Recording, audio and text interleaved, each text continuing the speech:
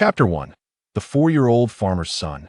In the Great Xia Kingdom, during the 12th year of the Tianqi era, in Yongzhou County, Wanqiu Village. In the backyard of the Shun family, 4-year-old Shen Huai bent his small frame, laboriously carrying a basin of chicken feed that seemed colossal for his tiny hands, making his way towards the chicken coop. The coop, enclosed by a rudimentary bamboo fence, housed 20 chickens, 5 roosters, and the rest hens, primarily for egg-laying. As Shen Huai approached, the chickens erupted into a flurry of clucks and flaps. Setting down the wooden basin, he quickly shook his hands to alleviate the discomfort before he began to scatter the feed into the coop. The flocks surged forward in a chaotic scramble, competing for their meal. Seizing the opportunity, Shen Huai slipped into the coop to gather the eggs. Perhaps due to inadequate nourishment, the hens had been laying fewer eggs, and today yielded only 3-1 less than yesterday. If this trend continued, it wouldn't be long before there would be no eggs left to collect. This source of income was crucial for the family. He recalled how, on market days, regardless of the weather, his grandmother, Lin, would take the accumulated eggs to the town, selling them for a meager sum of 10 to 21, then purchasing half a pound of pork or essential items like salt. If fortune allowed, she might even splurge a little on candy for the 3 siblings. While the amount was insignificant, it was a boon for the Shun family. Every little bit counted, and saving money was a significant advantage. Having dispensed the last of the feed, Shen Huai retreated indoors to store the eggs. He counted them meticulously, arriving at a total of 23. The market day was just 2 days away, and following the family's tradition, he could expect to enjoy meat if all went well. The mere thought filled him with anticipation. In modern times, Shen Huai might have deemed himself a failure. Yet having lived in this ancient era for 4 years, he had yet to savor a hearty meal of meat. Each time, he could only taste a morsel, which was truly disheartening. Nevertheless, under these circumstances, he had already surpassed 99% of the families in the village. Upon opening a large urn tucked in the corner, he discovered the rice husks were nearly depleted. It seemed he had no choice but to dig for worms to supplement the chicken's diet. As he turned towards the storage room to find a hoe, he spotted his second sister, Shun Xing, carrying a bamboo basket and wielding a sickle, heading towards the back door. "Sister, where are you off to?" he called out. "There's no pig feed left. I'm going to the back mountain to see if I can find some. If luck is on my side, I won't have to go out tomorrow," Shun Xing replied as she walked, adding, "You stay by the front yard and keep the nearby chickens from eating the rice." "Understood," Shen Huai shouted after her, holding the hoe that was taller than himself. "Be careful, sister. If eldest sister returns early, they'll ask her to fetch you." Lately, eldest sister Shun Yu had been busy with the autumn harvest, working in the fields alongside the adults. At just 7 years old, she was already considered a small laborer, tasked with fetching pig feed, foraging for wild vegetables, chopping wood, cooking, and feeding the pigs. Eldest sister still has to gather pig feed, so she won't be back anytime soon. "Don't worry, you'll return as soon as the basket is full," replied Shen Xing, who was a petite 5-year-old, her figure quickly vanishing into the underbrush. Shen Huai redirected his attention to the front yard. On the threshing ground, a few sparrows were happily pecking at the grains, scattering in fright at his approach. He reached the eaves of the house, propping the hoe against the wall before looking up at the sky. The sun was blazing fiercely. After squinting against the glare, he decisively donned a straw hat and took a rake to the threshing ground, turning the rice. After a round of work, his limbs ached, and he was utterly exhausted. There was no energy left to dig for worms. To avoid heat stroke, Shen Huai sipped on salted cool water while resting in the shade of the eaves. This spot offered a splendid view of the meandering river, the terraced rice fields carved into the mountainside, and the endless stretch of verdant hills reaching towards the horizon. It had been a while since the AL had generated anything worthwhile, yet it still hadn't produced the desired effect. The courtyard was spacious, with a threshing area and several rows of vegetables planted in the front, bordered by wooden stakes and enclosed with fences or thorns to deter livestock. In the corners, there were banana plants, bayberries, loofahs, and ginger, common crops for household use. The Shun family resided at the village's forefront, in a sizable house with 7 rooms, constructed from blue bricks and large tiles, facing south. Their location was quite favorable. Just 10 zhang from the yard led to the village road to the right. There were no neighbors to the left. It was 30 zhang before reaching the next household. The backyard was also spacious, featuring a kitchen, firewood storage, a bathing area, and a chicken coop that felt anything but cramped. A well had been dug, providing easy access to water, which was sometimes diverted to the front yard for watering the vegetables. 20 zhang behind the kitchen, there were pig pens and cattle sheds, maintaining a separation between humans and livestock to reduce odors. Below the pig pen and cattle shed, a large plot of land was typically used for planting beans or millet. Above was a gentle slope designated by Shun Huai's father, Shun Ji, for cultivating medicinal herbs, spanning approximately 2 to 3 acres. Beyond that lay the mountainside, where a small grove of tung trees grew, an essential economic resource for the Shin family. According to villagers, the Shin family's ability to reside in a house of blue bricks and tiles was largely attributed to their grandfather, Shun Kideo's hunting prowess, and the contribution of these tung trees. The tung fruit was valuable, fetching a price of 5 to 6 won per pound, generating an annual income of 10 to 20 taels for the Shin family, inciting envy in many. There were instances when thieves attempted to steal the fruit and ruin the trees, only to be caught red-handed. The Shun family wasted no time in reporting them to the authorities, resulting in a 3-year prison sentence for the culprits. Before serving their time, they were paraded through the streets, bringing shame to their entire family. This incident served as a stern warning to others with ill intentions. Subsequently, some persisted in their efforts, paying for seedlings to cultivate their own, yet none succeeded. Either the seedlings failed to thrive, or they died after transplantation, leaving the onlookers with nothing but envy over time. The Shin family's circumstances were among the best in the surrounding villages, though by Shun Huai's modern standards, they were still quite impoverished. In her past life, she had been the only child with parents holding mid-level government positions. From birth, she had never experienced hardship. The only suffering she endured came from her grandparents' preference for male heirs. Every time they met, they would unabashedly tell her parents, "A daughter cannot inherit the family business. Even if you achieve a senior official rank, it ultimately benefits outsiders." It was as if there were a throne to inherit. Such remarks were truly irksome. Thus, when her grandparents passed away, she shed not a single tear. Later, when the country implemented a 2-child policy, her parents, in response to the call, had a second child in their 40s, a boy. At that time, she was already attending a prestigious university. After graduation, she chose not to follow her parents' plan of taking a civil service exam, but instead opted to start her own business. After several years of hard work, her career began to flourish. She later leveraged the rise of short videos to become a popular intangible cultural heritage influencer, promoting traditional culture while frequently live streaming in rural areas to assist farmers, contributing her share to society. By then, she was in her 30s, facing relentless pressure to marry. To this day, Shun Huai still could not comprehend why she had been reborn into ancient times, transformed into a boy. Initially, she found it hard to accept. It wasn't until she witnessed, at the age of 2, a 7 or 8-year-old girl being sold by her family that she truly realized she was living in a feudal era where human lives were as insignificant as grass. From that moment on, Shun Huai began to feel grateful to be a boy. Given the Shun family's tenuous lineage, her grandparents had only 2 children, her father and aunt, and her parents had only 3 siblings. She was the sole male heir. With only 7 members in the Shun family, even if they were not wealthy, they would never reach a point where they could not afford to raise a child, let alone sell one. Chapter 2. A feast of meat. Tonight the village in the afternoon was enveloped in a tranquil silence. However, the dragonflies above the drying ground were quite lively, flitting back and forth with an unflagging energy. After turning the rice for the second time, Shin Huai noticed the sun beginning to dip in the west. At this moment, a cheerful voice resonated from outside the courtyard. "San Lang, come out quickly. Your grandfather has caught a basket of large yellow eels. And we will have an additional dish tonight. There's meat to eat. How wonderful."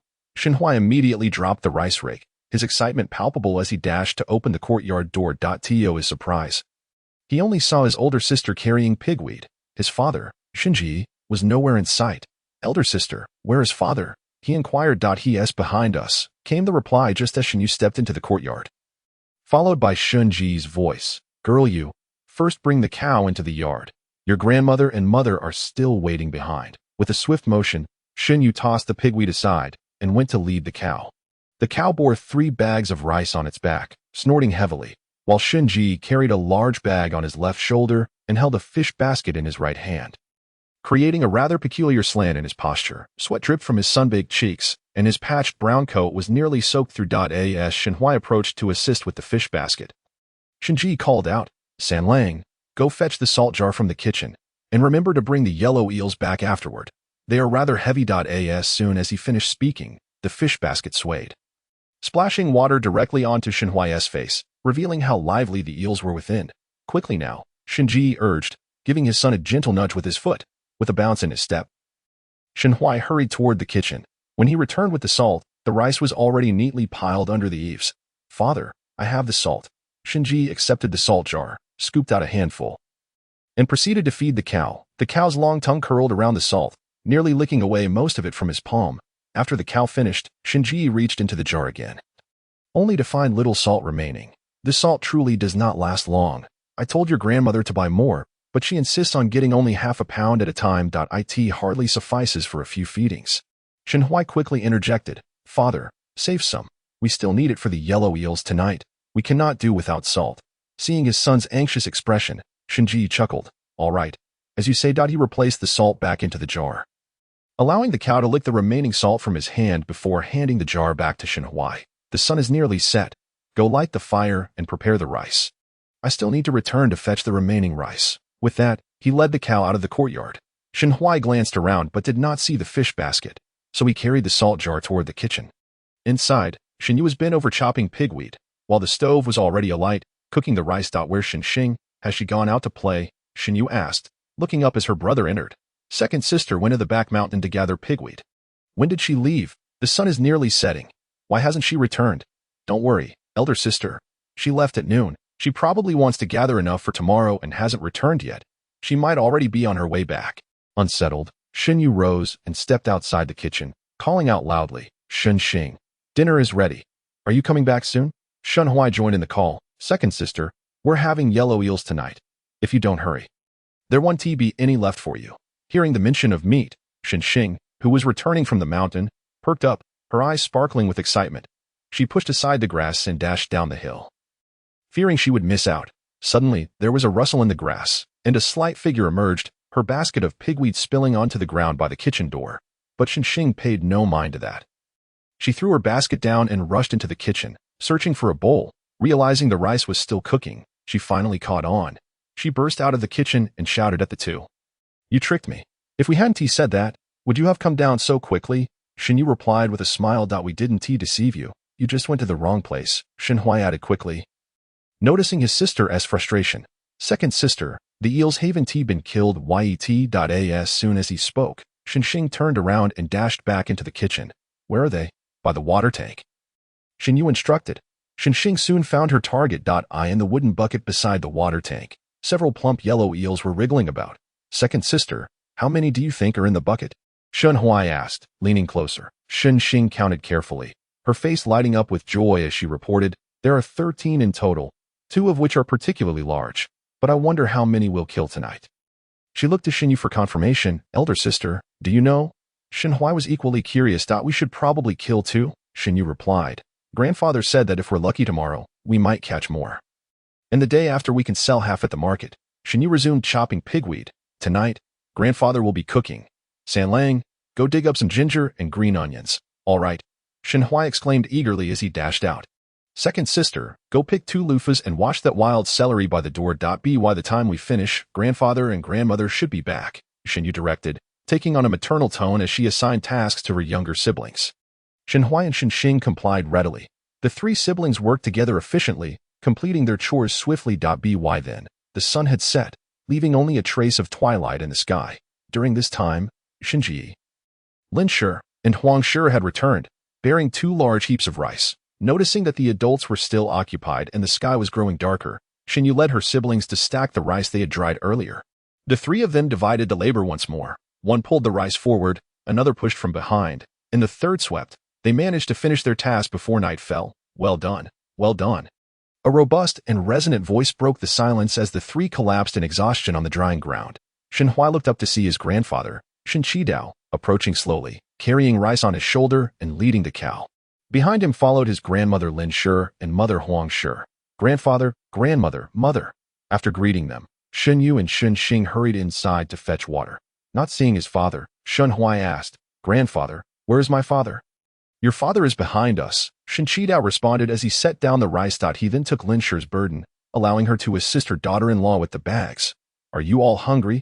After placing the rice down, Lin Shi accepted the water offered by her eldest granddaughter. "Starved?" Shen Huai replied eagerly. "Look at how diligent we siblings have been. We've already piled up the rice. Can grandfather kill one more yellow eel tonight?" Lin Shi's gaze fell upon the neatly stacked rice, and she smiled, asking, "How many does Sanlang think we should kill tonight?" "At least 3. Shen Huai held up 3 fingers, especially since grandfather, grandmother, and father have all worked hard these days. "We should have something delicious. I've heard that eating yellow eel is very nourishing."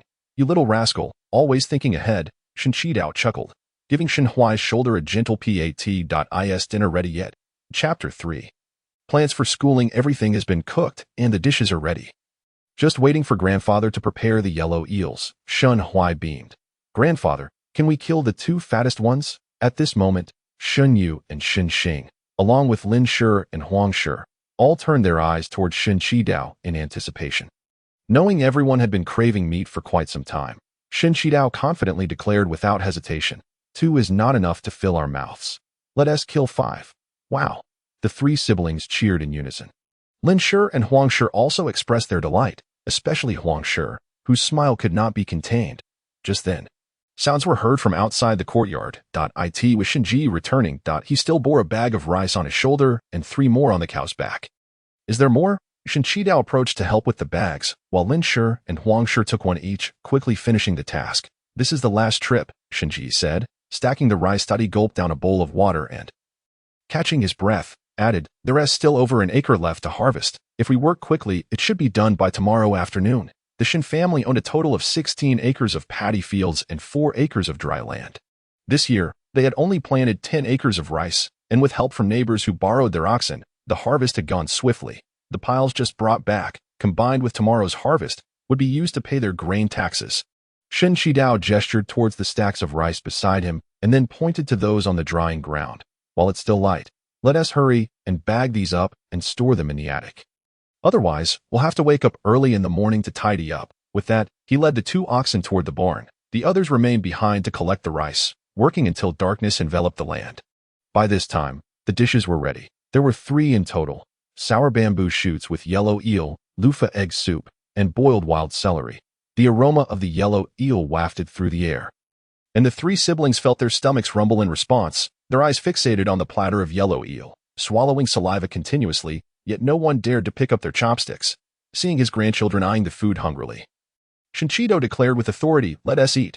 As soon as the words left his lips, several pairs of chopsticks simultaneously darted towards the yellow eel, their movements brisk and decisive. Shen Huai, whose arms were rather short, was accommodated by having the meat placed in front of him, thus making him the first to savor the delicacy. The tangy flavor of the pickled bamboo shoots combined with the savory essence of the yellow eel tantalized the taste buds, prompting Shen Huai to consume an additional half bowl of rice. In the blink of an eye, the meat had been completely devoured, and not a single drop of the remaining broth was rejected. A couple of spoonfuls were ladled over rice, complemented by beaten egg, making for a delightful meal. Observing everyone's fervent efforts, Lin promptly divided the egg soup, serving each person a small bowl. The leftover wild celery lay largely untouched. "How many eggs did we use this time?" Lin inquired. "3, replied Shen Qidao, his gaze falling on Shen Huai. "Sanlang, you ate 3 eggs tonight. How many do we have left?" 20, Shen Huai responded only after swallowing his rice. "Our chickens are laying fewer eggs these days. Today we only collected 3, 1 less than yesterday. Grandfather, do you know where I can find earthworms? I want to dig some up tomorrow." Shen Qidao interjected. "Feeding them for just a meal or 2 is futile. It requires at least 10 days to half a month of feeding for any real effect. However, one cannot simply stand idly by." After a moment of contemplation, he said to Shen Ji, "After you finish your work tomorrow, take 2 bags of grain to the village chief's house to mill. We can use the rice bran to feed them for a few days and see how it goes." Eggs are a vital source of income for the family. If they cease, it would necessitate additional expenses, which are not insignificant. If I return early tomorrow, I'll carry 2 bags over. Seemingly reminded of something, Shinji turned to Lin. Mother, we are running low on salt. Please buy some more the day after tomorrow. Lin nodded in acknowledgement. Grandmother, I want to go to the market the day after tomorrow as well. Shinxing's suggestion met with disapproval from Huang. What is there of interest in town? You should stay home and learn needlework with me. Your elder sister has already begun learning to weave. And you still can't even thread a needle properly. Is that acceptable? Shinxing pouted in displeasure but dared not retort. While washing the dishes, she deliberately made a loud commotion. Shinyu, unable to tolerate it any longer, remarked sarcastically, make even more noise. It would be splendid if you could break the dishes while you're at it.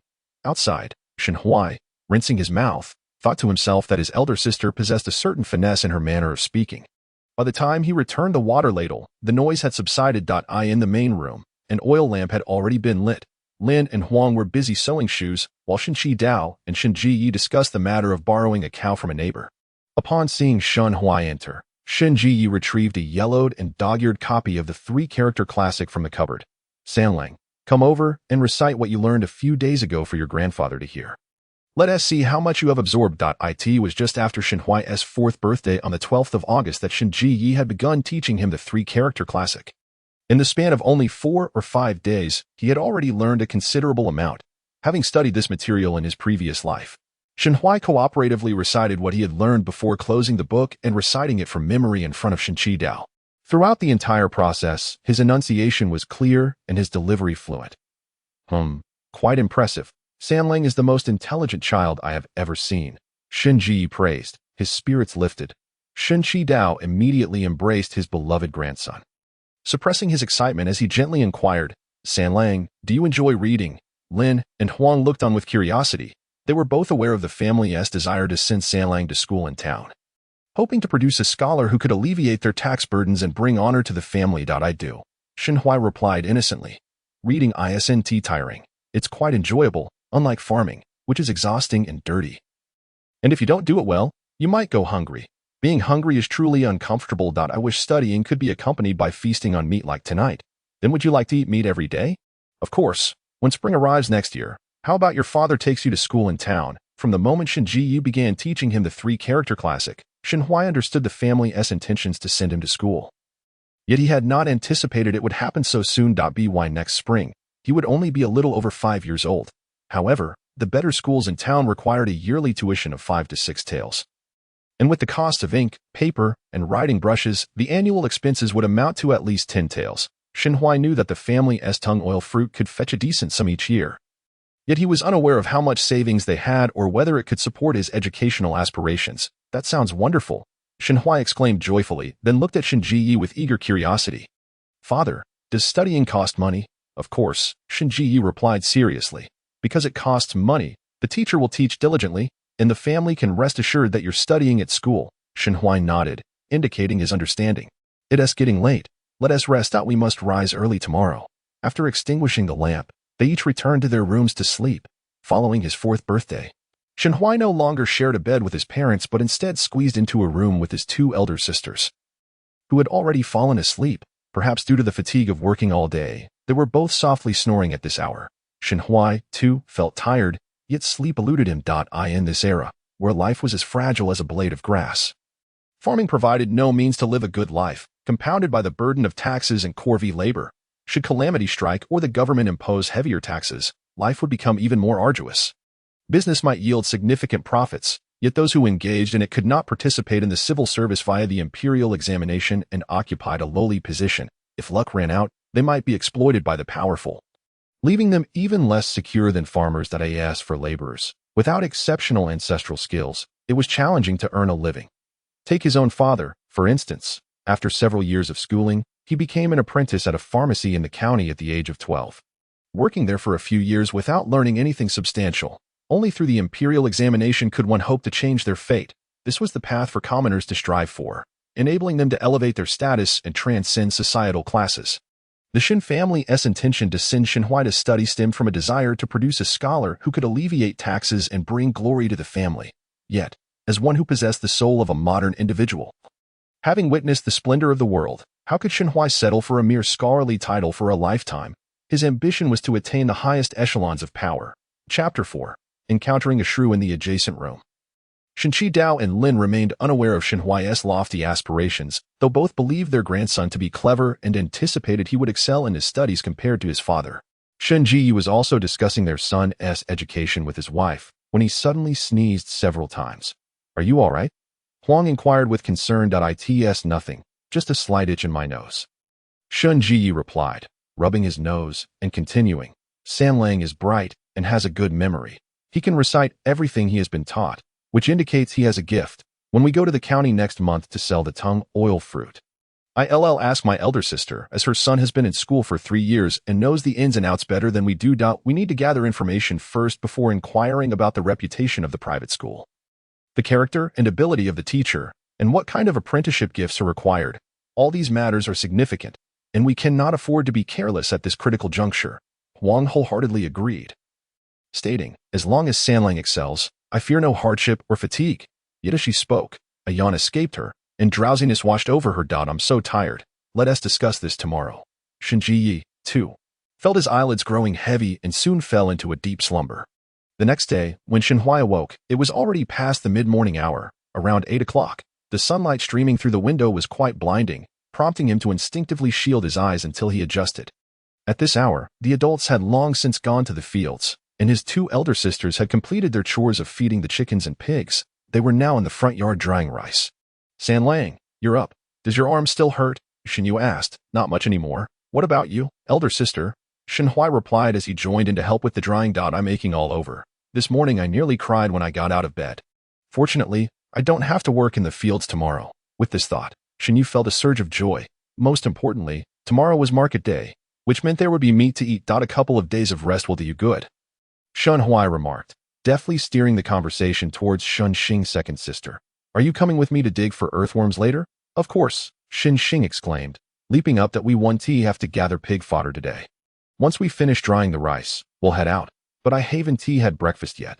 "Then hurry up." Shen Xing snatched her brother's rice rake and pushed him out of the drying area, urging him to eat quickly so they could leave. Since they had discussed this the night before, Shenyu did not object.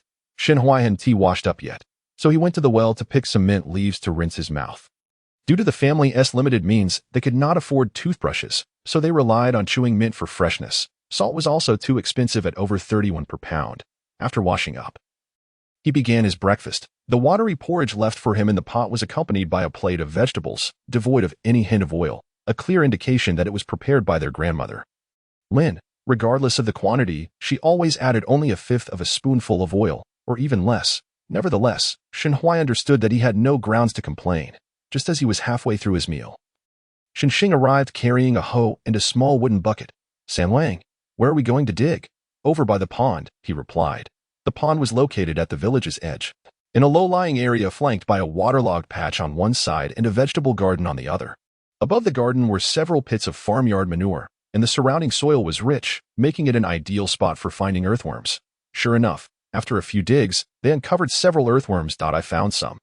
Shenxing was quite exhilarated as she effortlessly yanked the earthworm from the ground and tossed it into the bucket. In contrast, Shenhui maintained a more refined demeanor, using a wooden stick to delicately pick them up.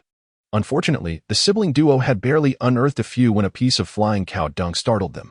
Looking up, they beheld the notorious shrew of the village, Ma Sanpa, approaching them with a fearsome countenance. "You uncouth little brats, digging for earthworms near my dung pile, as if I were a corpse," she bellowed. "Shen Lang, run!" Shen Xing cried in panic, grabbing a hoe and sprinting away. Realizing the gravity of the situation, Shenhui seized the wooden bucket and fled as well. Ma Sanpa, unable to catch up, resorted to hurling stones at them, missing repeatedly and resorting to a torrent of curses. Her vitriol echoed loudly, piercing through the air, and the pair, now on the village path, couldn't help but feel their faces flush with embarrassment. "That wretched old hag," Shenxing seethed, stomping her foot. "We didn't even dig in her dung. Yet she dares to curse us and throw stones. If I ever encounter Ma Erdan, I swear I'll make him regret it." Ma Erdan was Ma Sanpa's only grandson, infamous for his obnoxiousness. Not a single child in the village harbored a desire to spare him a beating. Their family was both impoverished and domineering, managing to twist even the flimsiest of grievances into a formidable stance. making them particularly difficult to deal with. Shen Huai, however, was more concerned about the repercussions. Sister, if father and mother find out, will we be punished? After all, this old crone wouldn't cease her tirade for several hours. And soon the entire village would be aware of the incident. Suddenly, Shen Xing fell silent, her small face darkening as she trudged home. Along the way, a few idlers by the roadside mocked them, further diminishing the siblings' dignity. Did you encounter Ma Sanpa? Shen Yu inquired, her expression laden with concern upon their return. Realizing that their eldest sister was already aware, Shen Xing's countenance soured further. We didn't even dig in her dung pile, yet she threw stones at us. If I hadn't run fast with Shen Lang, we would have surely been beaten. Shen Lang wasn't hit. Was he? Shen Yu asked anxiously, her gaze fixed on Shen Huai. If you were hurt, you must tell us. Father, mother, and grandparents will surely back you up. Your second sister and I will stand by you. Don't be afraid. As the only male child in the family, Shen Huai could not afford to face misfortune, lest their family lose face in the village. Shen Huai shook his head. Sister, I'm fine. When you told me to run, I did, and I wasn't hit. It was his first encounter with such an event, quite exhilarating. Yet, the lack of decorum displayed by Ma Sanpa was truly beyond words. However, Shen Huai understood that in this impoverished backwater, where even basic sustenance was a struggle, discussing decorum was as fantastical as a fairy tale. People like Ma Sanpa were a dime a dozen. One could encapsulate it in a single phrase: impoverished and brash. He could scarcely fathom what life would be like with a grandmother or mother of such ilk. Fortunately, heaven had favored him, allowing him to be born into the Shen family. He had a sturdy brick and tile house to dwell in, caring elders who considered his well-being, and a sister who looked after him. Even the opportunity to pursue an education. He was already more fortunate than many of the other children in the village. In the afternoon, Shen Qi Dao and Shen Ji Yi returned from work. Shen Yu immediately relayed the incident involving Ma Sanpa, prompting Huang Shi to rush over and inspect Shen Huai for injuries, only settling down once assured he was unharmed. She feared her son would suffer again and admonished. Shen Lang, that old hag is a lunatic. In the future, keep your distance if you encounter her. Do you understand? Shen Huai nodded obediently, and then heard his grandmother's words. You are still young. Do not clash with adults, or you will only receive a beating. This time, Xing girl did well, knowing to flee with her brother. Receiving praise, Shen Xing immediately straightened her back. As the elder sister, it is my duty to protect my brother. Had I been there, I would have safeguarded Shen Lang just like my second sister. Shen Yu echoed her sentiments. Lin Shi and several other adults looked on with approval. Shen Ji Yi then spoke. Our family is small, so you siblings must unite. Only then will others think twice before bullying us. If you can't fight back, run. Don't be foolish and stand there to be beaten. If you can't run and still get hit, remember to tell the adults. We will support you. Don't be timid, understand? It's not shameful to lose a fight, but being beaten into silence is foolishness. Especially you, Shen Lang, as the only boy, you absolutely must not be timid, understand? Shen Huai nodded in acknowledgement, then posed a question. Father, if we can't win this time, can we fight back next time? He certainly didn't want to get into a brawl only to return home and face a beating. Of course, Shen Qi Dao remarked, casting his grandson an approving glance. If you remain silent after being beaten, others will only see you as a soft target, taking every opportunity to oppress you. In my youth, I once took on 3 opponents and earned a fearsome reputation. When I walked the streets, no one dared approach me, each one keeping their distance, fearful I might go berserk and attack them. 1 against 3, and I struck them down with a total of 7 blows, thus earning the moniker Shen Qi Dao. Shen Yu and Shen Xing gazed at him with admiration. Shen Huai was taken aback. He had not realized his grandfather was so formidable. 1 against 3. Quite impressive. Oh, you know how your grandfather earned the scar on his face? Shen Ji inquired. On Shen Qi Dao's left cheekbone was a prominent scar, which, combined with his robust physique and gruff voice, made it clear he was not to be trifled with. Shen Yu and Shen Xing shook their heads in curiosity. Take a guess, Shen Lang. Shen Huai complied. Was it from the fight with 3 opponents? Shen Ji Yi shook his head. That was merely a skirmish, far from your grandfather's limits. Was it from hunting? No. Could it be from grandmother? The moment the words left his mouth, Shen Huai received a light smack on the head from Lin Shi. You little rascal. What nonsense. That scar was earned by your grandfather in his youth, during a battle against the enemy. Shen Huai rubbed his head. Utterly astonished, he had never imagined the scar had such a storied origin, filling him with profound respect. Shen Yu and Shen Xing gasped in unison, their eyes brimming with admiration. The image of their grandfather transformed into that of a towering hero in their minds. They had heard that those who returned from battle were heroes. They had a hero for a grandfather, and the thought alone filled them with pride. Shenshi Dao observed the reactions of his grandchildren, chuckling heartily. That's all ancient history. I share this with you to instill in you that there are no weaklings in the Shin family. When you are outside, do not be meek. Stand tall and do not let anyone bully you into silence.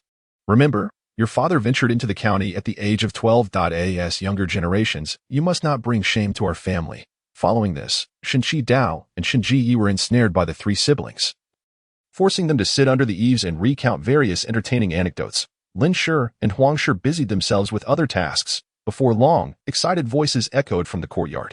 Shen Huai learned that his grandfather had spent several years on the battlefield and had even served as a centurion before returning home after sustaining severe injuries. His father, while an apprentice in the county, had also managed to swindle a few people without getting caught. The tales of their elders were captivating, leaving the three siblings yearning for more.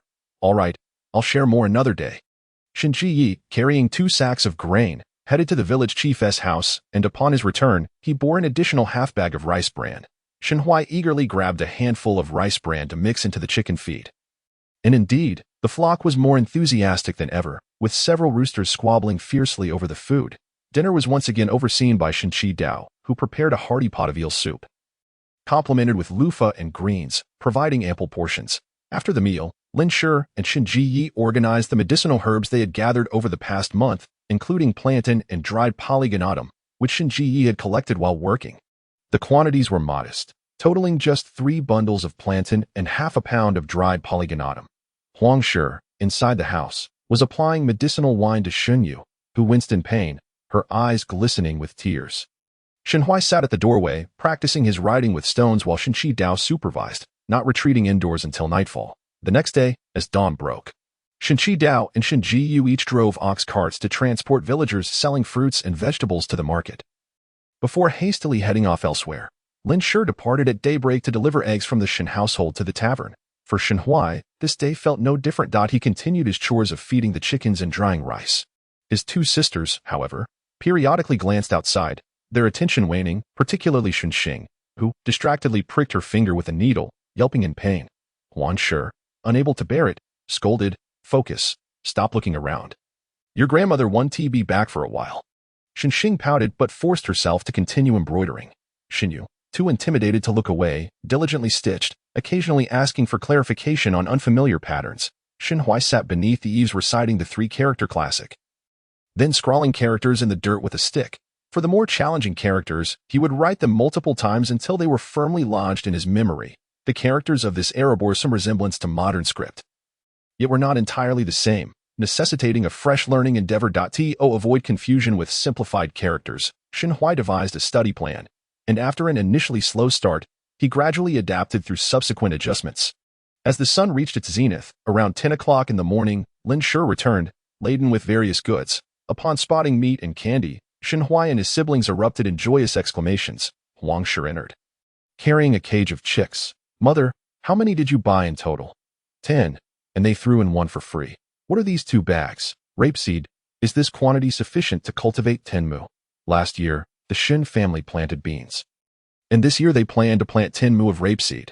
There is a relatively large oil mill in the county that comes to the village every year to purchase rapeseed at 3 to 4 won per pound, making it a profitable crop for the villagers. After the autumn harvest, they sow seeds at the end of September or the beginning of October and harvest the seeds in late March of the following year, starting to transplant rice seedlings in early April. This does not interfere with rice cultivation and allows them to earn some extra money.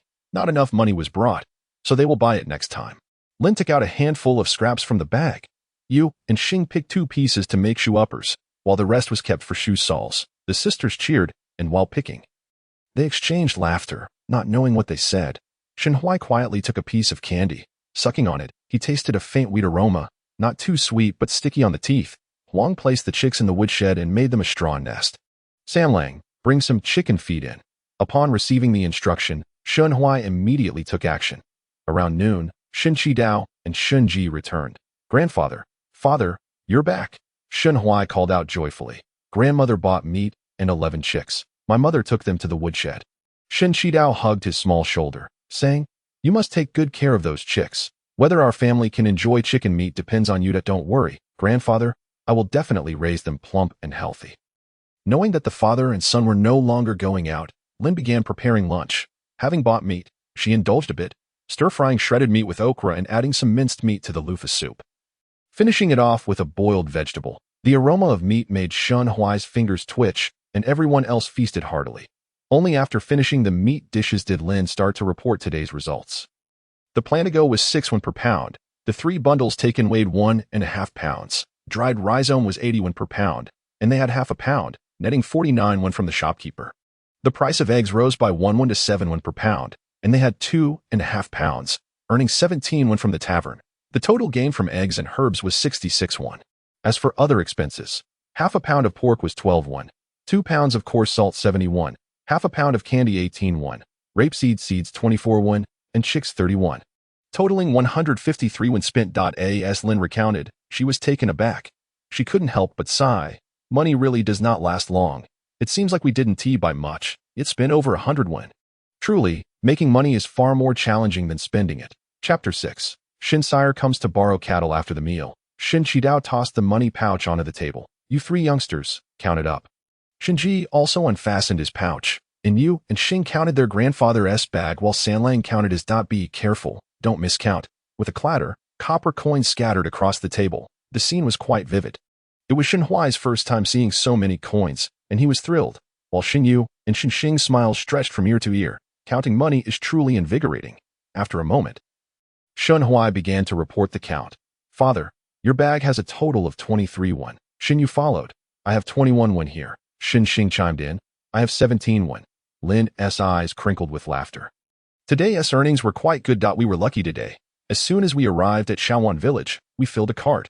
Shin Chidao was in high spirits. Upon reaching the market, he ran into Jiang, the shopkeeper, who was purchasing wild boar, and made another trip to Fumanlu. Shaowan village is a neighboring village of Wanqiu village, located 17 li from Longxi town, and reaching the market requires passing through Wanqiu village. The fare is usually 2 won, 3 won for heavy goods. Jiang, the shopkeeper, is an old acquaintance. The Shin family's eggs and wild goods are all sold to him. Shinji remarked. Today we earned a total of 122 won but spent 153 won. Which means we actually spent 31 won. Our family is doing well, with both income and expenses, unlike others who only see outflows. Huang recalled the sweet gum fruits on the back mountain and asked, Father, the sweet gum fruits are turning from green to black. Should we harvest the sweet gum or plant the rapeseed first? The sweet gum is valuable, but the rapeseed also offers considerable returns. Let us see what the weather is like next month. If it's still as hot as now, we'll harvest the sweet gum first. If it cools down quickly, we will prepare the land and apply base fertilizer. Shin Chidao replied, handing each of the 3 siblings a copper coin. Shin Yu and Shin Xing cheered excitedly. Shin Huai was also delighted. After expressing his gratitude, he ran to his room to store the coins in his treasure box. This box was a special gift from Shin Chidao for his 4th birthday. The box was square and unadorned, but it held immense significance for Shin Huai, according to the Shin family's tradition. Children who turn 4, regardless of gender, must begin to learn independence, such as sleeping, dressing, bathing, and helping with household chores like washing vegetables and feeding chickens. Being the youngest, he started with feeding chickens, washing vegetables, and lighting the fire. Of course, pocket money also began at this age, which he could manage independently, with adults only offering suggestions without intervening. Just as Shin Huai finished storing the coins, Shin Yu and Shin Xing arrived. The 2 girls each pulled out keys from around their necks and happily counted their treasures in the box. Elder sister, how much have you saved? Shin Xing asked eagerly. I almost have 20. When father goes to the county town to sell sweet gum next month, I'll ask him to buy me 2 hairpins for the new year. Would you like to buy hairpins too? We can wear them together and make others envious. Grandmother said she would pierce my ears when it gets cold. I want to save money for earrings. Compared to hairpins, Shin Yu preferred wearing earrings. Shin Xing frowned. Earrings are very expensive. How long will it take you to save enough? If you can't save enough, just wear wooden sticks. Shin Yu replied nonchalantly, turning to Shin Huai. Sanlang, is there anything you want to buy? Elder sister, I don't have anything specific in mind, Shin Huai smiled. But I can save my pocket money for you and second sister to buy candy. Shin Yu and Shin Xing immediately burst into laughter. Thinking Shin Huai was the best brother ever. In the evening, Shin Chidao and Shin Ji went to inspect the back mountain that As Huang had mentioned. The fruits were starting to change from green to black. and they expected to be able to harvest them in mid to late next month. After a round of inspection, seeing no issues, Shinchido descended the mountain, while Shinji walked toward another hillside where a cluster of bamboo grew. Hoping to dig up some bamboo shoots. To his delight, he found two. Upon returning, Huang immediately peeled and sliced them, reserving the tender parts for a stir-fry that evening and saving the tougher parts for pickled bamboo shoots. As the sun set, smoke began to rise from every household. Huang also started cooking. Xing, go get a copper coin from your grandmother and buy a block of tofu from Suehua's house. You, hurry and feed the pigs. After Xinhui fed the chickens, he picked some meat. Once their mother's commands were issued, the three siblings sprang into action without delay. Naturally, during mealtime, their speed was also impressive. Particularly when meat was involved. The Shin family had few members and did not discriminate against girls. In terms of food and clothing, they were not stingy, while other girls were scolded for being burdensome. Eating the least and working the most while letting their brothers have the best, Xinyu and Xinxing had already begun saving pocket money. Xinhui was even more fortunate, having just turned 4. His family began planning for his future. Consequently, some village children viewed the three siblings with jealousy, and even some adults uttered sarcastic remarks. Clearly, jealousy was at play. After dinner, the family collected the dried rice and stored it in the attic. As twilight approached, a strong voice called from outside the yard. "Fifth brother, Dua's father, have you eaten yet?" "Father, it's fourth uncle," Xinhui exclaimed, dropping the rice rake and rushing to the door. "Fourth uncle, have you eaten? We just finished harvesting the rice. If you haven't eaten, I'll have grandfather prepare 2 eels for you."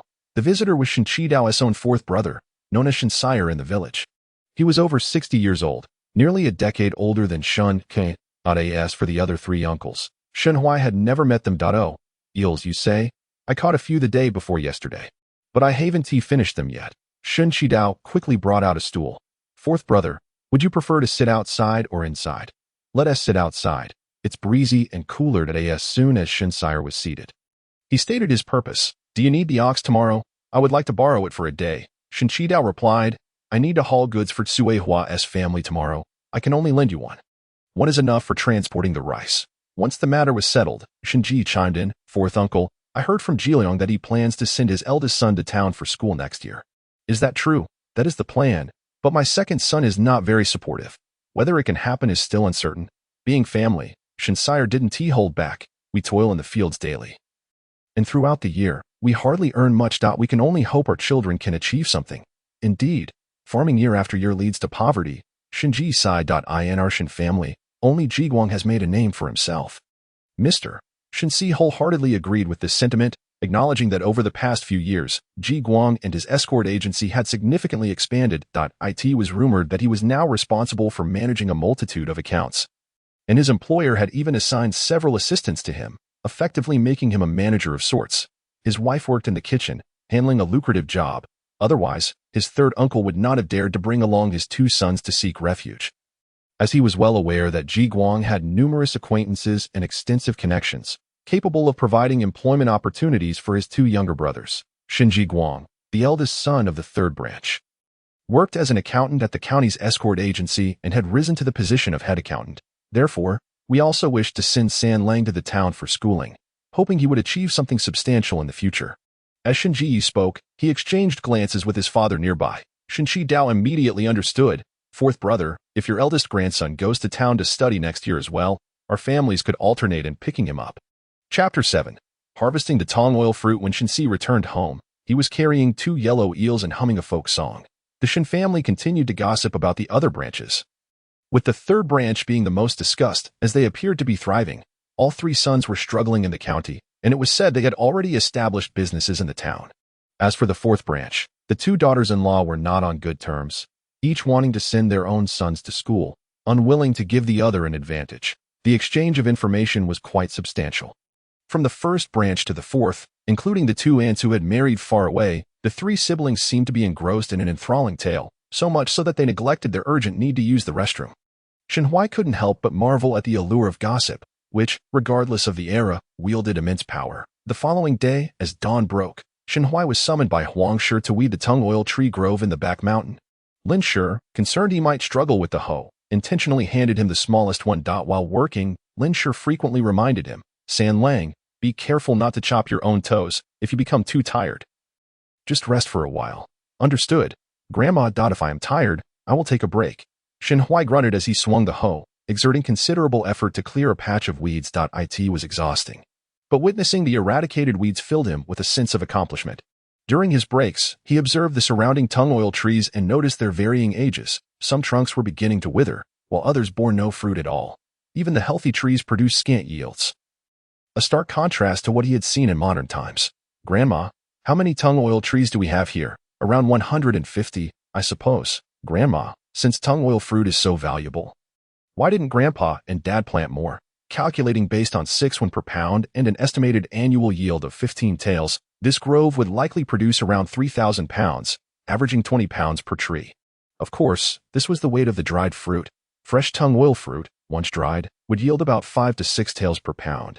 Even when considered fresh, the output remained low. If the tung oil trees were easier to manage, our family would already be wealthy. Lin Shi looked at her grandson's innocent face and replied, "These tung oil saplings are quite expensive. Each one costs 201. Your grandfather initially bought 10. But only 3 survived. The surviving trees, after producing fruit twice, mysteriously died, which frustrated your grandfather to the point he no longer wanted to plant them. It was your father who devised a method to improve their care." At that time, Shinji had just returned from the county, possessing a few skills. Shenhui exclaimed, "Wow, Dad is amazing. After working for a few years under a master, he learned this skill." Lin Shi smiled. "When you grow up, this skill will be passed down to you." Shenhui blinked. "Grandma, I don't want to farm. I want to study. To study well, you must excel, so you can achieve success like your Uncle Ji Guang." Huang Shi paused her work. "If after several years of study, you learn nothing, you will still have to return home to farm. Your father struggled in school and returned to farming. Otherwise, our family could also be enjoying a prosperous life in the county. Then I must be even more capable than Uncle Ji Guang, and we can live in the county too." Huang Shi chuckled. "As long as you study well, we will spare no effort to support you." Later that evening, Shenhui asked, "Dad, do we grow our tung oil trees from seeds or cuttings? What about seedlings from seeds?" Shinji was surprised by his son's inquiry. "You even know about cuttings?" "Of course. The willows by the ditch are grown from cuttings. I remember when we returned from tomb sweeping this year, Uncle C planted 2 willow cuttings while passing by his vegetable field. Yesterday, I went with my second sister to dig for earthworms and saw 2 willow trees growing tall beside Uncle C's vegetable patch." Shenhui gestured to indicate height and then spoke in a whimsical tone, "Dad, if willows can be propagated from cuttings, can tung oil trees also be propagated this way? If it works, will our family strike it rich?" "Haha. San Lang's mind is quite agile." Shinji Dao laughed heartily. "When we are less busy, we will have your father give it a try. If it succeeds, the credit will be yours." Shinji glanced at his father in surprise. With their goal achieved, Shenhui happily returned to his room to sleep. The main room fell into silence, with the 2 men lost in thought. After a while, Shinji broke the silence. "Father, do you really intend to heed San Lang's suggestion and try cuttings? What do we stand to lose by trying? If it succeeds, it will be a blessing for our Shin family. If not, we will simply consider it a waste of a few branches. Indeed, if it fails, there is little loss, just a bit of time and effort spent." Ultimately, Shinji nodded in agreement. "Very well, once we sell the tung fruit, I will give it a T or Y.I." In the following days, Shenhui accompanied Lin Shi and Huang Shi to weed and gather firewood in the back mountain, while Xinyu and Xinxing were tasked with gathering pig fodder. During this time, Shenhui deeply experienced the sensation of sore muscles. At night, when applying medicinal wine, he cried out in pain. For the next 2 days, he was so exhausted that he would fall asleep the moment his head hit the pillow. After the autumn harvest, everyone remained busy. Families needing to continue planting vegetables and beans began plowing their fields.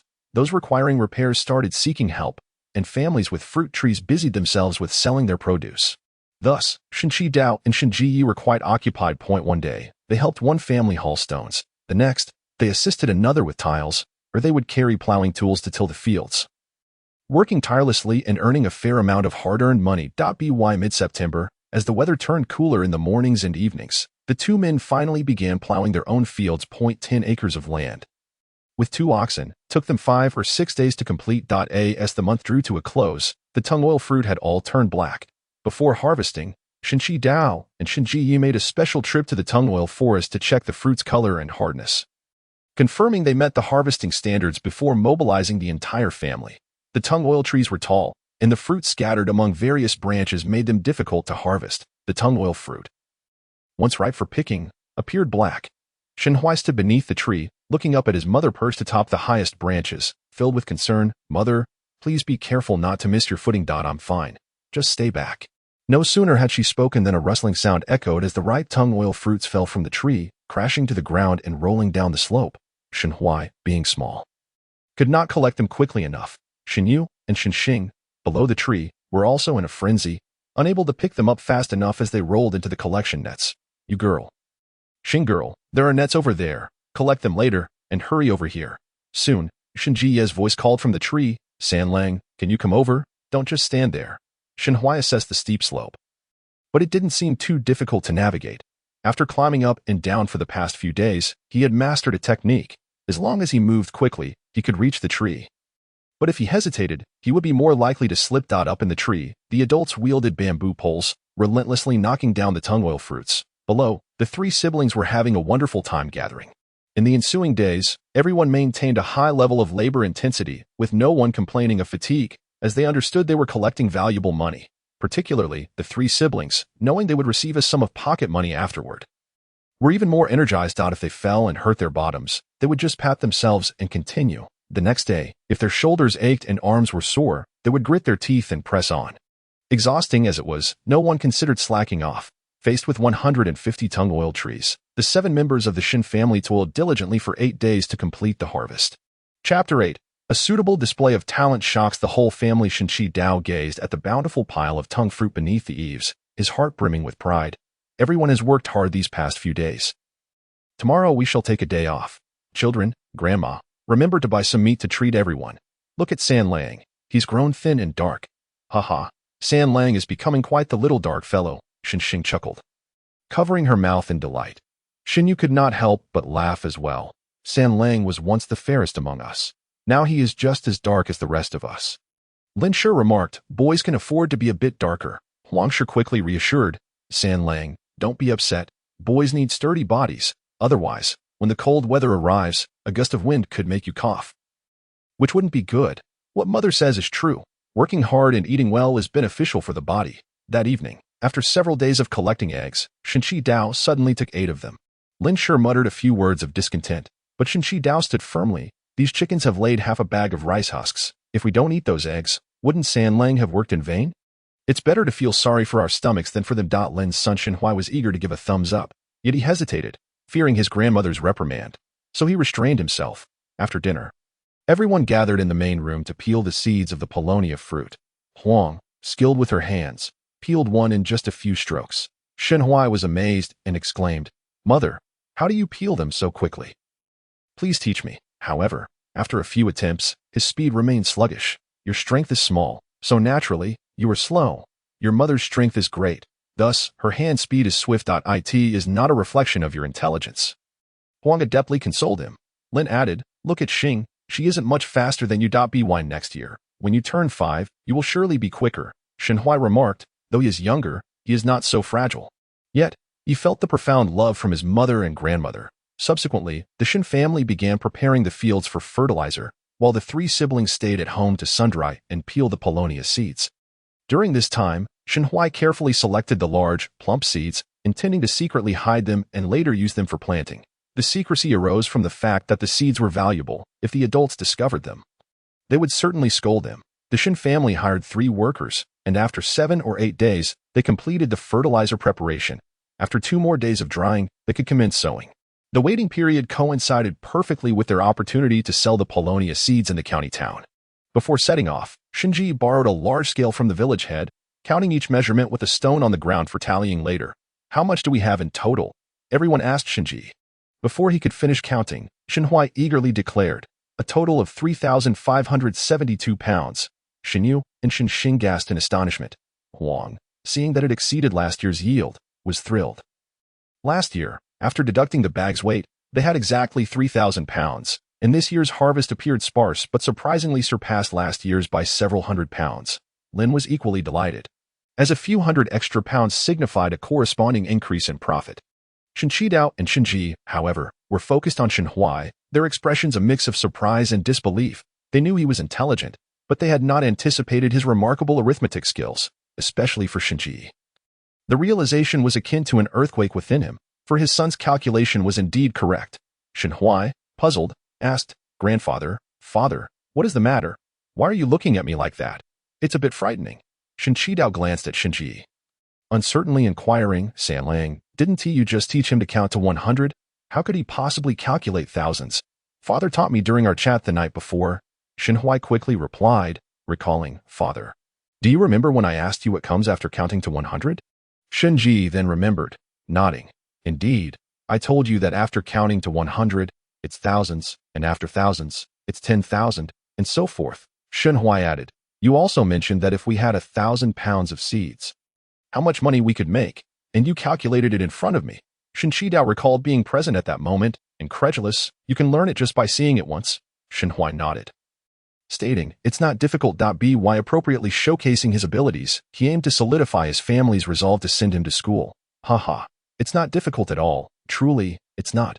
Shen Qidao, stunned, suddenly burst into hearty laughter, exclaiming, "Did you see that? Old too? This is the difference." However, Shen Ji had already tuned out, overwhelmed with excitement as he embraced Shen Huai, nearly wanting to shower him with kisses to express his joy. Huang, as his mother, felt even more elated, believing that her grandson was indeed a natural scholar. Shen Yu and Shen Xing, though not comprehending the adult's fervor, recognized that their brother was exceptionally bright, far beyond the ordinary. All right. Shen Qidao finally managed to regain his composure. "We need to head to the county town tomorrow." Old Tu quickly returned the scale to the village head, and Old Tu's wife, "Remember to prepare a change of clothes for San Lang." Huang, knowing that her father-in-law intended to broaden her son's horizons in the county town, happily went to prepare the clothes.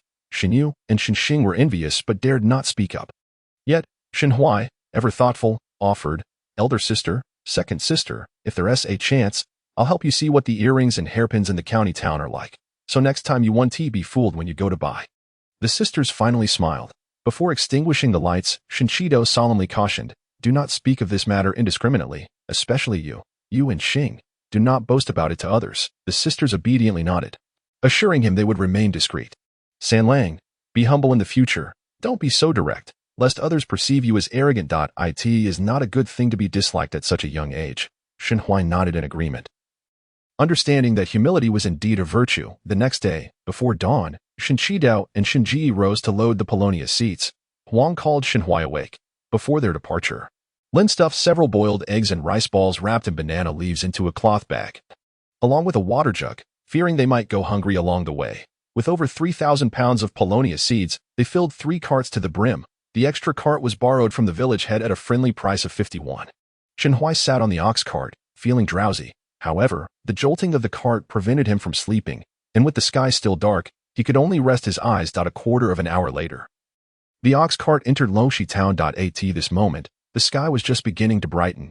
The shops on the street had already opened, and many people were bustling about, purchasing goods before hastily departing. As they passed the market, the sounds of vendors calling out echoed, with stalls of various sorts creating a vibrant atmosphere.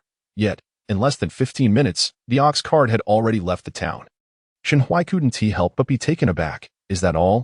In such a tiny place, how long did you expect to travel?" Shen Qidao chuckled softly. "Our town has only 2 streets. On this main street, there are all kinds of shops, grocery stores, medicine shops, butcher shops, clinics, and taverns, while the market side is primarily for individual vendors, who pay 2 when to set up stalls on regular days and 3 when on market days. The houses on the main street are mainly made of earthen walls with tile roofs and some brick houses. Of course, there are also a few thatched cottages, but they are relatively rare. The market side is much more rudimentary, consisting only of wooden structures with thatched roofs, barely providing shade from the sun or shelter from the rain. It bears no resemblance to a prosperous town." Chapter 9. Qingping County. In the evening, the ox cart arrived at Qingping County. Upon seeing the weathered and pockmarked city gate, Shen Huai realized the county town would not be particularly prosperous. Indeed, as the ox cart entered the city, the first sight was a row of earthen houses. Only upon reaching the main street did brick and tile houses begin to appear. The streets were bustling with people, each absorbed in the hustle of life. It was not prosperous, yet it was filled with the essence of existence. "Father, where is the place to sell the Polonia seeds?" Shen Huai inquired. "The workshop where we sell our seeds is called Li's Oil Workshop, located on the west side of the city." Ahead lay a stone bridge. Shen Ji dismounted to lead the ox, explaining that this bridge was called Zhao Stone Bridge, reputedly built by the county's wealthiest family. the Zhao family, making it the first stone bridge in the county. Therefore, it is also referred to as the first bridge. Shenhui craned his neck to look ahead. The stone bridge was approximately 30 meters long and 5 or 6 meters wide, with stone pillars lining both sides. Below flowed the emerald waters of the river, its depth indiscernible. "Father, what is the name of this river?" Shenhui asked. "This river is called Qingping River. It can flow to Yongzhou Prefecture." "What is Yongzhou Prefecture?" "Yongzhou Prefecture is our capital city, which governs a total of 7 counties. Qingping County, where we are, is the most remote, requiring at least 3 days to reach from home by ox cart. It is quite far." Shenhui then understood which prefecture he belonged to. After crossing the bridge and walking a short distance, the road became less congested. After a quarter of an hour, the ox cart turned onto a small path and arrived at the entrance of Li's workshop. Inside, people were busy moving goods and weighing them.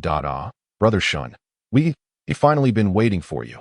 Li, the manager responsible for receiving the goods, warmly welcomed the Shen family, exclaiming, "I've been waiting and waiting these past few days.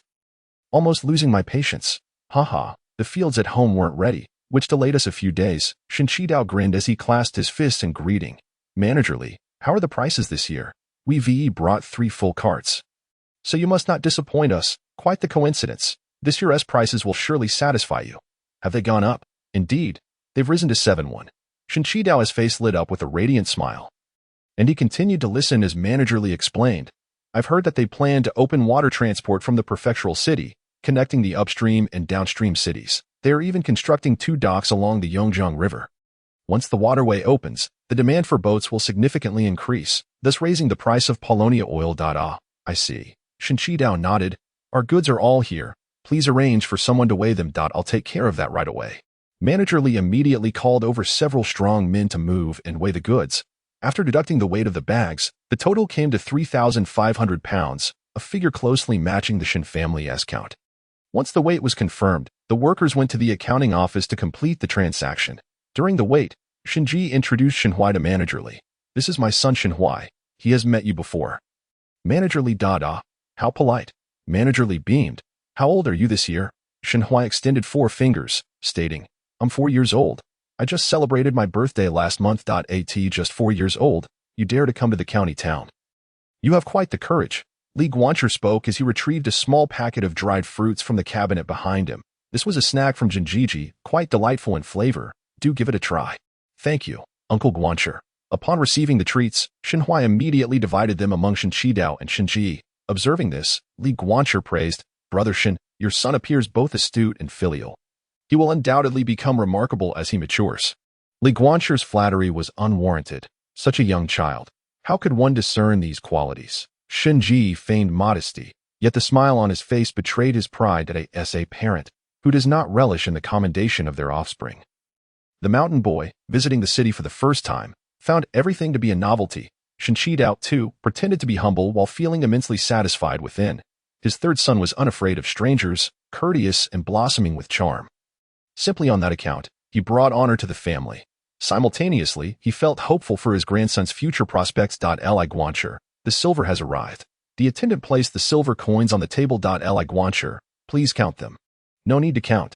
We are all old acquaintances, and I trust you won't deceive us. Shen Qidao, having received the pouch of money, stood up, saying, "It is getting late. We must hurry to the inn, so we shall not linger." Li Guancher quickly stopped him. "I understand Brother Shen trusts us, but let us not mix matters. It is best for you to count them." Under Li Guancher's insistence, Shenji counted the silver in front of him before leaving the workshop. "Why do you insist they count again when the Shen family trusts us and the accounts are always correct?" the attendant asked, puzzled. "The Shen family trusts us. We must not undermine that trust at this crucial moment." Li Guancher replied as he took up his pen to record. "Moreover, the Shen family sells us a substantial amount of mulberries each year. It is only reasonable to maintain a good relationship." The attendant scratched his head, still not entirely grasping the intricacies involved. "Just focus on doing your job well. The rest will be taken care of by others." As evening descended, the shops on the street began to close for the day. The once bustling thoroughfare started to grow desolate, with only the inn and tavern still illuminated by lanterns. "Grandfather, where shall we stay tonight?" Shenhui inquired. "We shall lodge at the inn." The ox cart turned 2 sharp corners and halted at an inn named Feng. Once disembarked, Shenji confidently approached the counter. "Innkeeper, please prepare a suite for us and ensure our ox is well fed." All expenses will be charged to lead G oil mill. As he spoke, he produced a token from his pocket. After the innkeeper verified it, he handed over a key, saying, "Go up to the 3rd floor, walk right, and the first room at the end is yours." The three ascended the stairs and swiftly entered their room. The chamber was modest, containing only 2 beds and a table, yet the bedding was clean, devoid of any unpleasant odors. The dishes brought up by the waiter were quite palatable. "Grandfather, will I see Aunt and Cousin Ziyuan tomorrow?" Shenhui asked as he finished his second bowl of rice. "Grandmother mentioned that Cousin Ziyuan is an excellent scholar. I wish to play with him and inquire about studying," Shen Qidao replied. "On our way up, I spent 2 coins to send a message to the Lin residence. If all goes well, we should see him by morning." The Lin residence was located to the east of the city, a bit of distance from the inn, and given the late hour, sending a waiter was the most prudent choice. It would be ill-advised to visit unannounced at this hour. I hope Cousin Ziyuan comes tomorrow. Then he can take me around the county. If your Cousin Ziyuan does not come, then your father will take you instead. Father, you must keep your word. Haha, look at how delighted you are, seeing his grandson's happiness. Shen Qidao smiled in return. "Tomorrow, I will have your father buy you some sugar figurines. They are far tastier than malt candy, and your older sisters have never had them. A string of sugar figurines costs 3 to 5 coins, which the Shen family deemed too expensive to indulge in. Chapter 10. In Shenchunlan, not long after dinner, the waiter brought in water for bathing. The three took their baths and retired to bed early. After a day of travel, they were all quite fatigued and had little desire to chat, falling asleep as soon as the lights were extinguished. Before long, Shenhui heard his grandfather snoring. Initially, the sound was soft, but it gradually intensified, reverberating like a cacophony that tormented Shenhui's ears. "How should I deal with the sleep noise produced by my grandfather?" Shenhui covered his ears with the blanket, and only when fatigue overcame him did he gradually drift into slumber, experiencing a night devoid of dreams. When Shenhui awoke, the sun had already risen brightly. Shen Qidao and Shen Ji were no longer in the room, and their whereabouts were unknown. After freshening up, Shenhui descended the stairs to look for them. "Third brother, over here." I in the lobby by the window, Shen Chunlan, clad in a scarlet silk gown and adorned with a silver hairpin, smiled warmly and waved to Shenhui. "Grandfather, uncle, cousin has arrived." Lin Ziyuan excitedly rose and hurried over to Shenhui. "Cousin, it has been a long time. How did you sleep last night?" "Cousin Ziyuan, it has been too long." Shenhui beamed at his cousin and replied, "I usually sleep well, but you did not call for me when you arrived, causing me to wake up late. I intended to come up and summon you, but my mother advised against it, saying you had traveled all day and should rest longer, which is why I refrained," Lin Ziyuan said, pulling Shenhui to sit beside him. "Aunt," Shenhui greeted with a smile. "Good boy, come here and let Aunt give you a hug." Shen Chunlan pushed her son aside and tenderly embraced her nephew, noticing he had grown taller and sturdier since last year. "Well done." "Well done," Shenji chuckled. "In the past 2 months, third brother has started helping with farm work at home. While picking mulberries, he ran all over the mountain, and even when he fell, he didn't complain. At dinner, he ate a good half bowl more than usual. How could he not grow strong? Being able to eat is indeed a good thing." Shen Chunlan released him and urged, "Sit down quickly. The dishes are getting cold. After you eat, your cousin will take you out for a stroll and perhaps buy some delicious treats." The table was laden with 3 meat dishes, 2 vegetable dishes, and a pot of soup. "Cousin, this chicken leg is specially reserved for you." Lin Ziyuan placed a large chicken leg in Shenhui's bowl. "Thank you, cousin." Shenhui reciprocated by offering him a chicken wing. He then served the others in turn. "Aunt, grandfather, father, please enjoy as well." "Dear brother, does third brother also show such thoughtfulness at home?" Shen Chunlan inquired contentedly. "This child has been clever since he was little. He picks up on things after just 1 lesson." Speaking of Shenhui, Shen Qidao felt a swell of pride. "Did your brother not teach him to read? You'll be amazed, after only a few days. He had memorized what his father taught him. Is that true?" Shen Chunlan exclaimed with delight, then turned her gaze expectantly to Shenhui. "Third brother, how about reciting a passage for Aunt to hear? If you perform well, there will be a reward. What do you say, will you recite?" Shenhui recognized this as an opportunity to showcase his abilities. He blinked, feigning hesitation. "But my father has only taught me a little. Things have been too busy lately, and my progress is slow. I've only learned 20 lines. No problem. Recite whatever your father has taught you." As she spoke, she nudged Lin Ziyuan beside her.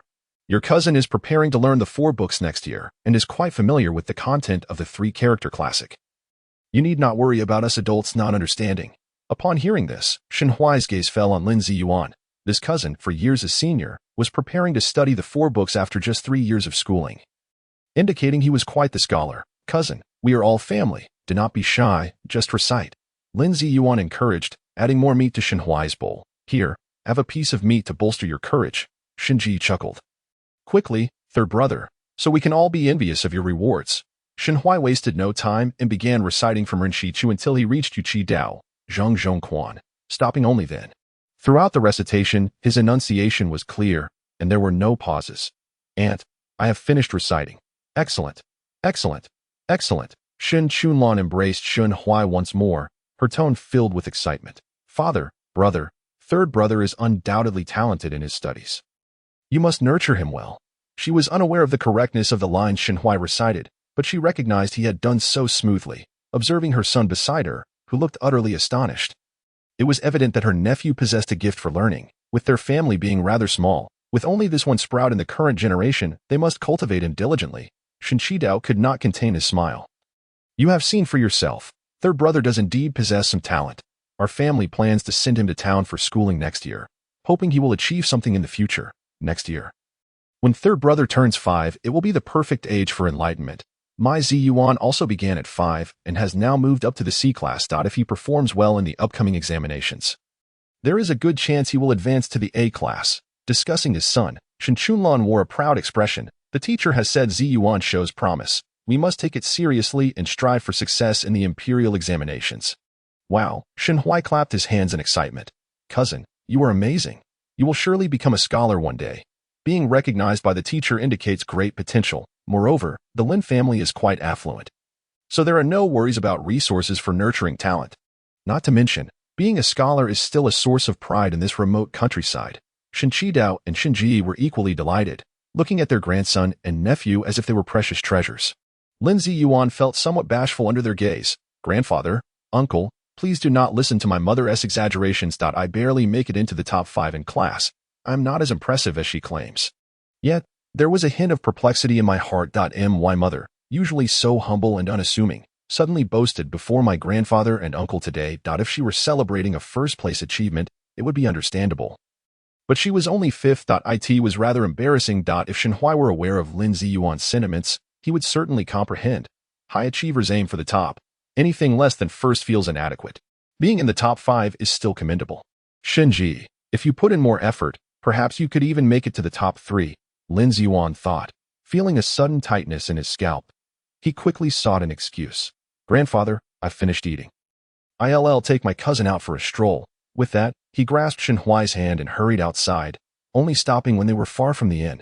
Cousin, where shall we go? Observing Lin Ziyuan, who was panting, Shenhuai began to piece things together. Every parent desires their child to excel, and Annie was no exception. Knowing her son had potential, she would not be satisfied with the status quo. Being in the top 5 could very well lead to the top 3, or even first place. Shenhuai understood his cousin's pressure and wisely refrained from asking questions. Suddenly, Lin Ziyuan seemed to recall something and became animated.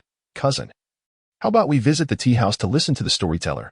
I heard from my father that our county produced a top scholar this time. Do you know what a top scholar is? It's the one who ranks first in the provincial examination. Quite impressive. I also heard he hails from Yulantown. Do you know where that is? Yes, we passed through Yulantown on our way to the county. Who would have thought that our county would produce a top scholar this year? It's frustrating that he was in the village and heard nothing about it, like a wild monkey. Thankfully, I came to the county this time. Otherwise, I would still be in the dark. Yes, exactly that Yulantown. The more Lin Ziyuan spoke, the more excited he became. Cousin, you too will be a scholar one day. Why not join me to experience this? That way, your trip won't feel wasted. Chapter 11. Insights from the tea house. The tea house was centrally located on the main street and not far from the inn. When Lin Ziyuan and Shenhuai arrived, the storyteller had already begun. It has started. Quick, quick. Lin Ziyuan hurried to the counter, produced a handful of coins, and exchanged them for a plate of pine nuts from the waiter before pulling Shenhuai upstairs. Cousin, it's full here. He had expected to find a spot on the 2nd floor, only to discover it was packed as well. There's a seat at the front. Let us go. At the very front table sat a solitary figure clad in black and red attire, a large knife hanging from his waist, resembling a government official. Sir, are these 2 seats taken? Shenhuai approached and politely inquired. The man turned his head, noticing the 2 children. He glanced around and asked, Where are your elders? They are still dining. We were bored, so we came up ourselves, Shenhuai replied, pointing to the nearby stools. Sir, May we sit here? The man regarded them for a moment before nodding amiably. Go ahead. Thank you, sir. After expressing gratitude, Shenhui pulled Lin Ziyuan to sit down. The storyteller, a middle-aged man, was passionately recounting the scholarly achievements of the top scholar Yang Guangyao. As he reached the most thrilling parts, saliva flew from his mouth in excitement. To satisfy the audience's curiosity, he even displayed a portrait of Yang Guangyao. Wow! Lin Ziyuan exclaimed in exhilaration, quickly mustering a smile when he noticed the man glancing over. Sir, would you like some pine nuts? To spare his cousin any embarrassment, Shenhui proactively redirected the attention by offering the plate. The man glanced at Shenhui, took a handful of pine nuts, and walked away. Cousin, weren't you scared? Lin Ziyuan finally spoke once the man was out of earshot. Shenhui blinked. Why would I be scared? He is a constable. He could be quite dangerous. Lin Ziyuan lowered his voice. Cousin, you must not tell my mother about this today, or I'll surely receive a sound beating when I return. Rest assured, I won't mention it to Annie. After listening to the story for a while, the two left the tea house. On their way back to the inn, Lin Ziyuan continued chattering excitedly about Yang Guangyao's exploits, his face aglow with admiration, expressing a desire to be just as remarkable one day. Shenhui occasionally chimed in with agreement. In Zhengzhou County, where the literary atmosphere was not particularly vibrant, Yang Guangyao, a farmer's son, had persevered through years of study, achieving the top scholar title at the age of 26. He was undoubtedly a rare gem in the entire county. It was said he had already gone to the capital to take the imperial examination, and if he succeeded in becoming a jinshi next year, he would completely alter his destiny and transcend social classes. Just thinking about it was truly inspirational and invigorating. Young Master Ji, we finally found you. A breathless servant rushed over. Young Master. Uncle is preparing to head back to Longxi town. You must take young Master Ji back to the inn quickly. Lin Ziyuan was taken aback, but uncle and grandfather said they were coming to our house for dinner tonight. Why are they leaving so soon? He then turned to Shenhui. Cousin, we only went to the tea house. There are still many places we haven't visited. Why don't you tell uncle and grandfather to stay until tomorrow? Shenhui countered with a question. Cousin, do you know how long it takes to travel from the county to Longxi town? How long? We came here on an ox cart, and if we take the ox cart back now, it will be dark by the time we reach the town. Ox carts are slow, so how about a horse-drawn carriage? Shenhui was unsure how long that would take and glanced at the nearby servant. Returning to young Master Hui, a horse-drawn carriage would take half a day. The servant responded, What are you two talking about? Where have you been? Just as Shenhui and Lin Ziyuan reached the inn, they saw Shen Chunlan emerging from inside. Where have you taken your cousin? I've been searching everywhere with your uncle. Lin Ziyuan's confidence faltered. I just took my cousin for a casual stroll. Seeing that Shen Chunlan was about to continue, Shenji interjected, your uncle is preparing to return to Longxi. We'll visit again when we have the chance. He then pulled out 2 strings of coins from his waist. This is a small token from your uncle. Study hard at home. Thank you, Uncle. I will do my best. When I grow up, I will definitely pass the examination and make you all proud. Hearing this made Shen Chunlan beam with delight. You promised this, remember? Your uncle and cousin are here as witnesses, so don't go back on your word. Don't worry, Mother. I will certainly pass the exam. Shenhui found his cousin's determination amusing. I'll be waiting. Shen Chunlan smiled, dismissing it lightly as she continued to remind Shenji, second brother, since the family has this intention, do put in extra effort regarding Sanlang. Understood, Shenji nodded. Well, it's getting late. You should take Sanlang back now. I will keep an eye on your father. Once we return, I'll bring everything back together. At that moment, the waiter led out 2 oxen. Lin Ziyuan's servant helped load their belongings onto the cart, filling it to the brim. Shenji climbed onto another ox cart. Your uncle is heading back. We will come to visit again when we can. Take care on the road, uncle. Shenhui waved goodbye. Andy, cousin, we are off. Only after the horse-drawn carriage had disappeared from sight did Shenhui speak up. Father, where's grandfather? Where did he go? He has gone to your 3rd grandfather's house and won't return until tomorrow. Why didn't we go with grandfather? Shenhui felt that grandfather likely had other matters to attend to, but his father was simply not saying. Tomorrow is planning season, and at home, there are only your grandmother and mother. They will surely be overwhelmed. The ox cart also needs to be returned to the village chief. If it isn't returned tonight, an extra 30 won in rental fees will be incurred. Shenhui nodded in understanding. A single win can thwart a hero, and 30 won prevented him from extending his stay in the county. Sanlang, be honest. Where did you go with your cousin just now? We went to the tea house to see the storyteller.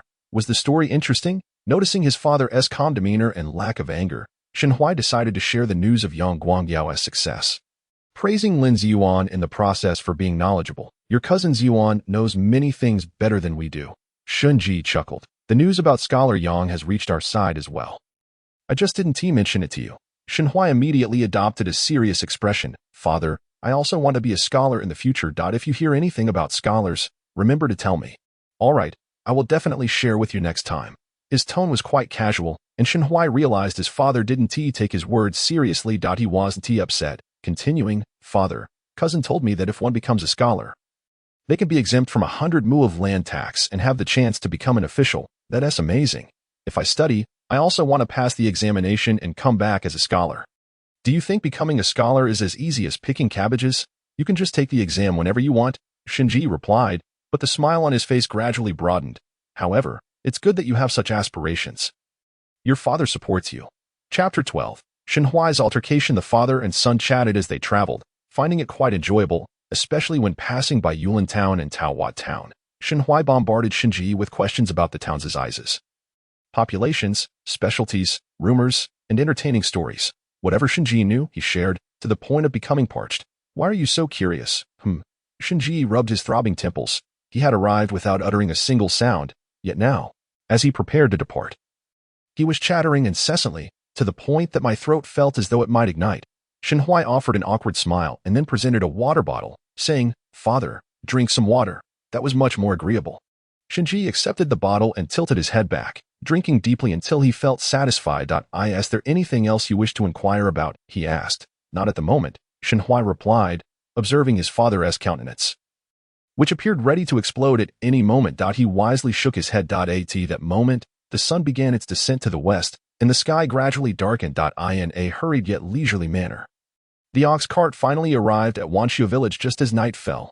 Mother, grandmother, eldest sister, second sister, we are back, Shenhui exclaimed excitedly as he leaped down from the cart. Xinyu and Xinxing were the first to rush out, followed closely by Lin and Huang. While unloading the goods, Xinyu suddenly noticed something amiss. Father, where is grandfather? Why haven't we seen him? Indeed. Second, where is your father? Lin inquired, catching up. Father has other matters to attend to. He will return tomorrow, Shinji explained as he unfastened the ox cart. You all go ahead and bring the things inside. I must return the ox to the village head, Lin urged him. Hurry, or it will be too late. The items on the cart were rather numerous, and it took several trips to finish unloading. In the main room, they found a pile of cloth, pastries, fruits, 2 large pig legs, and a square slab of pork belly. Xinyu and Xinxing were overjoyed, eagerly examining everything. They were particularly captivated by the fabric, their eyes nearly glued to it. Upon seeing the meat, Huang rushed over to inspect it, only relaxing once she confirmed it was odorless. Mother, this meat has been dried all day. We must process it quickly, or it will spoil. Saying this, she picked up one of the large pig legs and headed toward the kitchen. Second and third, surely you haven't eaten. Let me cut some meat for you to stir-fry, Lin said, lifting the pork belly. You girl, Xing girl, you two tidy up the items, with the prospect of good food.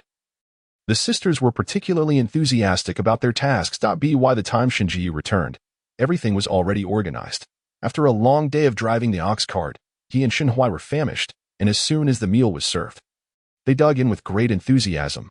After dinner, Shinji discussed the situation in the county with Lin and Huang, while Shenhui was pulled into a room by his 2 sisters. Third, is the county big? Is it fun? Did you meet cousin Jing, cousin Ziyuan, and cousin Jixiang? What about uncle? Did he give you a gift? The sisters bombarded him with questions, leaving Shenhui unsure of where to begin. Fortunately, he was no longer a young child. After providing simple answers, he skillfully steered the conversation toward the tea house. As expected, his sister's attention was piqued, and they expressed great curiosity about the storyteller there. Shenhui then recounted the events concerning Yang Guangyao. Xinyu and Xinxing listened intently, and only when yawns began to escape them did they reluctantly retire to bed. Shenhui, too, succumbed to the allure of sleep and quickly drifted off. The following day, the entire family headed to the fields to work. Lin was responsible for sowing seeds, Shinji and Huang fetched water, Xinyu and Xinxing gathered pig fodder nearby, while Shenhui tended to the cattle by the river, foraging for wild vegetables and fishing. He was multitasking. When he grew weary of gathering wild vegetables, he sat by the river to enjoy some snacks. What delectable treats are you enjoying? Quickly, share some with me. A loud and unreasonable voice suddenly called from behind.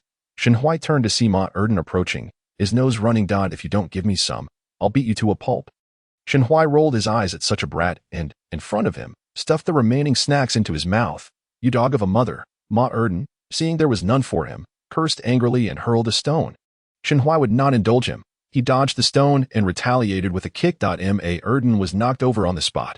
Seizing the opportunity, Shenhui mounted Ma Erden and, without hesitation, began to rain down punches, targeting the most painful spots with precision. Ma Erden howled in protest, yet his mouth continued to spew curses, invoking the names of Shenhui's ancestors with every word, each phrase more unbearable than the last. His verbal prowess surpassed even that of his grandmother, Ma Sanpo. With a cold expression, Shenhui seized Ma Erden by the back of his head and plunged him into the water, only releasing him after he had spluttered twice. Still want to curse? Ma Erden remained silent, his eyes fixed menacingly on Shenhui. Noticing that he looked ready to kill, Shenhui kicked him again and warned, "Scram! If I see you again, I'll beat you again." Ma Erden retreated reluctantly, throwing down a final threat. "Just you wait." Shenhui rolled his eyes and returned to his task of foraging. Given the nature of the Ma family, there was a 99% chance they would twist the situation to their advantage. To prevent the Ma family from retaliating and extorting them, during lunch, Shenhui took the initiative to explain, "Father, I just fought with Ma Erden. He tried to steal my pastries, and when I refused, he called me a dog of a mother and threw stones at me. I couldn't hold back and ended up pushing him into the water. As soon as he spoke, Shinji and the others erupted in outrage. Xinyu and Xinxing were particularly incensed, rolling up their sleeves and preparing to storm the Ma family, though they were ultimately restrained by Huang.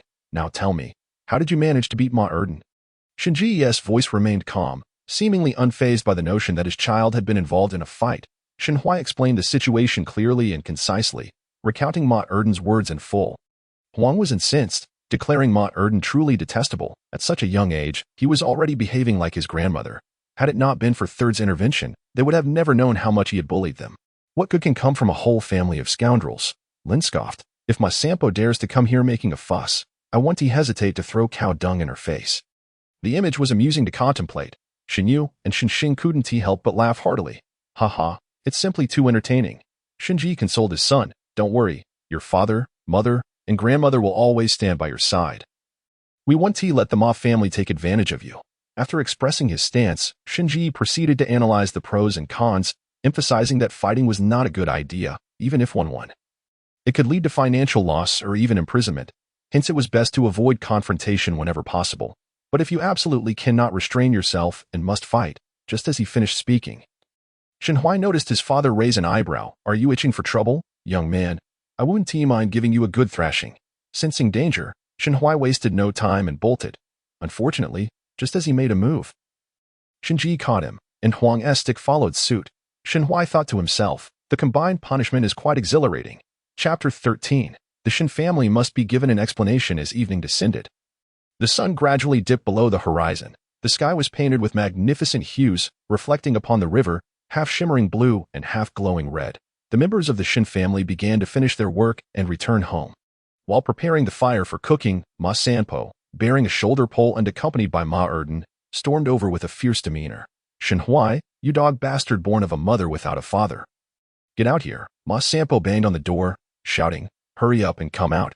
I know you're back. Don't hide like a turtle inside." Ma Erden joined in the clamor. "Shenhui, you little beggar. Come out. If you don't compensate me with 10 taels of silver, my Ma family won't let this go. Don't think I'm afraid just because you're hiding behind your mother's skirts." They went so far as to hurl insults, kick the door, and even throw stones inside. In the blink of an eye, the vegetable patch lay in disarray, and several tiles from the roof had been smashed. The Shin family, busy inside, were furious and cursing. Shenhui clenched his fists, feeling that Ma Sanpo was simply too arrogant. Shinji gritted his teeth in anger. "That old hag is truly intolerable. Don't rush out." "Second, wait for the right moment," Lin said with a pale face as she pulled out a firewood stick. "Second daughter-in-law, come with me." Wang picked up the shoulder pole, and the two women stormed outside with fierce intent. "You girl, Xing girl, quickly gather cow dung from the barn. Stay sharp," Shinji instructed. Xinyu and Xinxing exchanged glances before sprinting toward the barn. Shenhui glanced at Shinji and followed suit. Ma Erden was just a child. It was inappropriate for adults to intervene, and since his elder sisters were girls, it was most suitable for him to take action. "You bunch of useless wretches.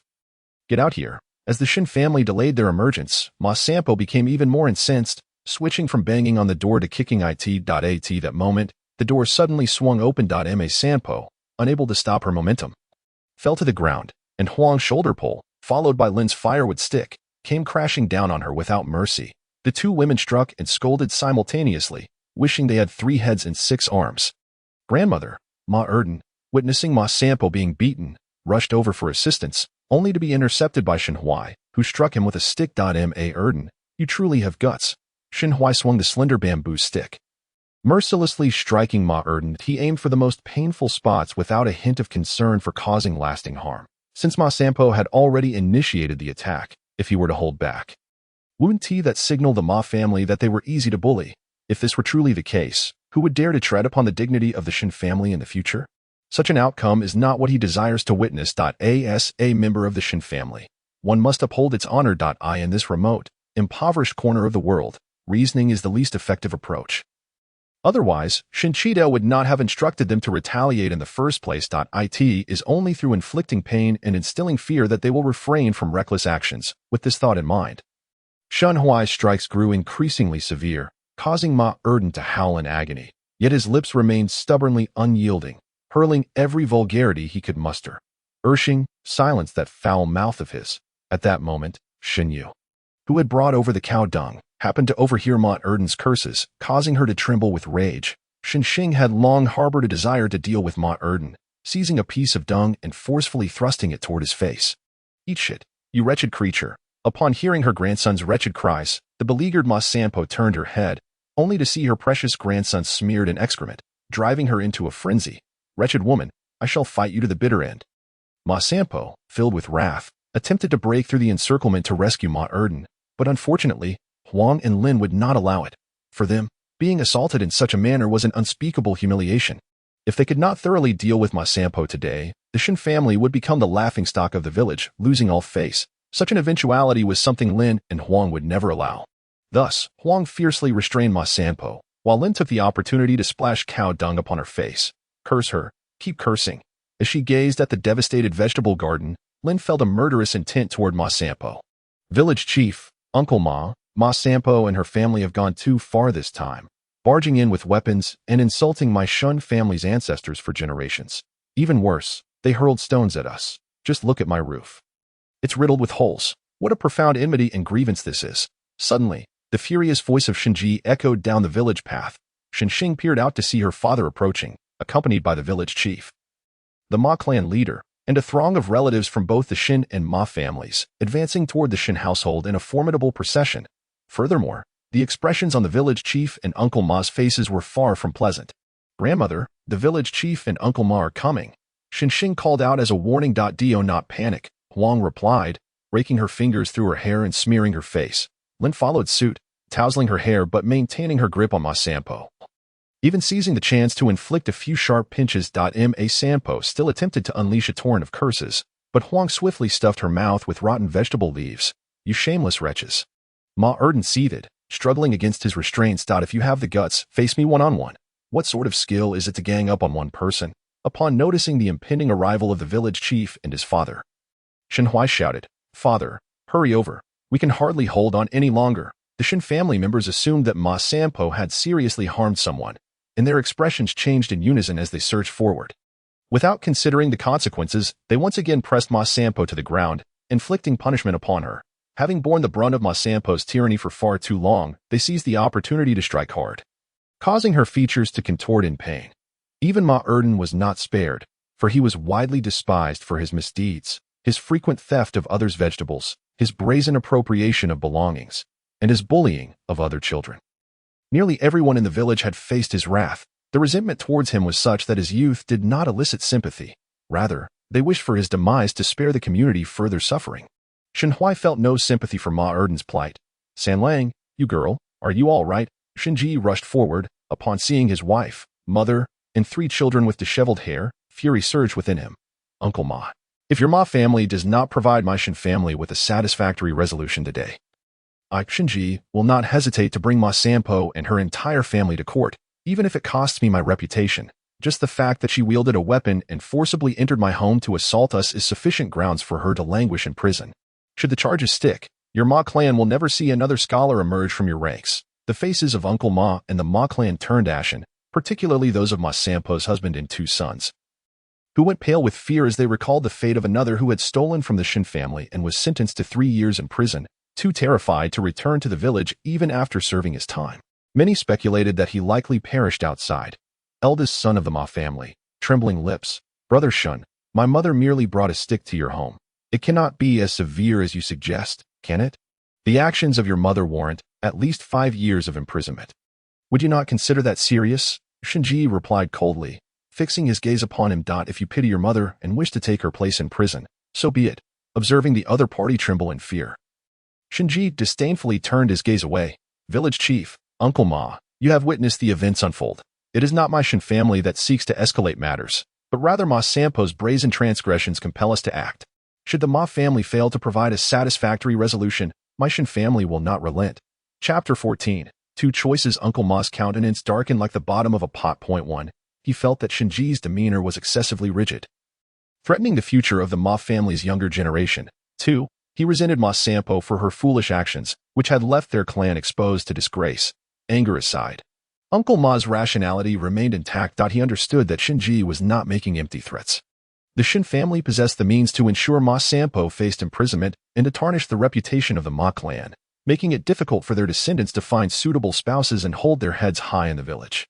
Li Lai stood as a living example. At the time, everyone thought it was merely a matter of stealing a few tongue fruits. After all, he had not succeeded in setting anything ablaze, so it couldn't be that serious. Yet, the Shin family had reported him, resulting in a 3-year prison sentence. If it were true that the Shin family had no influence in the court, no one would believe it. Uncle Ma cast a dark glance at Shinji and then turned to the village chief.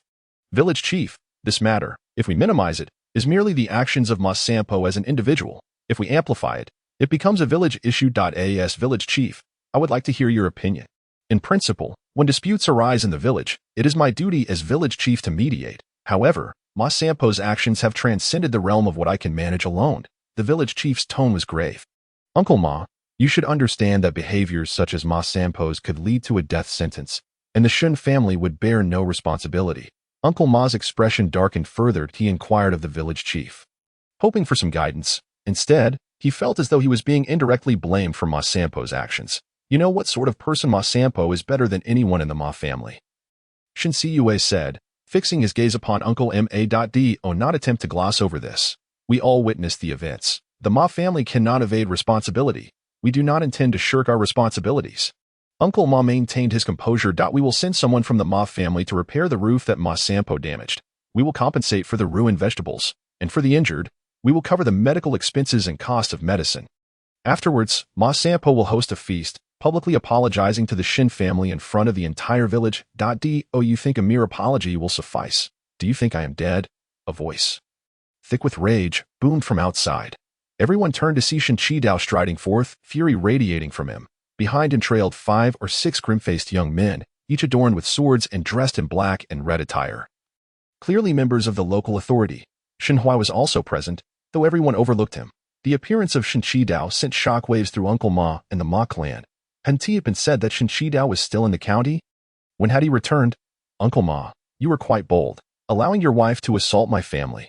Shin Chi-Dao seized Ma Sampo's husband by the throat, delivering a flurry of punches and kicks throughout the ordeal. Uncle Ma and the Ma clan remained utterly silent. Ma Sampo's husband, being slender and cowardly, dared not resist. Even when the blows landed painfully, he remained mute, resembling a beaten dog, filled with impotent fury. Useless. Shinchido tossed Ma Sampo's husband aside like a rag doll. The two sons of the Ma family trembled uncontrollably, too terrified to assist their father. Shinchido's gaze swept over Lin, Huang, Shinyu, and Shinxing before settling on Uncle Ma. Uncle Ma, I ask you directly, can you truly govern the Ma family? The intense pressure rendered Uncle Ma rigid. I am the clan leader of the Ma family. Naturally, I can govern them. However, as the words left his mouth, an unease crept over him, for he understood that Shin Chi-Dao was a formidable opponent, even more challenging than his son, Shinji. Then let me present 2 choices for the Ma family, Shinchido declared with unwavering resolve.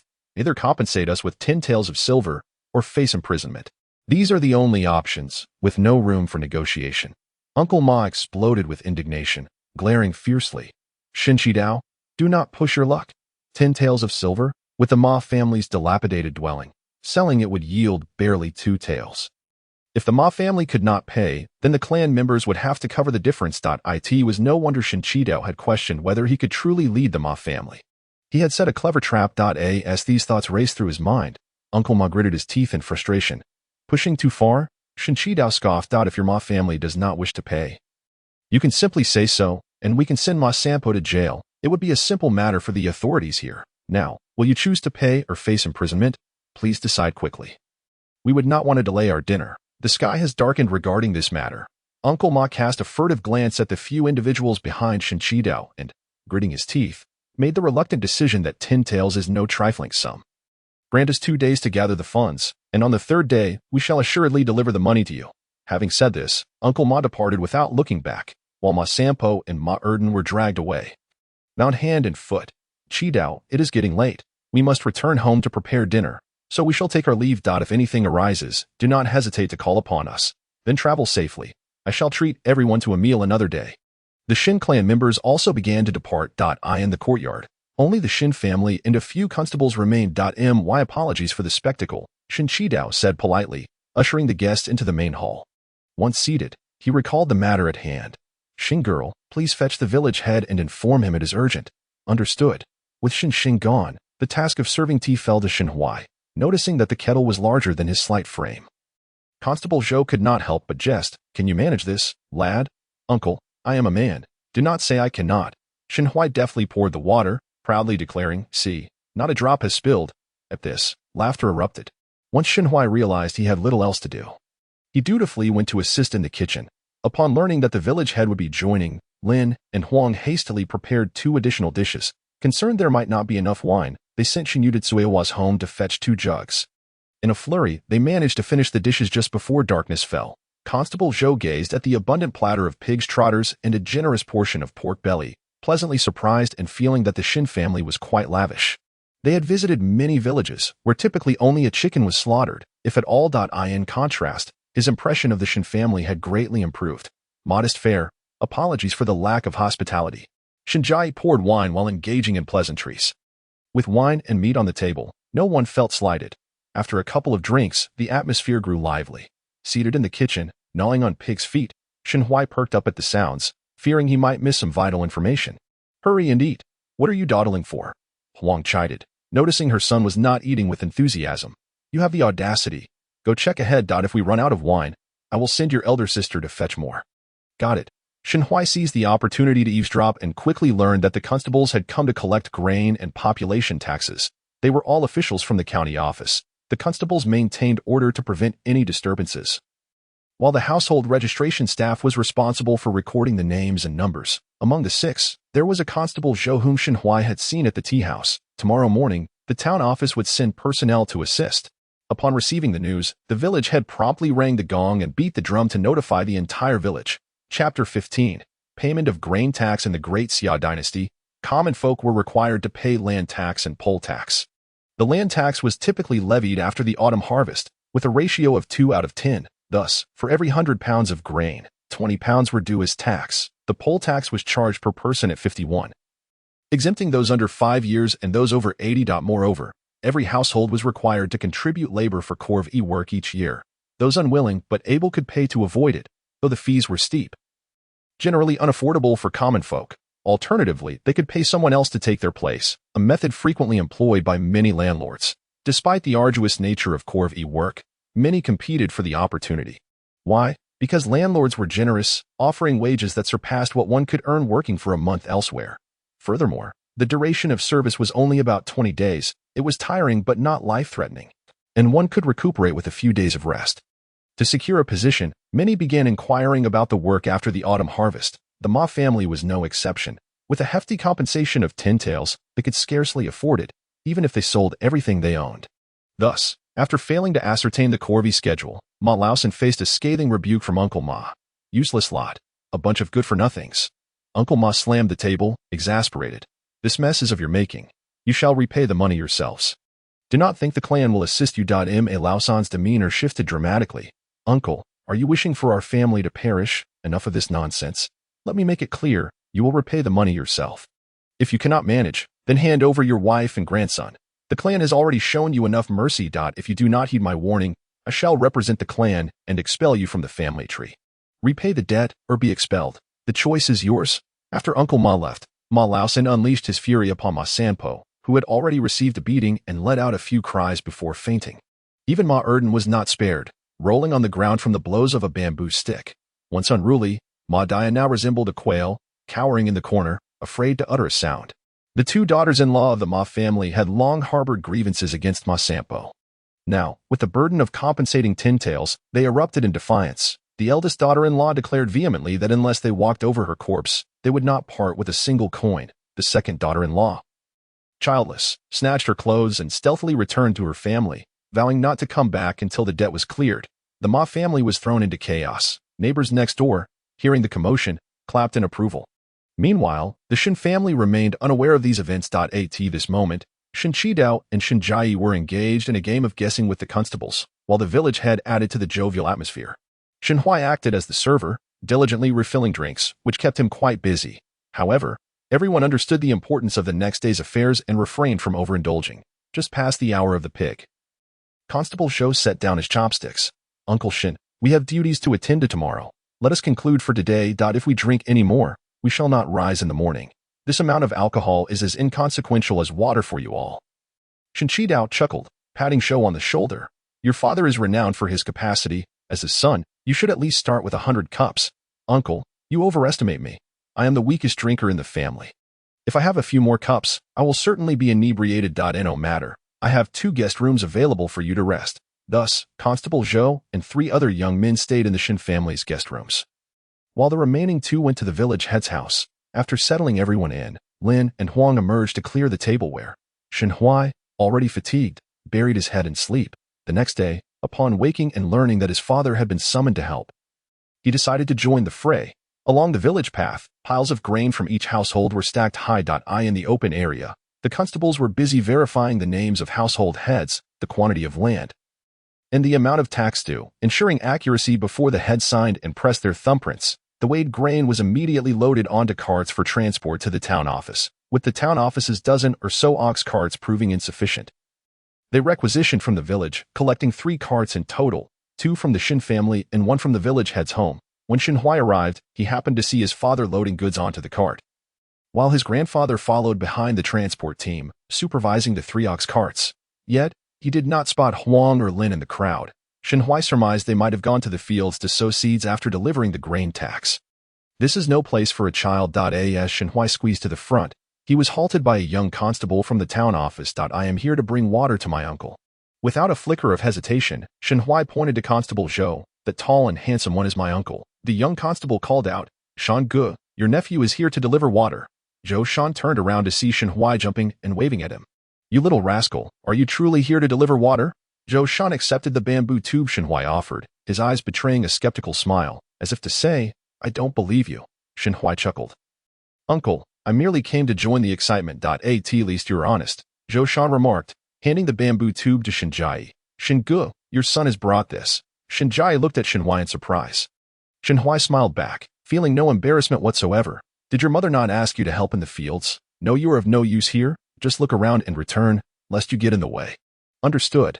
Before leaving, Shin Hui seized the chance to sneak a glance at the land register. The register detailed the household numbers and the quantity of land owned by Wanqiu village. Any changes would be updated and reported by the village head. While verifying the figures, the village head reviewed from the side to ensure accuracy. Suddenly, a curse echoed through the air, snapping Shin Hui from his thoughts. Raising his eyes, he spotted Ma Erden standing by the grain pile. Head bowed as he kicked at the stones on the ground. Had it not been for Ma Erden's lowered head and the absence of any Ma family members nearby, Shin Hui might have suspected it was intentional. Retracting his gaze, Shin Hui continued forward. Indeed, Ma Erden was being deliberate. However, he dared not confront Shin Hui directly, resorting instead to hurling insults from a distance. Once Shin Hui was out of earshot, Ma Erden resumed his tirade. Uncle Ma, walking behind, witnessed this scene and could not help but scold. A family of useless wretches, learning nothing good and only picking up such disgraceful behavior. With such descendants, the Ma family has truly fallen to the depths of misfortune. The clan members behind him wore troubled expressions. Uncle, if the clan does not lend assistance, Ma Laosan's family will surely be unable to repay the silver, and they may very well disturb the clan. Given the temperament of Ma Laosan's family, a commotion is undoubtedly inevitable. Although they may lack wealth, they still possess 13 acres of land. What is there to fear? Uncle Ma snorted coldly, suggesting that if they were short on funds, they could simply relinquish 2 acres of land to settle their debts. It wouldn't be the end of the world. While it may not lead to disaster, it would certainly result in a significant loss. The land is the lifeblood of a farmer. Parting with 2 acres is akin to cutting one's wrist to bleed. As Ma Laosan's family frets over the enormous compensation they owe, they remain blissfully unaware that the clan has already devised a plan to assist them. Chapter 16. Public discourse. As for how the Ma family would gather the necessary funds, the Shin family was utterly unconcerned. However, the villagers were highly attentive to the Ma family's plight. During the tax collection period, word spread throughout the village that Ma Laosan's daughter-in-law had hurriedly returned to her parental home. Soon after, others spotted Ma Laosan's family pushing a cart to the town to sell their grain. TSK. Some villagers relished their misfortune, speculating that even if they sold all their grain, they wouldn't be able to scrape together 2 taels. Considering their dilapidated 3-room shack was so uninviting that even mice had forsaken it. If the grain fell short, they still had chickens and pigs. After all, they had raised 2 pigs this year. But let us not underestimate those pigs, for they were as emaciated as ghosts. If they failed to repay, they might as well share the fate of the infamously lie and face imprisonment. Who knows? Perhaps after Ma Sampo is gone, Ma Laosan could remarry. The village road buzzed with chatter. Shinji, busy with his labor, heard the gossip but remained unfazed, continuing to work with an expression of calm. Zhou Shan only knew the general outline of last night's events and was unaware of the specifics. Hearing the women discuss it now, he couldn't help but ponder. Brother Shan, we plan to head to Xiaowan village the day after tomorrow. Do you want to assist? A colleague, aware of Zhou Shan's connection to the Shin family, inquired. If you need help, we brothers can step in and support the Shins. Let's assess the situation first, Zhou Shan replied, glancing at Shinji, who seemed unaffected. Perhaps the matter is not as complicated as we think. Shinchido had once saved his father's life on the battlefield, a great favor that Zhou Shan had yet to repay. The 2 families were distantly related, only exchanging gifts during festivals. Yet, Zhou Shan was no stranger to the Shin family. His lifelong ambition had been to excel in battle and achieve recognition. And Shinchido had risen from obscurity to the rank of sergeant through his military accomplishments. Zhou Shan held deep admiration for such individuals. He understood that, as an outsider, he should refrain from meddling in the Ma family's affairs and simply observe. What Zhou Shan contemplated was unknown to Shinchido, who was currently strutting through the crowd, carrying 2 plump ducks and a large string of sizable carp. Shinhui bounced along behind him, exclaiming, "Uncle, let us prepare to cook. Tonight we shall feast on white-cut duck and braised carp." The young fellows from the yamen cheered upon seeing this, grinning widely. Brother Shan, your family's elder is quite impressive. His colleagues were delighted, having anticipated a period of hardship but now looking forward to a lavish meal. Regardless of the reasons, Zhou Shan felt a surge of pride in that moment. Yet, some formalities still needed to be addressed. Uncle Shin, we have come to carry out our duties. We cannot impose upon you with our expenses, he stated, with the other young fellows echoing his sentiment. While they feigned modesty, their eyes remained fixated on the plump ducks and carp. Oh, not at all. This is merely a token of our appreciation from Wanxiu village. Shen Qidao responded, deflecting praise. The village head interjected, indeed, your visit is to assist us. As long as everyone does their part, that is what truly matters. The village head quickly added, yes, our preparations are also a way to express our gratitude to you. Some matters are best left unsaid. After the customary exchanges, the ducks and carp were swiftly delivered to the village head's residence. Lin and her daughter-in-law, along with Xinyu and her sisters, also came to lend a hand. During the preparation of the poultry and fish, the village head's wife, Lun Yang, kindly cautioned, Aunt Lin, I've heard that Uncle Ma has issued a strict order forbidding clan members from assisting Ma Laosan's family. This compensation issue may encounter obstacles. Failing to repay may result in sending Ma Sampo to prison. There is nothing to discuss, Lin stated coolly. Uncle Ma's refusal to allow assistance from the clan is merely an attempt to teach Ma Laosan a lesson. Lun Yang expressed her concerns, fearing that if Ma Laosan could not repay the debt and refused to let Ma Sampo go, it would lead to complications, that wouldn't be a headache. Xinhui chimed in, having just entered and overheard Lin and Lun Yang's conversation. And, I just heard them say that the Ma family plans to relinquish 2 acres of rice paddies to settle their debts. Is it true that 2 acres can be worth 10 taels of silver? Shenhui was not well versed in the local prices. He had merely been seeking to make his presence known among the young men at the yamen, hoping to gauge the attitudes and management skills of those in authority. Today, the young yamen officials were diligent and serious, with no one shirking their responsibilities, suggesting a healthy atmosphere and competent governance under the county magistrate. Of course, such judgments can be somewhat superficial. Yet, he believed the general direction must be correct. High-quality rice paddies can fetch 7 to 8 taels per acre, so they must be valuable, Lin Yang replied with a friendly smile. But where did you hear that? Shenhui blinked innocently. Outside, many people are talking about it. Even my father has heard. It's common knowledge, Lin Yang concluded. And Lin, this matter is likely true. Lin began deftly plucking the feathers from the duck. Whether it's true or not, we shall know in 2 days. Truly impressive.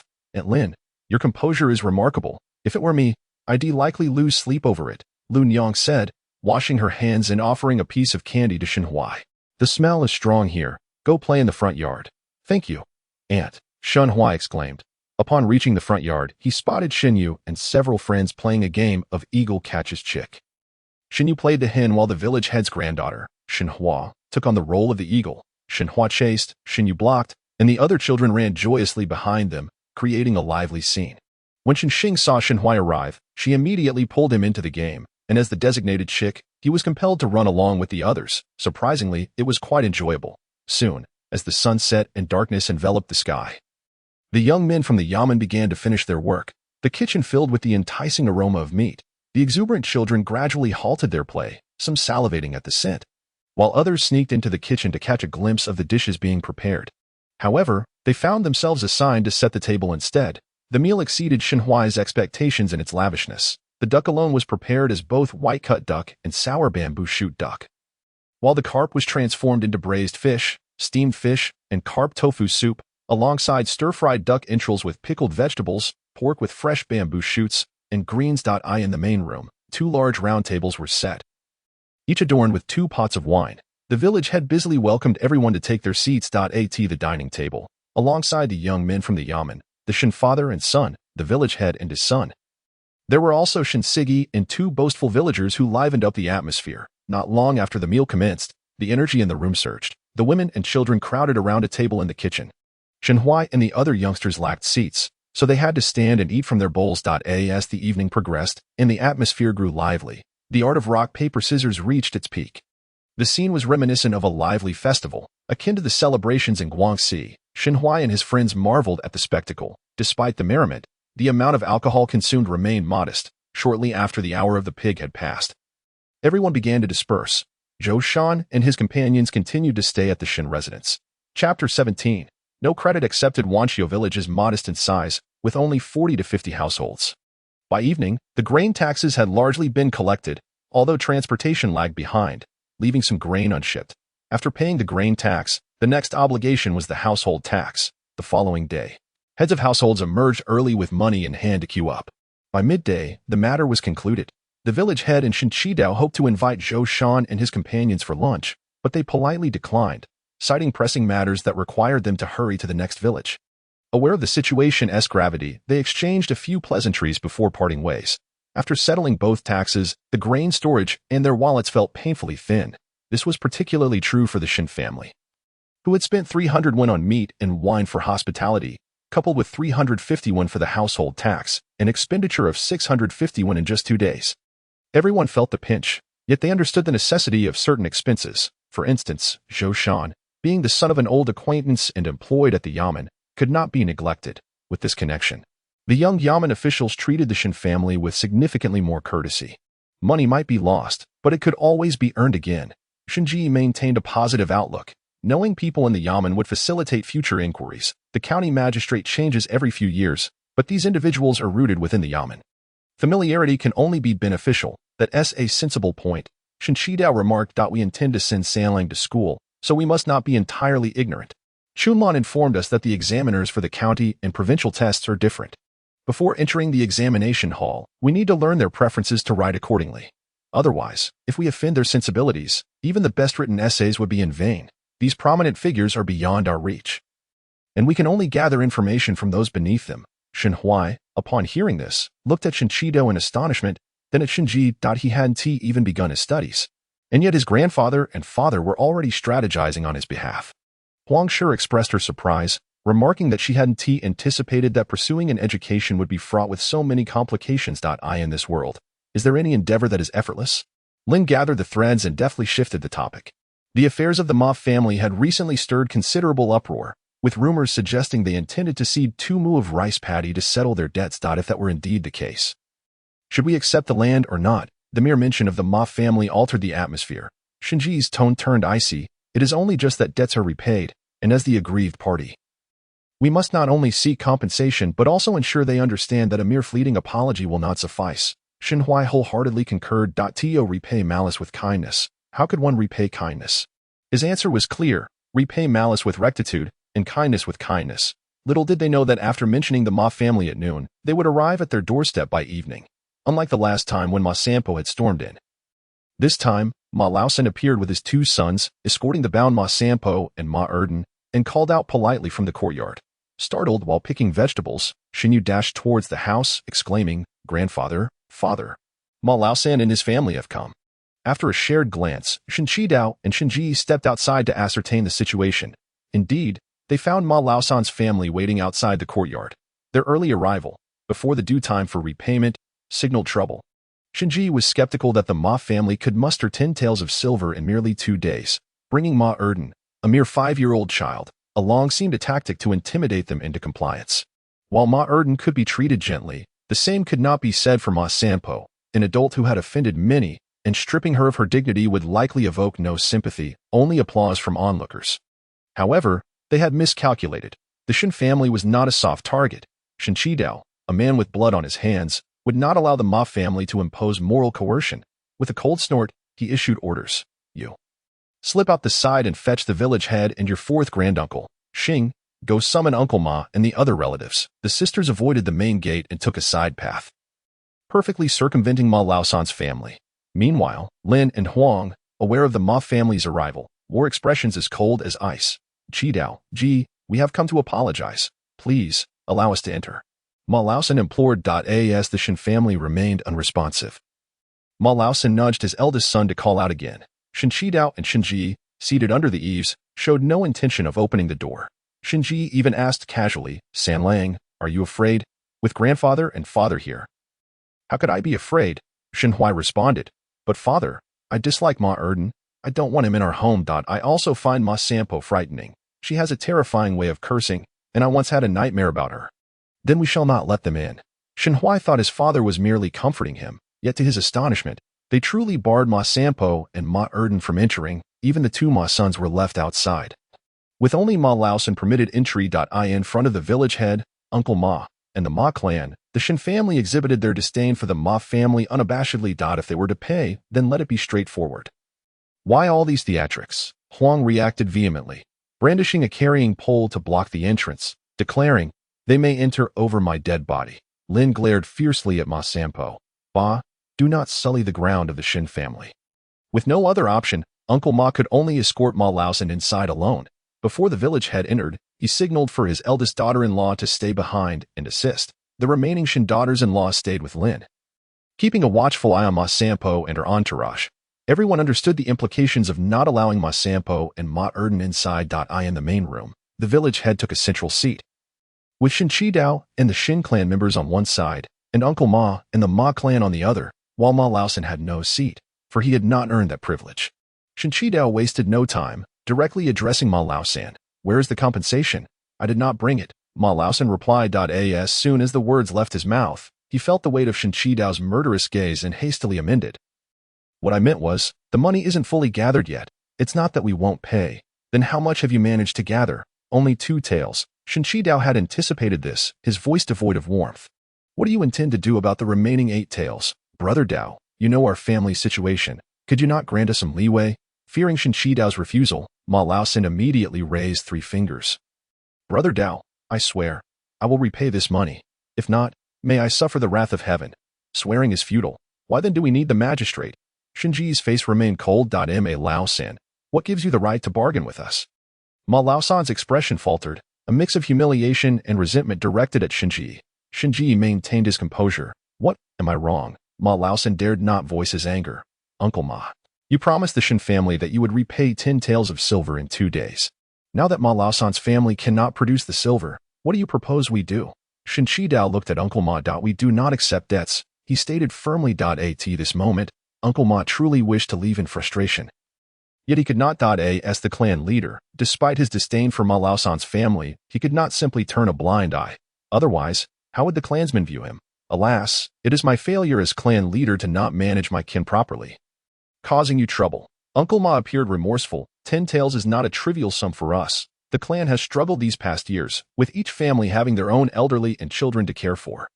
We cannot allow Ma Laosan's family to drag down the entire clan. We wish to help, but Ma Laosan's family owes far too much. We are powerless. As he spoke, Uncle Ma's tone became pleading. Qidao, you know the Ma family's situation. They truly cannot produce the 10 taels. However, they possess 13 mu of land. I now represent the Ma clan, offering to cede 2 mu of rice paddy from Ma Laosan's family to settle the debt. What do you think? No, I do not agree. Ma Laos interrupted in protest. My family has only 13 mu of land. If we give away 2 mu, how will we survive? Then what do you propose? Uncle Ma pressed. Shall I send your wife to prison? Ma Laosan's bravado deflated like a punctured balloon. He stammered for a long time without articulating a coherent thought. Seeing this, Uncle Ma huffed. No silver? Then we will cede 2 mu of rice paddy to settle the debt. This is the best solution for now. As soon as he finished speaking, Ma Laosan suddenly knelt, his face twisted in despair as he crawled toward Shin Qidao. Brother Dao, we cannot cede the land. We will starve, he implored desperately. Shin Qidao shot a cold glance at Uncle Ma. Uncle Ma's expression darkened as he pulled Ma Laosan outside. Soon, Ma Laosan was forcibly dragged away. Uncle Ma, we are all from the same village. I do not wish to drive you to desperation, but there is no room for negotiation in this matter. Shin Qidao's face was stern. One must maintain their dignity. I will not allow a shrew to tarnish the reputation of the Shin family. You are right. I only hope that after this, they will not act foolishly again. Uncle Ma, tasked with cleaning up the mess, felt as if he were a grandson, empty-handed, and decided to ask the village head to draft a contract. Once the contract was ready, as Ma Laosan was about to sign and imprint his hand, he tore it up and clung to Shin Qidao's leg, crying out for mercy. No amount of scolding or hitting from the Ma clan could pry him away. Shin Hui watched as Ma Laosan, bloodied and battered, began to suspect he was employing a ploy of self-inflicted suffering, but he had no evidence. As night fell, Lin lit the lamps inside the house. Everyone had been called in during dinner preparations and were now quite hungry. Seeing Ma Laosan in a state of near death, the Ma clan members were tempted to end his suffering with a blade.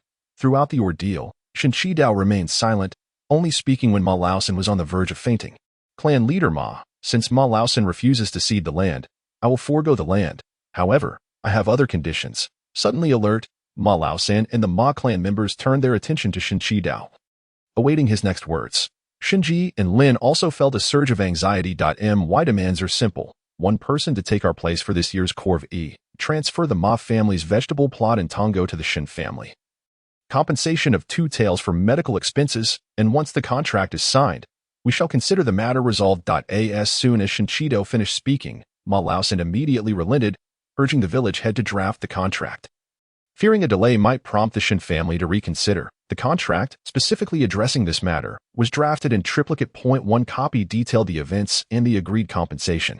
Another served as a guarantee to prevent further transgressions by the Ma family, allowing the Shin family to pursue claims if they defaulted again. The final copy was a written apology. 4 copies in total, each required the handprints of Ma Laosan's family, the clan leader, clan members, Shin Qidao's family, the village head, and Shin Sai. The Shin family kept 1 copy, the village had another, the Ma clan retained 1, and the Ma family kept 1. By the time the proceedings concluded, it was well past the hour of the dog.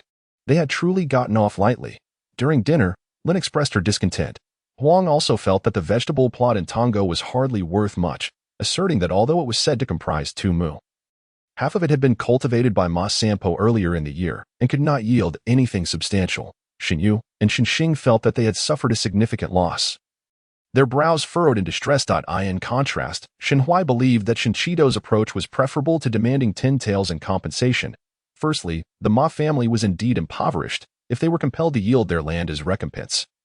It would undoubtedly breed lasting enmity. If pressed too hard, one could not guarantee that the Ma family would not resort to desperate measures. Furthermore, imprisoning Ma Sampo held a different significance than incarcerating someone for stealing mulberries.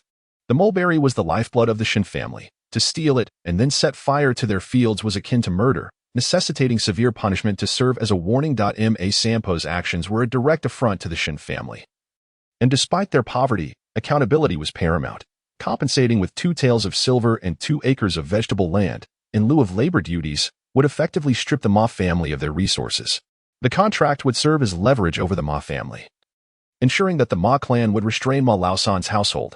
Moreover, the Ma family would feel grateful that the Shin family had shown leniency. Otherwise, had Ma Laosan truly lost land, he would undoubtedly rally support from the clan. Demanding 10 taels of silver was unrealistic.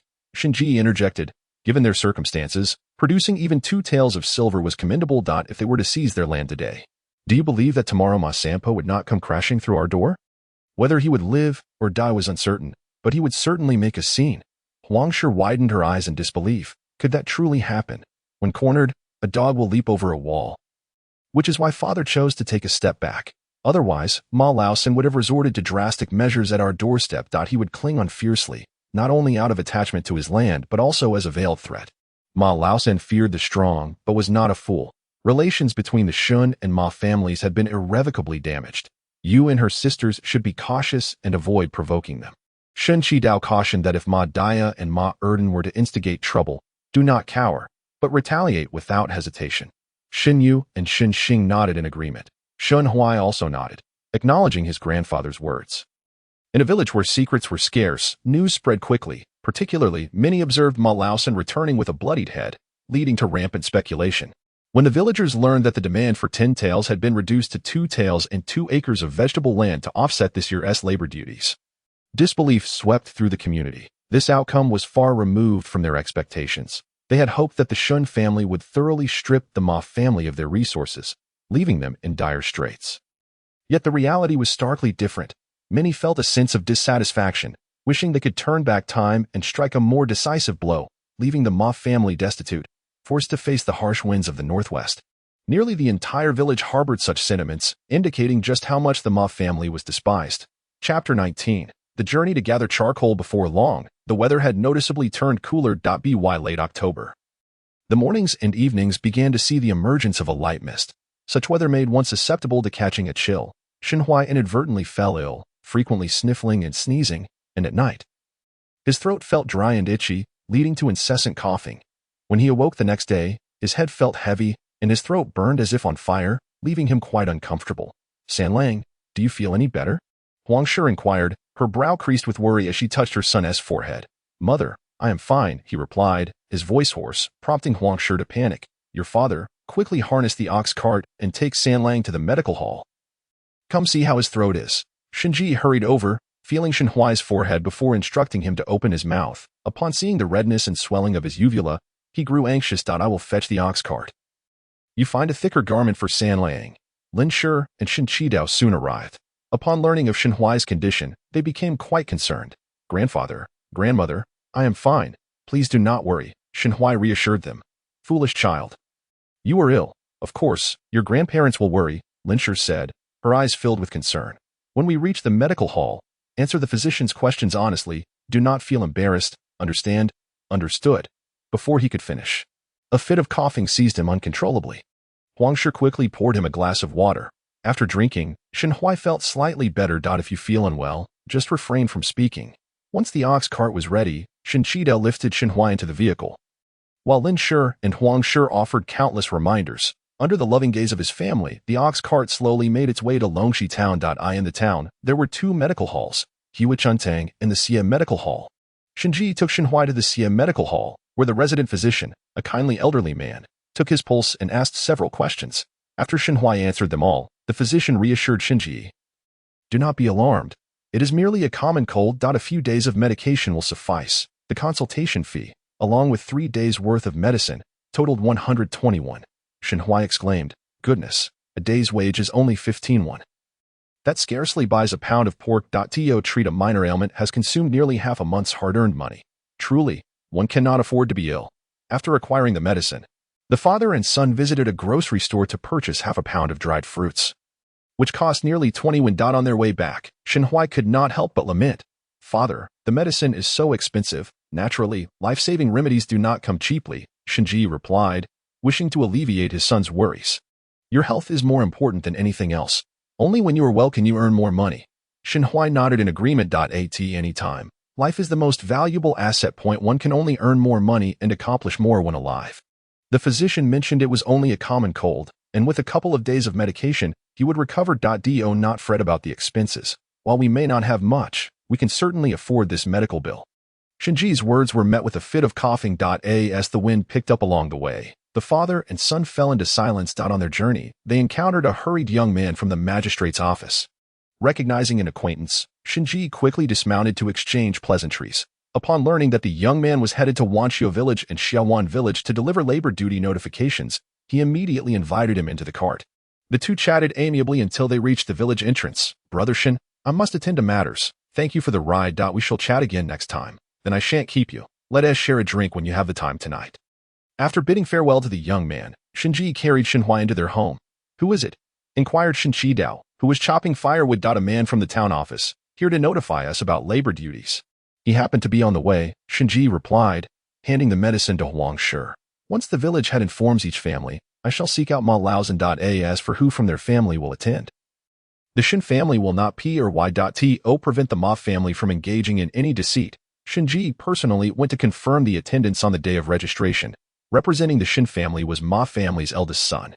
As they set off, Shinji noticed Mada among the laborers, which put his mind at ease. Rest assured, he wouldn't dare run away, the village head remarked, understanding Shinji's concerns. In the past, those who attempted to flee at night either met a fate of being killed or gravely injured by the constables.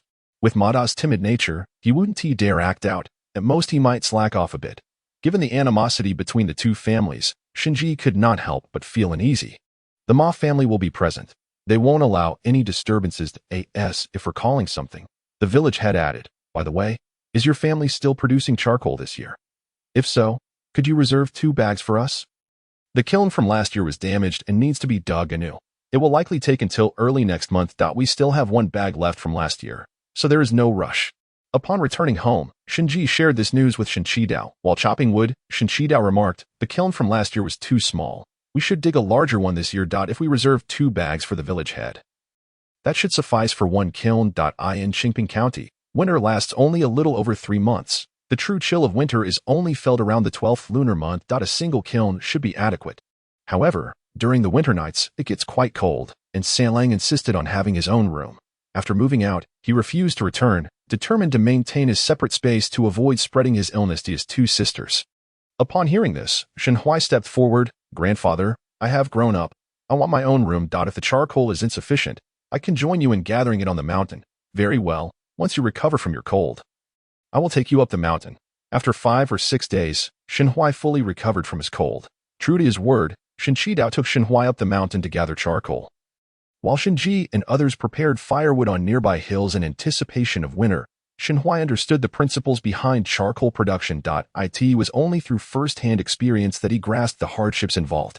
From selecting a site for the kiln, felling trees, monitoring the fire, to finally sealing the kiln, each step required careful attention to detail. For instance, the preferred types of wood were the Chinese tallow and oak trees, as the charcoal produced from these burned longer and emitted less smoke.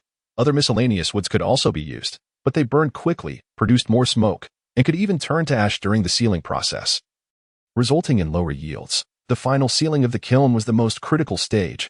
Any misstep could lead to a total failure. Shenhui and Shinji Dao toiled for 7 or 8 days before finally sealing the kiln and descending the mountain. By this time, the weather had also begun to turn colder, especially in the mornings and evenings when mist enveloped the air. The Shin family gathered around the fire for meals, with a pot set over the flames. Water was poured in, and vegetables added, a simple yet effective way to dine, though lacking in meat, leaving the taste rather bland. Otherwise, there were no complaints. While extracting the charcoal from the kiln, Shenhui asked, Grandfather, if we take the charcoal to town to sell, will anyone buy it? Upon hearing these words, Shinji Dao could not help but chuckle, remarking that not only would there be no buyers, but even if displayed for an entire day, no inquiries would arise. Why was that?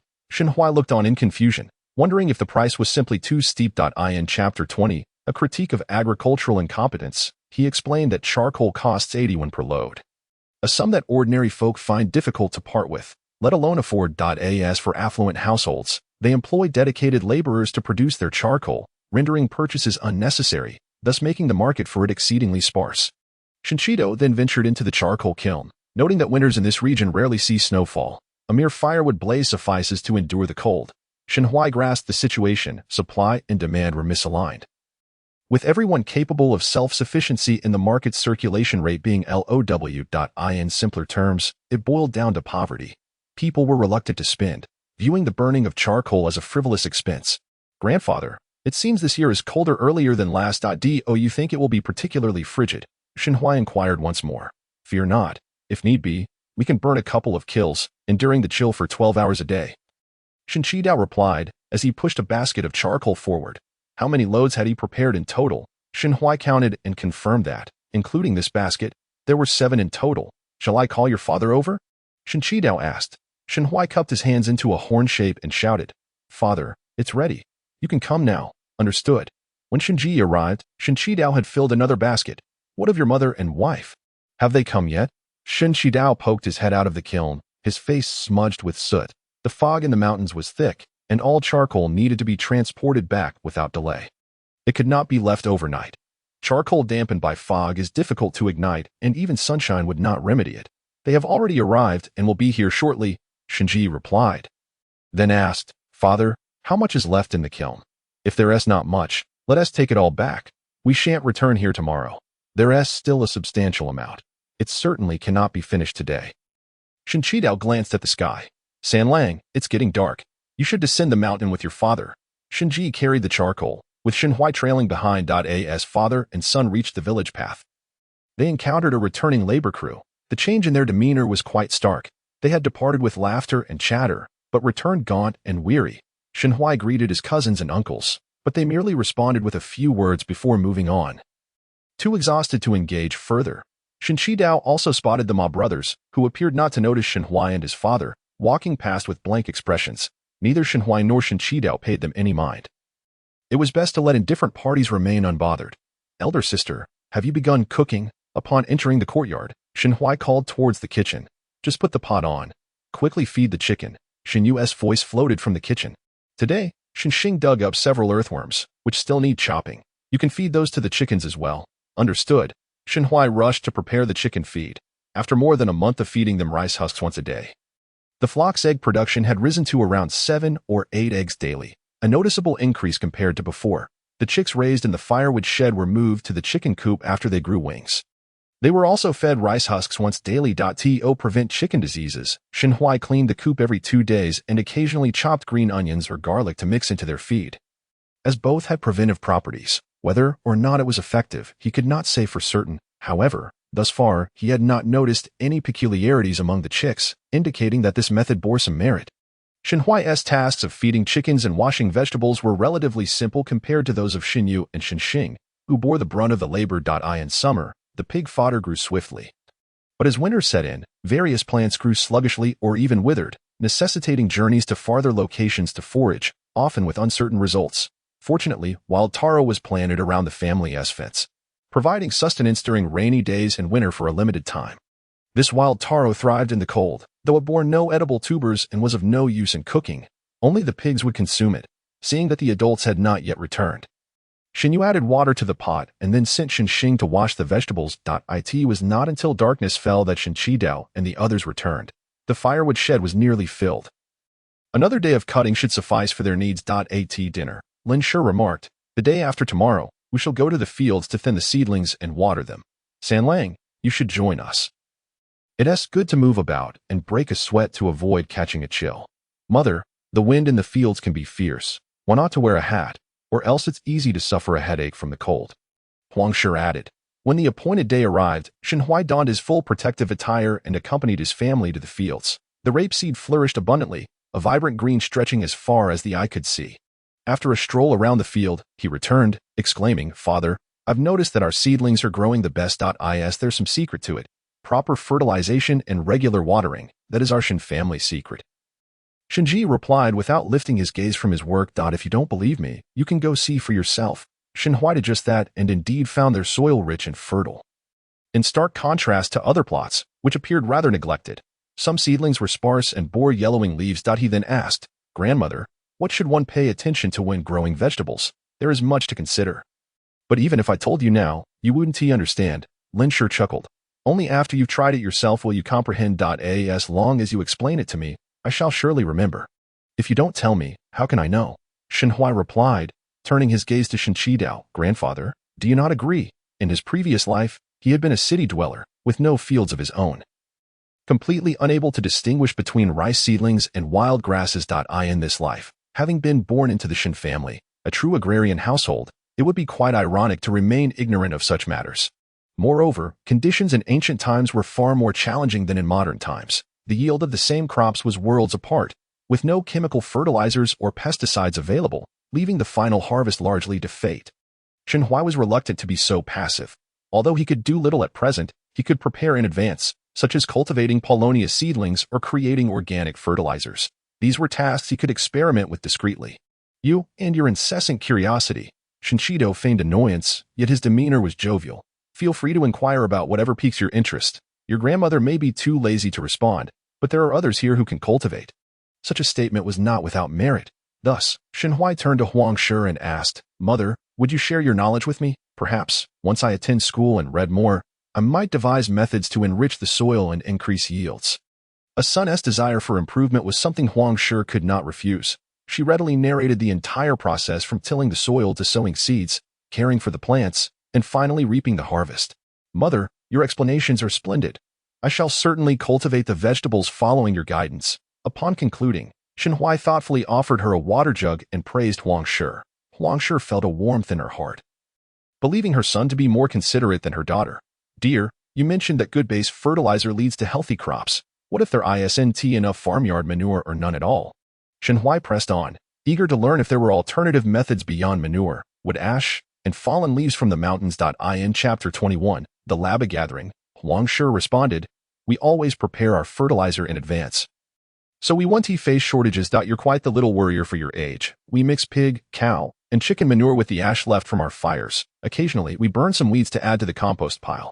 Besides, straw can also be used for fertilizer, though it's a bit more troublesome. Curious, Shenhui asked, how is straw utilized?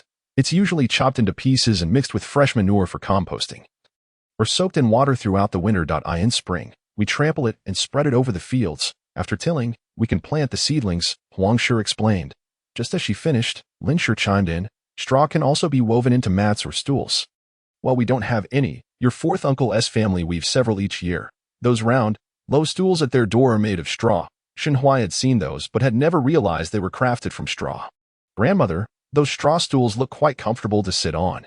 Could you weave me 2 next year? Lin Shi finally lifted her gaze. Your fourth uncle's family should still have straw. Once we finish our tasks, I'll inquire and weave one for you. Shenhui beamed. Thank you, grandmother. You're truly wonderful. Be sure to wear your hat properly, lest you catch a chill, Huang Shi cautioned as she noticed his hat was askew.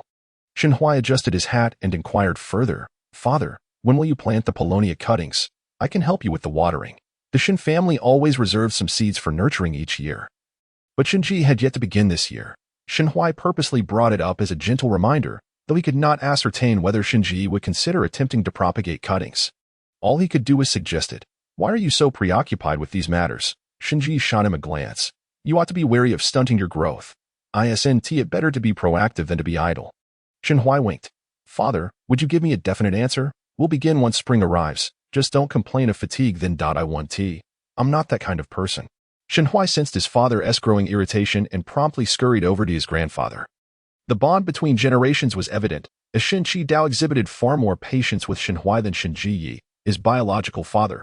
Whatever knowledge he possessed, he generously imparted, striving to satisfy his grandson's insatiable curiosity. Exhausted from their conversation, he eventually sent Shenhui on an errand, instructing him, San Lang, go check on the cattle and drive them this way. Sure thing. Only after Shenhui had wandered off did Shen Jiyu succumb to his grievances, remarking, Father, when I was a child, you were not so lenient. If I were even a moment slow in my responses, you would scold me fiercely. I took quite a few beatings back then. And what of San Lang, who is so much smarter than you? Why not mention that? Shen Qidao retorted with a dismissive roll of his eyes. If you had been as clever back then, would I have had reason to chastise you? Enough. The bond between generations is undeniable. One cannot harbor jealousy towards their own child. The fields lay vast and empty, allowing sounds to travel far. Upon reaching the riverbank, Shenhui overheard the exchange between his father and grandfather. Unable to suppress a chuckle at the revelation that his father had often faced punishment in his youth, the imagery of such a scene struck him as exceedingly amusing. After herding the cattle upstream, Shen Huai followed Huang Shi to assist in thinning the seedlings. The family had toiled for 7 or 8 days to finish cultivating their 10 acres of vegetable fields. Just then, rain began to fall, causing a sudden drop in temperature. The Shen household commenced their fire, the charcoal brazier never ceasing throughout the 12 hours. Even at night, a basin was placed in the room to prevent the family from suffering from the cold. During this time, Lin Shi crafted a straw stool for Shen Huai, which made Shen Yu and Shen Xing quite envious, prompting them to demand one of their own. Unable to resist their pleas, Lin Shi also fashioned stools for the sisters. As they warmed themselves by the fire, Shen Yu and Shen Xing sat on the straw stools engaged in needlework, while Huang Shi and Lin Shi exchanged fabric and busily prepared garments for the new year. As December arrived, so too did the chill of winter. Upon opening the door in the morning, one would be greeted by a thick, white fog. The houses lining the village paths were shrouded in mist, their rooftops barely discernible. When the sun emerged, the fog would gradually dissipate, yet on overcast days, it would linger atop the mountains for an extended period. By nightfall, temperatures would plummet, making sleep a challenge, with icy feet serving as a constant reminder of the cold. In such weather, clothing remained damp, having hung under the eaves for 7 or 8 days, still yielding droplets when wrung. The mildew that accompanied such conditions was particularly bothersome. Consequently, aside from work clothes, the Shen family seldom washed garments during this time. The inclement weather hardly permitted outdoor labor, compelling everyone to huddle indoors around the warmth of the fire. With ample time at hand, Shen Huai studied the 3-character classic alongside Shen Ji. During trips to the privy, he would sneak behind the chicken coop to inspect the growth of the paulownia fruits he had planted. He had cultivated a half-square meter of land behind the coop, burying over 30 seeds, and had been tending to them for more than 10 days. With the recent cold snap, he found himself irresistibly drawn to check on them. Unfortunately, he was discovered by Shen Qidao. Abiding by the principle of honesty leading to leniency, Shen Huai chose to confess, expecting a reprimand. But to his surprise, Shen Qidao merely remarked, "It won't be so easy," and walked away. Soon, the entire family became aware of his endeavors. No one accused him of wastefulness, nor did anyone attempt to dissuade him. It seemed his actions were tacitly accepted. Observing the lack of reaction from the family, Shen Huai grew bolder, utilizing spoiled vegetable leaves to concoct 2 barrels of organic fertilizer. During the process, Shen Yu and Shen Xing came to assist, and when Shen Qidao and the others saw them, they assumed the children were merely playing in the mud, allowing them to continue. On the day of the Laba festival, Shen Huai was awakened twice in the dead of night by the cold. Upon rising the following morning, he discovered frost had settled. A thin layer of ice coated the water barrel in the backyard, and when brushing his teeth, the cold water made his teeth chatter. That day, Lin Shi went to the market to sell eggs and, on her way back, purchased wine and meat, inviting the families of Shen S first, second, and fourth branches to dine at their home. By evening, members of the third branch began to arrive in increments. The men gathered in the main room to warm themselves and chat, while the women assisted in the kitchen. Shen Huai followed closely behind Shen Yu and Shen Xing, greeting his uncles and aunts before finally heading to the yard to play with Shen Yang and Shen Lin from the 4th branch. Both boys were around his age. Shen Yang was 6, while Shen Lin was 4. The older cousins from the 1st and 2nd branches were already married, creating a considerable age gap that precluded them from playing together. Their children were still under a year old, rendering communication impossible. As for the 2 unmarried cousins from the 4th branch, they had already been ensnared by Shen Yu and Shen Xing's antics. "Shen Huai, I heard from my grandfather that you are going to study in town. Is that true?" Shen Yang inquired, curiosity evident on his face, while Shen Lin, sniffling beside him, also gazed at Shen Huai. Bundled up against the cold, their cheeks were rosy from the chill, and clouds of breath escaped as they spoke. "I'll only go when I'm 5. When are you going?" Shen Huai asked. "After the new year, I'm heading to town to study," Shen Yang exclaimed, bouncing with excitement. My family is even buying a cow, so I can ride in the ox cart to school. Chapter 22. Wei Family Academy, really? Shen Huai exclaimed in surprise. Wasn't it said that your second aunt is also sending Shen Lin to the academy? Are both of you going? Just last time, 4th uncle had mentioned that his second son and daughter-in-law were opposed to the idea. And now, merely 2 or 3 months later, an agreement had been reached. Seizing the opportunity, Shen Huai asked directly, as no adults were nearby. "I'll go first for a couple of years, and then my brother will follow." Shen Yang replied, a hint of reluctance and dissatisfaction creeping into his voice. My mother told me that the teacher at the academy is very strict, and if you misbehave, you'll be punished. I often get scolded at home, but I hadn't anticipated facing punishment at school as well. Just thinking about it makes me uneasy. Yet, the allure of riding the ox cart to school was too enticing to resist. Xinyang briefly wrestled with his thoughts, but ultimately chose the ox cart, feeling it was a grand opportunity, and a little punishment was inconsequential. Yes, they hit you with a board and make you stand in punishment. Shenlin chimed in. Shenhui chuckled. You know that much. Shenlin puffed out his little chest, adopting a proud demeanor that made Shenhui want to pinch him. So, Shenyang, which academy are you attending?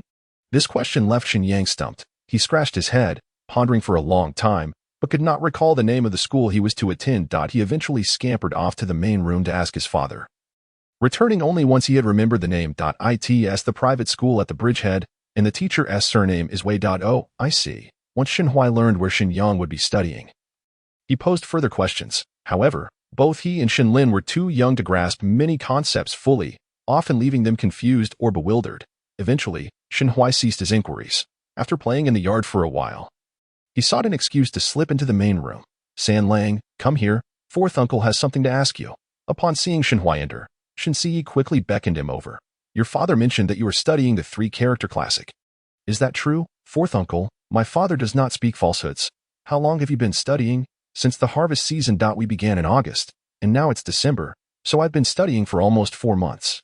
After calculating the time, Shensi turned his gaze to Shenqi Dao. San Lang has already started studying the 3-character classic. Why must you wait until the year after next? With spring just around the corner, San Lang will be only 4.5. At such a young age, he shouldn't be forced to rise early and toil late. His body cannot endure it. Shenqi Dao understood that his fourth brother wished to find a companion for his eldest grandson, but he felt that Shenhui was too young to begin. Moreover, he did not believe that enrolling in school at an earlier age was necessarily advantageous. Shenji wholeheartedly agreed with Shenqi Dao's perspective. Summer is manageable, but winter can be brutally cold. With heavy fog and fierce winds, children simply cannot withstand it. The last time the weather turned cold, my San Lang caught a chill. After 2 days of using folk remedies, they proved ineffective, and we had to take him to the physician, costing us 201 to cure him. During this weather, Xinjiang from the first branch had to set up a cloth canopy on the cart to shield the children from the wind. Otherwise, they would surely succumb to the cold and catch a chill. The cost of medicine surpasses that of a canopy. Medicine is indeed exorbitant. Just a few days' worth can cost over 100 or 200 yuan if they fall ill 2 or 3 times. It becomes quite serious, Shinji added. Although Wei Family Academy allows for boarding during winter, it requires an additional 300 yuan for meals each month. Is it truly that expensive? Shinji inquired. It is somewhat steep, with a woman to oversee meals thrice daily and a servant to supervise at night. While 300 yuan is a bit much, it is still manageable in comparison to the frequent risk of children falling ill. Shinjing Liang remarked. In the town, there are only 3 schools, and only the Wei Family School permits boarding. It is precisely for this reason that Shinjiliang sent his son there. In the 3 years leading up to enrollment, the tuition for elementary education is 4 taels of silver. During this period, those with academic potential who wish to continue their studies and pursue the imperial examination will incur additional tuition fees. The school operates a class division system, classes A, B, and C, along with an introductory class. Class C comprises students promoted from the introductory class, with tuition set at 6 taels per year, Class B at 7 taels, and Class A at 8 taels. It is said that Class A is the breeding ground for those destined to become scholars. The Wei Family School is jointly managed by the Wei father and son, both of whom hold the title of scholar. The school has been in operation for 15 years, boasting a reputation, word of mouth, and faculty strength superior to the other 2 private schools. Master Wei is an elderly scholar who teaches classes A and B, while young Master Wei instructs classes C in the introductory class. This year, 1 student from the Wei Family School passed the scholar examination, and another passed the preliminary examination, while the other 2 private schools failed to clear even the first round of county tests. The disparity in quality is evident. Furthermore, the Wei Family School conducts assessments and evaluations of students, providing parents with periodic updates on their children's academic progress. Naturally, promising students receive special attention, and those with potential for the imperial examination are discreetly advised to prepare for the long term. Conversely, for those struggling academically and facing financial difficulties, parents are informed candidly. allowing them to decide whether to continue or withdraw their children from school after discussing the Wei family school. Shen Jiliang also mentioned the conditions of the other two private schools.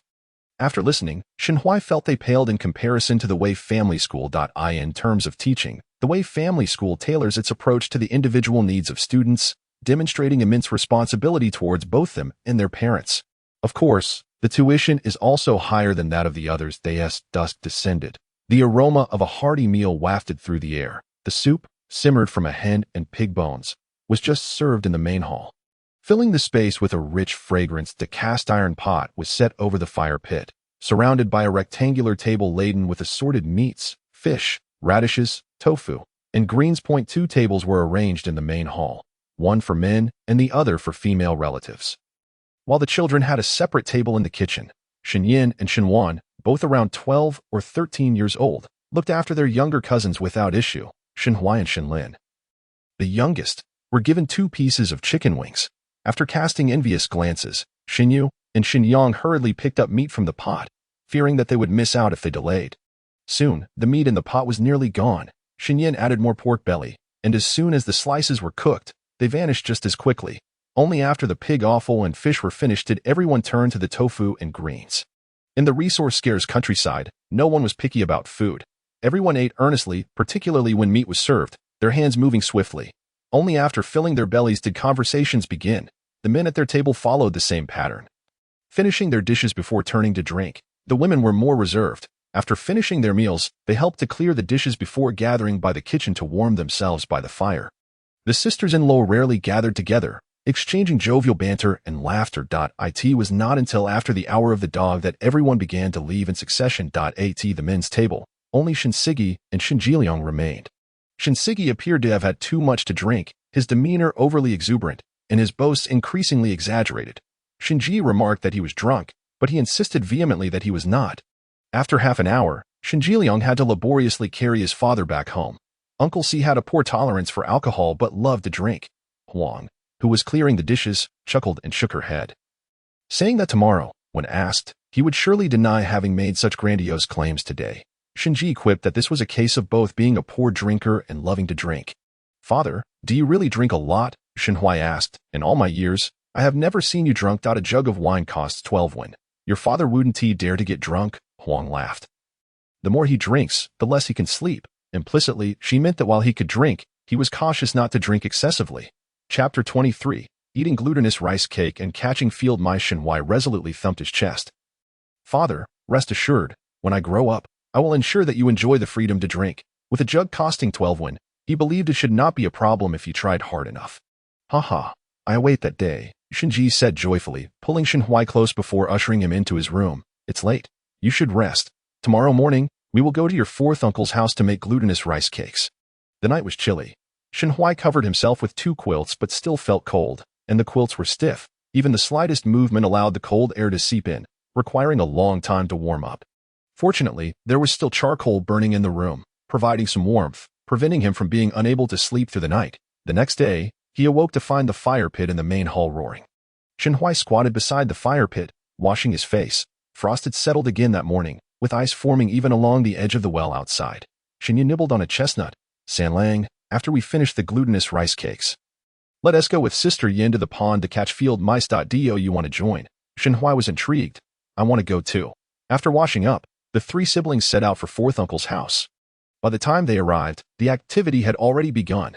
They saw 3 or 4 men vigorously pounding glutinous rice in a stone mortar, while several matrons beside a wooden table were preparing the fillings. This method of making glutinous rice cakes was seldom seen in the countryside nowadays. Wow. Shen Yu and Shen Xing excitedly rushed to Shen Yan's side. Sister Yin, I want to help you wrap the cakes.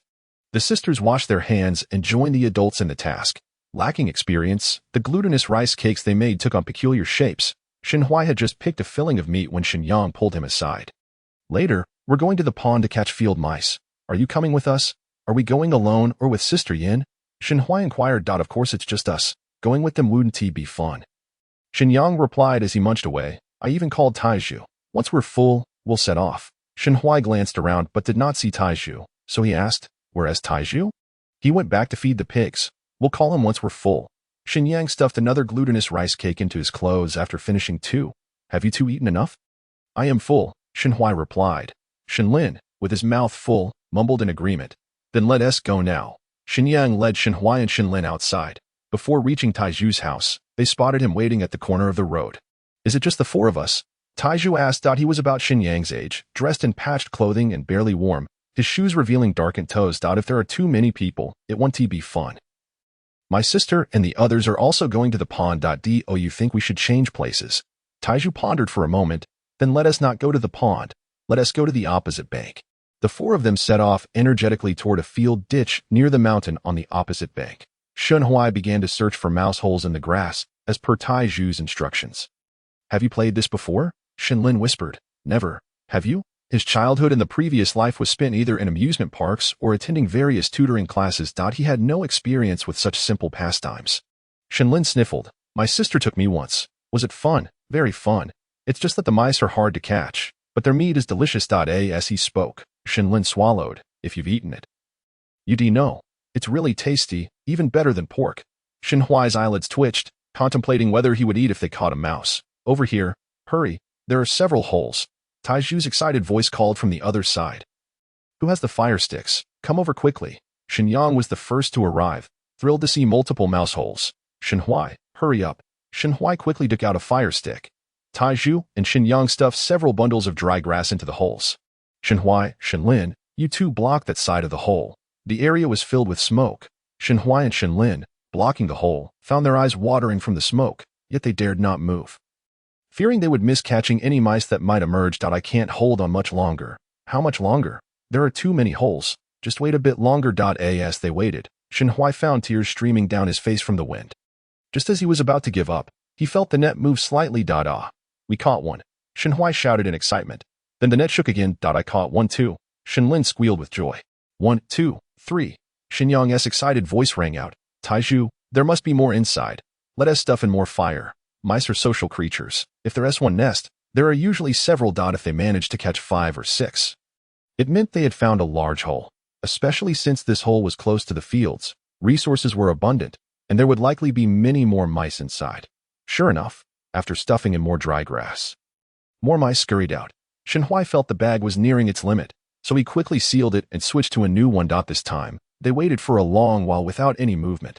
It seems there are no more, and the smoke began to dissipate. The group gathered around to inspect their haul. They had done well, with a total of 7 mice, 3 or 4 of which were quite large. The 4 of them, having tasted success, continued searching for more mouse holes. By the end of the afternoon, they had gathered a bountiful catch. Shenhui happily returned home with a share of 4 mice. Mother, we're back. Upon returning, one simply sat by the fire to warm oneself. Your grandfather and father have ventured down the mountain to set traps, and it remains uncertain whether they have had any success. Ms. Huang, having taken a glance into Shenhui's bag, exclaimed in surprise, lo and behold, there are actually 4 mice. Where did you catch these? They are quite sizable. We trapped them in the paddy ditch on the opposite bank. Shenhui replied with glee, Mother, blocking the mouse holes is such fun, but the smoke does sting the eyes, causing them to water incessantly. This childhood delight was an experience he had never encountered in his previous life. It must be said, it was indeed enjoyable, quite engaging, and brought immense joy and experience filled to the brim. Ms. Huang did not restrict him, finding the activity delightful, suggesting they could go again next time, provided they did not venture too far. Where are my elder and second sisters? Have they not returned yet? Shenhui inquired, scanning the room for the absence of his sisters. They went to the pond to block the mouse holes and have yet to return. They probably wandered off elsewhere, came the reply. No sooner had the words left her lips than the voices of Shinyu and Shinxing echoed from outside the courtyard. Shenhui and Ms. Huang hurried out to greet them. Upon seeing them return with bundles of firewood, he was momentarily taken aback. Elder sister, second sister, were you not supposed to be blocking mouse holes? Why have you come back with firewood? When we arrived, there were already several groups there, and there were no mouse holes left for us to block. Shinyu panted. We decided to search for firethorn berries on the mountain. But those 2 had been picked clean. Not wanting to return empty-handed, we gathered firewood instead. Shenhui remarked, What terrible luck. I do not know how to console you. Shinxing looked up at Shenhui and asked, Third brother, did you go to the opposite bank? We just encountered Shenyang and Taiju on the village path, and their bags were moving. They must have caught mice. Chapter 24. Enshin's New Year gifts. We blocked 3 locations in total and ended up with 4 mice. Shenhui announced as he entered the house to retrieve the bag. Take a look, they are all here. The mice within the bag were still alive, and upon opening it, one attempted to leap out, startling Shenyu and Shenxing, who let out shrieks. Shenhui quickly closed the bag and asked, Elder sister, second sister, do you eat mice? Of course, mouse meat is quite delicious. Upon mentioning meat, Shenxing's fear dissipated. Mother, when we boil water later, could you help us prepare the mice for cooking? We will wait for grandfather to return to fry them. This time, let us keep the legs. Last time, grandmother chopped everything, and we hardly got any meat, Shenyu added. Shenhui remarked, you fear live mice, yet you absolutely love cooked mouse meat. Ms. Huang glanced at the fading daylight and headed to the kitchen to boil water. After butchering and chopping the mice, she prepared the necessary ingredients and added yesterday's leftover bones to the pot to simmer. In the evening, Ms. Lin returned with a large bundle of wild taro. Upon seeing Ms. Huang, she exclaimed, the vegetable plot at the pond, old Ma San's family picked all the vegetables yesterday. We should go and tidy it up soon. Ms. Huang replied, that area has a nearby water source, making irrigation convenient. However, for planting vegetables, it is still less convenient than our front yard. Let us plant some wild taro on the side for now and plan further after the spring plowing. Ms. Lin took a knife and began cutting the taro stalks. She had just heard from Xinjiang's wife that her family was about to give birth. I've reserved 2 piglets directly from her. After the new year, I'll send the second son to fetch them from Shaowan village. How much for each? She didn't specify. Just give us the market price, and they have a pig castrator in their village. So there will be no need to go to town for that. This year's New Year pig is not fat. If we want to sell one, we'll need to raise it for a few more months. Upon hearing this, Ms. Huang felt a twinge of worry. Mother, why don't we raise a couple of sows? We could sell piglets each year, and the meat pigs take nearly a year to reach just over 100 pounds. It is hardly worth it compared to raising sows, but sows are prone to illness and require a boar for breeding, which can be quite troublesome. Then let us stick to raising meat pigs. It is a safer option. As dusk fell, the mist began to envelop the mountain peaks. Shenxi Dao and Shenji returned, their clothes damp. Wow, rabbits! Shenyu exclaimed upon seeing the bamboo cage hanging at Shenxi Dao's waist, filled with rabbits, and she rushed over excitedly. Shenyu and Shenhui joined her, crowding around. Inside the cage were 2 gray rabbits, one of which had sustained an injury to its abdomen. We shall butcher the injured one tonight and keep the healthy one alive for now, saving it for market day to sell at Fu Manlu. Shenxi Dao decided with finality regarding the fate of the 2 rabbits. Shenyu carefully carried the injured rabbit into the kitchen. Grandfather, father, today I went to the opposite bank with Shenyang and Taizhu to catch mice, and we ended up with 4, which are already butchered. Shenhui shared with enthusiasm. Splendid, splendid, with both rabbit and mouse meat. We must toast to this, Shenji exclaimed with delight. However, Shenxing interjected. Father, we have no wine left. Should we go buy a jug from Chuihua's house? Did we finish all that we bought last night? Shenji asked, his eyes wide. Shenxing nodded affirmatively. Yes, it's all gone. Shenji glanced at Shenxi Dao. Father, should we buy some wine? Third brother has brought in the mice. It would be remiss not to. Thus, Shenxing took 12 copper coins from Ms. Lin and set off to fetch wine. Shenhui followed Shenxi Dao, observing him as he fried the mouse meat. Here, try a piece. Hesitating momentarily at the offered morsel of mouse meat, Shenhui ultimately chose to sample it. The taste was peculiar, and it had a chewy texture that required considerable effort to chew through. It was not particularly delicious, yet neither was it utterly unpalatable. Overall, Shenhui found it just passable. How does it taste? Shenxi Dao inquired. Shenhui diplomatically replied, it's a bit tough and hard to chew. It's not quite cooked yet. It needs another quarter of an hour to be properly done. Shenxi Dao remarked as he portioned out 2 pieces for Shenyu, and Shenxing mouse meat is rather unclean. It should not be consumed excessively. Once a year is sufficient, but it is quite fragrant. Shenyu protested. Fragrant or not, moderation is key. Overindulgence can lead to illness, Shenxi Dao warned, his expression serious. Hearing this, Shenyu hesitated, feeling less inclined to eat. Shenxing, however, remained undeterred, savoring the meat with delight. Shenhui had already discarded his piece into the slop bucket. Observing the reactions of his grandchildren, Shenxi Dao thought, as the dish neared completion, that it would be a waste not to eat. An occasional indulgence posed no harm. Shenhui grappled with the dilemma of eating, concerned about health, while also worrying about waste. It was indeed a challenging situation. However, the quantity of mouse meat was limited, and combined with the accompanying vegetables, it scarcely filled a plate, with pork bones and braised rabbit meat also in the pot. The mouse meat went largely untouched at the table. Each of the three sisters received a rabbit leg.it was Shenhuai's first experience tasting wild rabbit meat, and he found it to be delightful. The flavor was exquisite, the meat tender and juicy, devoid of any gamey taste, growing more delectable with each bite. However, given the small size of a rabbit, it did not take long before there was little left. "Grandfather, rabbit meat is so delicious. Can we raise rabbits?" Shin Yu asked, her eyes sparkling with hope as she gazed at Shin Chi Dao. Before Shin Chi Dao could respond, Shin Ji interjected, "We used to raise a few, but they never survived. Eventually, we simply stopped." Shin Yu nodded, somewhat disheartened. She found rabbits adorable and their meat delightful, wishing to raise them. Shen Huai also thought rabbits were charming, but recalling the numerous tasks already at hand, he refrained from voicing his thoughts. After they had eaten and drunk their fill, he went to the well to rinse his mouth and then returned to the fire pit to study. He recited the lessons learned thus far twice and wrote out the new characters he had recently learned. Shen Huai used a small stick to practice writing in the dirt, continuing until he had memorized all the characters, then reciting them again to reinforce his memory. Characters with more strokes were written several times until fully committed to memory. Shin Chi Dao and Shin Ji Yi observed this, nodding with satisfaction. After the Little New Year, families began preparing for the New Year festivities, and the Shin family was no exception. The frequency with which Ms. Lin and Ms. Huang visited town was no longer limited to market days. They began going nearly every day. If they purchased a significant amount, they would send Shin Ji Yi to assist in transporting it. Beginning on the 25th day of the New Year, the sounds of pigs being slaughtered could be heard intermittently throughout the village for several days. The Shin family slaughtered their New Year pig on the 26th, inviting relatives from the first, second, and fourth households to assist, gathering together for a meal of pig slaughter dishes that evening. On the 27th, Shin Ji Yi and Ms. Huang loaded the ox cart to deliver gifts to various relatives, remaining busy until dusk. For those living farther away, they would spend a few coins to enlist passing carts for assistance.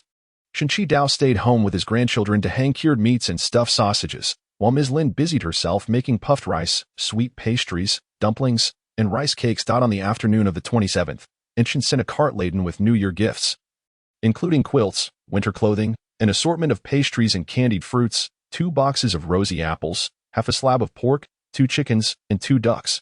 Upon seeing her daughter send gifts once more, Ms. Lin was overjoyed.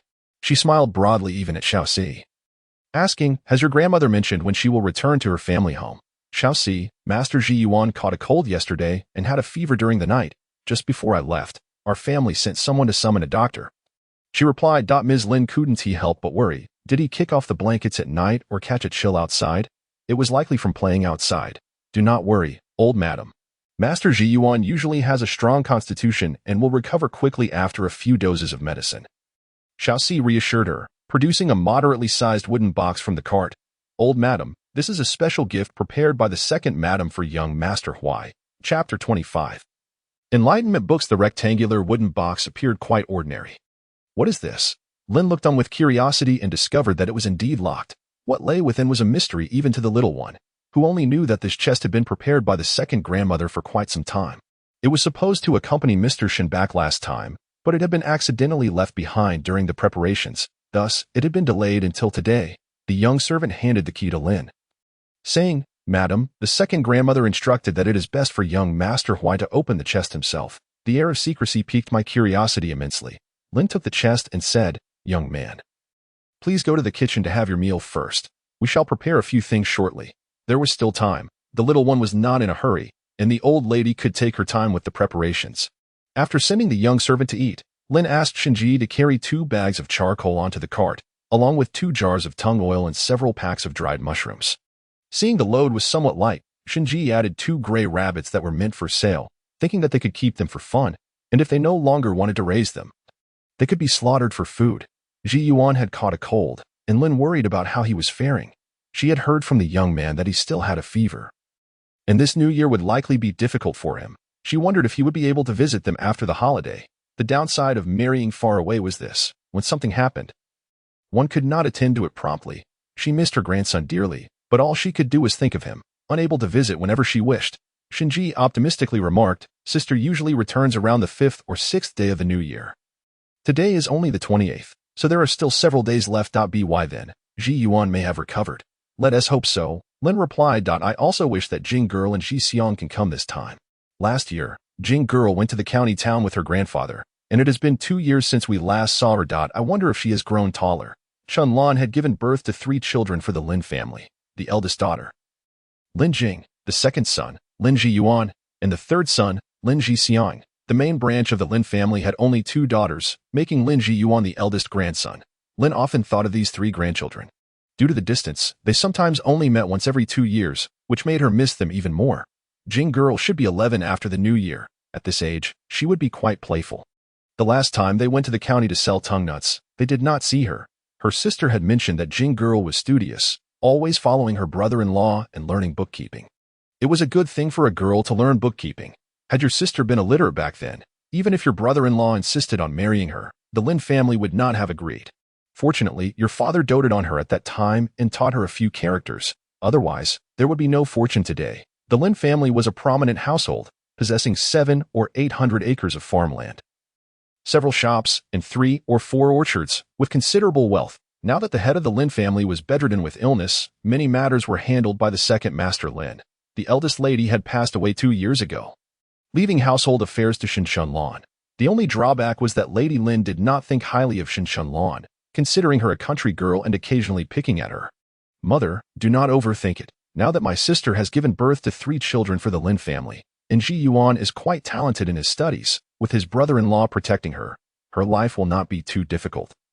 Shinji reassured. After finishing his words, he noticed a servant coming out of the kitchen and hurried to greet him. Before the cart set off, Lin continued to chatter for quite a while before finally letting them go. Watching the cart gradually recede until it vanished from sight, Lin felt a pang of melancholy as she returned indoors. It was not until the afternoon that Shin Qidao and Shin Huai returned from hunting in the deep mountains. Distracting her attention, San Lang, did you have a good catch, grandmother? We were very fortunate this time. We caught a wild chicken and 2 roe deer. Grandfather also found traces of wild boars in a ravine, and we set traps before returning. During this trip to the deep mountains, Shun Huai once again experienced the joy of hunting while also witnessing his grandfather's wisdom and capability. Shin Qidao, with years of hunting experience, could determine the nearby animals and their habits from various traces and droppings, allowing him to design different trapping strategies with a high success rate. Recently, the weather had been fine, and many animals had come out to forage, so they could catch prey every few days. They had already feasted on wild rabbits and chickens twice and sold them twice as well. Very good. Upon seeing the large roe deer, Lin's smile blossomed. We shall save the wild chicken for the new year, and this roe deer can be taken to Fu Manlu. It should fetch a good price. While placing the wild chicken, Shin Huai noticed that the rabbit cage was empty. Grandmother, where are the rabbits? Why are they missing? Shin Qidao immediately looked at Lin and Shinji upon hearing this. Shinji, my sister sent a card of New Year gifts, and our family has little to offer. So we took 2 rabbits as an addition. If you had returned sooner, you could have added 2 more roe deer. Wild game was something that wealthy families favored, and it was something the Shin family could offer. How long have they been gone? If they just left, we could still catch up. They left at noon. Shin Qidao felt regretful, thinking that if it had been closer, he could have sent it to them tomorrow. But given the distance, it was impossible to do so. Saying this, he took the roe deer into the kitchen. Upon seeing the half-sliced piece of pork that had yet to be finished, Shin Qidao immediately knew it was sent by his daughter Chun Lan. She had just sent a cart last time, and now another one had arrived. He feared that her mother-in-law would find out and have something to say about it. Lin, who followed him in, expressed her concern. That in-law has never particularly liked our Chun Lan.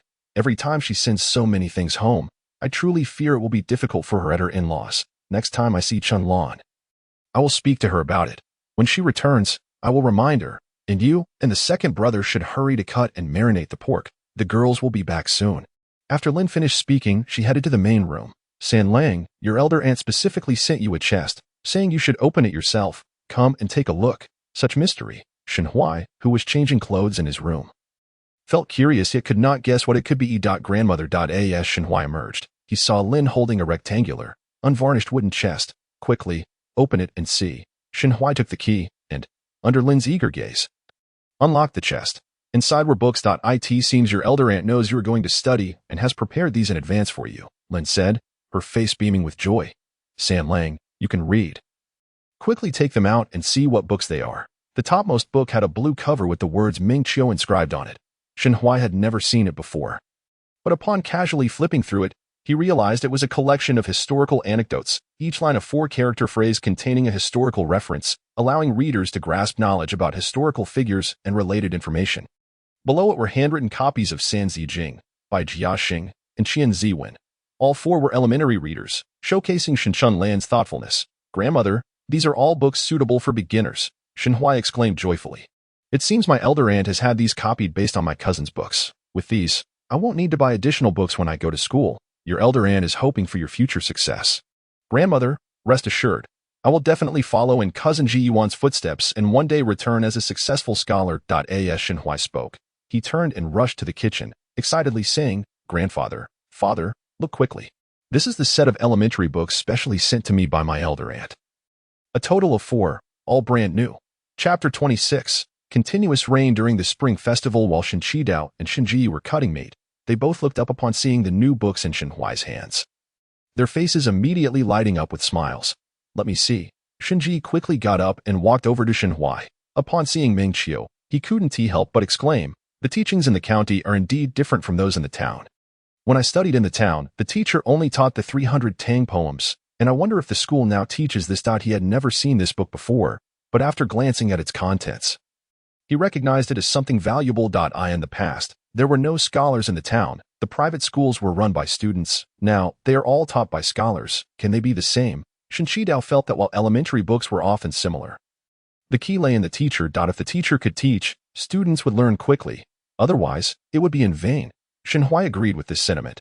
Some teachers have high qualifications but cannot teach well, while others may not have remarkable credentials yet possess great teaching skills. Regardless, it was a kind gesture from his sister to send these books. Shenji returned to continue cutting the meat. "San Lang, you should put the books away for now. Take them out when you go to school. They are precious and should not be lost." Shenhui locked the small chest and hid it under the large trunk beneath the bed. Just then, Huang and Xinyu, along with Shenxing, returned, each carrying a bundle of wild yam leaves. Upon learning that their elder aunt had sent New Year gifts, the three of them were filled with excitement. However, Lin had already sorted through the gifts, and only a portion remained in the main room. Nonetheless, Huang and her children were still thrilled because they knew that every time their elder aunt sent something, it was always of good quality. "Grandmother, what kind of fruit is this? It looks beautiful, red and festive," Xinyu asked, pointing at a pear. Shenxing curiously examined the fruit as well. Shenhui recognized it as an apple. Though its quality differed slightly from modern ones, the fruit was not large enough, nor was its shape particularly appealing that it's called a pear. "I heard it was brought from a faraway place, and it's not cheap. Your elder aunt sent 2 baskets, enough for you all to enjoy for quite some time." Lin reminded them, "As for the good things at home, do not boast about them everywhere. If someone were to consume it, how painful that would be." "Shenxing, we are not foolish." "Xinyu, what if others see all this laid out? Everyone has been busy these past few days. Who has the time to visit?" Huang remarked. "At most, your 4th grandfather might come over for a brief visit, or Xinyang might drop by to see San Lang. They are all relatives, and sharing a bit of food is nothing out of the ordinary." However, Xinyu and Shenxing remained uneasy, and the 2 sisters selected a few items they deemed precious and locked them away in the cabinet. Seizing the opportunity, Shenhui took 2 persimmons and sliced them into small pieces. "Grandmother, mother, eldest sister, second sister, please have a taste." The persimmons of this era have a slightly powdery texture and a modest sweetness, yet they excel in being green and entirely natural, free from pesticides. They are not inferior to modern varieties. "Delicious," Xinyu exclaimed, clearly relishing the flavor. "San Lang, cut another one. I haven't had enough." Shenxing said nothing, but quickly devoured half of her portion. Lin and Huang also enjoyed them, albeit with more restraint. "San Lang, cut 2 more so that your father and grandfather can try as well." The persimmons are not large. Slicing one into 4 pieces hardly fills the gaps between teeth. Shenhui cut 2, and they were soon consumed. The flavor of the persimmons received unanimous praise, and upon learning that they could be stored for a long time, they were delighted for quite some time. Xinyu and Shenxing were especially fond of them, licking their lips with lingering desire after finishing, their eyes wide as they looked on until Huang reminded them to save room for dinner, since the pig had been slaughtered for the new year. The Shen family has enjoyed bountiful meals 3 times a day. Pork bones and offal were served generously, no longer skimping as they once did, waiting for market day to sample just a few slices. The rest was made into cured meat and hung in the kitchen to smoke. On New Year's Eve, the men would slaughter chickens and ducks, while the women steamed braised pork and pan-fried carp. Once noon passed, every household would post spring festival couplets. Before the 5th hour, 5 a.m., the sound of firecrackers erupted. The firecrackers at the Shin household were lit by Shin Huai, while Shin Yu and Shin Xing huddled in a corner, wanting to watch yet covering their ears in fear. The New Year's Eve dinner was lavish, featuring chicken, duck, fish, and braised pork, delicacies rarely seen at other times, all gathered at the table today. After the meal, the family gathered around the fire pit to chat. Shin Huai wanted to venture out to find Shin Yang and Taiju to play with firecrackers, but to his dismay, the weather turned against him. Just as he was about to step outside, a light rain began to fall from the sky. Gradually, the rain intensified. Shin Huai remarked, "What does it mean for it to rain on New Year's Eve?" At that moment, Shin Jie's voice echoed behind him. "San Lang, if it rains, do not go out. Wait until tomorrow when the rain has stopped." However, the next day, the rain persisted. Moreover, the rain was mixed with ice pellets the size of rice grains, pummeling the roof with a crackling sound. The cold wind howled fiercely, let alone playing outside. Just opening the door to peek out could lead to being struck by ice shards. The temperature dropped once more. The Shin family huddled inside, warming themselves by the fire. Anyone who ventured outside to use the toilet returned with lips turned purple from the cold. Shin Jie was worried about the rapeseed in the fields. If the rain continued tomorrow, he would have to check the fields on the 3rd day of the new year. Rapeseed is not tolerant of waterlogging. If the water in the fields could not be drained, the crops would rot within a few days. Shin Qidao, however, could not wait until the day after tomorrow, judging by the current downpour.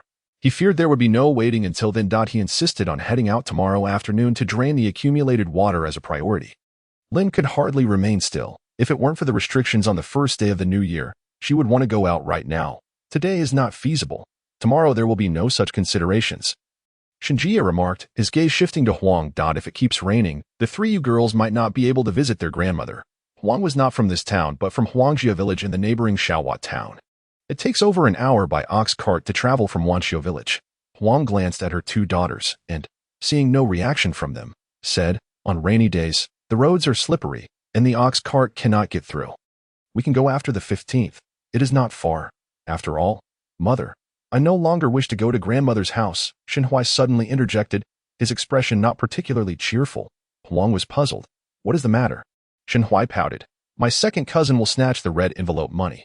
Last year, the New Year's money from my grandparents was all taken by her. It wasn't much, just 2 coins, but having it taken away is quite disheartening. Moreover, his second cousin, Huang Xiaofei, was 10 years older than him, utterly shameless. Mother, I do not like my second cousin." Huang was momentarily taken aback, not expecting her son to remember last year's incident. "She has taken from me as well." Shin Xing chimed in, displeased. "If she cannot snatch it, she will pinch people. How annoying. If she does that again this year, I will surely retaliate." Chapter 27. The annoying second cousin. Shin Huai believed that his second cousin felt it was easy to bully him due to his young age, not realizing that his second sister had also fallen victim to her malice. How utterly shameless. Shin Yu expressed her relief, saying, "I received my red envelope money and immediately gave it to father for safekeeping.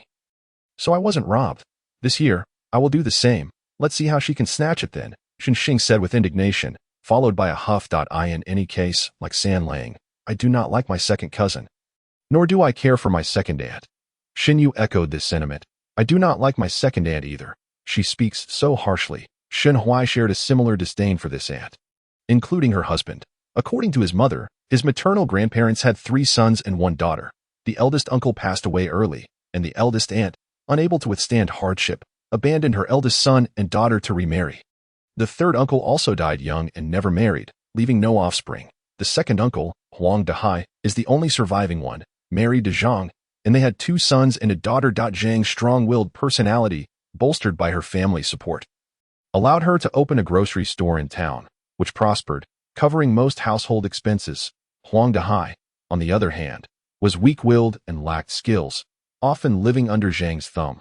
Their 3 children grew distant from him, spending most of their time in town, eventually developing a sense of superiority, looking down upon their rural relatives as lowly and impoverished. They, in turn, scorned Huang Dahai for his lack of ability, feeling embarrassed by him.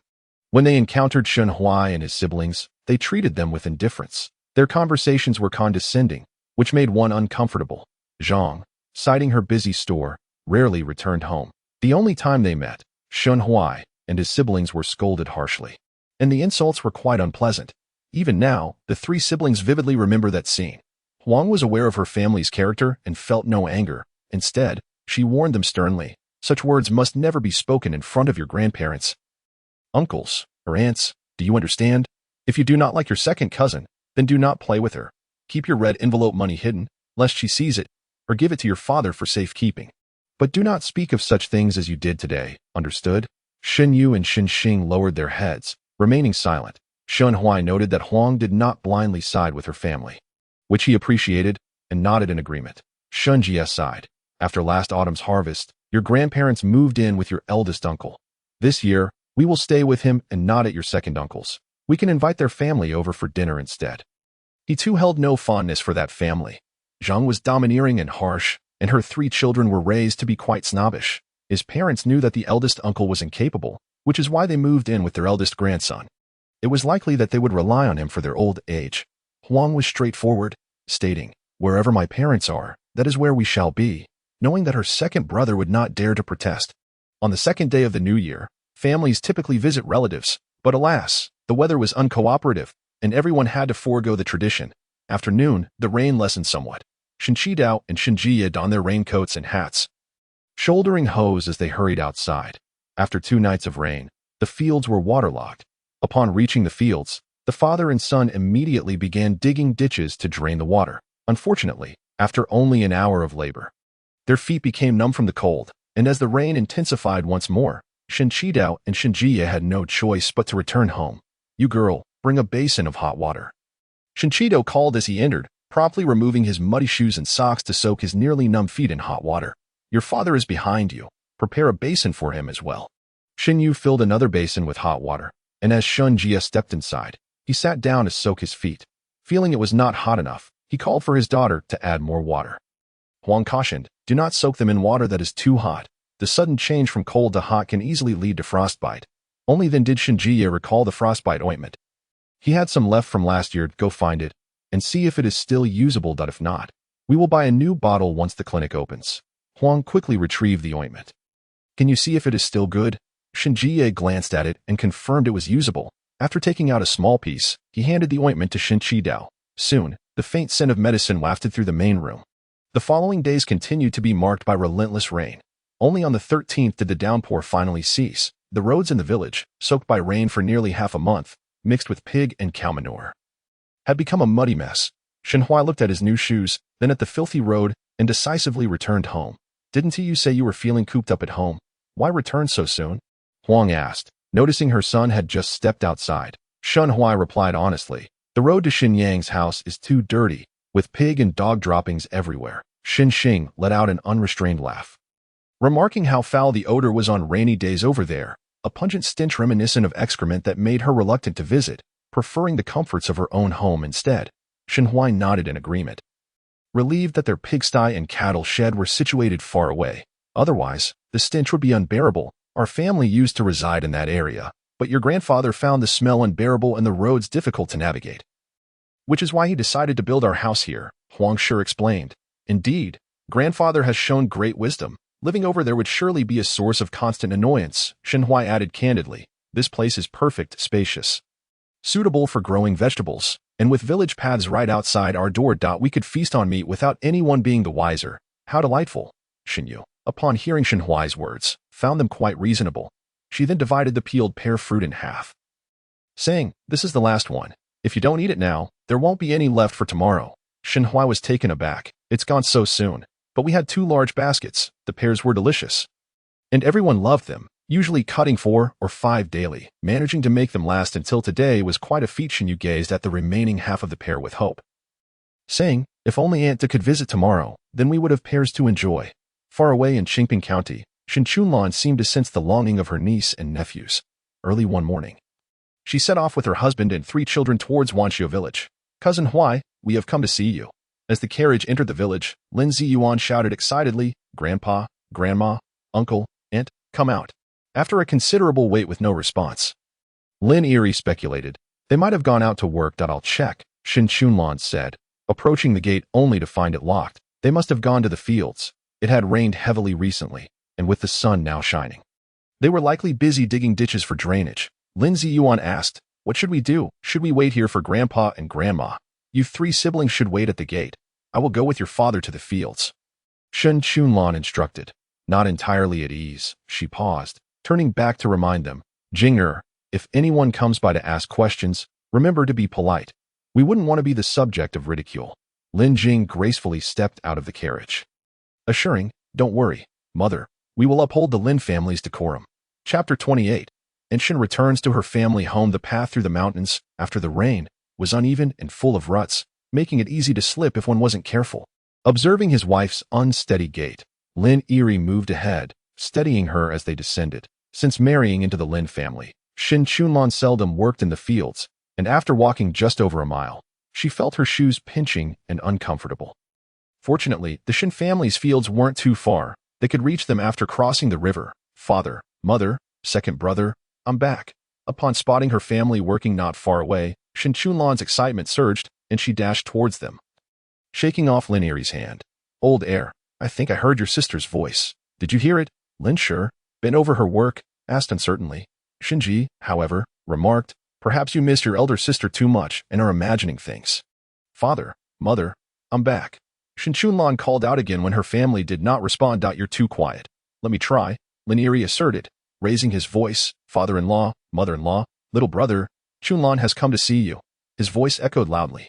This time, Shinji and Lin Shi clearly heard him and abruptly looked up. Upon seeing Shen Chunlan approaching, Lin Shi dropped what she was doing and hurried out. Be careful where you step. Don't fall, Shinji cautioned, but Lin Shi was oblivious, rushing to embrace Shen Chunlan with joy. Shen Qidao, Huang Shi, and the siblings Shen Huai and Shen Xing paused their work and moved towards the field's edge. Father-in-law, little brother, sister-in-law, Lin Yiri greeted. Uncle, the siblings responded in unison. After exchanging pleasantries, Shen Qidao asked, is it just the two of you? What about Jing'er, Ziyuan, and Zhixiang? They all came. Especially Ziyuan. He has been eager to see Sanlang. Lin Yiri explained, but the recent bad weather delayed their arrival. Tall and slender, Lin Yiri appeared quite cultured, and his tone was amiable. It's good that you're here. We haven't seen Jing'er in nearly 2 years. Shen Qidao expressed with delight, sister-in-law, please take the 3 children back to open the door. It's quite windy outside. We wouldn't want to keep Jing'er and the others waiting. Huang Shi promptly led Shen Yu and her siblings back. As they reached the village path, Shen Huai spotted Lin Ziyuan standing outside the courtyard, eagerly waving at them. Aunt, Cousin Huai, Cousin Yu, Cousin Xing, we've finally been waiting for you. Huang Shi smiled as she took out her keys. Have you been waiting long? Are you cold? Aunt, it was sunny earlier. We aren't cold at all, Lin Ziyuan replied, moving closer to Shen Huai and putting his arm around his shoulder. Cousin, I heard you caught a cold during the New Year. Are you feeling better now? Shen Huai inquired with concern. Lin Ziyuan puffed out his chest. Just a minor cold, nothing serious. A couple of days of medicine did the trick. Seeing her brother talking to Shen Huai, Lin Jing took the opportunity to pull her brother Zhixiang towards Shen Yu and Shen Xing. Cousin Yu, Cousin Xing, it's been ages. Indeed, cousin, you didn't come last year, Shen Yu remarked, suddenly feeling shy as she glanced at her beautiful cousin. Retreating behind Huang Shi, Shen Xing mirrored her, peeking shyly while the scene was quite endearing. It's windy outside. Let us head indoors. Once inside, Huang Shi brought out homemade snacks and candy, asking, Jing'er, are you hungry? Have a little something to tide you over. Aunt will start preparing the meal shortly. Lin Jing stepped forward, saying, Aunt, I'll help you to— No need. No need. Huang Shi quickly waved her off. You look so lovely today. It wouldn't be good if you got dirty. Just keep Cousin Yu company by the fire. Lin Jing had no choice but to relent. At that moment, the driver began bringing in items. Spotting the pears, Lin Jing grabbed 3 and shared them with Shen Yu and her siblings, saying, My mother and I love these. They're delicious and filling. It's much better than dry rations to take along when playing outside. We love them too, Shen Huai said, slicing a pear. We can have lunch soon. Cousin Jing, Cousin Ziyuan, you should have some to whet your appetite. Lin Jing and Lin Ziyuan each took a slice, noticing that Zhixiang had not taken any. Shen Huai proactively offered him the last piece. Thank you, Cousin Huai. The 3-year-old Lin Zhixiang was a chubby little boy, his plump hands adorably dimpled. Shen Yu found him so cute that she couldn't resist pinching his cheek. And the little fellow, unafraid, looked up at her with wide, sparkling eyes, breaking into a grin. Before long, the group was engaged in lively play, filled with laughter and merriment. Outside the courtyard, Shinji and Lin Yiri carried 2 hoes each.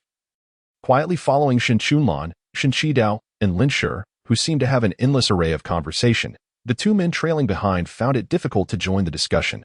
upon entering the courtyard. Shinji and Lin Eri instinctively headed towards the kitchen, while Shen Qidao glanced at the items in the main room before following them. Huang Shi, seeing there was nothing left for her to do, returned to the main room. Shen Chunlan began distributing items. The colorful hair ribbons were perfect for the now blossoming Shinyu, and Shenxing, the two sisters, gazed at the beautiful ribbons with delight. Noticing her niece's excitement, Shen Chunlan immediately asked Lin Jing to take them to try them on.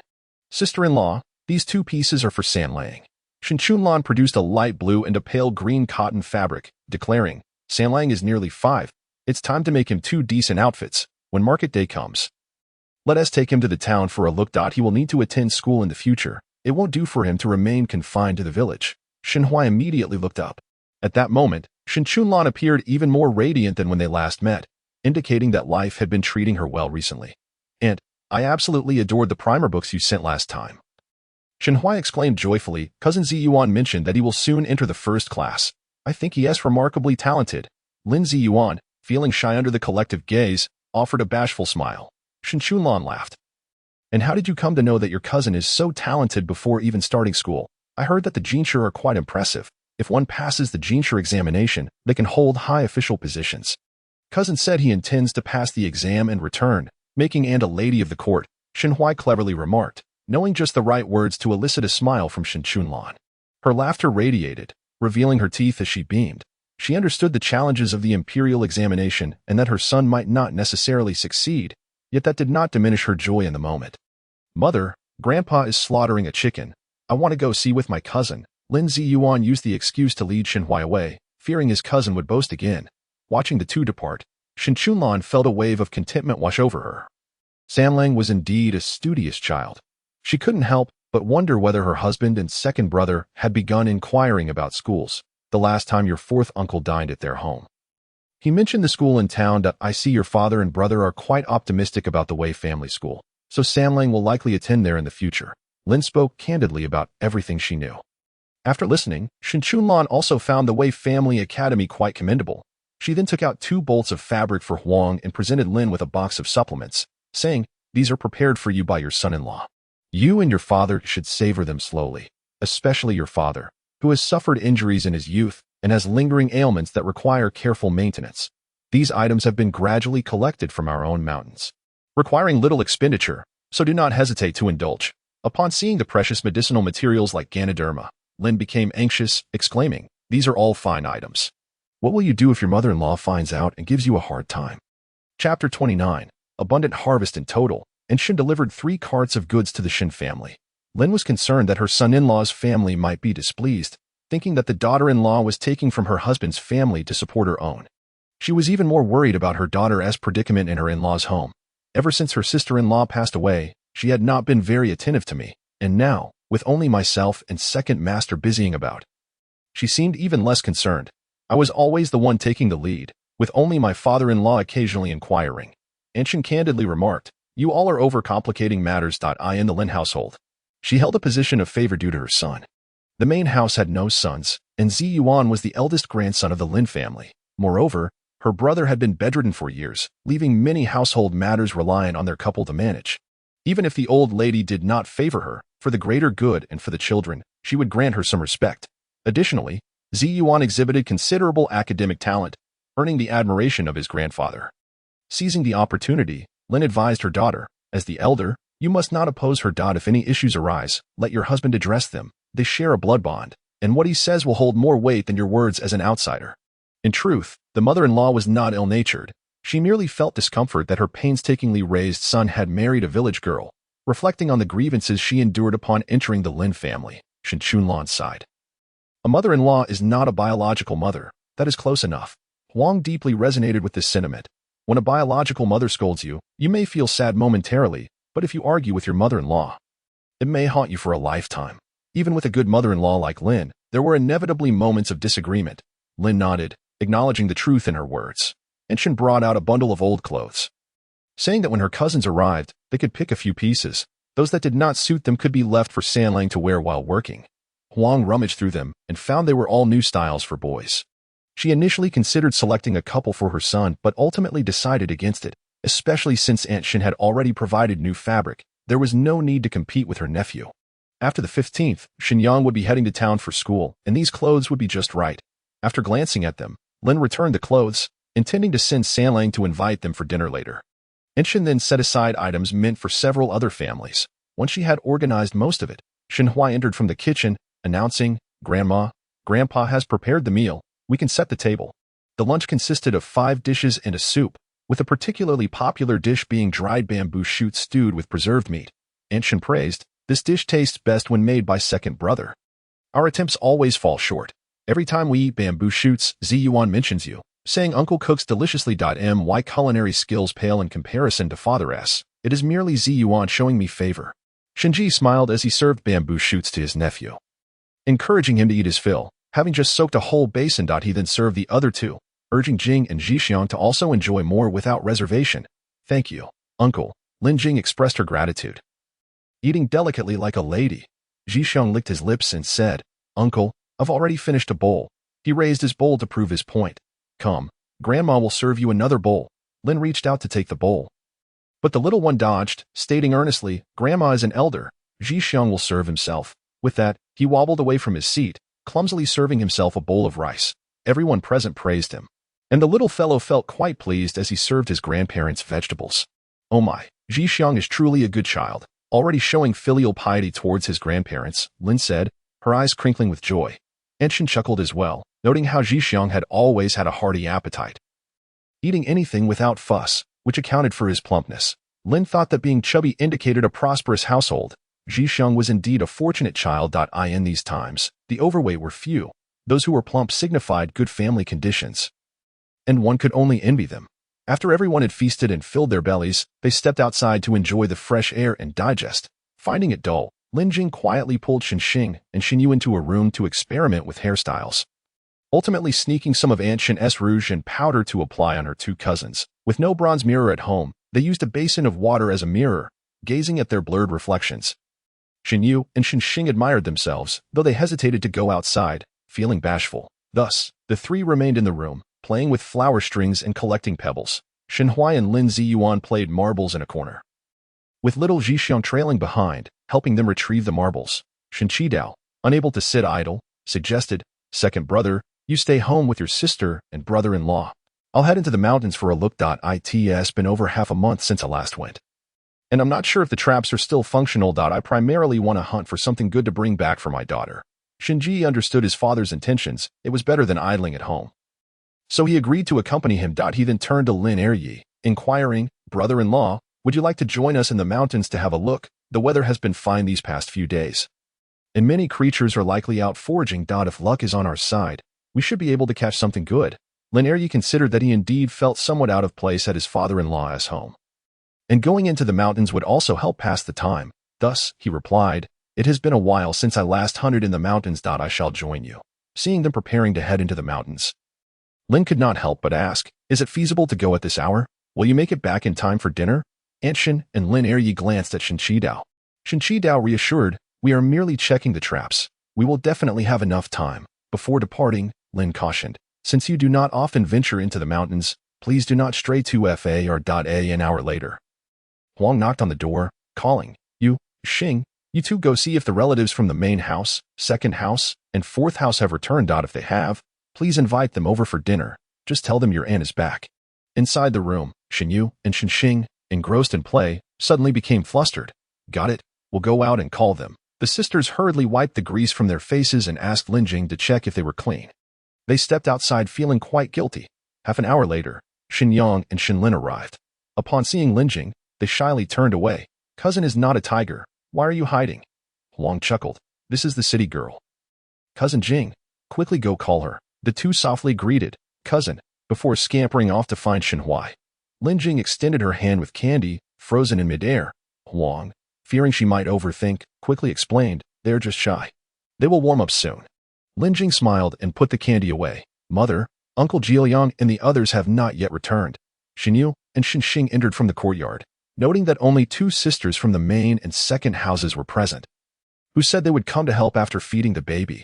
Huang understood that everyone had gone out to work. The farmers relied on the weather for their livelihood, and with the rain having battered the fields for half a month, no one could sit idle. Once they return, they will play with Cousin Jing for a while. I will go prepare dinner now. On Shen Qidao's side, fortune smiled upon them. I saw a yellow deer when I was very little.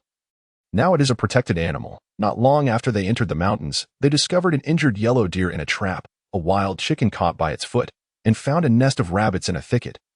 Successfully capturing 5 of them. On their way back, the 3 were in high spirits, faces aglow with excitement. By this time, it was nearing evening, and the laborers were gradually finishing their work and returning home. Whenever they encountered acquaintances, Shen Qidao generously invited them over for dinner. Chapter 30. Earning money bolsters confidence. As they entered the village path, Shen Qidao boasted to everyone he met. Before long, half the village knew that the Shen family had made a splendid catch. Shen Huai and Lin Ziyuan, who were playing marbles, rushed out upon hearing the commotion outside. Good heavens, they actually caught a prey weighing 50 to 60 pounds. Lin Ziyuan, both thrilled and curious, asked, "Grandfather, what is this? It has 2 antlers on its head and looks quite like a deer. Is it the legendary deer?" "No, it is a yellow deer. It merely resembles a deer a little," Shen Qidao replied cheerfully. Taking the opportunity to educate his grandson about the yellow deer's habits and behaviors, he pointed to the antlers, explaining, "If it has antlers, it is a male. If not, it is a female. The meat of the yellow deer is very nourishing. Its blood and antlers are valuable as well. Even the bones can be used to make medicinal wine to treat rheumatism, and its hide can be sold. In short, the yellow deer is a treasure from top to bottom." Everyone cheered in delight, particularly Shen Huai and Lin Ziyuan, who were closest, had their eyes sparkling with excitement, gazing at the yellow deer as if they had found a mountain of gold. "Does Jing like rabbits?" Shun Ji pointed at the rabbits in the cage, exclaiming that luck was on their side this time, having caught 5 of them. Among them, 2 had splendid fur, perfect for keeping as pets. The white-furred rabbits were particularly charming, making them ideal companions for young girls. Lin Jing's face lit up with joy. "Really? Uncle, please don't tease me." "Indeed, why would I deceive you? If you don't want them, I shall put them away," Shinji replied, feigning the act of retrieving the cage. "No, no, no." Lin Jing hurriedly grasped the cage. "I trust you, Uncle." This action elicited a wave of laughter from the crowd. Huang Shi watched the joyful Shen family with envy, longing for the affection from her own family. Every time her elder sister returned to her parental home, her in-laws would go to great lengths to provide her with delightful things. Unlike her own situation, where her brother was ineffectual, her sister-in-law was unkind, and her parents' lives were equally hard. Her nieces and nephews were not close to her either. Every visit to her parental home left her feeling disheartened. Indeed, comparisons often cut deep. Yet, when she saw her son's radiant smile and her daughter's carefree demeanor, Huang Shi reminded herself to be content. Her in-laws were open-minded, her husband was caring, and her 3 children were bright and obedient. She was already more fortunate than most women. This was indeed sufficient. One must learn to be satisfied. Contentment leads to lasting happiness, and happiness enables one to find their rightful place. Second son, hurry and boil some water. Soon we will be slaughtering the wild chickens and 2 rabbits, Shen Qidao instructed. You girl, Xing girl, please go check if your cousin has returned. Tell them not to cook, but to come directly to our home for dinner. Shen Yu and Shen Xing ventured out once more. Shen Huai and Lin Ziyuan followed the adults to the kitchen, while Lin Jing and little Zhixiang stayed behind to play with the rabbits. Before long, the family of Shinsai arrived. Upon learning that Shen Qidao had captured something good, they all rushed to the backyard to take a look. Subsequently, members from both the first and second families also arrived. 2 of the women carrying babies, Shen Daegu and Lin Eri, stepped forward to greet them, introducing their 3 children. Upon seeing Lin Jing, Shinsai exclaimed with fervor, "Among our girls, Jing girl is the most beautiful. Fair-skinned and delicate, clearly a child from the city." Lin Jing blushed at the praise, quickly demurring, "Oh, no, no, it's my cousins, Yin and Wan, who were truly skilled. My mother and grandmother often commend their needlework. Surely taught well by our aunts. And my great-grandfather manages the family excellently." The cousins, Shen Yin and Shen Wan, smiled shyly at the mention. The 2 aunts were busy in the kitchen and did not hear the compliments. They're clumsy. They can barely sew a patch, Shinsai modestly remarked, although he secretly reveled in the praise, being only human and enjoying the flattery. "Oh, do not be so humble, 4th uncle. I have seen your niece's needlework. They're undoubtedly the best in the village," Shen Daegu interjected, offering candies.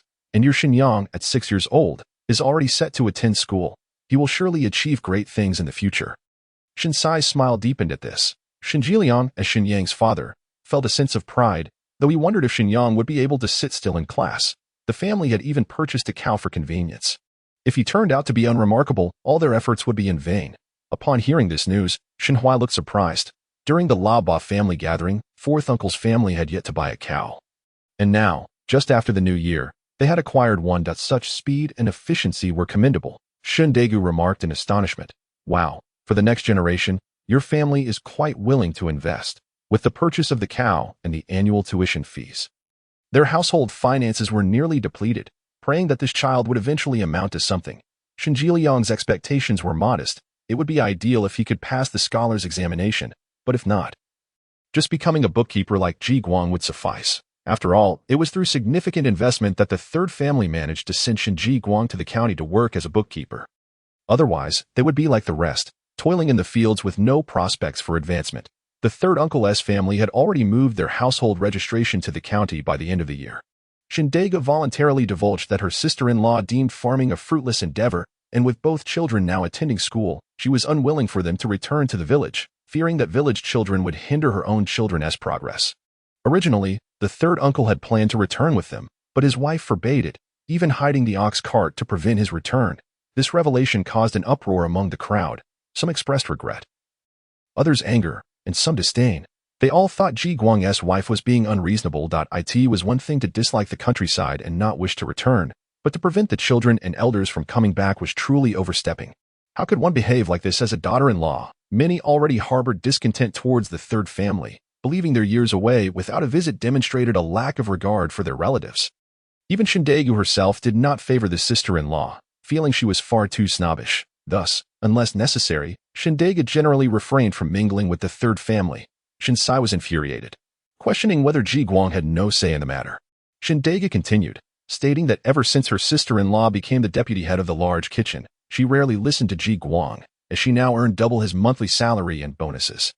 With 2 children in school, expenses had skyrocketed, leaving Ji Guang unable to assert himself before his wife. In simple terms, his sister-in-law had become financially empowered, emboldening her demeanor.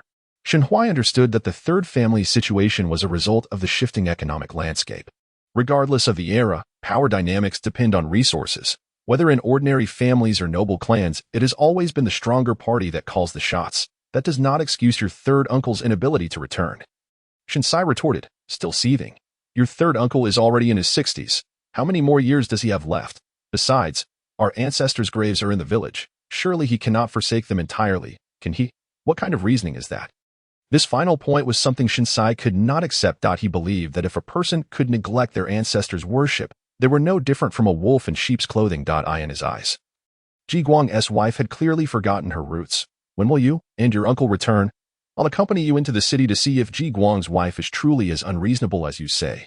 I wouldn't mind representing the family to speak with her family about such behavior. Ji Guang's wife's actions had clearly crossed Shinsai's red line. With that, he called out to the kitchen. Chi Dao, it is now just the 3 of you as brothers. You must take charge of this matter. Whatever happens, we will eat first, Shin Chi Dao said sternly, bringing out a large bowl of rabbit meat, even if the sky were to fall. We must eat to gather strength for escape. If Ji Guang's wife truly misbehaves, I won't let her off lightly. Chapter 31. A lavish dinner. Dinner was bountiful, served almost entirely on large platters. There was boiled native chicken, sauerkraut duck, wild mushrooms stewed with chicken, braised carp, dried bamboo shoots with cured meat, braised rabbit, shredded sauerkraut, and a large bowl of pork bone soup. Before the dishes were fully served, the men had already gathered at the table. Upon seeing the wine jug, Shinsai immediately poured a drink for Shin Chi Dao. 5th brother, it has been ages since we last clinked glasses. Let us start with one. Who drinks before even sitting down? We should eat first. Once we're full, we can drink slowly, Shin Chi Dao replied, well aware of Shinsai's penchant for food and drink. Shin Jiliang also disapproved of drinking before the meal. Father, the son-in-law is hungry. This is quite impolite. Shinsai instinctively glanced at Lin Eri, who calmly replied, 4th uncle, drinking on an empty stomach is hard on the stomach. It's better to eat something before drinking. Since the son-in-law has said so, let us eat first. Shinsai conceded. He was the first to pick up a piece of rabbit meat, jokingly adding, son-in-law, you might not know, but braised rabbit is your father-in-law's specialty. Right. The dishes prepared by his father-in-law were often on Spring Orchid's mind, who claimed that her family's cooking was the best. Even Ji Yuan enjoyed his uncle's braised pork, often devouring 2 large bowls whenever he visited. Lin Yiri's words brought comfort to Shin Qidao and Shin Jiliang. Meanwhile, on the women's side, Shin Daegu was merrily conversing with her sisters Law. As soon as they finished their meal, Shin Daegu pulled out a bundle of old clothes, saying, "Sisters-in-law, come and see if there are clothes here that your children can wear. Take a couple of pieces home." Shin Yang's mother and Shin Lin's mother acted quickly, comparing the clothes and setting aside a few on their benches. The two young mothers, holding their babies, felt a tinge of disappointment upon discovering that the clothes were all for older children. Noticing their expressions, Shin Daegu immediately presented items designated for the second and third families, saying, "These are for your families. There are a few pairs of tiger head shoes and hats here. Try them on." The faces of the two young wives instantly brightened. The shoes and hats were made from fine cloth, soft to the touch, ensuring they wouldn't chafe the delicate skin of the infants. "Oh, how adorable!" Huang Shi exclaimed, seeing the two infants don the tiger head hats, making them look cheerful and charming. She couldn't help but pick one up. Her son Sanlang had loved the tiger head hat made by Shin Daegu when he was small. After learning to walk, he would often gaze at his shoes, praising the tiger head design on them. Shin Daegu chuckled. Sanlang no longer loves to wear red. Just then, Shin Hui, who had just finished eating, chimed in. "A 3-year-old wears red. I am almost 5, not a 3-year-old, so of course, I don't like it." Lin Ziyuan, who had come along, echoed, "I don't like it either. It's just a glaring red blob. Your current indifference towards love stems from the limited experiences you have encountered." Enshin cast a profound glance at the two, her expression inscrutable. "Only when you mature and possess the capability to venture beyond Yongzhou County will you truly comprehend the allure of the color red." Lin Zuan looked quizzically at Shin Hui and asked, "Cousin, do you understand what my mother said?" "I grasp a little," Shin Hui replied, gesturing with his fingers. "In our village, when older brothers and sisters marry, they don red garments. And the wealthy young masters from the town ride horses adorned with bright red flowers on their chests." Lin Ziyuan quickly connected the dots. Indeed, when grooms and brides marry, they don red attire. During the new year, the lanterns hung in our home and the couplets pasted on the front door are all red. It seems that red is reserved for significant occasions, particularly joyous ones. Feeling pleased with his own insight, Lin Ziyuan beamed with self-satisfaction. "You are partially correct," Aunt Shin stated, not withholding any mystery. Aside from festive celebrations, the official robes of the Xia court are also red. Shin Hui, eager for knowledge, inquired, "And do all officials wear red?" He recalled that in later dynasties, officials during the Song dynasty donned red robes. Only high-ranking officials wear red, while lower officials wear green.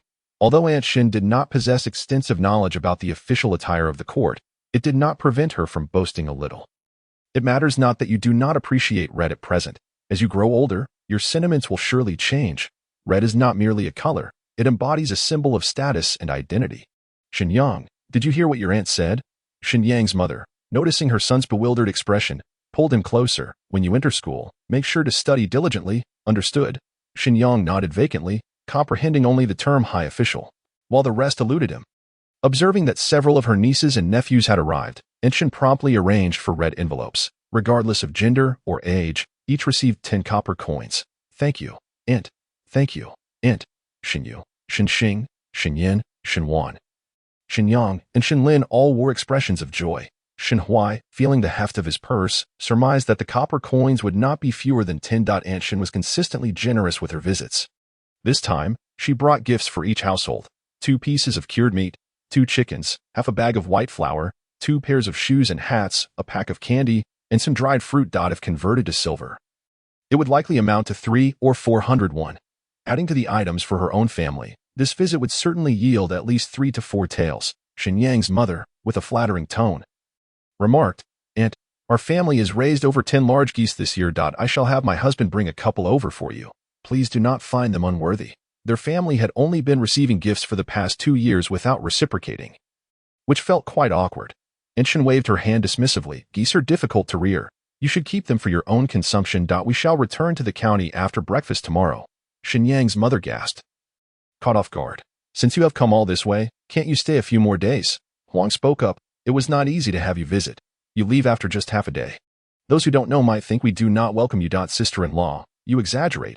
There is still work to be done on the fields. We will come back during the Dragon Boat Festival." Despite everyone's efforts to persuade Aunt Shin, they were unable to change her mind. That evening, Shin Hui shared a bed with Lin Ziyuan. The two chatted animatedly until the late hours before finally drifting off to sleep. The following day, When Shin Chi-dao and Shin Ji were about to load the yellow deer onto the cart, Lin Eri hurriedly stepped forward to intervene. Father-in-law, this is something you've labored to hunt. Chunlan, and I cannot accept it. This yellow deer, while not as precious as a stag, could fetch a considerable sum if sold. Since we need to nurture Sanlang, it would be better to sell it and use the proceeds for his education.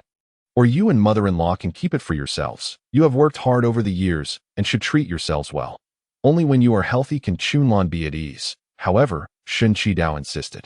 There are plenty of yellow deer in the mountains. We can spare this one. Do not block the entrance. This yellow deer is not for you two but for your in-laws.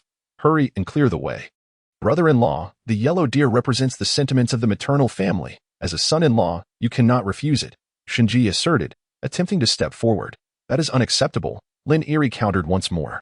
It is unreasonable for a son-in-law to take things from his wife's family. Thus, the two engaged in a push and pull at the gate, ultimately resulting in Lin Eri's weaker position, and the yellow deer was successfully loaded onto the cart.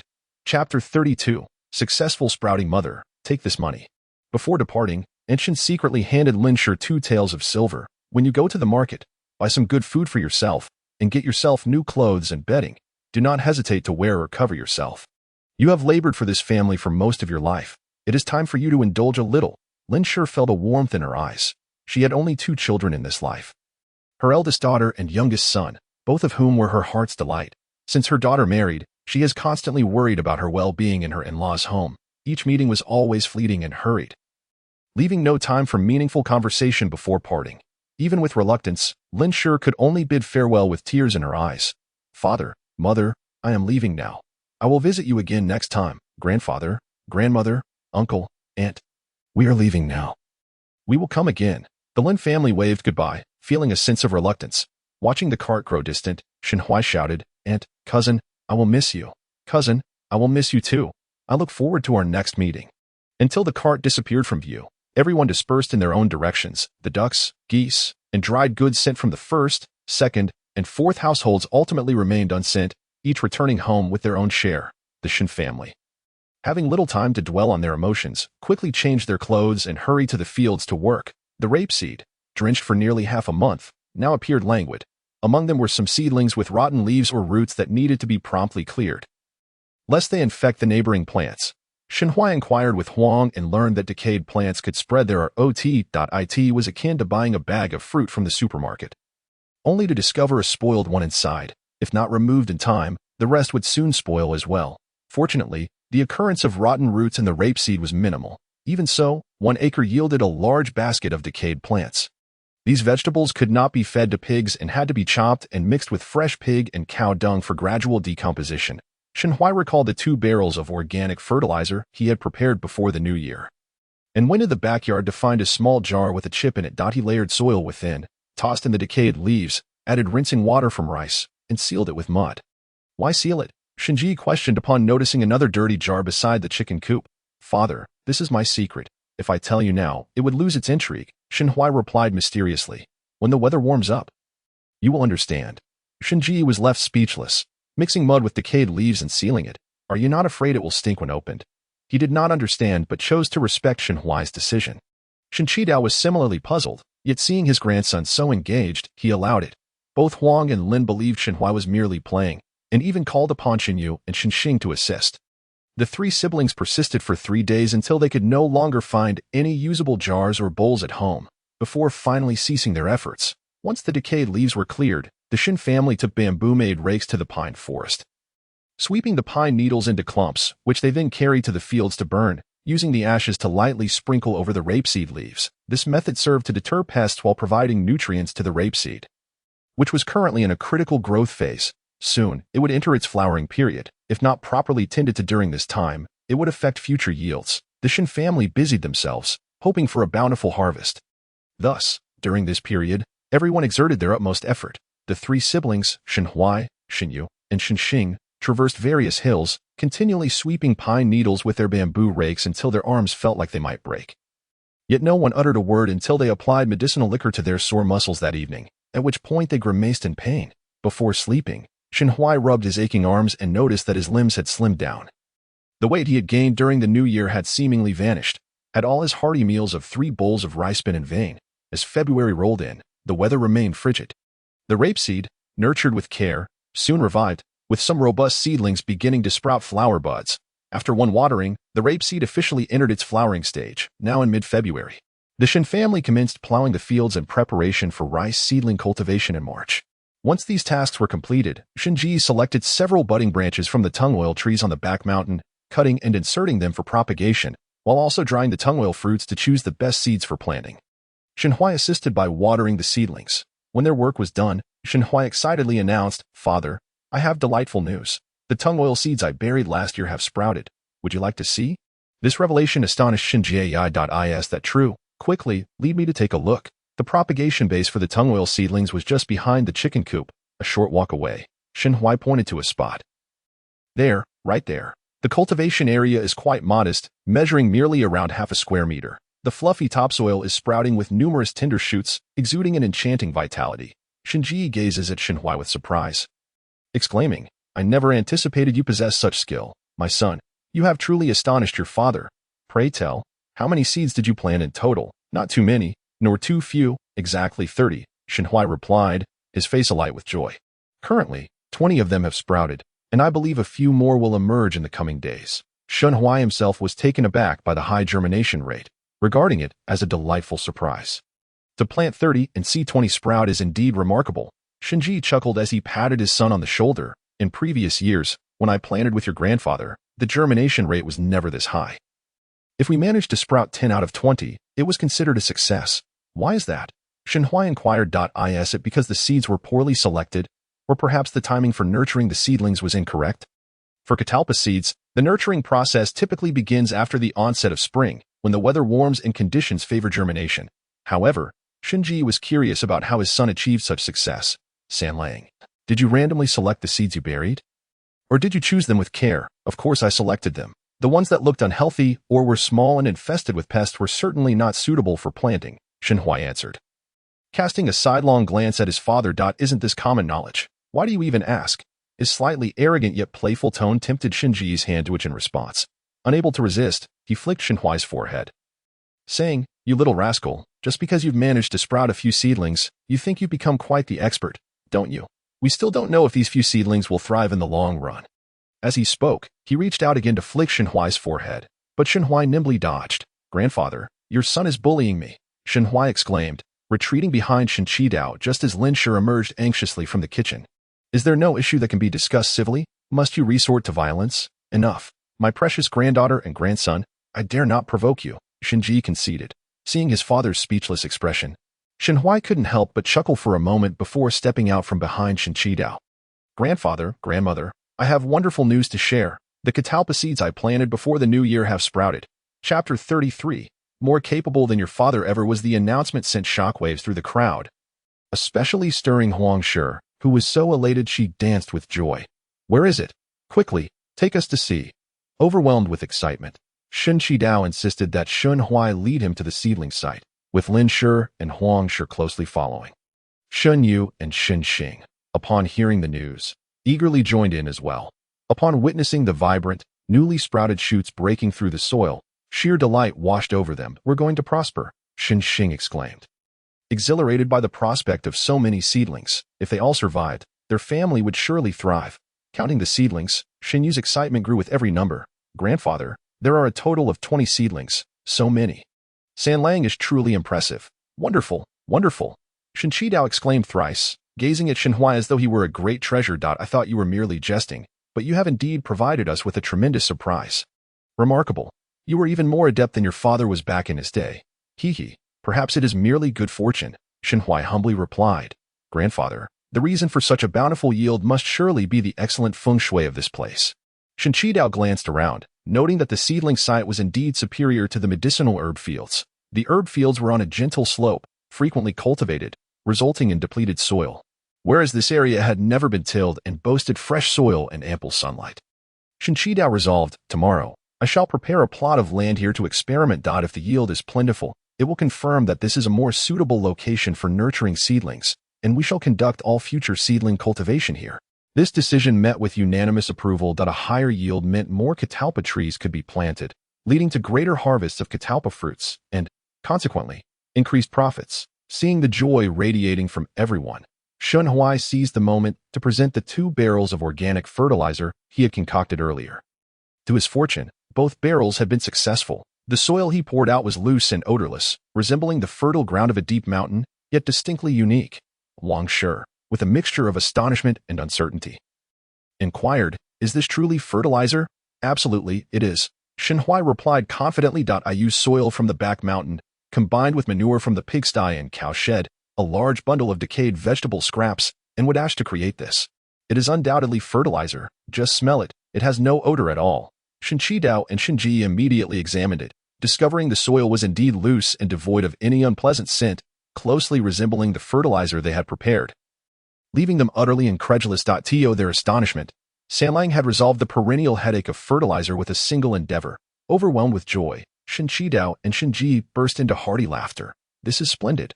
With this method, our family shall no longer worry about insufficient fertilizer." "Sanlang, who taught you this method?" Shen Ji asked. "During the thinning process, my mother mentioned it once, and later I observed grandmother working with the compost pile a couple of times. Out of boredom, I enlisted the help of my older sister and second sister to experiment. I never expected it to succeed on the first attempt." Had Shenhuai not been aware that the Great Xiao was a unified dynasty following the Wei, Jin, Southern, and Northern dynasties, approaching its centennial anniversary, he might have questioned whether he was indeed favored by fortune. Everything was unfolding so smoothly. While preparing, he had braced himself for potential failure. Yet the surprise arrived so unexpectedly. In bygone years, when he apprenticed to learn intangible cultural heritage skills, he had to toil for an extended period, wasting countless materials and enduring much hardship before he could refine a single piece. Now, engaging in agricultural work seemed less daunting than he had imagined. Nevertheless, Shenhuai understood that nurturing seedlings and composting were merely fundamental skills for farmers. Yet this did not diminish his sense of accomplishment and happiness. Huang Shi scratched her head. "I believe I only taught you how to compost, not how to use a jar for it, right? But you also told grandmother that composting is faster in summer due to the heat. When I worked with my older sister, it was already quite cold, so I placed them in jars. This way, they wouldn't be exposed to the cold and would decompose more rapidly." Shenhuai articulated his reasoning with clarity, entirely unperturbed by the possibility of being deemed unconventional. Composting and nurturing seedlings were not rare skills. Many village children could perform them, albeit to varying degrees of proficiency. According to Sanlang's explanation, it seemed reasonable. Items stored in jars would not be exposed to the wind and thus would not cool down, akin to pickling bamboo shoots, which takes only 3 to 4 days in warm weather but requires 7 to 8 days in colder conditions.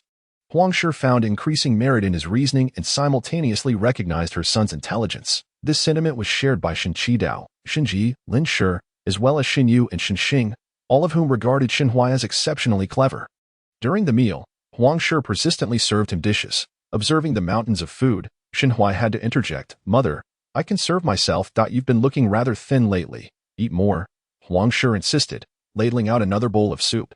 "You needn't work in the fields these days. You have time to visit Shenyang. He has been at school for nearly a month now. I wonder how he is faring recently, with early mornings and late nights." Shenhuai had not had the leisure to ponder this. He accepted the bowl of soup, saying, "Perhaps I'll go tomorrow evening, after dinner." After the meal, Shen Qidao called for Shenhuai to help select catalpa fruits. Shen Yu and Shen Xing joined in the fun, though they were not skilled at the task and quickly ended up with several misshapen fruits. "Older sister, second sister, we cannot keep the imperfect ones," Shenhuai advised, sorting through the fruits. "Those that are unattractive, too small, infested, wrinkled, or cracked are all unsuitable." As he spoke, he extracted 2 fruits from the bag and shook them in front of Shen Yu and Shen Xing. "Hear that? If they make noise like this, they're not worth keeping. The flesh inside is bound to be small." When they smashed one open, the nut inside was shriveled. Shen Yu continued to sift through, following his guidance but finding very few suitable ones. "Father, do we throw away the unsuitable fruits?" Shen Ji nodded in response. "Indeed, if they are unsuitable, they must be discarded. If there are too few, it isn't worth selling.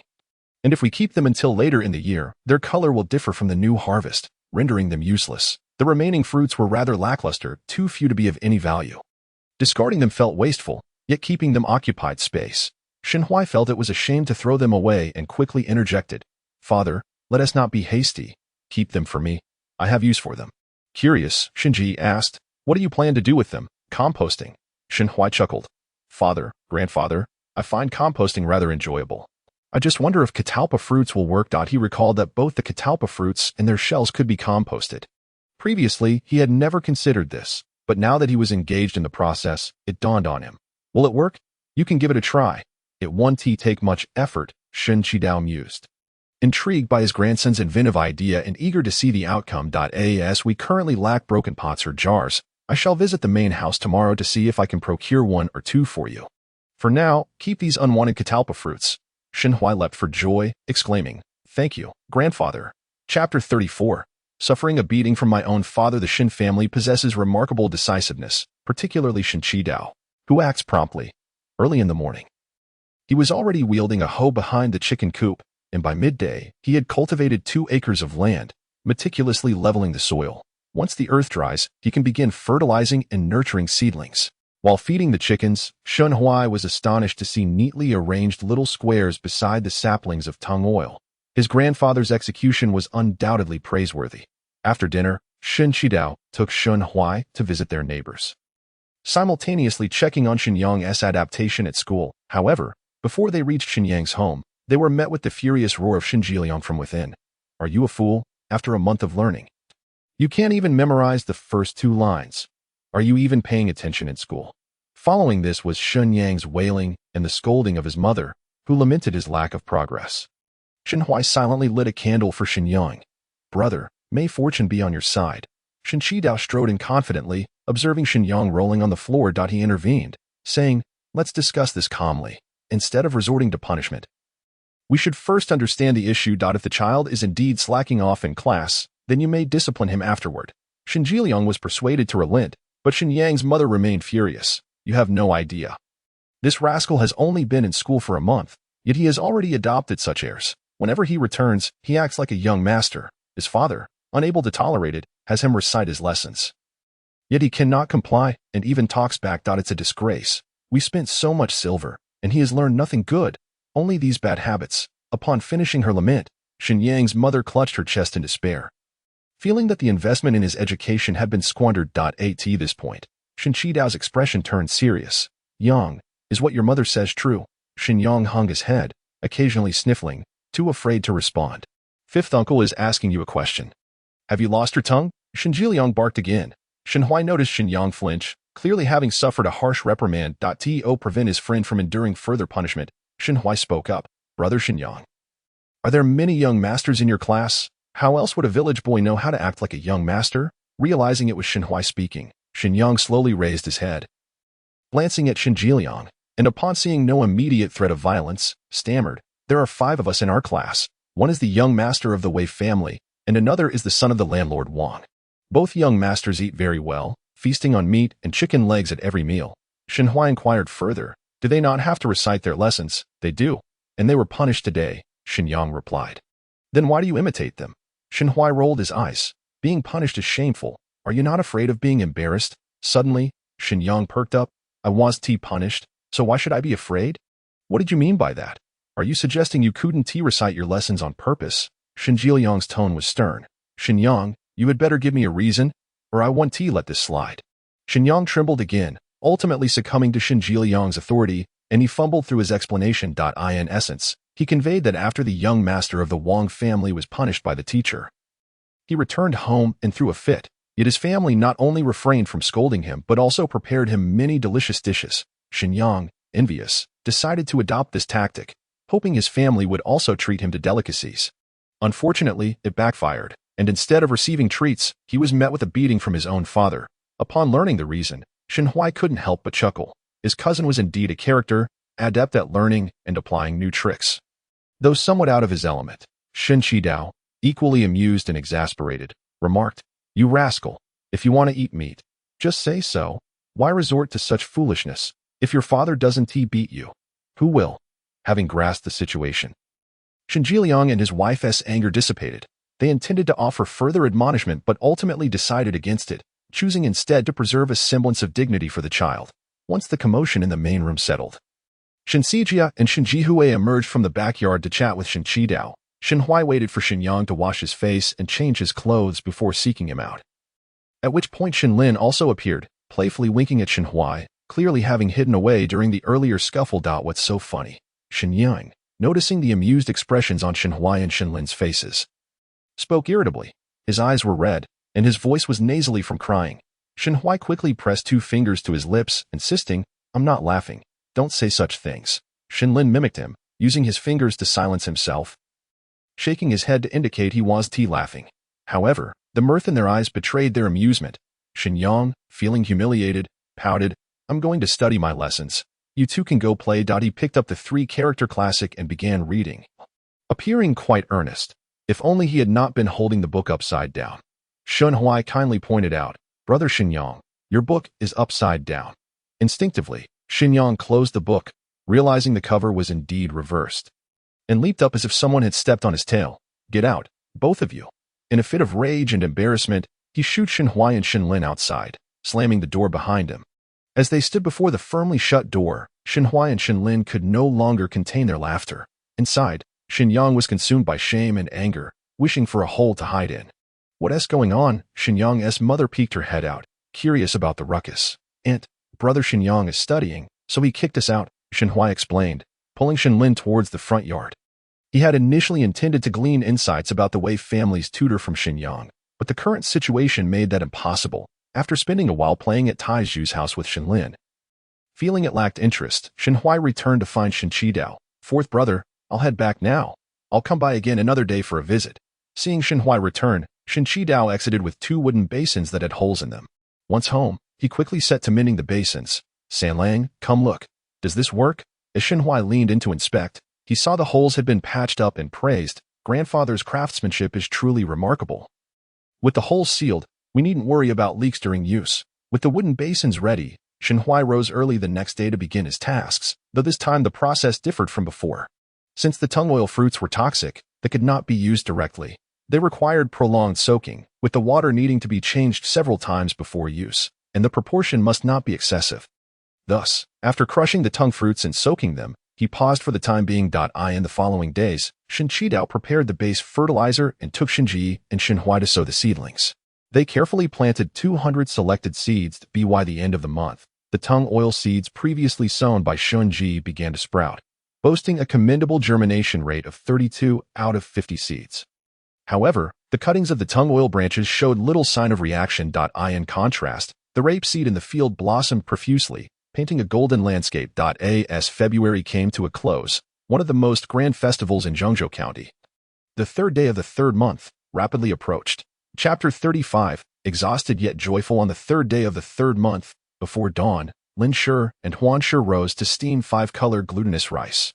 This special delicacy is traditionally prepared only on this day, while regular glutinous rice is readily available in the alleys for 5 coins per bowl. The version with preserved meat is particularly fragrant. Shenhui awoke to the enticing aroma. "Sanlang, hurry. After we finish the glutinous rice, we must go to the grassland to secure our spot." Shenxing was hurriedly shaping rice balls filled with preserved meat and sesame. "Which one do you want? I'll make one for you." Without a moment's hesitation, Shenhui chose the preserved meat filling, drawn to its deliciousness, reminiscent of clay pot rice with cured meats. Done. Shenxing shaped 2 rice balls, one for Shenhui and one for herself. With the first bite, a burst of rich flavor filled his mouth. The more he ate, the more he craved. Xing, Sanlang, do you think I look good in this?" Shenyu bounced into the room, lifting her skirt and twirling before them. "It's a new outfit my aunt brought after the new year. They say this style is popular in the county these past 2 years. Do you think it looks nice?" The outfit was predominantly deep blue, adorned with intricate cloud patterns around the cuffs and neckline, adding flair to an otherwise simple appearance. The 8-year-old Shenyu, clad in her new attire, wore a silver longevity lock around her neck and jingling bell bracelets on both wrists, exuding vitality and charm with every movement. "Wow, it looks beautiful. I want to wear something like that too," Shenxing exclaimed, immediately rushing back into the room. When she emerged, her outfit mirrored Shenyu's perfectly. "Eldest sister, Sanlang, don't I look good?" Shenxing twirled, filled with pride, imagining how envious others would be when the 3 sisters stepped out together. Just the thought made her elated. Noticing Shenhui still in his old clothes, she urged, "Sanlang, hurry and change into your new outfit. We should all head out together." The attire for boys is notably simpler, consisting solely of garments and shoes, devoid of any superfluous accessories. After changing clothes, Shenhui accompanies his 2 sisters as they venture outdoors. As anticipated, the trio captures the envious gazes of many young companions upon entering the village path. Xinyu, feeling a tad bashful, greets familiar faces with a warm smile, while Shenxing struts about like a proud peacock, relishing the attention she garners. Shenhuai, having witnessed grand spectacles in his past life, remains relatively composed, only engaging in conversation with relatives and acquaintances. On both sides of the village path, numerous onlookers stand. In the open grassy area, the village band is already performing with flair. As Shenhuai and his sisters approach, they happen upon a young man serenading a young woman. The audience erupts in laughter just as the young man finishes his song. Subsequently, many children rush to snatch the young man's embroidered ball. After observing for a while, Shenhuai realizes that the young man is vying for the affections of the woman's younger sister by singing to her. Should he succeed, she would assist him in establishing a romantic connection. However, the young woman proves to be an exceptional singer, and after several rounds, the young man is bested, prompting the children to compete for the ball. Yay! I got it. I got the embroidered ball. A jubilant child leaps 3 feet into the air upon seizing the ball.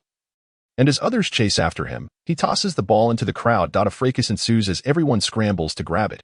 Xinyu and Shenxing quickly join in the fun, thoroughly enjoying themselves.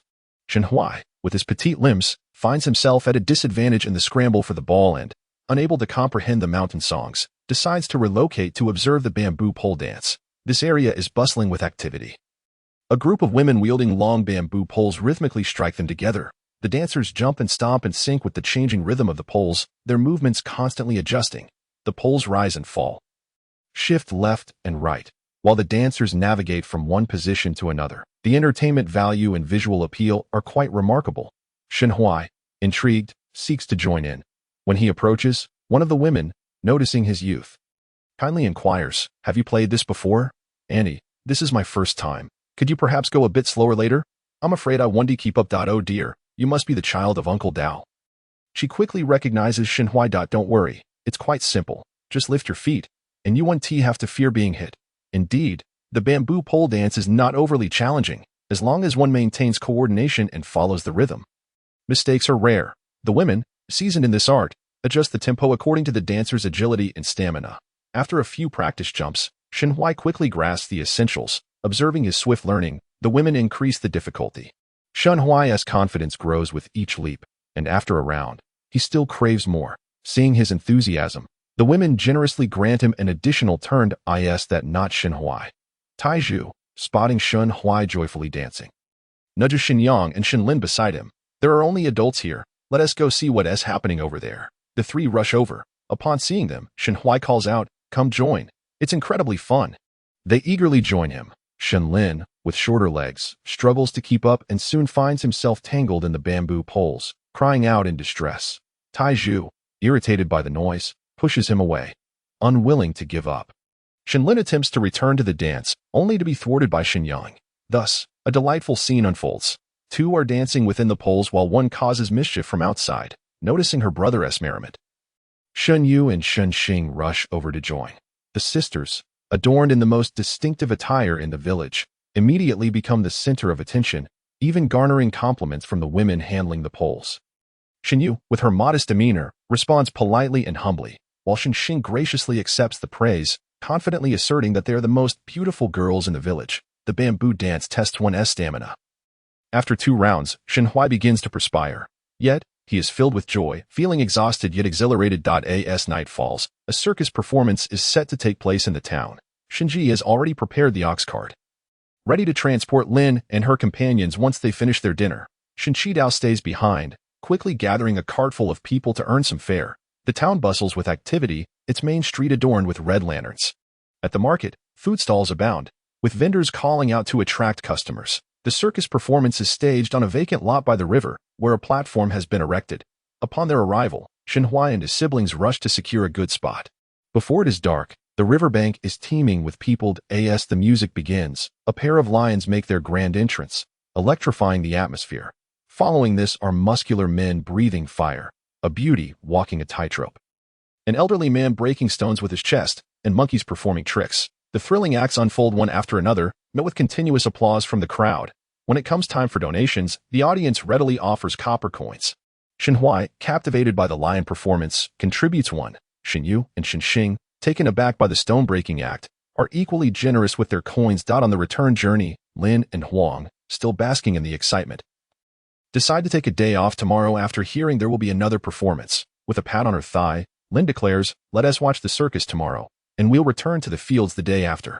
This news delights Xinyu and Xinxing, who cheer joyfully. Chapter 36. Selling vegetable seeds. Earning 4 liang the second night of the circus performance lacks the brilliance of the first, but attracts an even larger crowd. Those who missed the previous evening, upon hearing the rave reviews from attendees, are filled with regret and make haste to secure a spot, eager not to miss out. Those who witnessed both nights remark that the second night pales in comparison to the first. Yet, newcomers savor the experience, thrilled simply to catch the final show. Observing others making comparisons and critiques, they find their complaints trivial and their expectations unreasonable, given that the performance, which could be enjoyed for just a few coins, was met with such high demands. One individual rolls their eyes in disdain, nearly flipping them skyward. Xinhuai, witnessing this, nearly bursts into laughter, only to be saved from embarrassment by Lin pulling him back onto the ox cart. Having attended the circus for 2 consecutive nights, Lin, the daughters-in-law, and Xinyu's sisters are thoroughly satisfied. They unanimously agree that the 3rd day of the 3rd month is even more joyous than the New Year. Once the festivities conclude, families begin the busy task of sowing rice seeds. The Xin family plans to cultivate all 16 acres of rice fields this year, requiring 2 acres of seeds, from diverting water to plowing the fields and sowing the seeds. They toil for 4 to 5 days. After completing the spring sowing, the family proceeds to the dry fields to plant beans. Since the Xin family has adopted 2 piglets this year, relying solely on rice husks and pigweed proves insufficient for fattening them.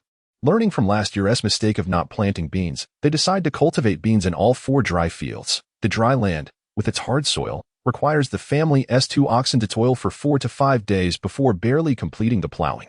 Lin feels this is insufficient and decides to plant beans in the empty space beneath the pig pen and in the vegetable garden by the pond. After finishing these tasks, nearly the end of the month arrives. The rapeseed in the vegetable fields has ripened, and those who planted early have begun harvesting. When the Xin family sets to work, neighboring families have already gathered 2 to 3 acres. Xinhuai wields a small sickle, bending over as he sweats profusely alongside his family in the fields. After harvesting 5 to 6 acres, the 3 siblings are assigned to dry the vegetable seeds at home. At this moment, the purchasing team arrives. Upon hearing the news, villagers rush to share it, and in less than the time it takes to brew a pot of tea, someone emerges with their dried seeds. After weighing and registering, they receive their payment. The smiles on the villagers' faces upon receiving their coins are brighter than the sun. This year, the purchasing price for vegetable seed oil is 3 won per pound. The yield of rapeseed per acre is approximately 120 to 150 pounds, and most families typically plant over 5 acres, based on a minimum yield of 120 pounds per acre. 5 acres of rapeseed can yield an income of 2 liang and 8 won. Many villagers are quite satisfied with this income. For them, rapeseed is a relatively low-cost, easy-to-manage crop that fetches a good price.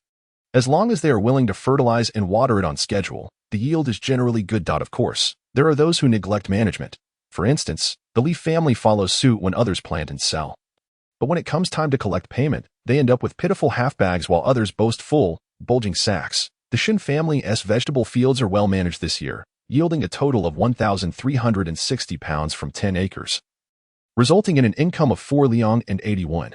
Shinchi Dao generously rewards Xinhuai and his siblings with 6 won each as pocket money and hands over the remaining silver to Lin, instructing her to buy some meat in town for a feast. The family's preserved meat is nearly depleted and must be saved for when they plant the rice. After collecting the vegetable seeds, the entire family takes a day off. After dinner, Xinhuai organizes his treasure box in his room and discovers he has accumulated quite a number of copper coins, which he counts with delight. The total is a pleasing 37 coins, amounting to a small fortune. San Lang. Just as he prepares to lock the box, Xinxing peeks through the door. San Lang, I know you're counting your coins. Tell me how much you've saved. Before Xinhuai can respond, she brags about her and Xinyu's savings. I've saved 61, and elder sister has 72 won. What about you? How much have you saved? Not even half of what you've saved. I've only managed to save 37 wen. As Xinhuai spoke, he locked the door. Wow. There are so many. You're almost catching up with me. Xinxing exclaimed excitedly, shaking Xinhuai's box a couple of times. During the 3rd day of March, my elder sister and I spent quite a bit. Otherwise, we could have saved more. Xinhuai was aware of this.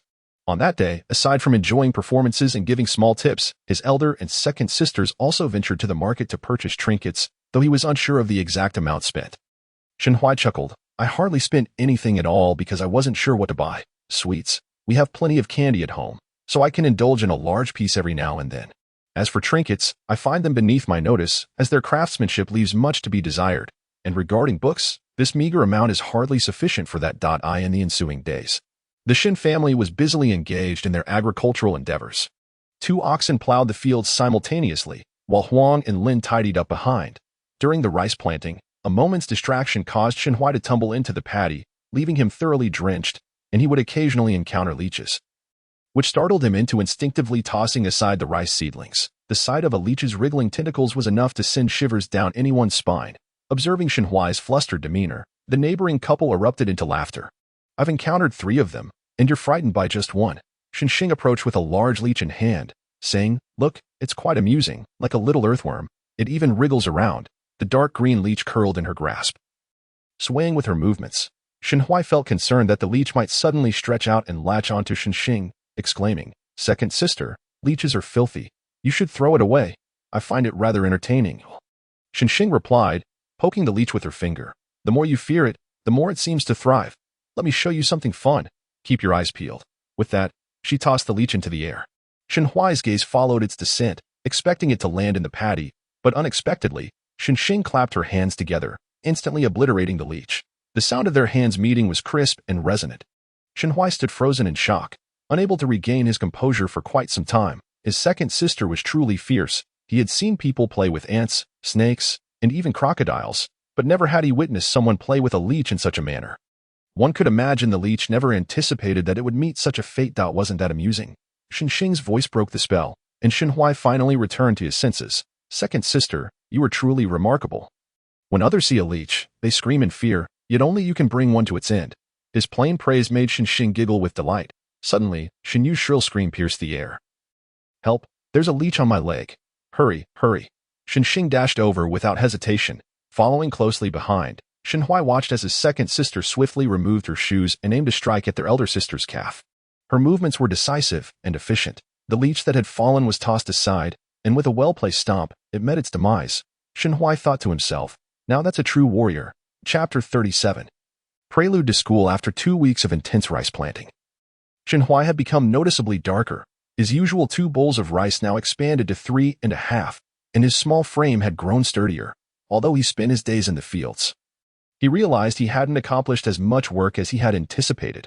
Much of his time was spent assisting the adults with water and seedlings, a participation that deepened his understanding of the toil involved in farming. On this day of market gathering, everyone enjoyed a rare break.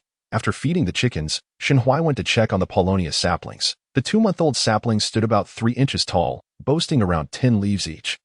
Appearing quite vigorous, he had successfully nurtured 15 saplings thus far, while 27 had thrived in the medicinal garden. Of the last 200 seeds sown, 163 had sprouted, with 133 still surviving. These saplings could not yet be transplanted. They required at least 6 months to a year before they could be moved. Based on Shenji's past experiences, the current saplings remained too fragile, with many uncertainties ahead, and it would take no less than half a year for them to stabilize. Moreover, the transplantation process meant that only those that ultimately bore flowers and fruit could be deemed a success. The journey was long and arduous, which explained why the Shin family had cultivated so many years yet only had 150 Paulownia trees to show for it. The bright side was that the cuttings of the Paulownia branches had successfully sprouted leaves and roots, boasting a remarkably high success rate. Shin Qidao and Shin Ji were overjoyed, frequently wandering between the medicinal garden and the seedling area.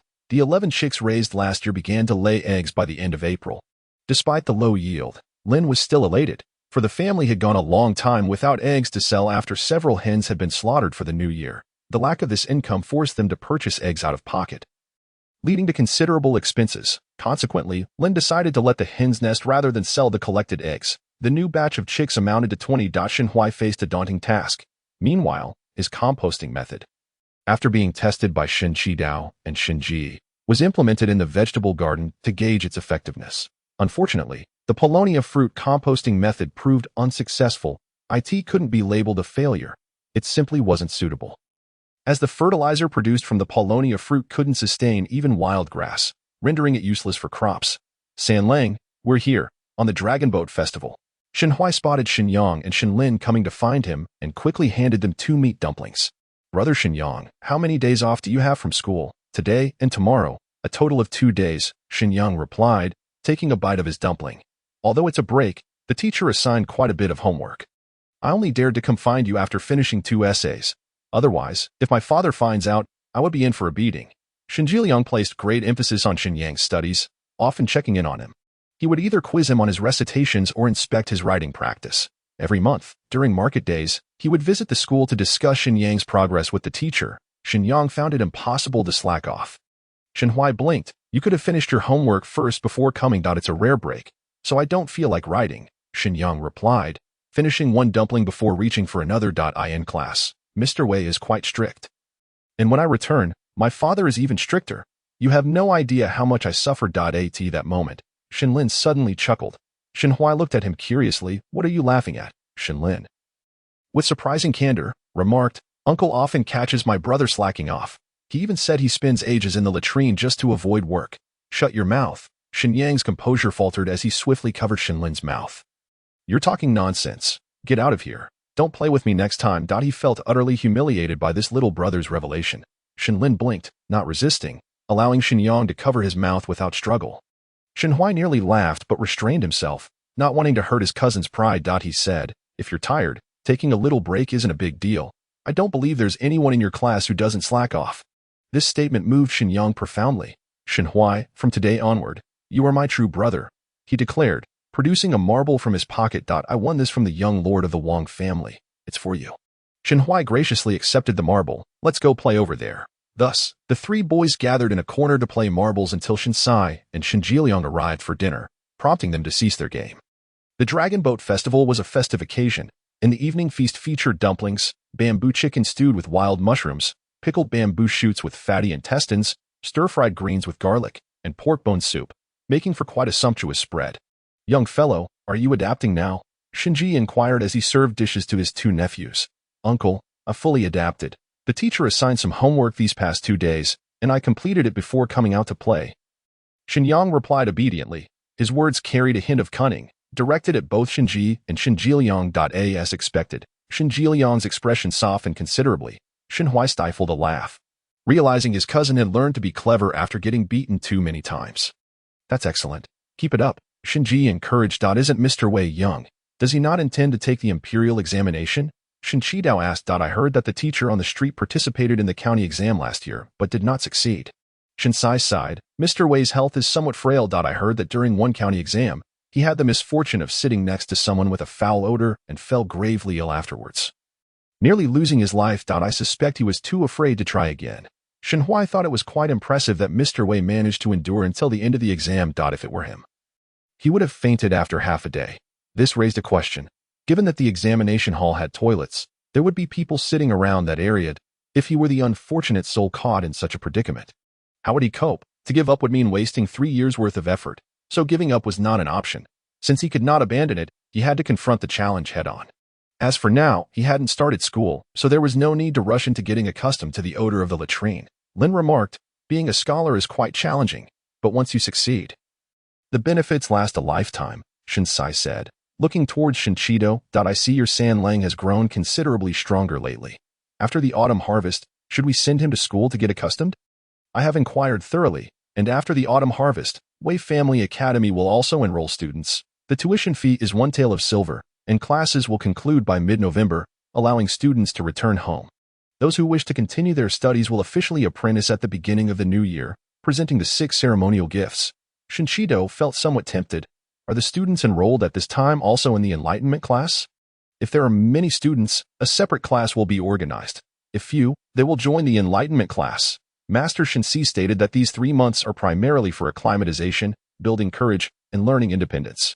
If one adapts well during this period, they will progress rapidly upon entering the Enlightenment class the following year. You can see how Xinyang has fared. When he first arrived, he had various issues, but he has gradually improved until now. He understands that the assignments given by the master must be completed before indulging in play. Shinjiliang continued, after the autumn harvest, Sanlang will just turn 5 years old, which perfectly meets the admission criteria of Wei Family Academy. Shinji thought that it would be good for him to adapt first, so he cast a glance at Shinshidao before turning to Shunhui and asking, San Lang, would you like to accompany your brother Xinyang to Wei Family Academy for your studies? I would, Shenhui exclaimed without a moment's hesitation, looking at Shinji with excitement. Father, as long as I wish to. Can I really attend the academy? I have already memorized the 3-character classic. Will I be able to learn the 100 family surnames once I go to the academy? Seeing his son's enthusiastic and animated expression, Shinji felt a swell of pride. If you are not afraid of hardship or fatigue, after the autumn harvest, your grandfather and I will send you to the academy for your studies. I fear no hardship if it means I can go to the academy, Shenhui immediately declared. Brother Xinyang said that at the academy, it's all about memorizing text and practicing writing. I can manage that. Not so simple, Xinyang interjected. You must rise early and attend regardless of rain or shine. Look at how delighted you are. Shinji chuckled as he served Shenhui some food. It is only May now. There are still 3 months until the autumn harvest. During this time, strive to memorize the 3-character classic thoroughly. Shenhui patted his little chest and promised to complete the task. Fourth brother, let us make a pact. Seeing that both his son and grandson had no objections, Shinchido joyfully raised his cup. Thank goodness for your reminder. Otherwise, by next year, San Lang would have to spend an additional 3 months acclimating. Shinsi clinked his cup and smiled. I heard this from Wang Yuanwei and specifically mentioned it to you, as I did not want your San Lang to be delayed like our Xinyang. Your concern is appreciated. I toast to you. Shinji raised his cup in salute. Shinsi had another drink, his smile growing broader. Brother Jiliang, come, let us drink together. The meal was filled with warmth and joy. As Shinsi departed, Huangshi packed several meat dumplings and half a bag of candy for them, claiming it was to satisfy Xinyang and Shinlin's cravings. After bidding farewell to Shinsi, Huangshi began to worry again. After the autumn harvest, the earliest they could enroll would be mid-August, and if they were to start in August, they would need to visit the academy in June or July to see what preparations were necessary. Once they meet the master, they will know what to prepare. Shinji was not in a rush. I see San Lang seems to have grown a bit taller. Prepare him 2 sets of clothing. Hearing that there are young masters in the enlightenment class who have the best of everything, Xinyang remarked, we may not be able to compare with the wealthy families, but we cannot let our child be embarrassed. Children have their pride too. He understood this feeling from his own experiences at the academy and did not wish his son to endure the same. The fabric sent by his elder aunt after the new year was of excellent quality, ensuring that the garments made from it would not be shabby. Huangshi looked at Shenhui and said, next time we go to the market, I will check the styles and return to prepare 2 sets for San Lang. And a book box, Lin Shi reminded. I noticed the students in town carry bamboo book boxes. They are simple in appearance but do not compare to wooden ones. Shinji believed that this year a book box would likely not be needed. At the start of school, a book bag would be more convenient, and only when they began practicing writing would they need a box for ink and paper. Let's just prepare 2 book bags for now. Even before Shenhui formally attended the academy, the adults at home began discussing and preparing various necessities, especially Huangshi and Lin Shi, who, upon returning from the market, tirelessly selected fabrics, one for making clothing and the other for shoes and socks. Shinchidao and Shinji began observing the types of wood available on the mountain suitable for crafting book boxes. Shinyu and Shinxing even set aside a portion of their pocket money to give to Huangshi, stating it was to cover San Lang's tuition.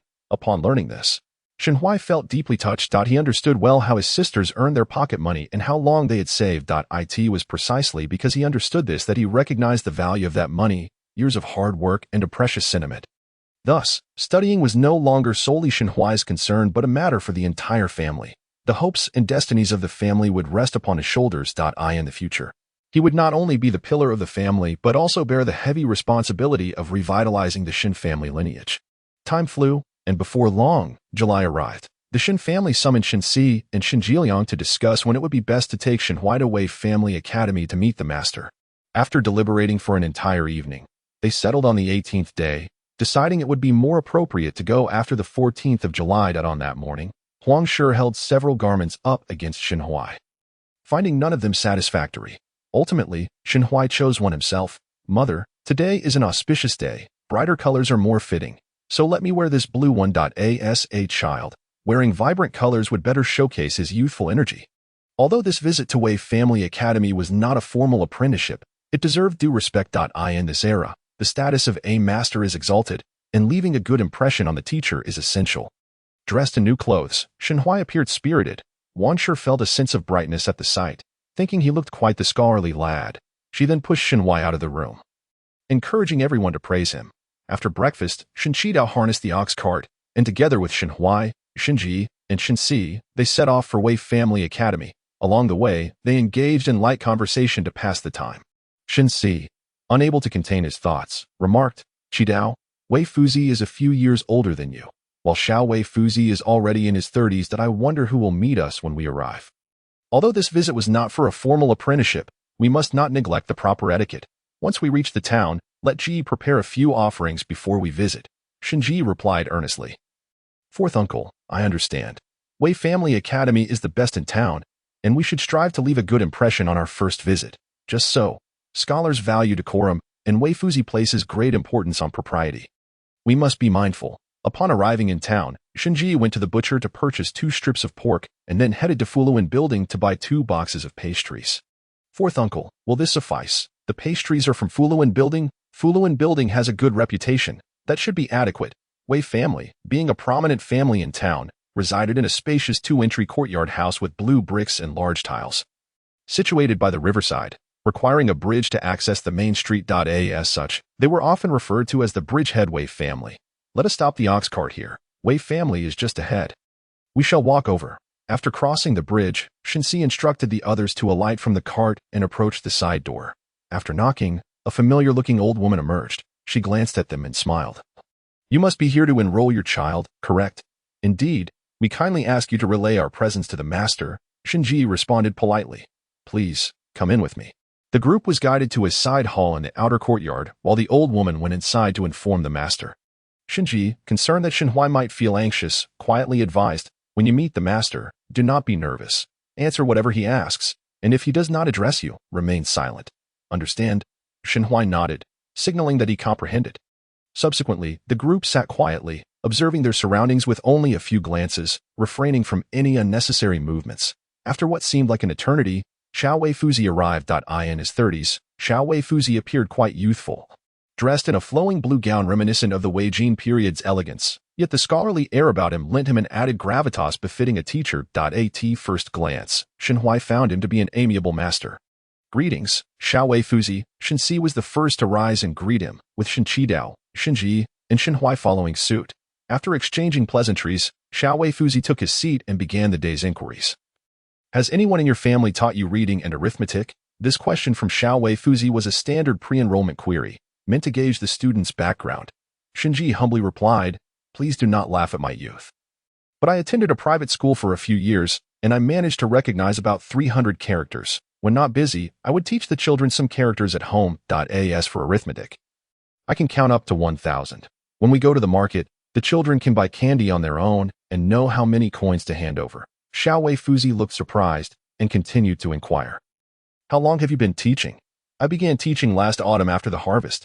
During busy farming seasons, I let the children review previous lessons on their own. And what have you covered so far? I have just finished the 3-character classic. When I learned that the academy would enroll students after the autumn harvest, we brought the child here, upon hearing that the 3-character classic had been completed. Xiao Wei's demeanor grew earnest, and his gaze fell upon Shinhuai. The child, not particularly tall, donned a fresh set of clothes and stood upright, exuding vitality. His wheat-colored skin bore the unmistakable marks of ample sun exposure. Noticing the teacher's attention upon him, Shinhuai stepped forward to bow in greeting, saying, Greetings, teacher. I am Shinhuai, here from Wanxiu village to pursue my studies.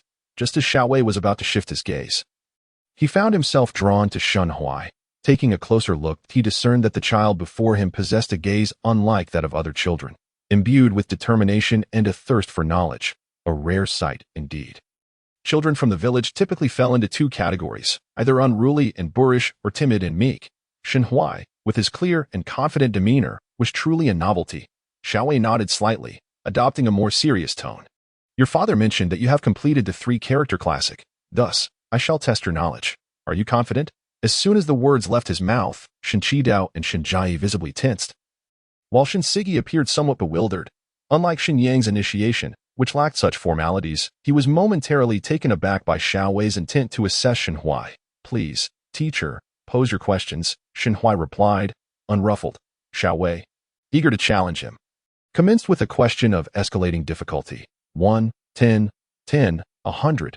Recite the last 10 phrases. Without hesitation, Shinhuai responded, counting on his fingers until all 10 were accounted for. Observing his quick recall, Xiao Wei continued to present questions. When asked to recite the three-character classic, Shenhui felt an overwhelming sense of strength, almost as if the words flowed seamlessly from the prompt to his memory. As Xiaowei probed deeper, the questions multiplied, and Shenhuai's pace quickened until he had flawlessly recited the entirety of the text. Witnessing Shenhuai's ease in handling the material, Xiaowei proceeded to inquire about specific phrases, requesting explanations. When confronted with Rome was 4 years old and could share pairs, Shenhuai understood the meaning but, having only been taught to recognize the characters by Shenjai, struggled to articulate the full interpretation. Thus, he could only explain what he knew about 4 years and pairs. When asked about if a child does not learn, the loom will break, Shenhuai managed to explain the first half, but humbly shook his head regarding the latter, indicating his lack of understanding. Xiaowei, observing that Shenhuai could not provide an explanation for even one word, decided to conclude the questioning. My apologies for the oversight, Shenjai interjected, feeling a bit embarrassed. After many years, he had long forgotten the meanings contained within the text, retaining only the pronunciations. Your ability to teach the entire three-character classic to the child without error is commendable, Xiaowei remarked, then turned to Shenhuai, asking, "Can you write?" Before Shenhuai could respond, Shenjai interjected, "Teacher, due to the expense of writing materials, we have not allowed the child to practice tracing. Instead, he has been drawing in the dirt with a stick to familiarize himself with the characters." Xiaowei, upon hearing this, gestured for Shenhuai to dip his finger in water and write on the table. With careful strokes, Shenhuai wrote diligently, noticing the fluidity of his strokes and the absence of errors. Xiaowei's expression softened, and his tone returned to a more relaxed demeanor. "You have taught your child well. In just a few months, he has committed the three-character classic to memory and can write it down, which indicates significant effort on your part." Shenjai's smile widened in response to the praise, acknowledging the teacher's compliment. This child possesses a certain cleverness. Beside them, Shen Qidao struggled to suppress a grin, fearful that overt expression might be misconstrued. Education relies heavily on innate talent. Those endowed with such gifts who are also willing to work hard are precisely the students we wish to nurture. Among the shorter individuals, Xiaowei expressed his satisfaction with Shenhuai's performance, stating, "Very well. After the 15th of next month, you may bring the child to formally apprentice under me." Upon hearing the mention of apprenticeship, Shenjai and Shenqido beamed with joy, quickly rising to express their gratitude. Xiaowei approached Shenhuai with a serious countenance. "Once you enter the academy, you must dedicate yourself to your studies. As children of farmers, education is not easily attained. I hope you cherish this rare opportunity." Shenhuai promptly affirmed, "Teacher, I will strive to do my utmost." "Excellent." Xiaowei nodded, shifting his gaze to Shenqidao and Shenjai. "At My Way Family Academy, regardless of one's background or innate ability, we will provide earnest guidance." With that, Xiaowei returned to his teaching duties. The subsequent details were conveyed by the steward, covering topics such as the amount of tuition, preparations for the 6 rites of apprenticeship, sourcing tracing paper, and the schedule for arrival and departure from the academy, ensuring the parents were well informed before they took their leave. Shenhuai has shown remarkable courage, the steward noted after the assessment, earning Xiaowei's approval. On the return journey, Shinsigi affectionately patted Shenhuai's shoulder. "You cannot imagine how we felt when we brought Shenyang here. It was also Xiaowei who received him. He likely sensed we had not educated Shenyang, as he did not conduct a thorough assessment, merely inquiring about his name and age. Consequently, that boy was so nervous he stammered, struggling to articulate even those simple details." Xiaowei left shortly thereafter. Shenhuai mused, could this be considered Shenyang's dark history? Shenqidao found it amusing.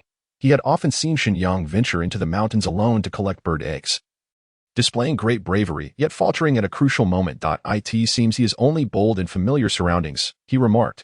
Noting Shinsigi's disdainful expression, Shenjai chuckled, "Fourth uncle.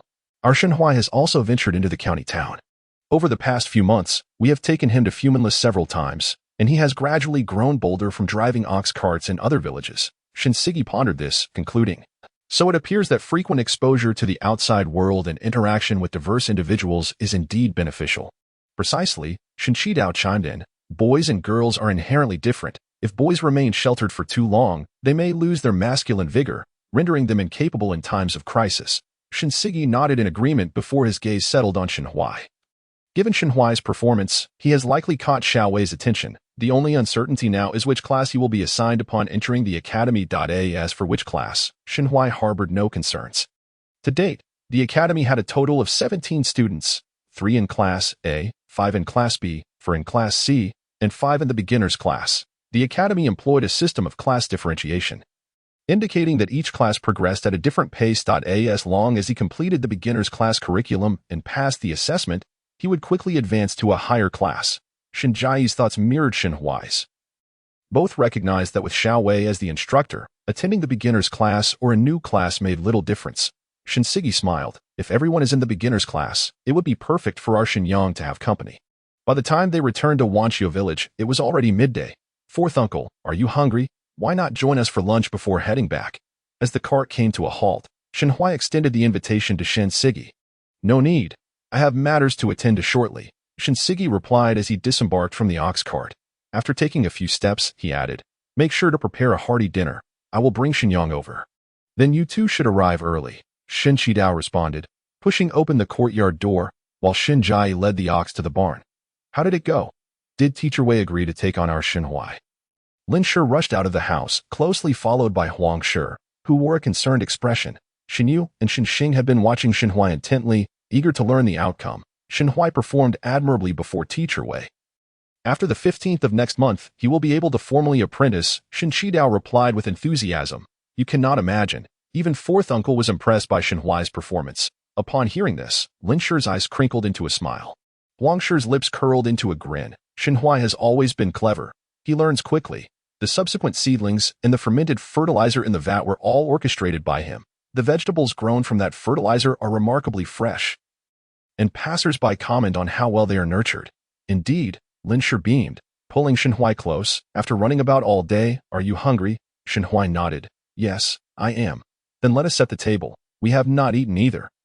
So it is a perfect time to dine together. At the dining table, 3 dishes were laid out: scrambled eggs with chives, cold water celery, and stir-fried sour bamboo shoots with ginger strips. Xinhuai, already famished, wasted no time in digging in. As Shinjai returned from the barn, he began to boast about Xinhuai's performance before Xiao Wei, eliciting a chorus of praise from everyone. Feeling a bit shy from the compliments, Xinhuai quickly shifted the topic. Father, regarding the items the steward mentioned, you and mother should prepare in advance. Next month, when it comes time to harvest the rice, you will undoubtedly be too busy. Huang Shi looked puzzled. What do we need to prepare? Shinjai succinctly outlined the tasks assigned by the academy steward, and only then did Huang Shi and Lin Shi realize that they needed to gather the 4 treasures of the study. For beginners, they could select suitable stones from the river to carve into paperweights and inkstones. For the inkstone, the requirements were modest. Any stone with fine texture and low water absorption would suffice.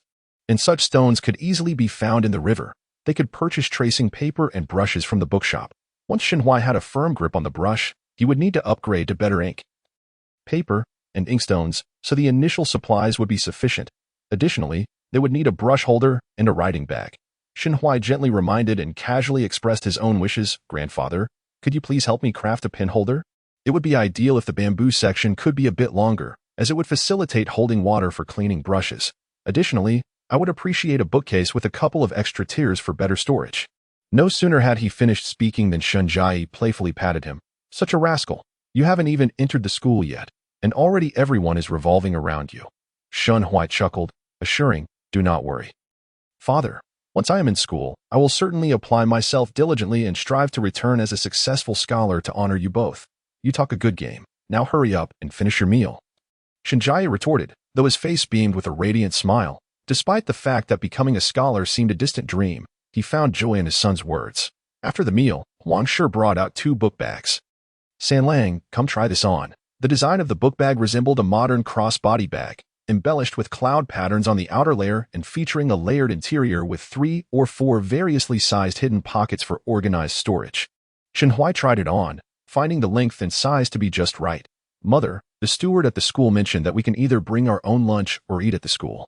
For those of us who do not board and only require lunch, it costs 101 and 2 loads of firewood per month. Shinjai approached, suggesting, bringing food might be inconvenient. It would be better to eat at school like Xinyang. 101 a month is not too steep. When we have meat at home, we can send some along as an extra meal. What about breakfast? Are we not having that? Thus ensued a vigorous discussion among Huang Shi and the others about whether to have breakfast at home or at school. Lacking decision-making authority, Xinhuai retreated to his room to stow away the new books gifted by Aunt Shin into the book bag, which fit perfectly, albeit the new books lacked covers and were prone to wear. He pondered a solution, wrapping them in cloth before placing them in the bag, thus providing some protection against damage. As his collection grew, he would utilize the bookcase to alleviate concerns about frayed pages. It is worth noting that the cheapest set of handwritten manuscripts cost 300 yen, and a bookshop would sell them for at least 1 or 2 silver, using very inferior quality paper. This paper is inherently fragile and could easily tear if mishandled. If the teacher were to notice, he would surely think Shinhui lacked care for books and would not hesitate to reprimand him. As Shinhui prepared to return the books to their place, Xinyu and Xinxing arrived. Sanlang, let me try it on. Xinyu donned the book bag, twirling around with glee. Xing, do you think I look good like this?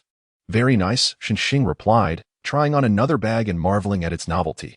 Xinyu was quite taken with the bag's design, excitedly exclaiming, Xing, next time we go to the market, let us use these bags instead of cumbersome baskets. They are much more convenient. Absolutely.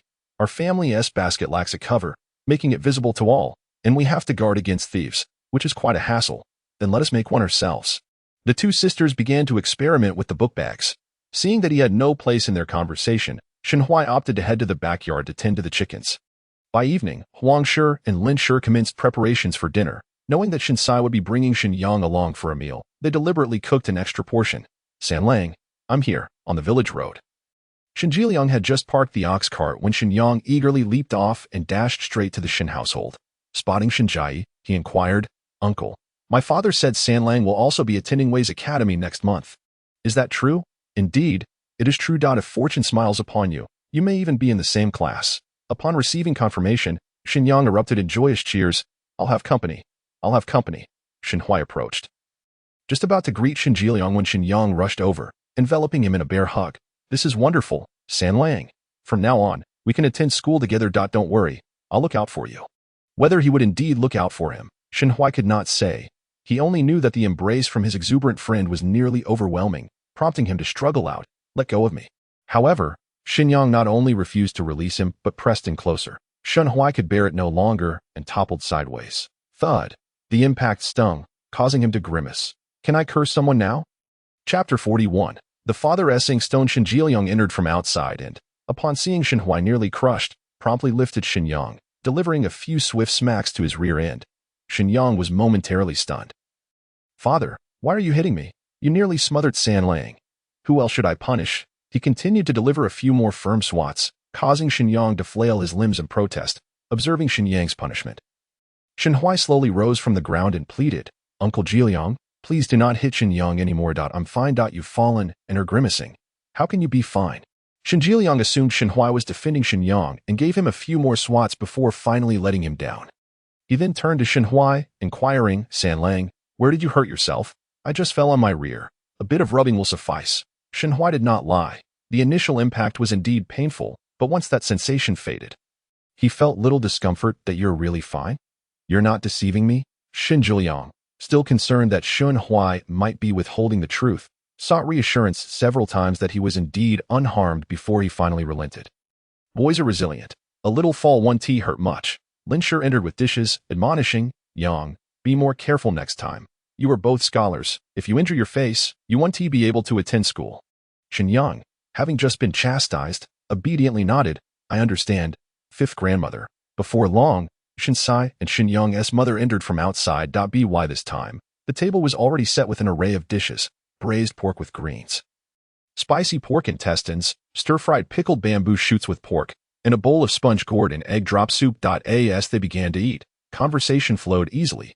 Shinsai recounted the events of the day at Wei's academy, causing Xinyang's mother to feel a pang of jealousy. Sister-in-law, it seems that Master Wei has taken a liking to your Sanlang. When our Xinyang attended, he hardly asked a single question before moving on. Shinjai interjected, you all said you were too busy to teach Yang to read. If he had managed to memorize a passage, the master would have certainly paid him more attention, Shinsai teased.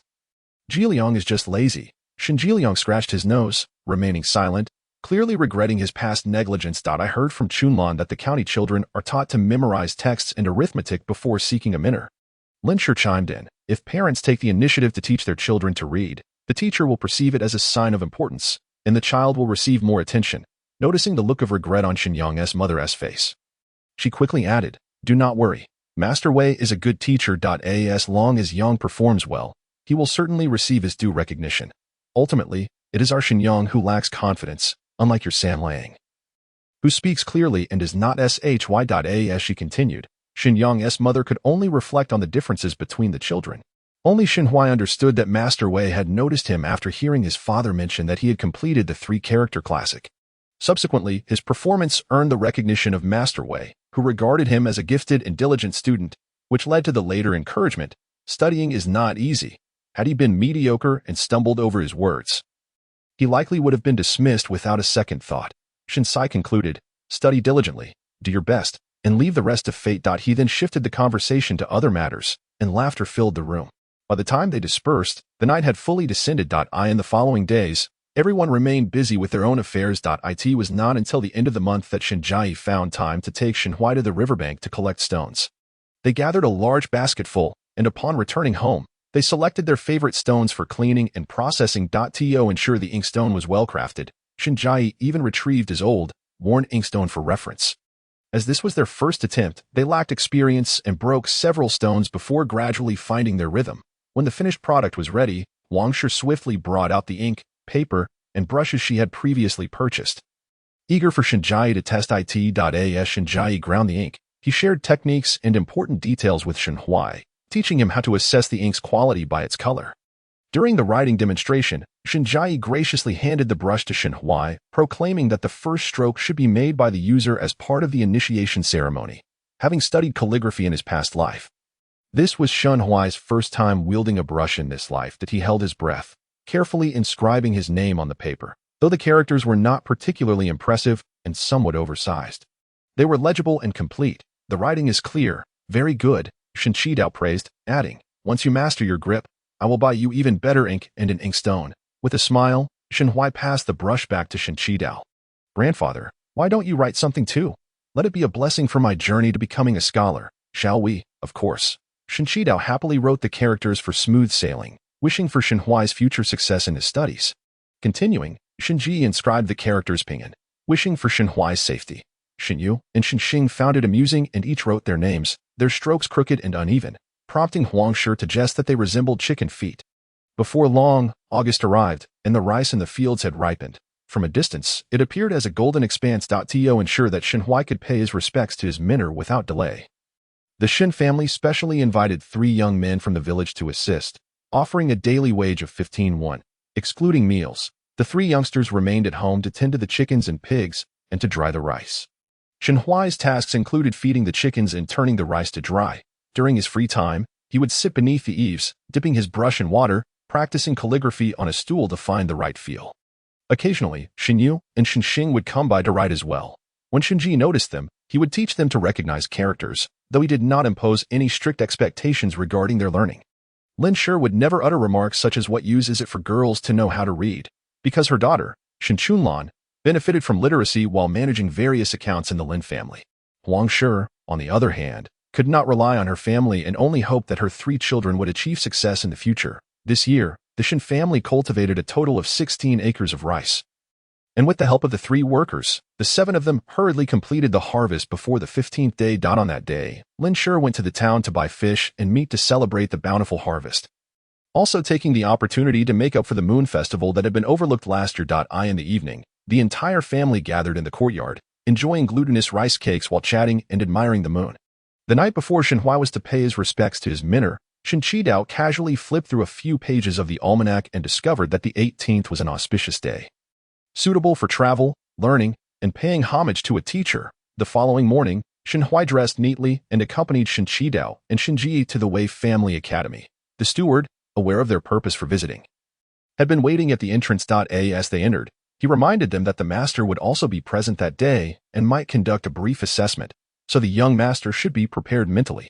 Upon hearing that both masters were in attendance, Shinshidao and Shinji became noticeably tense, while Xinhui remained composed. The 3 of them arrived in the parlor, and before they could settle into their seats, Master Wei and young Master Wei entered. Chapter 42. The apprenticeship ceremony. Master Wei, clad in a scholar's long robe, approached with a calm demeanor. His beard and graying temples gave him the appearance of a learned scholar, exuding warmth with a hint of elegance. Young Master Wei, as approachable as he had been during their last encounter, followed closely behind. Shinshidao and Shinji promptly stood to pay their respects. "No need for such formality.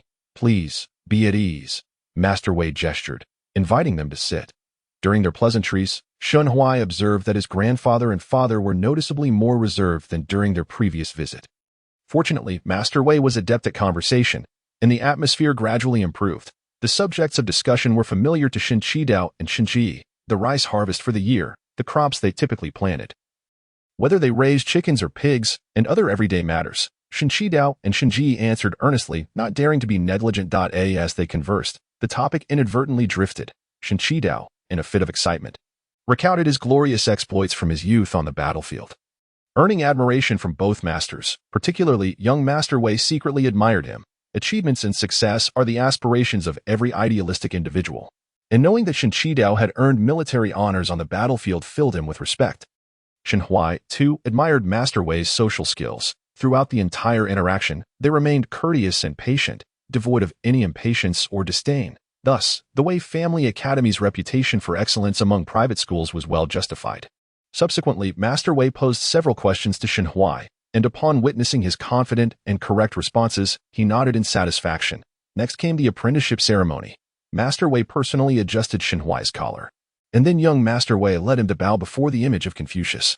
Afterward, he returned to offer Master Wei a cup of apprenticeship tea. Master Wei, sipping the tea, instructed Shin Huai to respect his teachers, value his studies, be diligent, and act righteously. The ceremony then transitioned to the initiation rite. Master Wei, holding a vermilion brush, marked Shin Huai's forehead with cinnabar, symbolizing the opening of wisdom, as mul sounds like wisdom in Chinese, and imparted principles of conduct and action. The initiation rite was nearly complete at this point. Shin Qidao and Shin Ji hurriedly presented the customary gifts and the 6 rites of apprenticeship. The steward accepted these, and after Master Wei offered a few more words of wisdom, he returned a portion of celery and scallions to Shin Huai as a token of reciprocity. Celery represents diligence, while scallions signify intelligence. This gesture conveys the teacher's wishes for his student to be wise and hardworking, continuously progressing. Following this, Master Wei gifted Shin Huai a brush, stating, "May your writing reflect your character. I hope you will master the art of calligraphy in the future." Shin Huai solemnly accepted the brush, expressing his gratitude, assuring the master that he would practice diligently and live up to his expectations. The apprenticeship ceremony concluded at this juncture. After Shin Qidao and Shin Ji bid their farewells, they departed from the Wei Family Academy with Shin Huai. "What do you think of this child?" Young Master Wei inquired, observing the retreating figures of the Shin family. Master Wei stroked his beard thoughtfully. "He is quite acceptable." Young Master Wei smiled faintly. "They say one can gauge a person's future from the age of 3. This child hails from a farming family, yet his demeanor is composed and measured. His future accomplishments will surely surpass ours." Master Wei, stroking his beard, smiled quietly. The Shin family's affluence meant that they did not need to tighten their belts at home to afford their child's education. Unlike others, young Master Wei turned to his father. "I know what you're thinking. You likely believe that 300 coins is too easy, lacking depth. However, with only 20,000 people in Longxi Town, how many children have the opportunity to attend school? The combined total of the 3 private schools is fewer than 50 students. Children who can study are already a rare find." Master Wei continued, 10 years of diligent study not only assesses a student's talent and perseverance, but also considers their family background. If the family cannot support the child, even a genius may falter along the way. I have witnessed too many such instances. A bright and eager child, forced to leave school due to financial hardships, finds themselves deprived of opportunities for success. After all, the expense of years of education is beyond the means of ordinary families. This silenced young Master Wei. Coming from a humble background is akin to a shackle, constraining one's aspirations and making it difficult to break free. Had it not been for the rebellion sparked by those who repeatedly failed the imperial examinations during the late dynasty, which led to the slaughter of many noble families, it is likely that children from farming backgrounds, who were even less fortunate than the poor, would not have had any opportunity for education. Things are within our control. Noticing his son's somber mood, Master Wei gently patted his shoulder. "This is just the beginning. Keep your heart open, and the blossoms will eventually bloom." Unbeknownst to Shin Huai and the others, the conversation between the Wei family father and son unfolded without their awareness. At that moment, they were inquiring about meat prices at the butcher's shop. Shin Huai learned that the price for front and hind leg meat was 16 per pound, with the most expensive being the pork belly at 21 per pound, while offal was considerably cheaper at merely 6 copper coins per pound.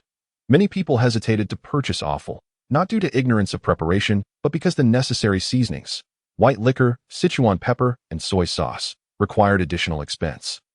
Furthermore, cooking offal consumed a significant amount of oil. Without these seasonings, the taste could deter many. Of course, impoverished families had no choice. For them, even unpalatable offal was still meat, preferable to wild vegetables.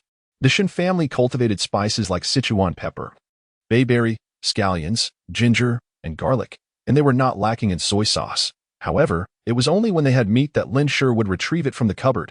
Otherwise, it remained locked away. After inquiring about prices, Shinchido decisively produced 12 copper coins to purchase 2 pounds of offal before heading to the general store for seeds and then returning home. Was it smooth? Did the master say which class Sanlang will enter? As they entered the courtyard, Lin Shi and Huang Shi hurried out from the house. When does class start? Shinji, carrying the offal, made his way to the kitchen. Classes officially begin tomorrow. As for which class? The master didn't specify. However, we did meet Master Wei, who seemed to have a good impression of Sanlang and chatted with father for quite a while. Huang Shi beamed. Our Sanlang is clever. It's only natural that the master would take a liking to him. When does he start school tomorrow? Lin Shi inquired. Did you give Sanlang his meal money when you paid the customary gifts? Make sure he doesn't go hungry on his first day. Shin Qidao emerged from the cattle shed. Classes start at the hour of the dragon, 7 a.m., and finish at the hour of the rooster, 5 p.m. Thought we need to leave the house by the hour of the rabbit, 5 a.m., tomorrow morning. We must sleep early tonight. We cannot afford to be late on the first day. Hearing this, Huang Shi and Lin Shi hurried to prepare lunch. The fragrant pork offal left everyone with grease on their lips. Shortly after the meal, Xinhuai was ordered by Shinji to wash his hair and bathe, and he was also instructed to lay out his clothing and book bag for the next morning. Just after a quarter past the hour of the pig, 11 p.m., he was sent back to his room to sleep. The next day, Xinhuai was awakened by Huang Shi. Upon opening his eyes, he found the outside world shrouded in darkness, the stillness so profound that even the occasional calls of animals from the back mountain could be heard. After washing up, dressing, and shouldering his book bag, Xinhuai cheerfully climbed onto the ox cart, heading toward the Wei Family Academy. Chapter 43. The first day of school. As the ox cart arrived at the town, the sky was just beginning to lighten. Shinji escorted Xinhuai to the academy's entrance, reminding him to pay attention in class and to get along well with his classmates, assuring him that he would return to pick him up in the evening. Understood.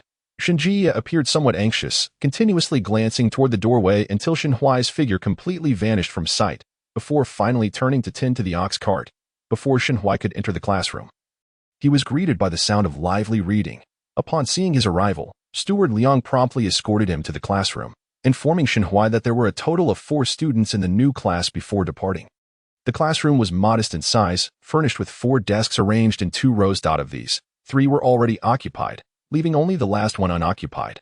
The 3 students turned their curious gazes upon Xinhuai as he entered, and he returned their stares. All 3 were adorned in typical scholarly attire, their heads wrapped in square cloths. Among them was a particularly conspicuous boy dressed in a resplendent red silk outfit, his head adorned with a matching scarf, unmistakably the child of a wealthy family. The other 2 boys presented a contrast. One was robustly built, while the other was fair and slender. Greetings, fellow students. I am Xinhuai, 5 years old, from Wanxiu village. Xinhuai introduced himself with confidence and proceeded to the empty desk at the back. I am Li Jingzhou, spoke the slender boy in the front row, turning to face Xinhuai. I know Wanxiu village. It is quite far from the town. Did you walk here? Though Li Jingzhou appeared frail, his eyes sparkled with curiosity as he intently observed Xinhuai. I arrived by ox cart. When I left home, it was still dark, Xinhuai replied, glancing at the other 2. Are you all from the town? You arrived quite early. We 3 are all from the town. Li Jingzhou indicated the conspicuous boy. This is Jiang Ming. His grandfather is the proprietor of Fumanlu. So he is the young master of Fumanlu, which explains his ostentatious attire. Jiang Ming proudly lifted his chin. If you ever dine at Fumanlu, just mention that you are my classmates, and my grandfather will surely grant you a discount. If you come to my family's butcher shop to buy meat, I will ask my father to give you a discount as well. The sturdy boy added with a goofy grin, I am Qian Qing, and I am 6 years old. So he hails from the Qian family butcher shop, and he certainly appears robust. What does your family do? Xinhuai inquired, directing his question toward Li Jingzhou. His family runs a bookstore. Jiang Ming interjected before Li Jingzhou could respond, his gaze fixed on Li Jingzhou. Since Qian Qing and I are offering discounts, will you not offer us one as well? Li Jingzhou scratched his head, a bit embarrassed. I will have to ask my father about that. Jiang Ming scoffed, then turned to Xinhuai. What about you? What does your family do? My family farms. I also farm. Does your family own oxen? Yes, We have two. Then your family must be quite wealthy, Jiang Ming remarked, and Xinhua was momentarily taken aback by their reasoning. Realizing that in their minds, owning oxen equated to affluence. He found their maturity quite amusing. Indeed, children from ancient times seemed rather precocious. In modern society, discussions about one's family occupation are seldom broached, even among university classmates who have shared dorms for 4 years. Reluctant to divulge too much about his family's circumstances, Xinhua casually mentioned, "The snowflake cakes from Fumanlu are quite delicious. We always buy a few boxes when we send gifts." Delighted by Xinhua's fondness for his family's delicacies, Jiang Ming exclaimed, "I will bring a box for you all tomorrow." Li Jingzhou and Qian Qing cheered in agreement, and soon the four of them began to bond. Just as their lively chatter reached a crescendo, a clear bell rang from outside, followed promptly by the entrance of Mr. Wei, clad in a white and gray scholar's robe. The students quickly settled down, especially Jiang Ming and Li Jingzhou, who sat up straight. Shen Huai stood to greet him. "Good morning, teacher." Mr. Wei nodded and gestured for him to take his seat, then moved to the center of the podium. "I trust you are all acquainted with one another?" The four nodded in unison. Seemingly to verify their claims, Mr. Wei called the roll, insisting that each student accurately state the names of the other three before proceeding to the day's main subject, morning reading. The four newcomers were of similar caliber, having just completed the 3-character classic. Mr. Wei instructed, "Take out your 3-character classics, open to the first page, and begin reading from Ren Shi Chu. I will read 2 lines, and you will follow with 2 lines." Initially, their rhythm was somewhat disjointed, but after 4 or 5 passages, they gradually synchronized their pace.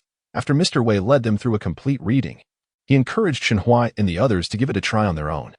The first half was relatively easy, and they read smoothly. However, as they reached the latter half, errors began to emerge, with Qian Qing misreading lines and Jiang Ming struggling to keep pace.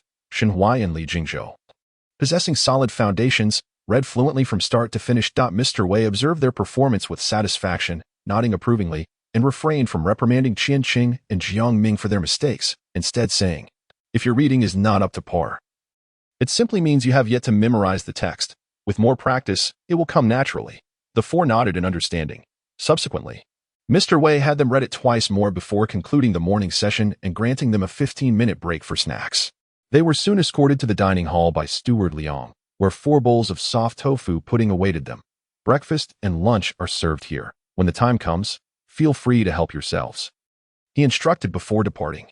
Noticing that the others remained still, Xinhua was the first to take a bowl. The tofu pudding was delicate, rich in soybean flavor, yet savory, which felt somewhat unfamiliar to him. "Is it delicious, Xinhua?" Jiang Ming inquired. Xinhua replied, "There is no sugar. It's savory. You can try it for yourself." "I enjoy savory flavors," Qian Qing declared, lifting his bowl and devouring it hungrily, adding, "It's quite good. But it's only 1 bowl, which is a bit insufficient." His appetite was substantial. At home, he typically started with 3 bowls. "I'll share some with you," Li Jingzhou offered, not particularly fond of savory tastes. As he split his tofu pudding in half for Qian Qing, having tasted a couple of spoonfuls, Jiang Ming found it unpalatable and asked Xinhua, "Are you full? I can share some of mine." Xinhua politely declined. "I'm fine. You can give it to Qian Qing." Despite consuming the 2 portions shared by his companions, Qian Qing still felt a lingering emptiness in his stomach but was too shy to voice it. During class, Mr. Wei had them read the 3-character classic twice more, then began explaining the meaning of the lines starting with Ren Shi Chu, Xing Bin Shan, breaking it down word by word. After every 2 lines explained, he had Xinhua and the others read the original lines twice before elaborating on their meanings, progressing only after mastering each section. After explaining 8 lines, Mr. Wei departed for the adjoining beginner class. Chapter 44. Practicing calligraphy during lunch. The dining hall was still occupied only by Xinhua and the other 3 new students. Upon their arrival, Aunt Chui swiftly served them their dishes, assuring them that if they were still hungry, they could have extra servings, as the dishes were pre-portioned, and there was also soup available if needed. Each received a bowl of thin porridge, a serving of greens, and a bowl of very thin egg drop soup. The meal was rather modest. When Qian Qing received his meal, he paused, exclaiming, "Where's the meat?" As soon as he uttered this, he regretted it, realizing it was too late to retract his words, for Aunt Chui had already turned her gaze toward him. "This is how the meals are served here. You will only have meat once every 3 days. If you desire meat, you can ask your family to prepare some to bring along. You have a half hour for lunch. If time permits, you can also return home to eat," Aunt Chui added. Qian Qing felt his face flush with embarrassment. Sensing their status as newcomers, Aunt Chui smiled and reassured them, "It's common for new arrivals to ask such questions." There's nothing to be embarrassed about. Now, hurry and enjoy your meal. The four sat down with their food. After Aunt Shui left, Qiansheng stomped his foot in frustration. Jiang Ming and Li Jingzhou could not help but laugh at his expense. What's the big deal about not having meat? Qiansheng grumbled, shoving greens into his mouth, transforming his frustration into determination. Tomorrow morning, I'll ask my mother to make braised pork. Jiang Ming chimed in. I'll bring chicken legs tomorrow. Li Jingzhou, less inclined to bring anything, turned to Shen Huai. Will you bring something? Shen Huai shook his head. My home is quite far. Bringing food is inconvenient. You two live in town and can return home to eat well before coming back. Jiang Ming pouted. My grandfather won't allow it, though the reason remained unspoken. After finishing their meals, they had a little time to relax, but Shen Huai, unaccustomed to afternoon naps, went to find Shen Yang in the beginner class. Only to discover that they had not yet finished their lesson. On his way back, he passed through classes A, B, and C. Shen Huai noticed that classes A and B were the most diligent. Even in the absence of their teacher, they refrained from whispering to one another, and their students were relatively older, averaging around 16 to 18 years of age. Class C, on the other hand, had an average age of about 10. And at that moment, Mr. Wei was teaching in the beginner class while two students from Class C gazed out the window, oblivious to whatever captured their attention outside. Upon returning to the classroom, Shen Huai found Jiang Ming and Li Jingzhou playing marbles while Qiansheng rested his head on the desk, lost in thought. Before long, the beginner class ended, and Shen Yang rushed to the entrance of the new class. Excitedly shouting, Shen Huai, brother Shen Yang. Shen Huai hurriedly stepped outside and inquired, At what time did you all depart this morning? I did not encounter you. We set out at the hour of the rabbit. Came the reply. Shen Huai's eyes widened in disbelief. So early, Class A departed even earlier. They began their morning readings before dawn, was the response. Shen Huai let out a lament, not out of pity for his own early rising each day, but for his elderly father who had to make 4 round trips daily, undeterred by wind or rain. Classes A and C, aside from those residing in the town, were all boarders. After this exchange, Shen Yang noticed Jiang Ming and Li Jingzhou looking their way and remarked, I am Shen Yang from the Enlightenment class, and this is my cousin, Shen Huai. Jiang Ming merely acknowledged with an O before returning to his marbles. Observing that the students from the Enlightenment class had gone to lunch, Shen Huai quickly urged, Brother Shen Yang, please go ahead and eat. I will find you once you have finished. However, before Shen Yang could return, Mr. Wei arrived, assigning them the task of reading the entirety of the 3-character classic twice, with an impromptu quiz to follow. Jiang Ming let out a cry, stowed away his marbles, and obediently returned to his seat. While Qiansheng appeared drowsy and disengaged, Shen Huai, not truly a child, felt little difficulty with the task. Nevertheless, he did not take it lightly, aware that the educational systems of his 2 lifetimes were entirely different, and the challenges of the imperial examination were incomparable to the Gaokao. Moreover, the literary culture of Yongzhou County was not as flourishing, lacking the educational resources and depth found in the Jiangnan region. If the scholar and the recommended candidate competed against their provincial peers, the Jinsha examination would pit them against the scholars from Jiang and in fierce contention. Shen Huai was acutely aware of his goals. Thus he dared not be negligent. Mastery of the foundational 300 characters was imperative. He diligently began to read, reviewing annotations and reinforcing his understanding by reading the text again.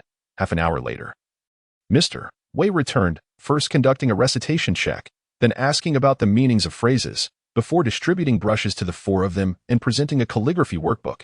This is a workbook for you to reference while practicing your characters, he explained. Shen Huai had not anticipated that practice would commence on the very first day, and quickly interjected, Sir, I did not bring paper, ink, or an inkstone today. However, Mr. Wei replied, ink and paper are precious, as beginners. Use the brush to practice holding it with water first. Only when your hands are steady should you use paper. The characters in the workbook were in regular script, the official standard font. Notices and official documents were uniformly written in this style. After a brief introduction, Mr. Wei demonstrated how to hold the brush. The students evidently had some foundational knowledge, displaying proper posture. Yet their strokes lacked evenness, and their horizontal, vertical, and diagonal strokes were not crisp enough. Do not rush. Take it one stroke at a time. Mr. Wei demonstrated on paper, first writing the character correctly, then clarifying the order of strokes, instructing them to observe how to write the character in. His handwriting was also in regular script, showcasing his own style, revealing a balance of simplicity and elegance. Shen Huai, come up and demonstrate, he called. Shen Huai stepped forward to take the brush from Mr. Wei, carefully writing the character in on the white paper. Well done. Both your grip and stroke order are correct. Now write the next two characters. Shen Huai proceeded to write Shi Chu. Excellent. It is clear what you have written. Li Jingzhou, give it a T or Y. Li Jingzhou had likely practiced at home, showing a relatively even pressure in his strokes, though it was evident he was still a novice, yet his writing surpassed Shen Huai's. Jiang Ming and Qian Qing, having crammed at the last moment, held their brushes with stiff postures, their characters appearing crooked, with Chu looking like a scribbled mess. It's common to struggle at first. Allow me to demonstrate once more. Mr. Wei, exhibiting great patience, wrote Renji Chu again in front of the four, instructing them to return to their seats and write according to his sequence. For your first attempt, do not choose characters with many strokes.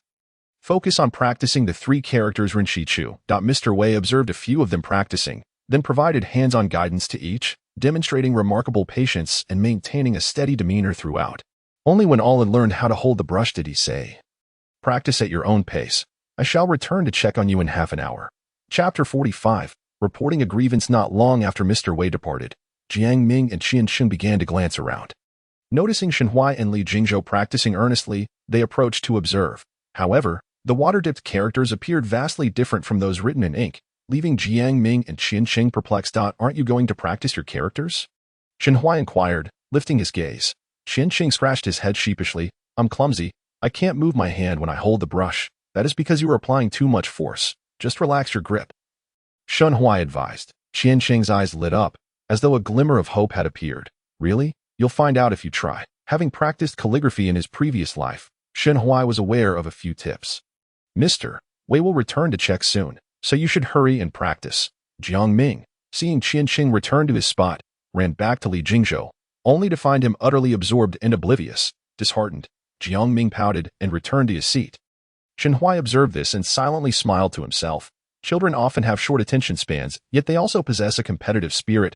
After practicing a few characters, Qian Qing began to feel pain in his hand and contemplated giving up. But upon seeing Jiang Ming and Shen Huai still working diligently, he gritted his teeth and continued. Shen Huai, following Mr. Wei's teachings, practiced the three characters Renji Chu earnestly for 20 iterations, gradually finding his rhythm. As he wrote, his strokes became less rigid. A beginner must discover their own grip and the pressure they apply while controlling the brush. His ability to find his rhythm so quickly was a result of his prior practice at home. Once he found his flow, his writing became increasingly fluid. This is so difficult. Jiang Ming grew more frustrated, only managing to persist for a little over a quarter of an hour before abandoning his brush. It's not difficult. Practicing calligraphy is quite enjoyable. Li Jingzhou chimed in. If you find it hard, it must be because you are slow-witted. Jiang Ming immediately retorted, you are the slow one. My writing is better than yours. So I must be smarter. I am undoubtedly the clever one. My grandfather said I am the smartest child. Shen Huai, witnessing their altercation, looked up to see Li Jingzhou's eyes darting as he challenged Jiang Ming. Then let me ask you, if a plate of braised meat costs 25 won and a plate of vegetables costs 12 won, how much do 2 plates of vegetables cost in total? Jiang Ming was momentarily stumped. After a while, he extended his fingers to calculate, yet he could not arrive at an answer. Li Jingzhou, noticing Jiang Ming's struggle, smugly declared, if you can't solve such a simple problem, it is clear that I am the smarter one. Jiang Ming protested, it's not just me who can't figure it out. Li Jingzhou's eyes darted again. Shen Huai, Qian Qing, can either of you solve it? If you can't, you will have to listen to me from now on. Jiang Ming jumped up indignantly. Why should I? Shen Huai's lips twitched. With that little frame of yours, if it comes to a fight, you might not even be able to take on Qian Cheng. I am the smartest in the class. You are talking nonsense. Jiang Ming retorted vehemently, rolling up his sleeves and charging at Li Jingzhou.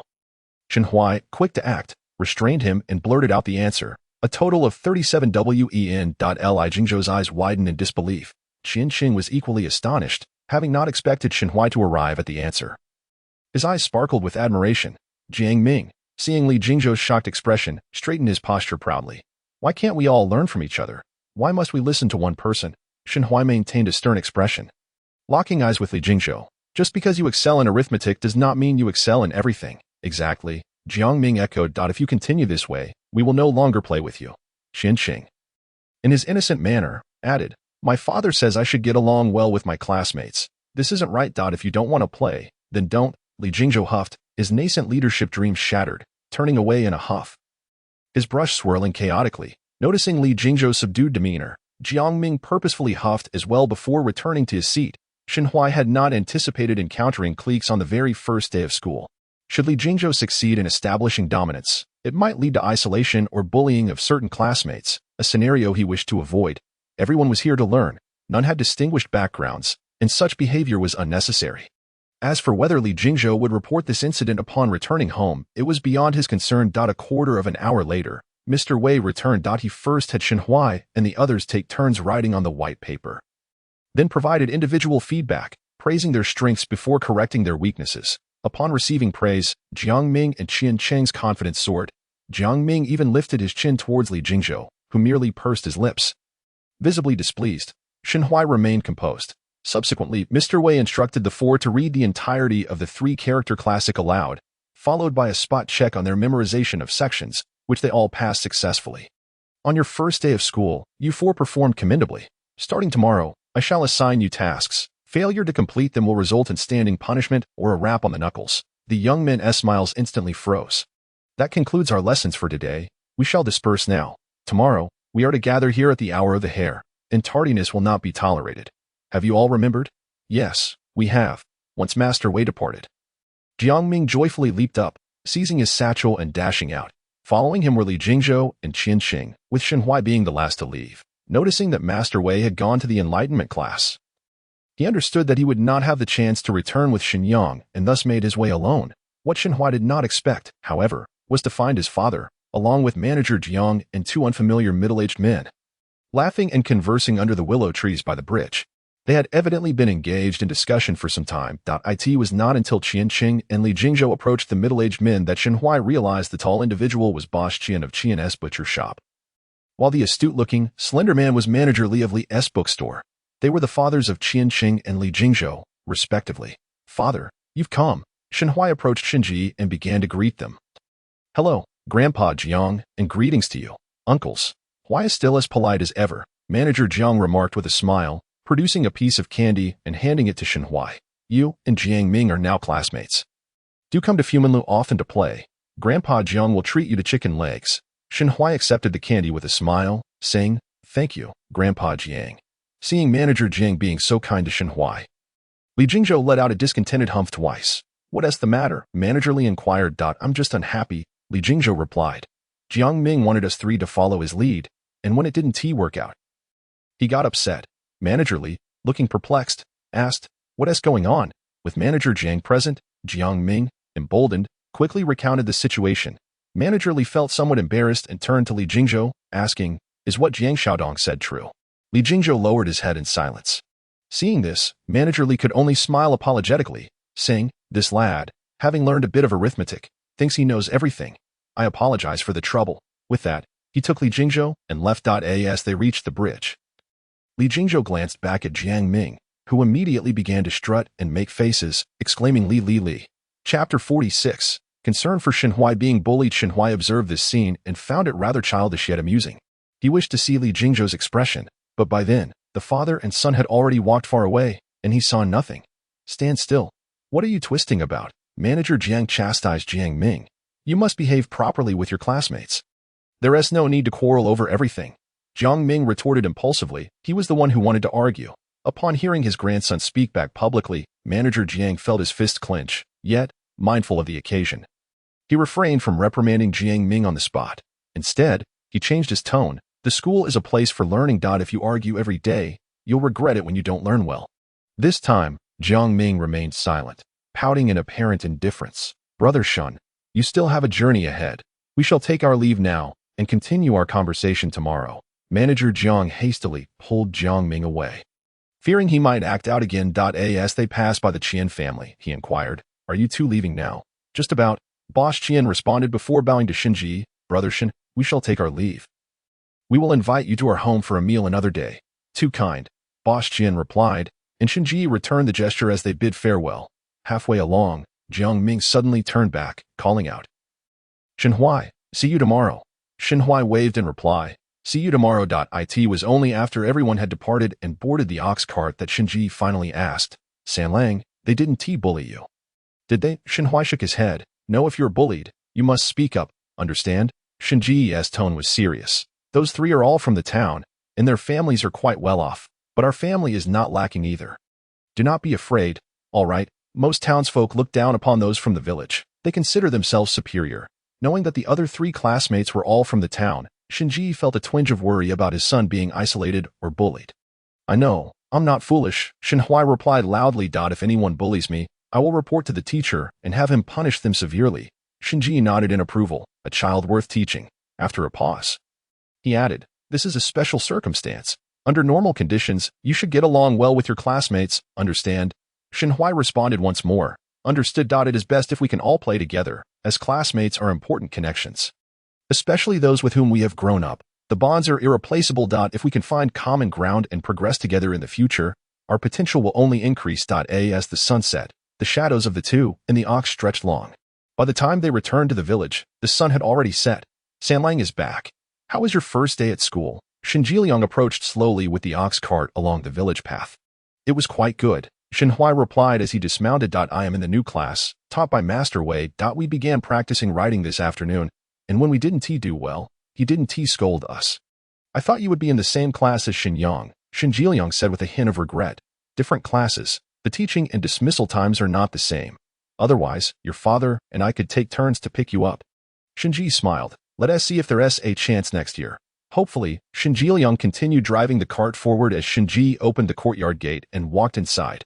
Soon, Shinhua spotted a cluster of soybean stalks and inquired, Father, where are these soybeans from? The dry field or the pond ditch? Your grandmother plans to plant some millet in the dry field next spring, so she is harvesting from there first, Shinji explained. In the busy kitchen, Shen Yu and Shen Xing overheard the conversation between Shen Ji and Shen Huai and shouted, Father, Sanlang, you're back. We're back. Shen Huai dashed to the kitchen, eldest sister, second sister. Have you fed the chickens? If not, I'll go prepare their feed right away. He did not want to leave the task of feeding the chickens solely to his 2 sisters, as they were already quite busy. He wanted to contribute however he could. Shen Xing looked over with a doubtful expression. Can you manage? Don't tire yourself out and be late tomorrow. Who do you look down on? Shen Huai scoffed as he passed by Shen Xing. Then took a wooden basin to fetch rice husks before heading to the front yard to pick some vegetable leaves. Outside the courtyard, Shen Qidao, along with Lin and Huang, returned, each carrying an enormous bundle of soybean stalks that bent their backs under the weight. Grandfather, grandmother, mother, you're back.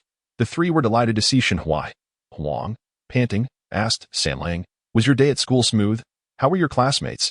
My classmates are quite agreeable, and Master Wei is also very kind. Shinhua replied as he picked a couple of handfuls of vegetable leaves and stepped out. I am in the new class, and there are 4 of us in total. This afternoon, Master Wei taught us how to practice writing. Shen Qidao was surprised that they started practicing writing on the very first day and looked silently to Shinji as he approached. Shinji shared what he knew, omitting any mention of Jiang Ming as complained about Li Jingzhou. So, the other 3 are all from the town, and only our Sanlang is from the village. Lin analyzed. I've seen Manager Zheng's grandson. He seems quite clever and smart. Boss Qian's son also appears to be quite honest. As for the son of Manager Li at the bookstore, I haven't interacted much, so I'm not sure about him. Huang remarked. Manager Li sells books, so he must be literate. His child should be no slouch. Children have their ways of playing. You need not worry. Shinchido interjected. As long as they don't affect their studies or engage in fights, it shouldn't be a problem. Compared to Lin, Shinchidao appeared quite easygoing. One could say that the perspectives of men and women differ significantly. Much like how mothers and fathers approach raising children in entirely different manners. At dinner, Huan asked Shinhuai, Sanlang, what did you have for lunch? For breakfast, I had a bowl of savory tofu pudding. And for lunch, there were green vegetables and egg drop soup. Wang then asked, could you see any oil in the green vegetables, more than what grandmother puts in? Shinhuai replied. As soon as he finished speaking, Lin shot him a sidelong glance, causing Shinyu and Shinxing to giggle uncontrollably. Shinhuai blinked innocently. It's just the plain truth. Did the other classmates also eat in the dining hall? Huang continued her inquiry. Shinhuai nodded. We only had half an hour for lunch, and the time was tight, so they also ate in the dining hall. However, they should bring meat tomorrow because Aunt Chui from the dining hall said we can only eat meat every 3 days. Huang, aware of the financial situations of the other 3 families, did not want her child to watch enviously as others ate meat, so she said, I'll fry you 2 eggs to take tomorrow. No need, mother. Let us save the eggs for sale. It's hard work studying. You need to eat something good. Our family isn't short on eggs. We can collect 7 or 8 a day. So it won't affect anything. Huang was resolute. 2 fried eggs a day. If you get tired of them, you can switch to scrambled or boiled, or even dried mushrooms or bamboo shoots will do. A mother's love is a sentiment that Shenhui has always found difficult to refuse. In the end, he can only accept it with tears in his eyes. Chapter 47. No overnight grudges after dinner. The sky had darkened, though it was not yet fully night. Shenhui sat on a stool beneath the eaves, engrossed in reading the 3-character classic. He then dipped his brush in water to practice his calligraphy. Upon seeing his impressive writing, Shenqi Dao and Shenji Yi approached to observe, feeling a sense of satisfaction at his progress. When it comes to literacy and education, it is indeed the master who plays a crucial role. Returning to the main room, Shenqi Dao confidently remarked that the assignment given on the very first day of school demonstrated the strictness of Wei's family master towards his students. Only a strict teacher can cultivate exceptional students, which reassures us in entrusting our children to them. After a brief pause, Lin Shi seemed to recall something and lamented, in the past, when the second son attended the private school. He would toss his book bag aside upon returning home and disappear in an instant. If only he were as studious as San Lang, he might have had a chance at becoming an accountant. Her words exuded a sense of disappointment. Feeling somewhat vexed by his mother's recounting of his past, Shenji thought to himself that it was all ancient history. Why must she always bring it up? Could she not spare him some dignity in front of the children? Lin Shi quickly rose to look outside, relieved to see Shenhui still practicing his writing at that moment. Shen Yu and Shen Xing entered from the back courtyard. Shenji hurriedly instructed, "You girl, go outside and call San Lang in," telling him that practicing writing in the dark is bad for his eyes. Understood, Shen Yu replied, promptly heading to the entrance. Seeing Shenhui practicing calligraphy beneath the eaves, she instinctively lightened her footsteps. "San Lang, it's dark now. Come inside quickly and don't sit here attracting mosquitoes." Shenhui paused his writing, looked up at Shen Yu, and asked, "Elder sister, do you wish to learn to read? After dinner, I can teach you and second sister for half an hour." "Can you teach?" Shen Yu retorted. "Of course, it's not difficult," Shenhui replied, rising to head inside. "Grandfather, father, I wish to teach elder sister and second sister to read. What do you think?" Shenqi Dao was the first to consider, "Will it affect your own studies?" "Not at all," Shenhui assured him. "While I practice writing, elder sister and second sister can learn alongside me." Shenqi Dao nodded, "Then let them learn. Being able to read contracts and not being blind to the world is certainly beneficial." Both Shenji Yi and Huang Shi wholeheartedly agreed. With everyone as support, Shen Yu and Shen Xing felt delighted. Particularly Shen Yu, who was overwhelmed with excitement, exclaimed, "Grandmother, if we learn to read, will we be as capable as our eldest aunt?" In her understanding, Shindigu had married into a prominent family in the county, making her the most accomplished person in the village. When Shen Chunlan was mentioned, Lin Shi smiled and said, "Your eldest aunt is remarkable at mental arithmetic and can read account books, thanks to your father and grandfather teaching her to read. Otherwise, she wouldn't be able to do these things. Now that San Lang is willing to teach you, you must study diligently to avoid being deceived in the future." Although the Shen family had not traditionally encouraged the education of girls, they would not hinder any opportunity for learning. "Grandmother, rest assured, we won't interfere with San Lang's studies and will study diligently so that we can be as capable as our eldest aunt in the future." Shen Yu and Shen Xing both declared, their eyes sparkling with hope. Seeing no objections, Shenhui took out the 100 family surnames to begin memorizing. On his way back, he had already devised a study plan for himself. Learning from the master during the day, reviewing at night, practicing calligraphy, and memorizing the books he needed to learn. He aimed to be able to recall a sentence and relate it accurately to the entire paragraph or extend its content seamlessly. By the time he finished studying at the hour of Su, around 8 p.m., Shenhui set down his books and stretched his limbs for a moment before heading to the back courtyard to wash up. By the hour of 9 p.m., he promptly went to bed. Before sleeping, he recited a couple of lines from the 100 family surnames, then reviewed the material taught by the master that day to reinforce his memory before peacefully drifting into slumber. The following day, he rose at the hour of Mao. Huang Shi had risen early to fry eggs, packing them into a covered bamboo tube for Shenhui to take to school. "Shenhui, come here. I brought snowflake cakes." As soon as Shenhui entered the classroom, Jiang Ming waved him over, with Qianqing and Li Jingzhou each holding a piece of snowflake cake. Having already devoured most of it, the master just went to Class B. "You should hurry and eat," Jiang Ming urged. "Thank you." Shenhui accepted the offered snowflake cake, took a bite, and glanced at Li Jingzhou.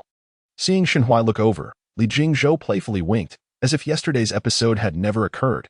Shenhui then glanced at Jiang Ming and Qianqing, who appeared to be in perfect harmony. "Very good. Children hold no grudges overnight. As he entered, he had been contemplating what he would do if Li Jingzhou refused to speak to them, but it turned out the latter was quite magnanimous. Waking up as if nothing had happened, Shenhui thought to himself, it seems the fool was indeed myself. After finishing the last bite of his cake, the young Wei master arrived. This time, he did not lead the reading but instructed Shenhui and the others to read the entire text first, then to underline the middle section and recite it several times for an on-the-spot check. Qiancheng stumbled on 2 lines, and as the young Wei master struck his palm with a ruler, he was utterly dumbfounded. Jiang Ming and Li Jingzhou instantly fell silent, while Shenhui remained the calmest of all. He had long heard Xinyang mention such occurrences. In this era, it was only natural for a master to punish a student. Parents would not dare to express any grievances. Instead, they would feel embarrassed that their child was not taking their studies seriously and would even be inclined to give them a good thrashing. Thus, students would never dare to let their parents know if they were punished. During breakfast, the mood among the group was noticeably somber. Qianqing felt both afraid and wronged after being punished. His spirits low, Jiang Ming and Li Jingzhou were intimidated by the young Wei master's ruler. Shenhui thought to himself that the young Wei master understood the principle of killing the chicken to scare the monkey.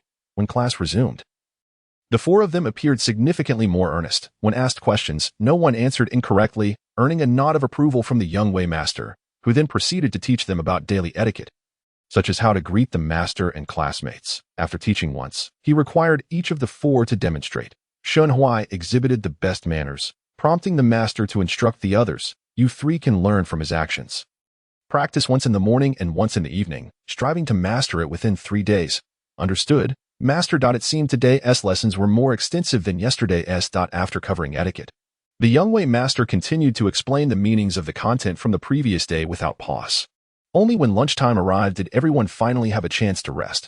Shenhui, I'm so tired, Jiang Ming lamented, slumping in his chair. My grandfather packed me meat when I left home, and now I don't even have the appetite to eat. Shenhui quickly exclaimed, if you're not going to eat, give it to me. I want to eat, right? If you're not going to eat, let us have it. Qianqing chimed in. I'm different from you.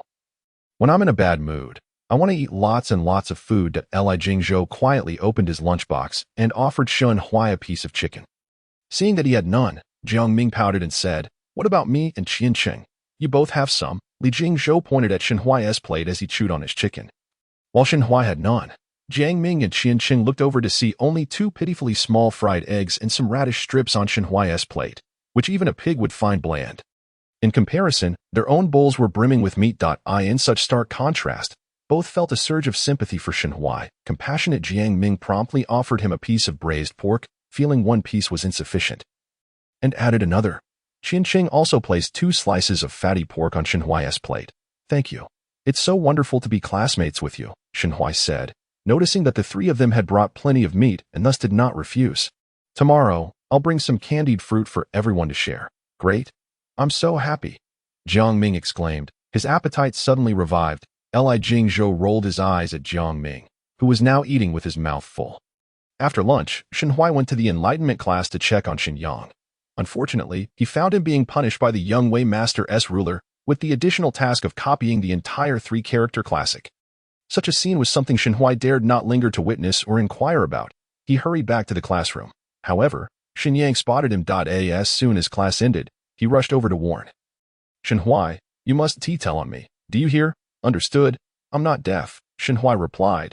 Upon hearing Shenhui's response, Xinyang finally turned to leave. Shenhui, what happened with your cousin? Jiang Ming inquired curiously. Before Shenhui could answer, Li Jingzhou chimed in loudly. I know. What do you know?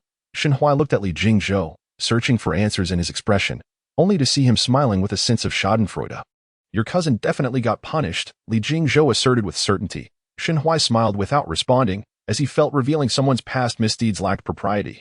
Jiang Ming nodded in realization, while Qianqing appeared puzzled. How do you know he was punished? I didn't notice anything, because when my brother was punished, he told me the same thing. It must be said that Li Jingzhou is exceptionally clever. Xinyang was indeed reprimanded by the master and approached to warn Shenhui, fearing that Shenhui might report him after school, which would inevitably result in a sound beating. Xinyang appeared quite anxious about Shenjiliang discovering this matter. So after dinner, he hurried over once more to deliver his warning, leaving Shenhui at a loss for words. Shenhui, would you report me? Li Jingzhou inquired with curiosity. Shenhui retorted, have you ever reported your brother? Li Jingzhou nodded. admitting that he had, and that it had led to a thrashing from his brother. Ha ha ha. Jiang Ming laughed heartlessly, even envisioning the scene and laughing so hard he nearly doubled over. Qian Qing, seeing Jiang Ming's amusement, joined in the laughter. Li Jingzhou, feeling somewhat aggrieved, huffed and turned back to his own seat. Observing this, Shenhui nudged Qian Qing and Jiang Ming. Only then did Jiang Ming cover his mouth. Though he couldn't suppress his laughter, his nose and eyes still betraying his mirth. In the afternoon, it was once again time for calligraphy practice. Master Xiaowei provided guidance for a while, and upon finding no issues, assigned practice tasks before heading to Class B in the beginner class, returning only when it was nearly time to dismiss school. After checking the students' progress and correcting errors, Master Xiaowei began a pop quiz on recitation.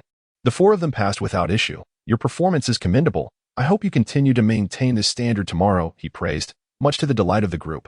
However, the following words from Master Xiaowei were like a bolt from the blue for Jiang Ming and Qian Qing. Tomorrow morning, there will be a reading session, and I will randomly check for written work. If you fail to write a single word, you will receive a strike of the ruler. When Shenhui noticed that Master Xiaowei had left and Jiang Ming and Qian Qing looked utterly defeated, he felt compelled to rouse them. Jiang Ming threw his arms around Shenhui, wailing incessantly. Qian Qing, initially worried, found himself less fearful upon seeing Jiang Ming's exaggerated distress, and instead, he draped his arm over the frail shoulders of Li Jingzhou. Amused by Jiang Ming's antics. School's out. Let's go. Li Jingzhou urged repeatedly. Only then did Jiang Ming release Shenhui. Freed, Shenhui slung his book bag over his shoulder and exited the classroom. Are you afraid? Li Jingzhou caught up with long strides. It's not difficult. What is there to fear? Shenhui replied. If you aren't afraid, then neither am I. Jiang Ming and Qian Qing, observing the closeness between Li Jingzhou and Shenhui, hurriedly followed suit. Upon leaving the school, they each went their separate ways. On the way home, Shenji inquired as usual about Shenhui's day. Shenhui recounted the manners taught by Master Xiaowei, as well as the incident of his classmates sharing meat with him. Father, I've already promised my classmates that I would bring candied fruit to school tomorrow. Do you think grandmother will scold me if she finds out? After all, candied fruit isn't cheap. A small packet costs several coins. Shenji raised an eyebrow. So you still dared to promise? One can't resist the temptation of delicious food, Shenhui chuckled. Father, I've already committed. When I see grandmother later, you must help me speak well of it. I don't want to lose face in front of my classmates. There is still a little candied fruit at home, but nothing else remains. After a pause, Shenji continued, next time you promise someone something, consider whether we have it at home, and if we can provide it. If we can't, you will lose credibility. Do you understand the consequences of losing credibility? I understand. Shenhui nodded. If a person is not trustworthy, others will not believe them in the future. You are correct. Those who are not trustworthy cannot make friends.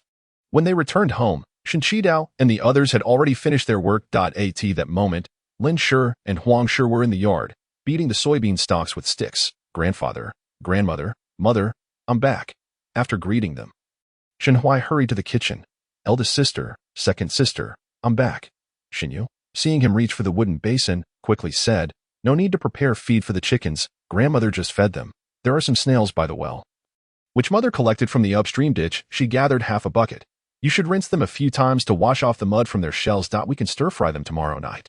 I love eating snails. They're even better when stir-fried with sour bamboo shoots, Shenhui remarked as he walked to the well, soon spotting the snails in a wooden bucket. Stir-fried snails with sour bamboo shoots is a must-have for supper. If you like perilla, adding some will make it even more fragrant. The snails were not large, and their shells were covered in mud. Shenhui poured the snails into a shallow basin, added some water, and poked at the snails with his hand. After changing the water several times, he finally managed to wash the snail shells reasonably clean. Since snails consume dirt, they cannot be cooked immediately after being collected due to the excessive mud. They need to be left for a day or two to expel the dirt before cooking. San Lang, are you done? Shenhui heard Lin Shi calling him and quickly walked over. Grandmother, come here. Lin Shi pulled Shenhui into the room and then took out a small packet of candied fruit for him. This is all we have left at home. It's just enough for you four to share 4 or 5 pieces. I'll put it in your book bag so you won't forget it in the morning. Shenhui, touched, embraced Lin Shi. Thank you, grandmother. Otherwise, I would have gone back on my word. Your father has already told me about it. Your actions are commendable. Lin Shi gently patted Shenhui's back. Among classmates, there should be reciprocity to foster good relationships. However, our family's resources are limited, so we can only do our best. Chapter 49. Extend your hand. One cannot bite the hand that feeds them. Lin Shi did not wish for her grandson to feel inferior in front of others. Yet she also did not want him to boast unduly. Hence, she expressed that their family's circumstances were limited, so they should do their best. Shenhui understood Lin Shi's intentions and nodded obediently. Grandmother, I will be mindful in the future and will not put you in a difficult position. Yes, Sanlang is a smart child. Grandmother believes in you. Lin Shi smiled. Dinner should be ready soon. Let us go eat. In the main room, the meal was already laid out. Everyone chatted amiably while eating, just as they always did. After the meal, Shenhui moved a stool outside to practice his writing, after a long while without seeing Shenyu and Shenxing. He called out, "Eldest sister, second sister, are you done?" The response came from Shenji, "Your grandfather is teaching them right now." Shenhui approached and saw his two sisters studying diligently, so he turned back to his spot to continue practicing. With the quiz on written work scheduled for tomorrow, he wondered how it would be conducted. Nevertheless, Shenhui felt no fear. Before sleeping, he packed his brush, ink, paper, and inkstone into his book bag for use the next day. The following morning, as Shenhui entered the classroom, he spotted Master Xiaowei, donned in a scholarly robe, standing at the door. He hurried forward to greet him. "Good morning, Master." Master Xiaowei replied amiably, "Come in. We were preparing to check your written work." "Yes." Shenhui entered the classroom and found his three classmates engrossed in their books, with a brush and a small dish of ink placed uniformly in the upper right corner of each desk. His own included, clearly arranged by the master. As Shenhui reached his seat, Master Xiaowei entered, collected the books, and prepared for the written work. After stating this, he distributed a sheet of rough paper to each student. "Be careful when dipping the ink, and try to keep the paper clean and tidy. The written work will consist of the characters I have taught you over the past 2 days." For Shenhui, this posed no difficulty at all. He was able to write each character as soon as Master Xiaowei finished reading it. In total, he wrote 10 characters, when Master Xiaowei called for a stop. He began checking from Li Jingzhou, who had made 2 mistakes. "Extend your hand." Li Jingzhou hesitated before extending his left hand. The moment the ruler came down, he instinctively withdrew his hand, only to be grasped by Master Xiaowei at the wrist. Following that, the sound of strikes rang out twice. Li Jingzhou winced in pain. "Open your book, correct the mistakes, and rewrite them 3 times. Do not make the same errors again." "Yes." Noticing Li Jingzhou flipping open his book, Master Xiaowei then proceeded to Jiang Ming's desk. Shenhui could clearly see Jiang Ming's small frame quiver slightly. Both he and Qianqing had made 3 mistakes, their palms reddened from the strikes. Qianqing, being more robust, felt little discomfort, while Jiang Ming was left with tears in his eyes, yet he dared not cry out, fearing another beating. Master Xiaowei appeared accustomed to the reactions of students being punished. He merely glanced at Jiang Ming before moving to Shenhui's desk. Shenhui's writing was clear and legible, with no mistakes, and the page was very tidy. Upon seeing this, Master Xiaowei finally displayed a satisfied expression and showcased Shenhui's paper. In this round of written work, only Shenhui had written everything correctly, with clear handwriting and a neat page. I hope you all can learn from Shenhui and aim for a perfect score next time. Uncertain whether it was due to the punishment, after their morning reading, Jiang Ming and his companions were enveloped in a cloud of gloom. Their spirits dampened even during lunch. No amount of candied fruits offered by Shenhui could alleviate their despondency. When they encountered their parents at dismissal, they exchanged knowing glances and shook their heads in unison, fearful that voicing their troubles would only exacerbate their plight. In the days that followed, Mr. Wei would frequently conduct impromptu quizzes on writing and recitation, occasionally cross-examining the interpretations of sentences, and he even increased the vocabulary and paragraph lengths. Shenhui breezed through these challenges without a hint of stress. Unfortunately, his 3 companions were not as fortunate. They often stumbled over their written exercises or froze during recitation, their minds blank, or they fidgeted anxiously. Li Jingzhou fared slightly better, managing to get everything correct once in 3 or 4 attempts. As for Jiang Ming and Qianqing, they consistently fell just short, never quite achieving perfection. Being cherished darlings at home, they had never anticipated such hardships and indignities at school, their lives feeling like a deep mire of tribulations. Shenhui found their self-pitying yet tenacious demeanor rather amusing. It was not until the end of the month, when Mr. Wei announced a day of rest, that everyone returned to life with renewed vigor. Particularly Jiang Ming, who leapt for joy as if he could touch the sky. Meanwhile, the Shen family was exceedingly busy. Following the autumn harvest, they had to collect the catalpa seeds, sow rapeseed, and harvest the 3 acres of patchouli. Patchouli, while medicinal, is also used to produce spices, sachets, and teas. It is quite common, yet many regard it merely as a wild herb. Patchouli is harvested every 2 years, with dried products fetching 8 to 10 won per pound.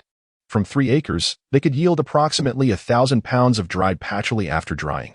Once dried, it would be transported to the Su pharmacy in the county town for sale. The shopkeeper there was a senior apprentice of Shinji, which facilitated smoother transactions. Otherwise, given the volume from the Shin family, they would have to haul it to Yangzhou Prefecture themselves.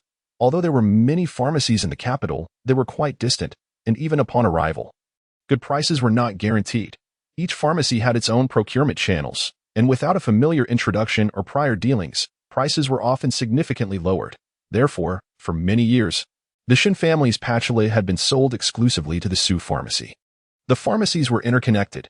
Su's willingness to buy such a large quantity was due to having relatives in the county engaged in the herbal trade, which opened many doors, and it was said their business was thriving. On the day of rest, Shenhui rose early to accompany his family to the back mountain to pick catalpa seeds. During the day, he climbed up and down the catalpa forest, and at night, he diligently practiced his writing and recitation, completing the assignments set by his teacher. Indeed, Mr. Wei had assigned work, 3 large characters, with the stipulation that there should be no misspellings and that the pages be neat. Upon returning, there would also be checks on writing and recitation. Failure to meet standards would not only result in the punishment of a ruler, but also entail 3 days of cleaning the latrine. When Shenhui heard about this punishment, he was taken aback. He truly did not expect that the affable and cultured Mr. Wei could conceive such a harsh penalty, which seemed entirely at odds with his usual demeanor. The day of rest always flew by in a flash. By the time Shenhui completed his assignments, it was already past the hour of the dog. Finished with your work? Wan asked, pausing her sewing as she saw him stretching his limbs. Yes, Shenhui replied, moving his hands and feet. Mother, there's no need to rise early tomorrow to fry eggs for me. The school will serve meat.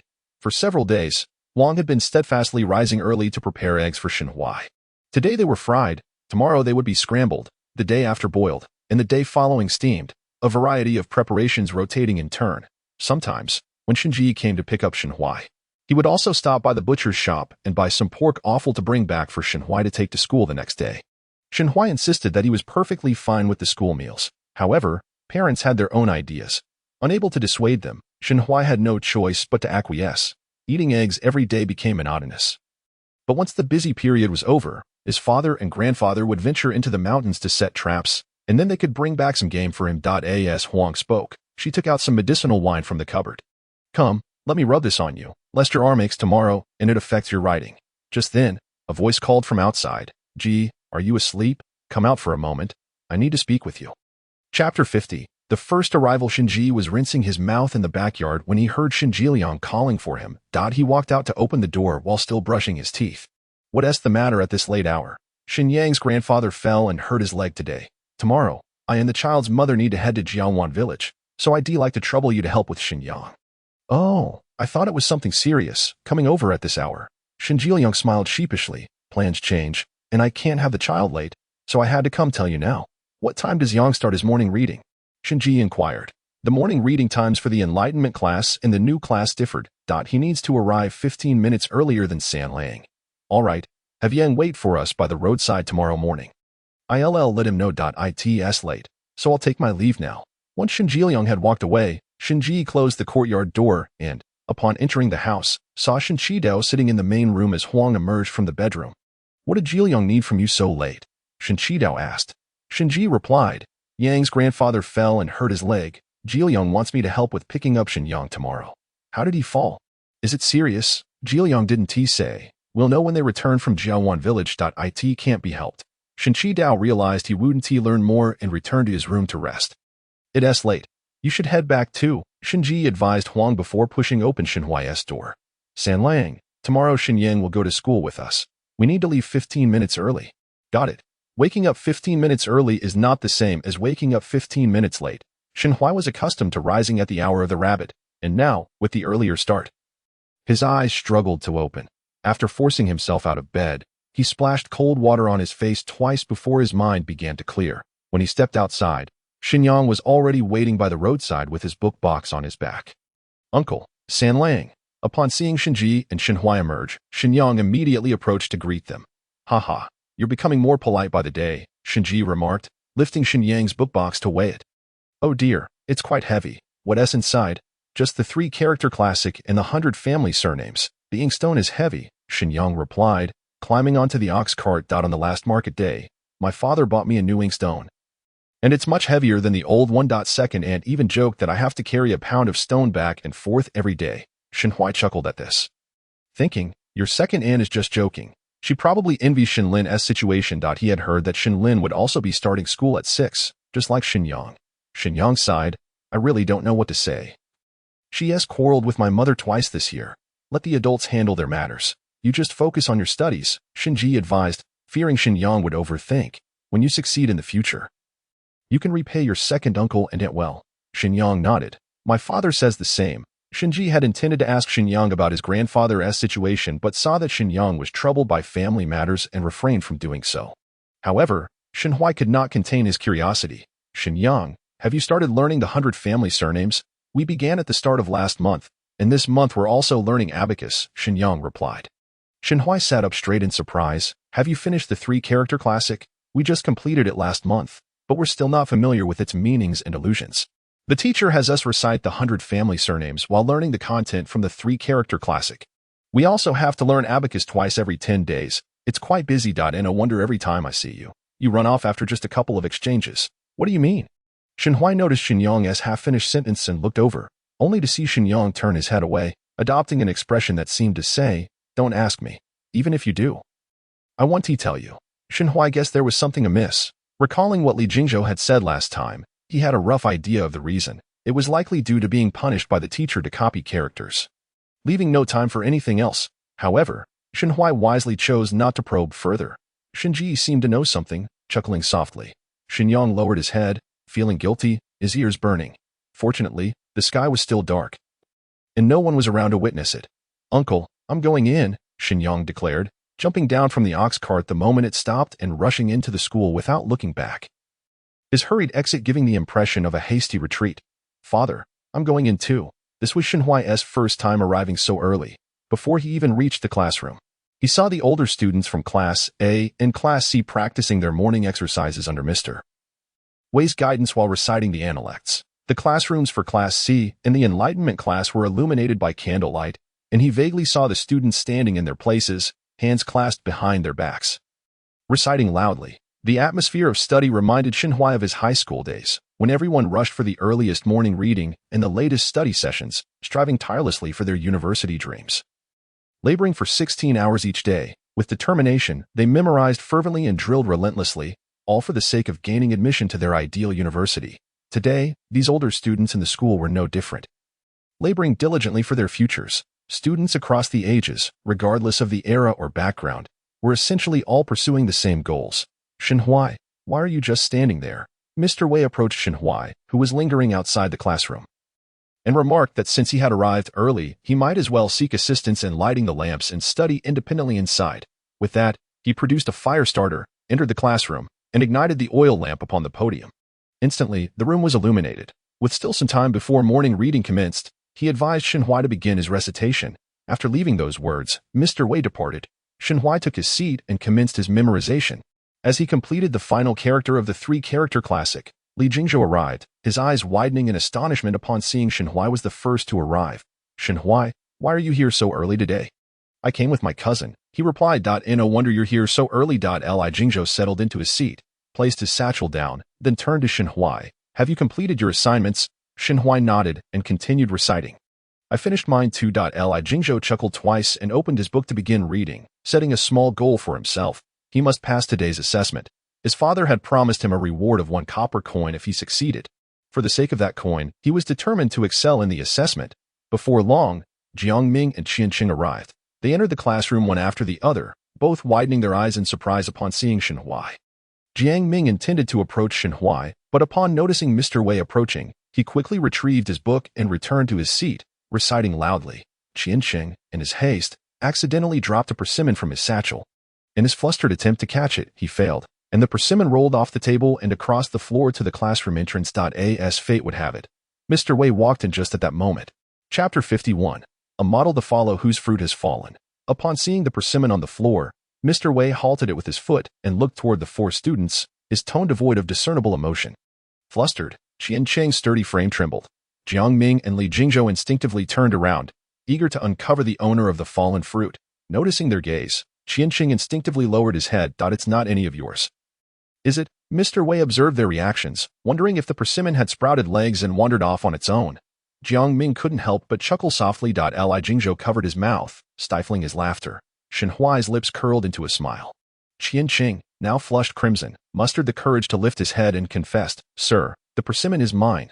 Once he spoke, he quickly lowered his gaze again, seemingly hoping to salvage a shred of dignity. The courage to admit one's mistake was commendable.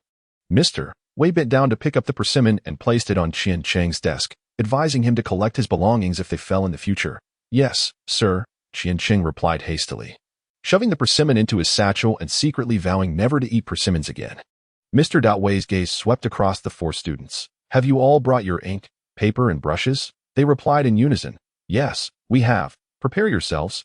We shall begin our silent writing after half a tea's worth of time." Shen Huai retrieved an ink stick and began grinding it. Mr. Wei observed his methodical approach with interest, taking a moment to explain the techniques of ink grinding and the standards for quality ink. Once everything was ready, they commenced their writing. This time, the vocabulary for assessment had increased, featuring characters with more intricate strokes. Shen Huai wrote diligently for 2 full pages. Next was recitation. Who wishes to go first? Mr. Wei asked. As soon as he finished speaking, Shen Huai stood up. "Sir, I would like to go first." "Excellent." Mr. Wei appreciated Shen Huai's initiative.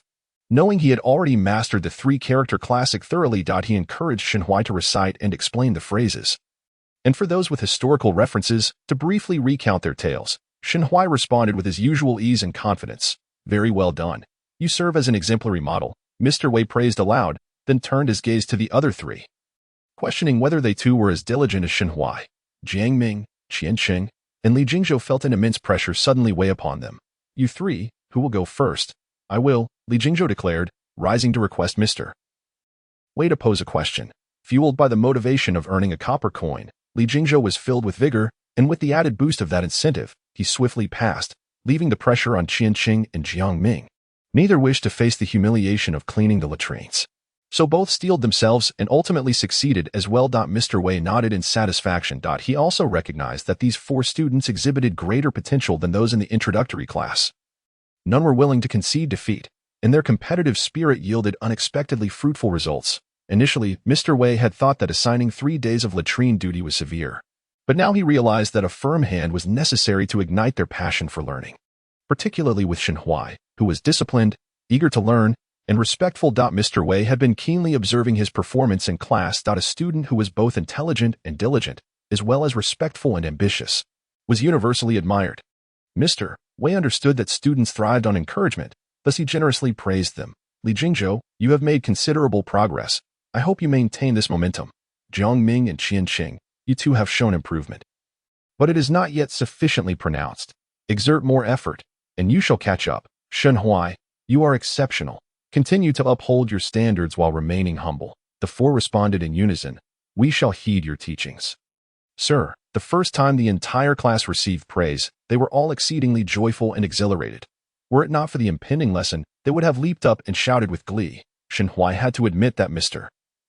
Wei's approach was highly effective, igniting their enthusiasm for learning. Even during the break, students eagerly volunteered answers without needing to be called upon.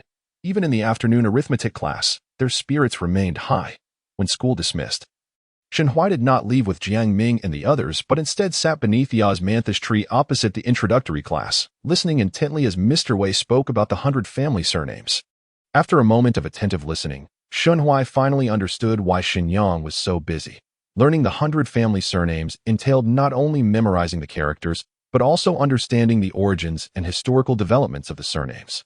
If a surname belonged to a prominent family or royal lineage, Mr. Wei would elaborate even further. The students were not merely absorbing textual knowledge, but also the historical context, anecdotes about notable figures, and the legacies of esteemed families. Shen Huai realized that the study of the 100 family surnames was not as simple as he had initially thought. It encompassed geography, historical facts, anecdotes about famous individuals, and natural astronomy, merely scratching the surface of the vast ocean of knowledge awaiting students. For instance, he was only vaguely aware of the historical significance of the 5 surnames and 7 clans, and although he had heard of renowned ministers and generals, he could not name them with any specificity. 2/4 of an hour later, the introductory class announced its dismissal. Mr. Wei exited the classroom and noticed Shen Huai had not yet returned, so he approached to inquire, "Shen Huai, Why have you not yet gone home? Sir, I am waiting for Shenyang. He is my cousin, and we are returning together today. Mr. Wei nodded and departed. Shenhui. Shenyang rushed over once Mr. Wei had walked away. Let us go. Uncle Shun must be waiting for us outside. Shinji had been waiting for some time, and as soon as the two got into the cart, they set off. Father, why have you bought pig offal again? Shenhui remarked upon seeing the bamboo basket on the ox cart containing 2 pig lungs. The dining hall only serves meat every 3 days. You need not prepare it for me daily. At home. We can only eat meat on market days. Market days occurred 3 times a month, equating to roughly once every 10 days. At school, he could have meat every 3 days, while at home, he often received meat and eggs. While he subsisted mainly on vegetables, Shenhui felt a sense of guilt. However, Shinji replied, the family has been busy recently. We ought to have some meat to nourish ourselves, or our health will suffer. While we cannot afford pork, pig offal is certainly manageable. It just requires some seasoning. All right, Shenhui responded, his tone laced with resignation. Beside him, Shenyang envied Shenhui, feeling he was rather fortunate. Their family had not had meat for over half a month. Yang, why not stay for dinner with Sanlang before heading back? Shinji suggested. Your parents are taking your grandfather back to Jiangwan village, and they likely won't return until late. It would be better to eat dinner and finish your assignments before going home. No need, uncle. I still have to go back to feed the geese and pigs. Then let Sanlang bring back more meat tomorrow, and you can have lunch together. Shenyang's face instantly lit up with joy. Thank you, uncle. Shinji smiled and continued driving the cart. Shenyang, did you study the 100 family surnames earlier? Shenhui inquired. Yes, but it was quite difficult. Shenyang lamented. It was filled with surnames, and many had historical anecdotes, like the Zhao and Zhou surnames, which even related to ancient kings. The teacher spoke at length, and at first, we thought he was telling stories. Who knew we would have to be tested on it? It was utterly disheartening. Chapter 52. A bad news. Upon hearing Shenyang's words, Shenhui couldn't help but chuckle. You may laugh now, but when you delve into the 100 family surnames, you won't find it amusing. Humph. Shenyang responded with a playful huff. After a moment, unable to contain himself, he added, during lunch today, I overheard a senior from Class B saying that the seniors from Class A will all participate in the county examination next spring. If they pass, some of them won't continue studying in our school. If Class A has 3 students, where will they go if they don't study here? Shenhui was perplexed. The senior brothers of Class A are quite young, aren't they? If they fail this time, they can simply try again next time. Is it really the case that failing once means they will abandon their studies? No, they are to attend the county academy. Shenyang replied, glancing at Shenhui. Do you know what the county academy is? It is the most prestigious school in our county, reportedly run by the government, and the tuition is quite affordable. The county academy is a public institution overseen by a teacher, and it boasts the presence of degree holders as instructors. The resources available there are far more abundant. Speaking of degree holders, Shenhui suddenly recalled someone and hurriedly inquired, Father, what about Yang, the degree holder who excelled in the provincial examinations last year? Did he succeed in becoming a jinshi? After a busy spring, he had completely forgotten to ask. He did not pass, came the answer, leaving Shenhui momentarily stunned. That shouldn't be the case. As a provincial top scorer, even if he couldn't secure a spot among the top 3 in the first degree, surely he could manage to place in the second degree. Before long, Shinji continued, I heard that shortly after Yang achieved his degree, his grandmother passed away, so he was unable to travel to the capital to take the exam. He must be at home observing the mourning period, and he will only be able to sit for the next imperial examination, since the Han dynasty abolished the various schools of thought to promote Confucianism. Filial piety has governed the realm. The Great Xia dynasty is no exception. If a family member passes away, whether they be an official or a scholar, one must return home to observe the mourning period. Failure to do so is deemed unfilial. In this era, the stigma of being unfilial carries significant weight. The consequences can range from losing one's reputation to being stripped of official positions and titles. When an official is in mourning, scholars must suspend their studies. If a direct parent passes away, a 3-year mourning period is required. For grandparents, 1 year suffices. This means Yang will only be able to return to the capital to participate in the next imperial examination after his year of mourning ends. Upon hearing this news, Shenhui found himself at a loss for words. Life and death are the natural course of existence. Everyone must face it, merely at different times. Shenhui, do you know this degree holder? Shenyang's gaze was filled with curiosity. Where did you meet such an impressive person? I would like to meet him too. Shenhui shook his head. I do not know Yang. I only heard the storyteller recount his deeds at the tea house in the county town. Would you like to know? I can share it with you if you wish. Then please do tell. as I have nothing better to do right now. Shen Huai recounted what he knew, and after listening, Xinyang was filled with enthusiasm, eager to become a degree holder himself by the next day. It was not until they alighted from the carriage that Xinyang reluctantly departed. Upon returning home, Shinjie and Shinhuai found Xinyu and Xinxing already setting the table with dishes. Due to their late return from school, the task of feeding the chickens had been taken over by Huang. After washing his hands, Xinhuai joined them at the table. Halfway through the meal, Shinjie spoke of Xinyang's maternal grandfather's condition. I passed by Xia's medical hall while buying meat earlier and encountered Ji Liang. Xinyang's grandfather has a fractured calf bone. The doctor has set the bone, but he will need to rest for 2 to 3 months before he can return to work. At least it's nothing serious, Lin said while eating. In a couple of days, it will be market day. When you go to Jiangwan village to solicit customers, you should stop by to see him. We are all relatives, after all. It would be inappropriate not to pay a visit. Shinchido pondered for a moment and suggested, let the second one go then. I will take Sanlang to school. Shinjie nodded in agreement. All right, I will swing by to check on him. Shinhuai, recalling the sweet gum fruits in the back mountain, inquired, Grandfather, are the sweet gum fruits ready for picking? If all goes well, we should finish picking by tomorrow. The last few trees have fruits that are quite sparse and difficult to harvest. Shinchidao served Shinhuai a piece of egg. I was planning to transplant the sweet gum seedlings to the back mountain once we finish, but I still need to dry the patchouli. It seems I will have to wait until next spring. After all, we still need to plant rapeseed, and time is scarce. Grandfather, the 1-year-old sweet gum seedlings are not even as tall as I am. Can't we wait until they grow a bit taller before transplanting them? Shinhuai asked innocently. I believe 1-year-old seedlings surely cannot be as sensible as 2-year-old ones. His last remark elicited laughter from everyone. Shinchidao laughed heartily. You little rascal, you have quite the twisted logic. I actually think Sanlang has a point, Lin added, nodding in agreement. 1-year-old seedlings and 2-year-old seedlings do not bear fruit. The roots of 2-year-olds will certainly be more robust, making them easier to nurture.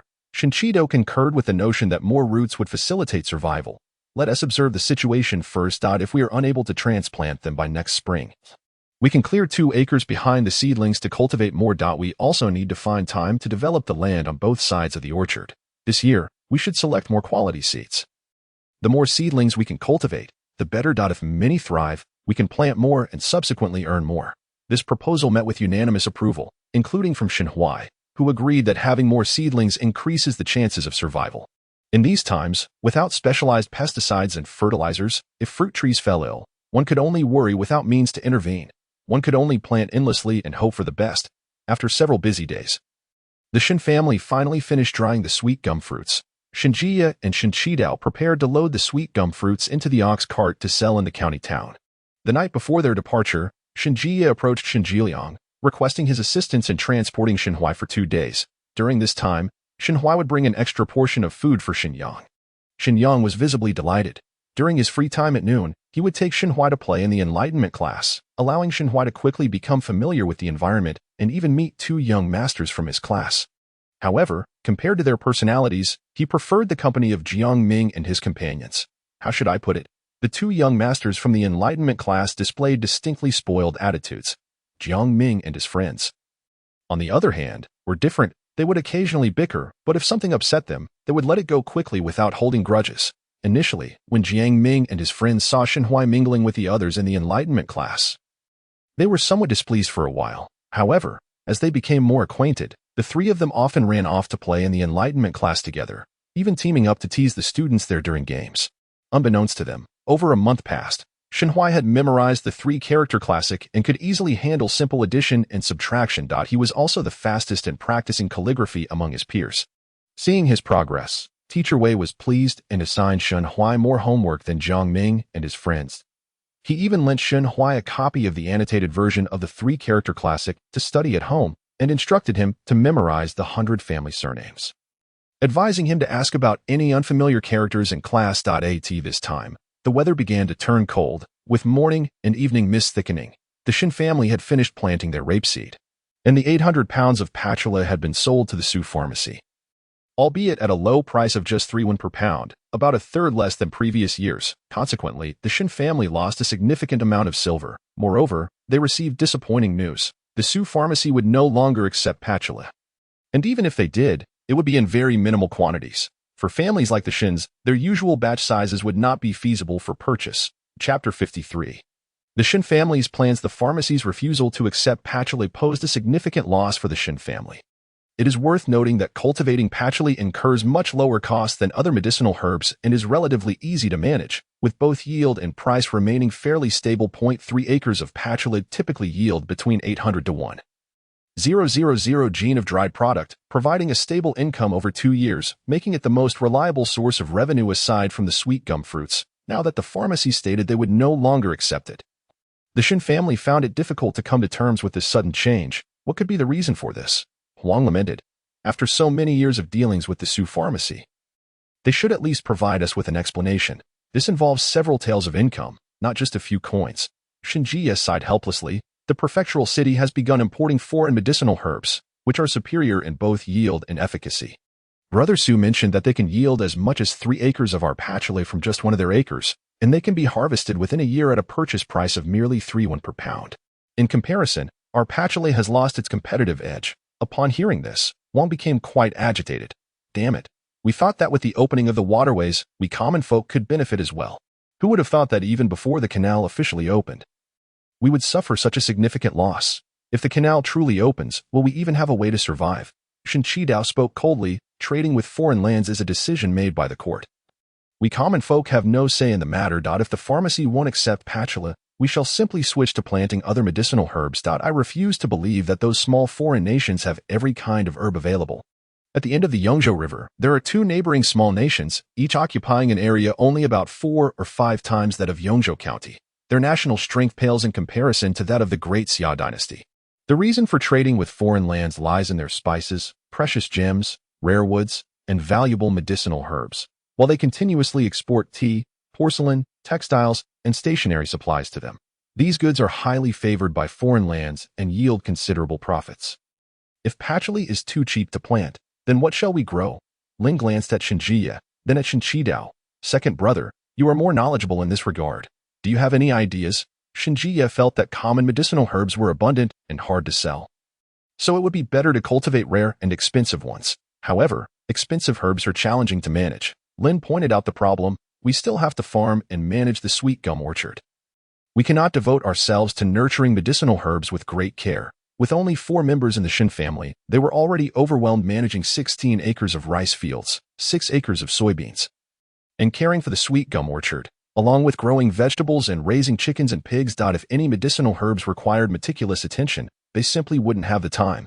Shin Qidao opined that regardless of what they planted, time would be needed for maintenance. Similarly, Lin nodded in agreement, remarking that if it were possible to cultivate successfully without investing time or effort, their family would have already prospered. Husband, if you have any ideas, why not share them so we can discuss it together? Huang expressed her impatience, having noted that their conversation had yet to reach a decisive point. Sitting nearby, Shinhui also urged, Father, please speak up. Only then did Shinji leisurely begin. I am considering planting jobs tiers, but we lack sufficient arable land at home. The soil on the back mountain, however, is quite suitable for growing grass fruit. It can be found in supermarkets and markets. The children should have seen it before. In the Ming dynasty, it was even offered as a tribute. What is grass fruit? The other members of the Shin family appeared bewildered. Though Shinhui was familiar with it, albeit ignorant of its cultivation methods, Shinji posed a question. Are you all aware of malaria? Yes, it is a severe illness that can be fatal. Shinhui turned to Shinji. Father, is this grass fruit not a remedy for malaria? Clever. Shinji smiled, explaining that grass fruit is a primary medicine for treating malaria and can also be used as a spice, accessible only to the affluent urban households and quite costly. Shinhui continued to speculate, then its seeds must be expensive. I wonder if they are available in the county. Shinji gently shook his head. I do not know. We must inquire at the apothecary. But you know how to cultivate it, right? Lin asked. Shinji nodded. How long until harvest? This was the crucial concern for Shin Qidao. Shinji replied, if cultivated well, it can yield results in 2 years. If neglected, then 3. This time frame was acceptable to Shin Qidao. After a moment's thought, he proposed, in a couple of days, we shall inquire in the county. If they lack it, we can ask the escort agency and merchant convoy to help us check if it is available in the prefectural city. Of course, the Shin family's focus remained on the catalpa fruit. Planting grass fruit was merely an additional avenue. The initial investment would not be substantial, considering the uncertainty of obtaining seeds and successfully cultivating them. They could not afford to lose the income from catalpa fruit after already losing the revenue from patchouli.I in the following days. Shinchidao and Shinji engaged in discussions regarding the feasibility of planting grass fruit and evaluated the initial investments. Ultimately, both concluded it was worth a try. After reaching an agreement, the father and son hurriedly set off for the county in a bullock cart, also intending to gather information on the market for other medicinal herbs. Shenhui accompanied Xinyang to and from school. Sanlang, how long will your father and the others be in the county? On the way back from school, Shinjiliang inquired. Shenhui was uncertain. The county is far. It could be 2 to 4 days, perhaps. But didn't your family's catalpa fruit and herbs sell out? What are they going to the county for? Shinjiliang pressed further. Shenhui shook his head again. I don't know. Grandpa and father did not tell me. Shinjiliang found it normal for Shenhui to be unaware and joked, your father has a knack for cultivating herbs. If only he had been patient and stayed at Sue's apothecary for a few more years. You might have become a little lord by now. I am doing quite well as I am. Shenhui replied sincerely, recognizing that both his parents and grandparents treated him with great care. They had made every effort to provide him with the best in terms of sustenance and clothing. But it could be even better, Shinjiliang continued, if you manage to pass the scholar's examination in the future. Not only your family but our entire Shin clan will benefit from it. Even the village will prosper. In this impoverished countryside, producing a scholar would be a source of pride for the family. Shenhui suppressed a laugh. Uncle Jiliang, have you said the same to brother Shenyang? I can hardly bear to hear it again. Recently, Shenyang had been struggling with his studies and had become quite rebellious. Becoming a scholar is not as simple as picking up a snail by the ditch. If it were so easy, everyone would be a scholar, and there would be no need for farming. Shenhui noted Shinjiliang was about to explode, so he quickly interjected, Uncle Jiliang, the 100 family surnames is indeed more challenging than the 3-character classic. It requires not only reading and memorization but also understanding the origins and developments of the clans. It cannot be mastered in just a couple of days. Please do not hit brother Shenyang. He is already trying his best. However, before he could finish his sentence, Shinjiliang had already disembarked. He grabbed Shenyang and proceeded to give him a sound beating. Shenyang could no longer contain himself, bursting into tears as if to release all the grievances and pain he had endured in recent days. Chapter 54. Shenyang has disappeared. Shenhui sat on the bullock cart, feeling utterly helpless. He was uncertain if his words had led to Shenyang receiving such a beating. He wanted to plead with Shinjiliang to stop, yet feared that speaking out would only worsen Shenyang's punishment. In an era dominated by paternal authority, Shenyang's words were a direct challenge to his father's authority, compounded by the fact that Shinjiliang had learned of the punishment Shenyang received from the teacher yesterday. Old grievances and new grievances were being settled together. It seemed that without a physical confrontation, the matter could not be resolved. I won't study anymore. Go ahead and kill me. Shenyang's sense of injustice reached its peak, and he cried out in despair, you all look down on me. Just kill me. This statement struck a chord deep within Shinjiliang. I toil to send you to school, hoping you might achieve something in the future. And you dare to say you won't study anymore? Today, I will teach you a lesson, you ungrateful wretch. Enraged, Shinjiliang snapped a wild grass stalk from the roadside, preparing to strike Shenyang. In a flash, Shenyang swiftly dodged to the side, his expression shifting dramatically as he turned and ran. You ungrateful child, how dare you run? Shinjiliang pursued him. Shenhui panicked and quickly descended from the cart, trying to catch up when he saw Shenyang recklessly charging up the hillside path, only to stumble over a stone and fall to the ground. Shinjiliang seized the opportunity to catch him, and another round of punishment ensued. If you want to die today, I will grant your wish. Shenyang, in a fit of defiance, gritted his teeth, refusing to yield, even daring to provoke. Go ahead, beat me to death. If you don't, you're not my father. Shinjiliang's anger flared, wishing he could end Shenyang's life on the spot. You rebellious child. Shenhui stood by, unsure of what to do. Shenyang, who usually appeared quite clever, had become utterly foolish at this moment. Challenging his father's authority was a surefire way to invite punishment. It was a pity he had lived 2 lives and had yet to experience such paternal love. He remembered that in his previous life, the harshest punishment he received was having his allowance cut off for 30 days. This time, having been reincarnated with memories, he had no opportunity to err. Shenhui, seeing Shenyang's stubbornness and constant defiance against Shinjiliang, felt an urgent need to intervene. Brother, can't you just keep quiet? Keeping quiet might mean fewer beatings, you know. The two remained locked in their standoff. The younger one was determined to provoke a confrontation, while the elder was fueled by anger. Reconciliation seemed impossible. It was not until dusk that Lin arrived, at which point Shinjiliang, with a scowl, tossed Xinyang onto the cart. Lin, perceptive as she was, noticed the discord between the father and son but chose not to inquire further. Once home, she finally asked Shenhuai, Sanlang, what happened with Yang. Shenhuai recounted the events. Lin shook her head upon hearing it, that Yang boy is good in many ways, but his temper is too stubborn. Even after enduring such punishment, he still refuses to learn and continues to oppose his father. Regardless, he should not have said those things. But, no buts. Even if his father has shortcomings, as a son, he should not speak like that. Lin's tone suddenly turned stern. Sanlang, let me make myself clear. If one day you also say such things to us, then you can forget about studying. Shenhuai's eyelids twitched, and he solemnly replied, Grandma, I promise that day will never come. Remember, the family supports your education so that you may have a bright future. Not so that you can speak thoughtlessly and vent your frustrations on your parents. Words can hurt too. I understand. Grandma. Lin looked at the understanding Shenhuai and suddenly wondered if she had been too harsh. Her grandson was certainly much easier to handle than that young boy. Don't blame me for being strict. I just want to ensure you do not take a wrong path. You are a scholar, and you must never be unfilial. Lin justified her actions to herself. Dinner is ready. Wash your hands and eat. Throughout this entire episode, Wang had been silently observing. She felt her mother-in-law was strict but did not believe Lin had acted wrongly. Children should be disciplined for being disrespectful to their parents. Even her sister-in-law, Zhang, who harbored disdain for Shenhuai's grandparents, still maintained her duty of respect. Zhang would never speak disrespectfully to the elders in front of them. At most, she would make a few disparaging remarks outside.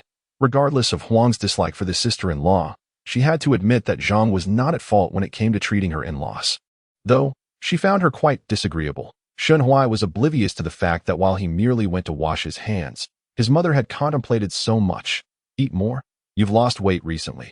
Huang served Shenhuai some food, adding, Shenyang got beaten today, so he must feel quite miserable. I'll prepare more snail meat tomorrow for you to share with him at school. Shenhuai could not help but defend Shenyang, saying, Mother, in truth, Brother Shenyang has been quite diligent. He has not been negligent. I am aware, but as his mother, such words from a son warrant punishment. Do not emulate him, she replied. Shenhuai merely responded with a muted In this era, where subjects must perish at the whim of their sovereigns, and sons must meet their father's expectations, any act of defiance, regardless of right or wrong, is deemed a grave transgression. This, Shenyang understood all too well.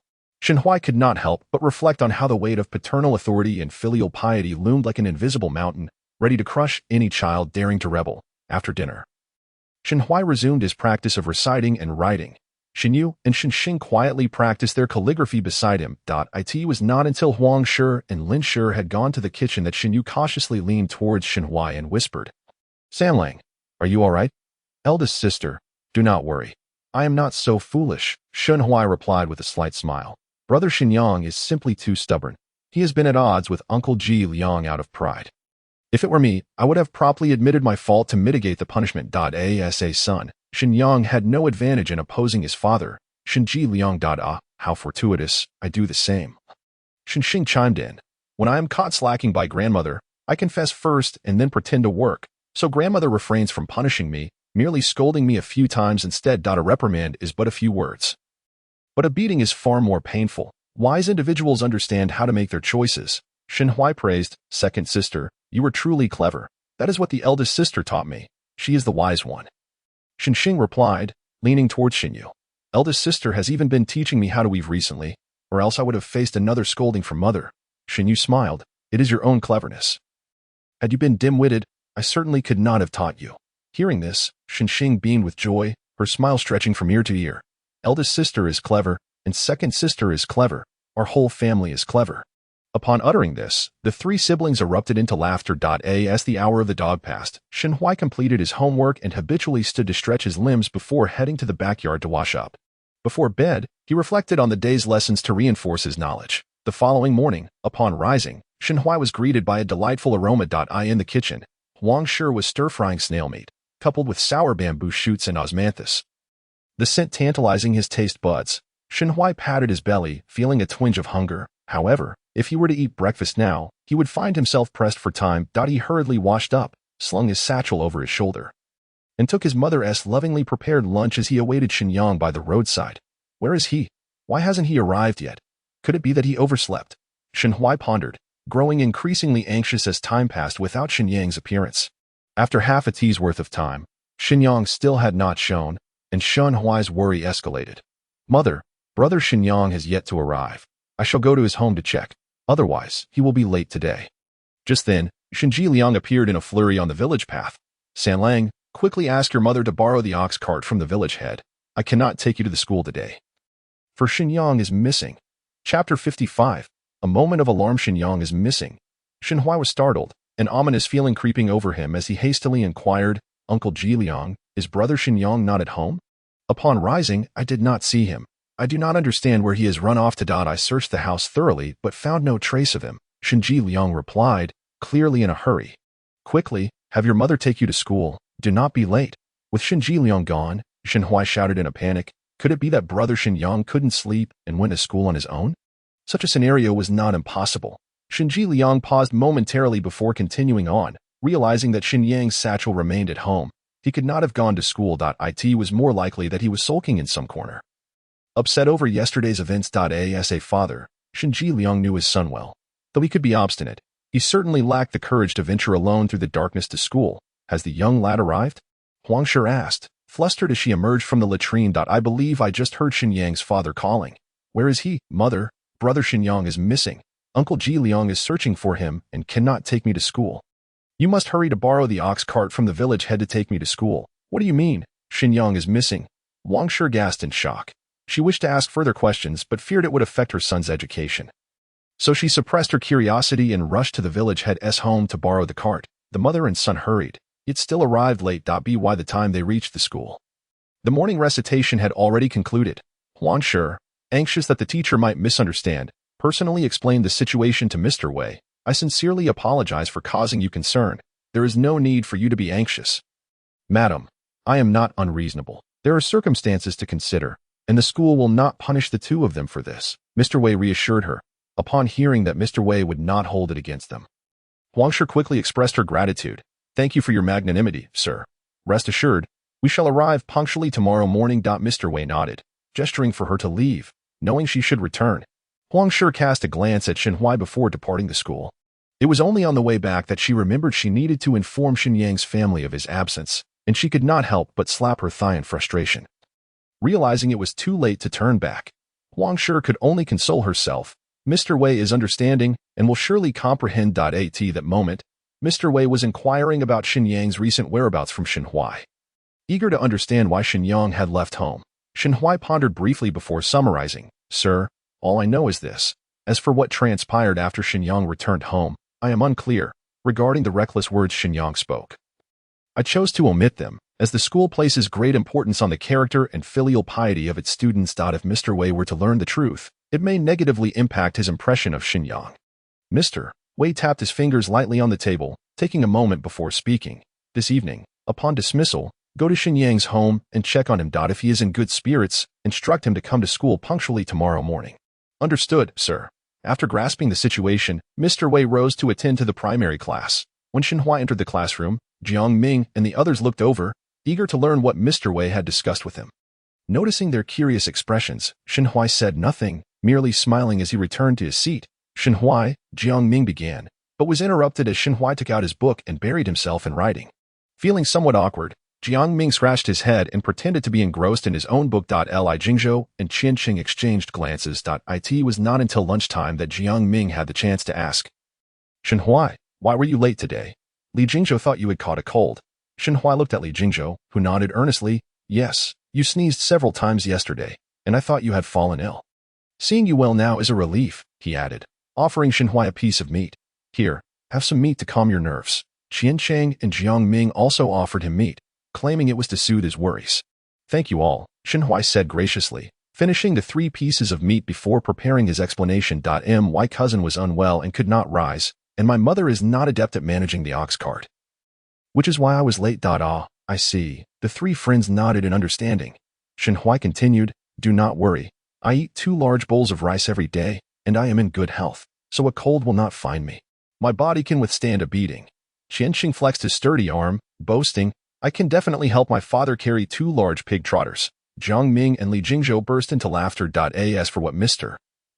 Wei had discussed with Shenhui in the study, Jiang Ming and the others were exceedingly curious but dared not ask. By the way, Was there a recitation check this morning? Shenhua inquired.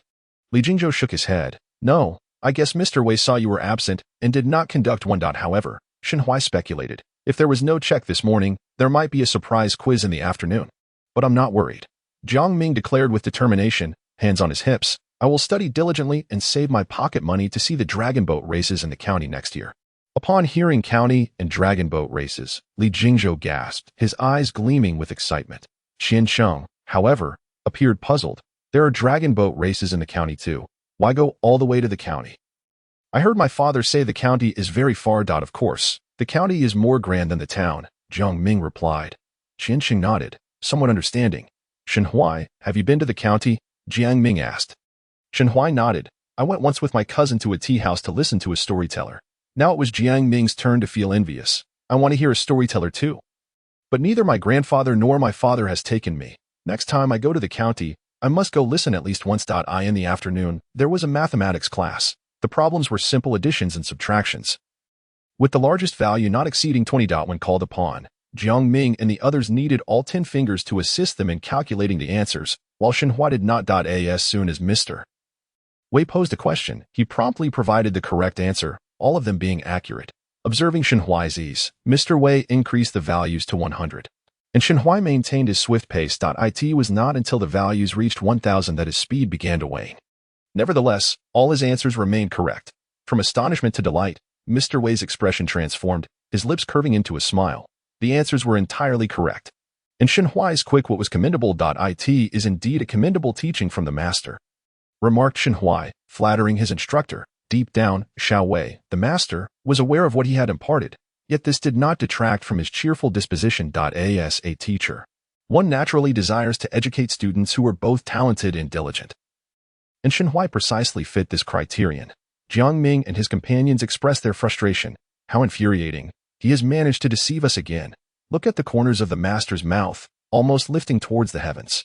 The day after tomorrow marks the gathering day. Be sure to return home tonight and inform your parents to procure the book of surnames from the bookstore. It is imperative that this book is brought to the academy on the first day of next month. Do you all remember? Everyone nodded in affirmation. As classes concluded, the classroom was filled with lamentations. Li Jingzhou wore a sorrowful expression, exclaiming, Shenhua, are you even human? You learn so swiftly that the three of us are nearly exhausted. Shenhua blinked innocently. Shall I take my leave then? Just as he shouldered his book bag, he noticed Li Jingzhou charging at him in a fit of rage, prompting him to hastily sidestep, only to find Jiang Ming rushing towards him as well. Surrounded on both fronts, Shenhua had no choice but to make a break for the doorway. San Lang, at that moment, Huang Shi entered, inquiring, where are your masters? Quickly take me to see them. Chapter 56. Almost terrified, Shenhua understood his mother's intentions for seeking the master and promptly informed his three companions behind him. We have matters to attend to. You may head back first. The trio waved goodbye and departed from the academy. Mother, Xiao Wei is over here. Shenhua, uncertain whether Xiao Wei was in class Bing or the beginner class, was about to lead Huang Shi over when he fortuitously spotted Xiao Wei approaching from the other end. Master, please wait. Upon hearing Shenhua call out, Xiao Wei turned to see him, and upon noticing Huang Shi, he deduced her visit was concerning Xinyang. What has happened to Xinyang? Xiao Wei inquired directly. Huang Shi replied with trepidation, Xinyang is fine. He will report to the academy tomorrow morning. That's good to hear. Otherwise, the academy would bear the brunt of the consequences. Xiao Wei paused and then added, please convey to Xinyang's father that excess in anything can lead to adverse effects, and he should pay close attention to the child's needs, addressing the root of the problem. Rest assured, I will relay your message accurately. Then do take your leave. Master, see you tomorrow. As Shenhua waved goodbye to Xiao Wei while leaving the academy, he finally had the opportunity to inquire about Xinyang. Mother, is Xinyang all right? He is unharmed, though he nearly frightened his parents to death, Huang Shi explained as she drove the cart. You wouldn't believe it. Xinyang, in a fit of revenge against his father, stealthily ran off to hide in the mountains at midnight. When we found him, he was hiding in our abandoned charcoal kiln. Shenhua could only silently give a thumbs up, praising Xinyang for his ingenuity. When it comes to hiding, no one surpasses my brother Xinyang. This lad has a temperament as stubborn as a bull. When your brother Xinjiang discovered him, he adamantly refused to descend from the mountain. Your brother Xinjiang was at a loss and had to send your sister-in-law down to find us. Recalling the scene, Wang Shi felt a headache coming on. Shenhua, envisioning that moment, was at a loss for words. After a long pause, he finally asked, "Mother, did Uncle Jieliang lay a hand on Xinyang?" His courage was nearly shattered, so how could he dare to act? He didn't even receive a scolding. Your aunt was on the verge of tears. Huang Shi paused before continuing. Strangely enough, seeing that we didn't scold him, Xinyang became quite obedient, even admitting his mistakes willingly. For some reason, Shen Huai recalled a saying, "Those who are favored are emboldened, while the unloved are compliant and understanding." Perhaps it was the silence from his parents that made him sense something. After dinner, you should go visit him and relay the master's words verbatim to your fourth uncle and others. After dinner, Shen Huai brought the specially prepared snail meat from Huang Shi to Xinyang's home. San Lang has arrived. Upon seeing Shen Huai, Shen Sijia hastily instructed Shen Lin to fetch a stool. San Lang, the master didn't say anything unusual today, did he? Shen Yang's mother, with swollen eyes, looked over. We have already spoken to Shen Yang. He understands his mistakes. Shen Huai recognized her concerns. Auntie, Xiao Wei is quite understanding. He knows Shen Yang's situation has its reasons and has waived any punishment. He even specifically asked me to check on Shen Yang during class dismissal. With that, Shen Huai handed the snail meat to Shen Lin. "This is specially prepared by my mother. Please take it to Shen Yang." Seeing the meat, Shen Lin's eyes glistened, and he swallowed hard. He reached out to grab the snail meat but hesitated midway. Then awkwardly smiled at everyone, saying, "Elder brother hasn't eaten yet. I will go fetch him some food." He then scampered off eagerly. Shen Yang's mother sighed in relief. Shen Yang often acted foolishly, but if her son were sensible, he would surely be able to keep him in check in the future. As for Shen Yang's mother, Shen Huai could only speculate. At that moment, he sat up straight, looking at Shen Jiliang. "Uncle Jiliang, the master has entrusted me with a message for you." Shen Jiliang immediately became tense. "What is it?" "The master said that excess in anything can lead to adverse effects and warned you to be careful of extreme consequences. He also advised you to pay more attention to Shen Yang and not to solely resort to beating and scolding." The last part was a personal addition from Shen Huai, as he had witnessed Shen Yang receiving a thorough beating on numerous occasions and was concerned about potential assassinations in the future. "I understand." Shen Jiliang recognized the master's good intentions but still felt a sense of shame. Shen Sijia did not perceive the master's involvement as intrusive but rather viewed Shen Yang's behavior as a disgrace to his father. As for Shen Yang's mother, she seemed to grasp the message but hesitated to inquire further, fearing Shen Lin's mother might gossip behind her back. "Auntie, the master has instructed that Shen Yang must report to the academy punctually tomorrow morning. Please ensure he wakes up on time." Shen Huai stood up. "Fourth uncle, I shall take my leave now." Only after Shen Huai had walked away did Shen Sijia say to Shen Jiliang, "The master must have consulted Shen Huai, or else he wouldn't have said these things. In the future, when there are matters, it would be best to reason with the child first." Shen Jiliang nodded in agreement. As Shen Huai returned home in the dark, he happened upon Shen Yu and Shen Xing peeling chestnuts. "San Lang, would you like two? They are quite fragrant." Shen Xing offered him 2 peeled chestnuts, saying, "Knowing you would return and still have homework, I prepared them in advance." Shen Yu urged, "Hurry and eat. They won't taste as good when cold." Accepting the chestnuts, Shen Huai hurried to the kitchen. "Mother, grandmother, I have conveyed the master's message to Uncle Jiliang. And I also told Annie to wake Shen Yang tomorrow morning." Huang Shi glanced over. "Did they say anything?" "Nothing of concern. That is good. It is getting late. You should quickly attend to your homework." Returning to the main room, Shen Huai diligently practiced his writing and completed his assignments. Once finished, he went back to the kitchen to find Huang Shi. "Mother, could you fry an extra egg tomorrow morning? I would like to bring one for Shen Yang." Huang Shi generously replied, "One isn't enough. Fry 2." The next day, before Shen Huai could step out, he heard Shen Yang calling for him from outside. "Shen Huai, are you ready? Hurry up and come out." "Coming." Shen Huai quickly shouldered his book bag, holding the eggs, and rushed outside. "Brother Shen Yang, Uncle Jiliang, good morning." "Good morning." As Shen Yang pulled Shen Huai onto the cart, he caught a whiff of a delightful aroma and enviously remarked, "And he made you fried eggs again. You have a share too." Shen Huai handed him one of the bamboo tubes. "Our meal times are different. You can hold on to it." Shen Yang was touched, saying, "Shen Huai, thank you. Oh, we are all family. There's no need for such formality." Shen Huai patted Shen Yang's shoulder. "If you feel indebted, you could teach me the book of surnames. We are set to begin learning it next month." "What did you say?" Shen Yang's eyes widened in shock. "You are starting to learn the book of surnames next month. Is that true? Don't you dare be exaggerating." Shen Huai replied earnestly, "The master has already instructed us to purchase the book. Is there any doubt?" Suddenly, Shen Yang fell into a deep despair, collapsing backward with a soul-crushing lament. Why is life so difficult? Chapter 57. Achieving first place. As the ox cart arrived at the bridge, Shen Huai noticed Steward Liang striding towards them. Master Shin, the master requests your presence along with young Master Shin Yang.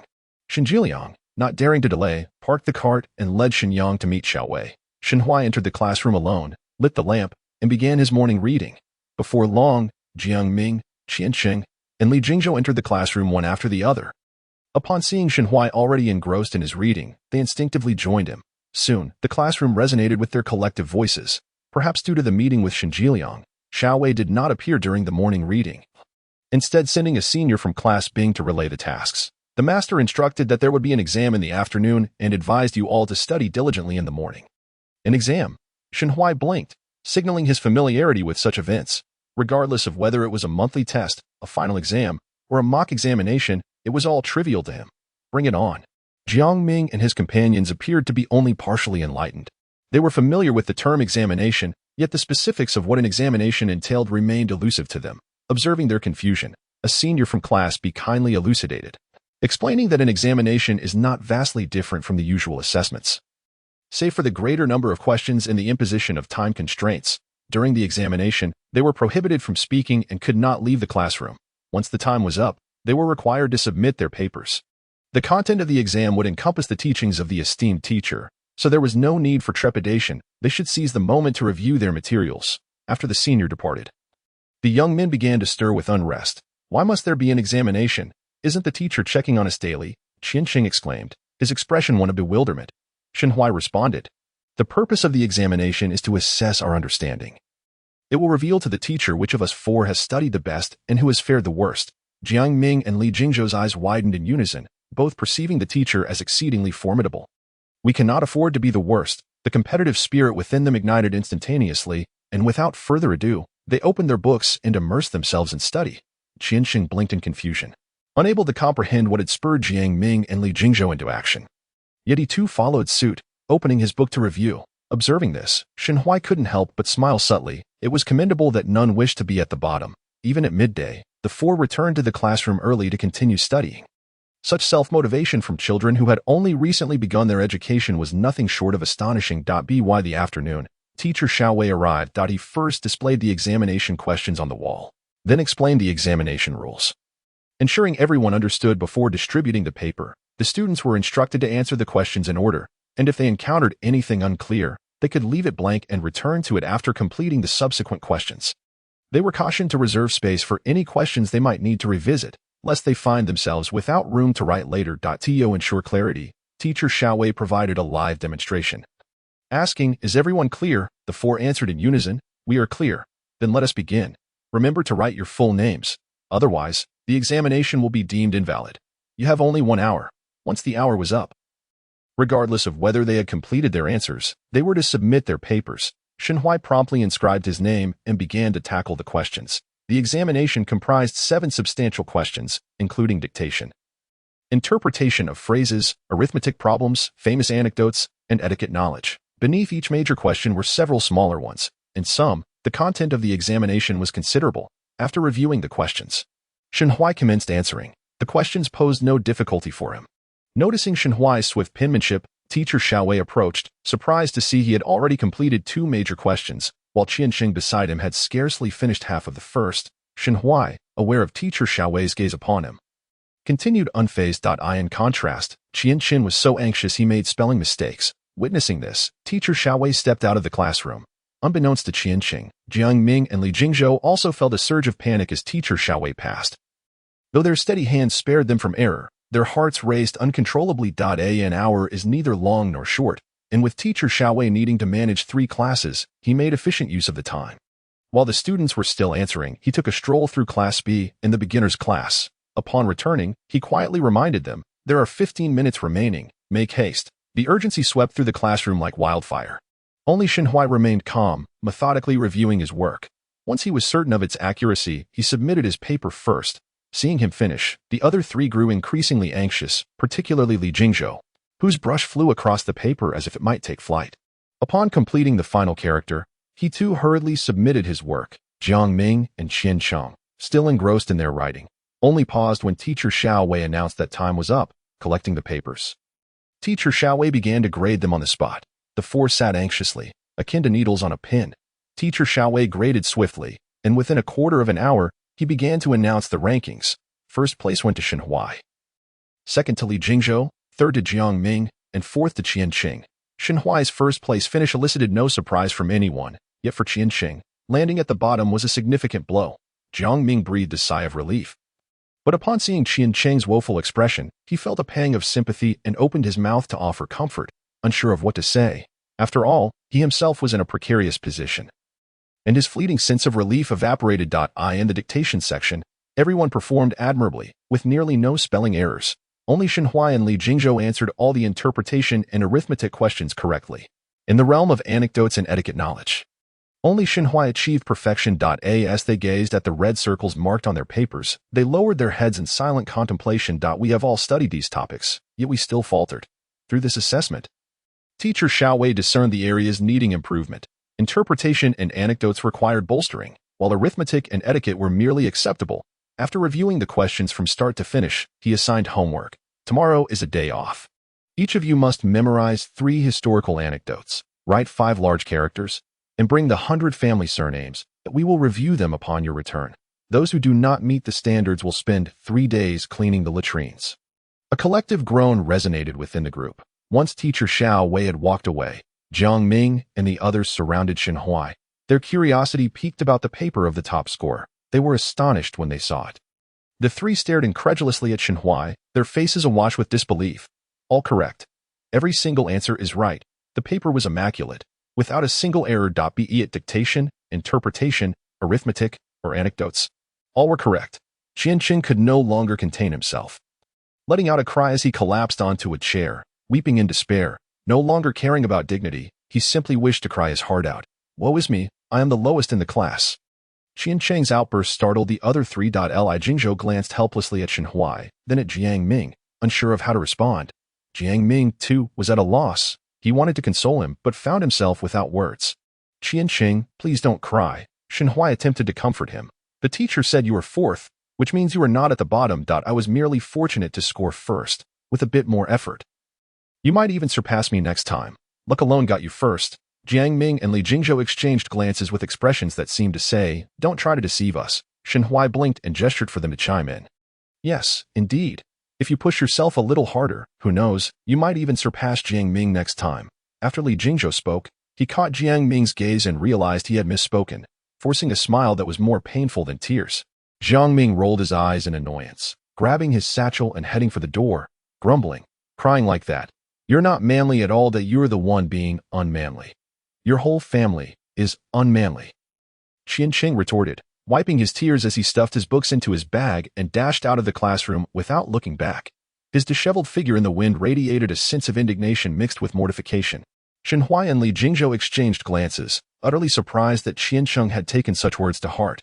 Well, I shall take my leave as well. Until tomorrow. Until tomorrow. They bid farewell to Li Jingzhou as he departed. Shenhuai made his way to the osmanthus tree opposite Class B, where he listened to Teacher Xiaowei's lecture, though unfortunately, the content of the 4 books and 5 classics was unfamiliar to him, rendering it incomprehensible. As time passed, Shenyang rushed out of the classroom. Let us go. If we dawdle, it will be dark soon. With autumn upon them, the days grew shorter and nights longer, particularly in recent days with significant temperature fluctuations between day and night. As soon as classes ended, Shenhuai and Shenyang hurried to the bullock cart. Brother Shenyang, we had an exam today. On the journey home, Shenhuai initiated conversation. The senior from Class B mentioned that every class has examinations. How often does yours occur? I'm not sure how often we have them. Shenyang quickly turned his head, eager to ask, Shenhuai, what rank did you achieve? Shenhuai feigned mystery. Guess. Shenyang pondered for a moment. There are 4 of you in your class, and since Li Jingzhou's family sells books, he must be quite good. I guess you might be 2nd or 3rd. Shenhuai laughed and shook his head. Not quite. You're off by a smidge. Neither 2nd nor 3rd. Could it be 1st? Shenyang stared at Shenhuai, his voice rising in pitch. No way. You really came in 1st. Shenhuai smiled modestly. I was just lucky. The questions the teacher asked happened to align with what I had studied. How come I don't have that kind of luck? Shenyang exclaimed. The teacher says luck is also a form of skill. However, without skill, even luck is meaningless. Shenhuai nodded in agreement, then inquired, so, Brother Shenyang, what rank do you usually get? Shenyang instinctively glanced at the driver, Shenjiang, before leaning in closer to Shenhuai and whispering, if I perform well, I might come in 3rd. If not, then fourth. I neither aim for the top nor the bottom. And who occupies first place? Shenhui asked. Wang Yuchuan, came the reply. The answer took Shenhui by surprise. He had assumed that the esteemed young master Wei Chu would secure the top position, considering that little Wei, who was his uncle, lived with the Wei family. Unexpectedly, the first place belonged to the ostentatious and self-absorbed young master of the Wang family. One cannot judge a book by its cover. He had misjudged the situation. Throughout the journey, Shenhui and Xinyang engaged in discussions about who performed best in the class, while Shenji Liang quietly drove the cart. Not uttering a word. He was contemplating what his teacher had told him earlier that day. Disciplining a child is merely a means. Understanding the child is essential for effective guidance. Regrettably, Shenji Liang pondered this throughout the trip without arriving at a conclusion. By the time the ox cart entered the village, the sky had turned pitch black. Upon disembarking, Shenhui rushed home. At the dinner table, he joyfully shared the news with his family. Grandmother, mother, elder sister, second sister, today in our class, I ranked first. Wow! Xinyu and Xinxing exclaimed excitedly, showering him with compliments. Wang Shi was so delighted she could hardly close her mouth, while Lin Shi, equally thrilled, clapped her thighs and exclaimed, Tomorrow is market day. San Lang, what treats would you like? Grandmother will buy them for you. With her grandson securing first place, a reward was certainly in order. Grandmother, may I have some flaky pastries? Of course. Red bean pastries, green bean pastries, sesame pastries, osmanthus pastries, whichever you desire. Then I shall have red bean and sesame pastries, please. Very well, I will bring you 2 of each tomorrow. As Lin Shi spoke, she turned her gaze to Xinyu and Xinxing, adding, I will bring 2 vegetable buns for you as well. Xinyu and Xinxing cheered joyfully. Seeing that all 3 children were receiving treats, Huang Shi joined in the merriment. After dinner, Shenhui diligently recited his lessons and practiced his writing. The following day, just as dawn broke, he woke up on time, only to realize it was a day of rest, prompting him to lie back down. He had barely fallen asleep again when he was awakened by the clattering sounds coming from the kitchen. By then, the sky had brightened, and upon opening the door, he found a thick fog enveloping everything, rendering even the path beyond the fence somewhat unclear. A chill wind swept through, causing Shenhui to shiver involuntarily. Why not sleep a little longer? Wang Shi entered with a brazier and, noticing Shenhui was already awake, remarked, It's rare to have a day off. No one would mind if you slept in a bit. The morning fog is dense, and waking up too early won't allow you to accomplish much. Your elder sister and second sister are still asleep. You are the earliest to rise. Shenhui glanced towards his sister's room, which was still closed, clearly indicating they had not yet gotten up. What about grandmother? Has she gone out? Your grandmother went to the pond to gather wild taro leaves, saying that the fog is thick and the roads are slippery. So she'll head to the market later. Indeed, the fog was so dense that it dampened hair and clothing, making one susceptible to illness. Seeing that there were no immediate plans, Shenhui washed up in the backyard and then sat in the main room, perusing the book of surnames. By mid-morning, Xinyu and Xinxing finally rose leisurely. Upon seeing Shenhui engrossed in reading, they quieted their movements. It wasn't until lunchtime that Xinyu came over to call everyone for the meal. After eating, Shenhui spent time digesting in the courtyard. Xinyu and Xinxing stood under the eaves, gazing expectantly towards the town, realizing that grandmother would likely return only in the afternoon. To their surprise, they were soon joined by Shenqi Dao and Shenji Yi. Grandfather, father, you're back. Shenhui and his siblings joyfully rushed over to assist with unloading their belongings. Huang Shi also came over, inquiring, Father, how have things been these past few days? Did you find the grass fruit seeds? Shenhui perked up his ears. However, he heard Shenji Yi say, First, let us move the things inside. We can talk later. So, they all worked together to carry the items from the ox cart into the house. Shenji Yi surveyed the surroundings and, not seeing Lin Shi, asked, Has mother not returned from the market yet? The fog has been thick these past 2 days. She left late and will likely take a while longer, Huang Shi replied. Just as she finished speaking, they heard Lin Shi's irritated voice from outside. You two really have poor hearing. I've been shouting from behind you until my throat is raw, and you didn't hear a thing. Shenqi Dao asked, Where were you calling us from? From by the big locust tree. The path from the big locust tree to Wanshou village formed a U-shape uphill, separated by a large expanse of dry fields and woods, so it was not surprising that they couldn't hear her. Shenji Yi cleared his throat, saying, At that time, I was chatting with your grandfather and didn't pay attention. Lin Shi, not wanting to dwell on it, took out the flaky pastries and vegetable buns to share with her grandchildren before asking, How have things been these past few days? Did you find the grass fruit seeds? Chapter 59. The founding monarch is female. All eyes turned towards Shenqi Dao and Shenji Yi. The matter of the grass fruit was crucial for the household's income, and everyone was keenly interested. We had good fortune this time. As soon as we reached the city gate, we encountered a herbalist. Shinchi Dao said, grinning widely. The second son, finding the queue tedious, struck up a conversation with the herbalist and, unexpectedly, it turned out to be quite fortuitous. The herbalist had just gathered fresh grass fruit from the mountains yesterday. There weren't many, so we bought them at a high price. Shinji Yi opened a cloth bag to reveal the grass fruit they had purchased. These fresh fruits can be used to collect seeds for propagation, and they are worth more than the dried ones. This batch weighs nearly 2 jin and costs 300 wen. The fresh grass fruits were uniform in size, about the size of a thumb, and a vibrant red, making them quite appealing. Shunhui leaned in to inhale their fragrance, discovering a rich and potent aroma. At first whiff, it carried a woody scent reminiscent of camphor, yet it also possessed a distinct spiciness. It was not as pungent as chili peppers but rather mild. Father, the herbalist often ventures into the mountains for medicinal herbs and knows various mountain ranges. Perhaps he might be able to gather more grass fruits in the future. Did you ask him which village he is from? Shinhui reasoned. This is our family's first attempt at cultivation, and we will surely need a lot of seeds. Shinji Yi, amused by his son's concern, chuckled. I did ask. The herbalist is from Baihua Cave, living deep in the mountains. He mentioned that grass fruit is rare and can only be encountered by chance. Sometimes, years can pass without finding any. Shinhui felt a tinge of disappointment but understood that wild varieties were indeed limited. Especially those growing in remote mountains, they are not easily discovered. And there is a significant chance that the fruits would be consumed by surrounding birds and beasts before they fully ripened. When will we begin the seedling cultivation? Huang Shi inquired. Shinji Yi gathered the cloth bag, stating, once the land is prepared, we can start cultivating the seedlings. The seeds cannot be kept for too long. Otherwise, germination becomes difficult. Huang Shi nodded, saying, let us know what preparations are needed in advance so that we can be ready. We need a few bundles of rice straw and some coarse cloth. The temperature varies greatly in the morning and evening, so we need to cover them up and uncover them during the midday for ventilation. How much coarse cloth do we need? Lin Shi asked. We haven't even unpacked the old quilt from last year yet. If it can be used, we can take it apart and make do with it until it's no longer usable, and then we can use it for shoe soles. The quilt can be used. Shinji Yi glanced at Huang Shi. Didn't we also change to new quilts? We can take apart the old ones too. And my quilt and Xing's, Xinyu chimed in quickly. Mother, we also got new quilts this year. The old ones can be taken apart. Huang Shi nodded, saying, we'll take them apart tomorrow.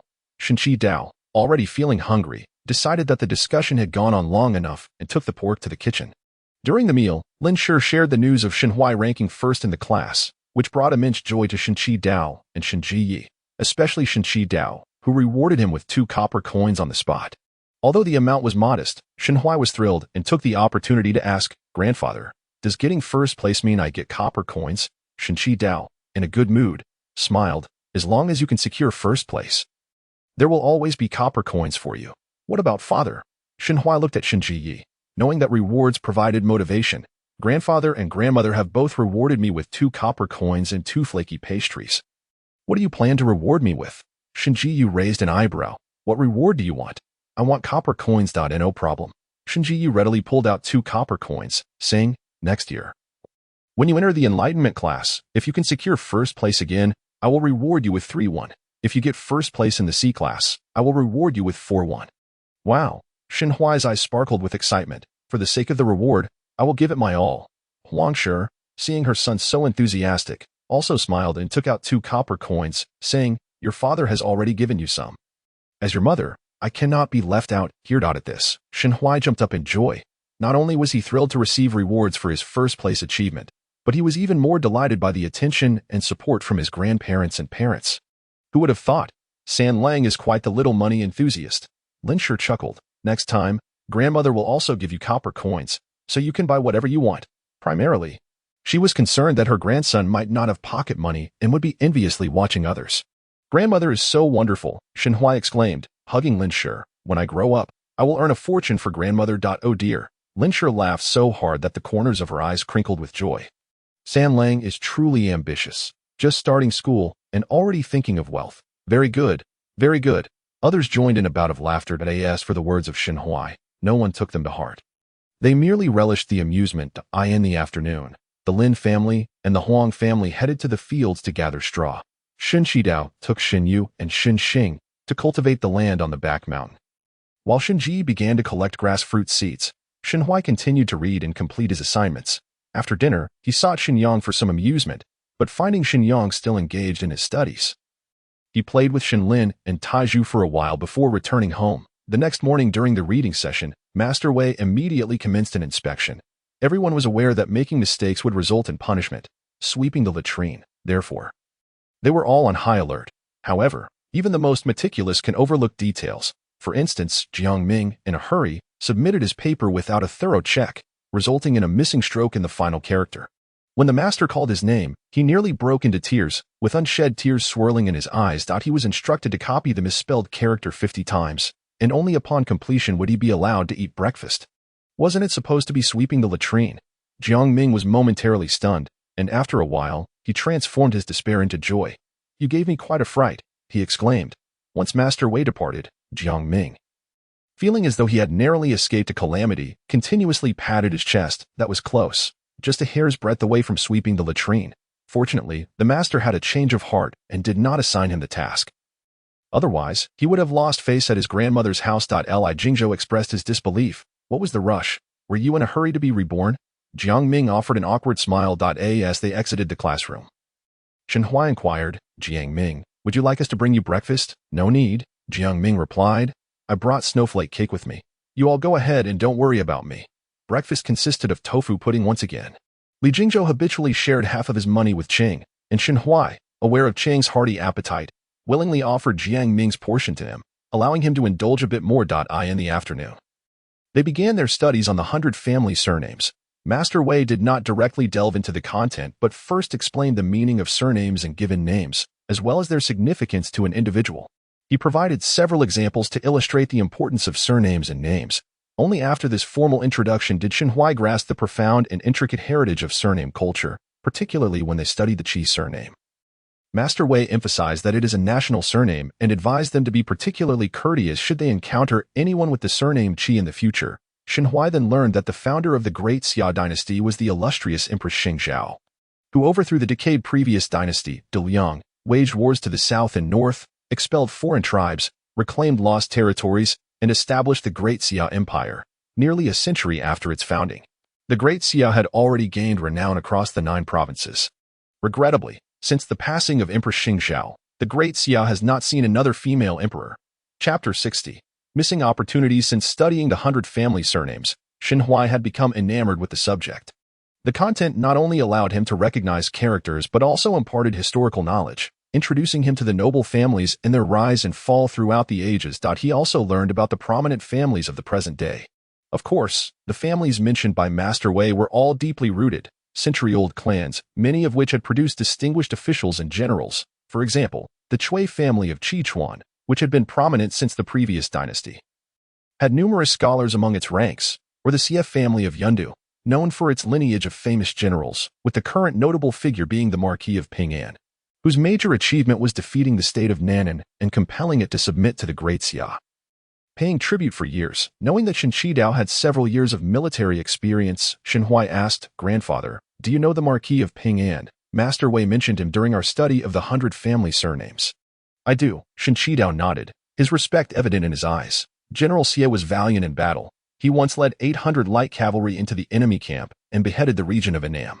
The general of Nan'an despised him, yet he could never best General Xie, who nearly annihilated their nation before they submitted to us. When I served in the army, I was part of General Xie's regiment. But I unfortunately returned home severely wounded and did not witness the subsequent great victory. I only learned that upon his return, His Majesty conferred upon him the title of Marquis. Not having met General Xie remains my regret." Shenhua lamented, "What a pity." "Ha ha." Shen Qidao chuckled. "Such is fate. Had I not been gravely injured, perhaps I could have achieved the rank of a school lieutenant. But alas, fortune did not favor me." Lin, who was mending shoes, interjected, "Among your group, the one who has fared best since returning home must be Zhou Shan, the tax collector, whose father is an assistant constable in the county office. After retiring, he could even bring his youngest son into the profession. Among those brothers, he alone enjoys official rations." Speaking of this, Shen Qidao could not help but sigh. "Back then, I was just a hot-headed youth, only focused on work, and there was no elder in the family to guide me. Had someone offered me advice when I first returned, I might have managed to secure a position in the town office. Regrettably, it wasn't until I married and began paying my own taxes that I gradually came to some realizations. Xinhuai sighed repeatedly upon hearing this. His grandfather had missed 2 opportunities for a turnaround. But now that time had passed, there was nothing to be done. Lin turned to Xinhuai and said, Sanlang, your grandfather missed his chances, and your father was not cut out for studies and had no opportunities. Now it's your turn. You must strive to make something of yourself. Xinhuai nodded earnestly. He had to strive, for he did not wish to toil in the fields or serve as a laborer. As the weather grew colder, Xinji constructed a simple shelter for the ox cart. The arching roof was made of bamboo woven mats, with cloth curtains at both ends for easy access. Upon seeing this, Xinjiliang also followed suit. After their father and son had a discussion with the master, their relationship improved considerably. Xinjiliang no longer frequently scolded Xinyang, and Xinyang's mother seldom berated her son with derogatory remarks. Xinyang's demeanor was visibly transformed. However, recently, he had been provoked by Xinhuai. More precisely, it was the little companions from the Enlightenment class who had been spurred on. They had been compared to Xinhuai by Master Wei, who noted that Xinhuai's work was always flawless. The students in the Enlightenment class were not pleased, so they secretly organized themselves, intent on outdoing Xinhuai. Unfazed, Xinhuai continued to delve into the study of the 100 family surnames. He then announced some good news to everyone. After discussing the achievements of the Marquis of Champion, Master Wei suddenly declared that he had good news to share, igniting curiosity among the 4. Starting tomorrow, they would have a winter break until the Lantern Festival, which meant that after the Lantern Festival, everyone would return to the school to continue their studies. As everyone understood clearly, yes, the 4 of them beamed. Their spirits lifted at the prospect of such an extended holiday. Your joy is too evident. Quickly close your mouths, Master Wei admonished. Jiang Ming and Li Jingzhou hurriedly covered their mouths. The winter break would last for more than 2 months, allowing them ample time to play, but they were reminded not to neglect their studies. They were required to practice writing 3 essays daily, memorize the origins of 4 surnames along with related historical figures and events. And during the winter break, commit the 100 family surnames to memory without missing a single character. They were also to review the 3-character classic, ensuring that learning one did not lead to forgetting the other. Take note, all assignments must be completed on the same day. Procrastination is not permitted. When the time comes, the teacher will check each one individually, and anyone found to be dishonest will have their parents summoned. The tasks assigned by Master Wei sounded somewhat daunting. The children felt the pressure, but the thought of not having to attend school the next day alleviated their stress, leaving them excited instead. When school was dismissed, Jiang Ming and the others bounded out like monkeys returning to their mountain, chattering excitedly. This is a place of learning. Must you make such a ruckus? Master Jiang, seeing his grandchild making the most noise, scolded. You are all scholars now. Can't you learn from Xinhuai and be a bit more composed? Tomorrow marks the beginning of winter break. What's wrong with expressing my joy? Jiang Ming retorted boldly. Unfazed. Winter break. Xinji, Boss Qian, and Manager Li all turned to Jiang Ming. Jiang Ming nodded vigorously and then pointed at Li Jingzhou and Qian Qing, who had just emerged from behind, while Xinhuai was the last to follow. At such a young age, he had already begun to walk with the dignity of an official, his posture upright and step steady, exuding a sense of calm and composure. The parents could not help but steal glances at the poised Xinhuai. Father, Grandfather Jiang, Uncle Qian, Uncle Li, Xinhuai greeted politely, extending an invitation. As winter break begins tomorrow, I would like to invite the 3 of you to come to my home on the next market day. It would be an honor for our family to host 3 esteemed guests, Xinji said, looking at the 3 parents, uncertain of their thoughts. Manager Jiang was delighted. I would be more than happy for Jiang Ming to share a table and a roof with Xinhuai. If Brother Xin doesn't mind, it would be no trouble at all to accommodate him for a few days. Really? Jiang Ming exclaimed excitedly. When the time comes, I want to accompany Grandfather Xin into the mountains to hunt. Don't say I'm being unreasonable. With your little arms and legs, don't even think about going into the mountains. You might as well block the mouse holes in the fields, came the reply. Then I'll block the mouse holes. Seeing that Manager Jiang had already given his consent, Boss Qian and Manager Li also expressed their agreement. Wonderful. Li Jingzhou dashed over to Xinhuai's side. Xinhuai, this time you must take us out to have some fun. Xinhuai patted his chest in assurance. Rest assured, I will definitely ensure you all have a great time. I can do that too. Qing exclaimed with a beaming smile. Blocking mouse holes sounds like fun. We can even use the mouse meat for fishing. Can you fish? Xinhuai, Xinjian, and Qianqing all turned their gazes towards Qian Boss, utterly astonished that this fellow could fish, with a smile. Boss Qian explained that his maternal grandfather raised several ponds of fish, and he would occasionally visit his uncle to indulge in a bit of fishing for leisure. Chapter 61. preparing to learn martial arts. Wow. Jiang Ming and Li Jingzhou exclaimed excitedly, their eyes sparkling with envy as they looked at Qian Qing. Shen Huai couldn't help but exclaim 666. Indeed, those who could send their children to school were not from impoverished families. In a situation where one struggles to fill their stomach, pursuing education seems nothing more than a daydream. Bosch Qian truly harbored remarkable depth, Shinji jested, noting that it was getting late and they should wrap up their conversation for the day. On the next gathering day, my Shen family will always keep our doors open, welcoming the 3 classmates. After solidifying their plans, everyone departed in their own directions. On the way home, Shen Huai inquired, Father, when you were studying, did you ever invite your classmates over to your house?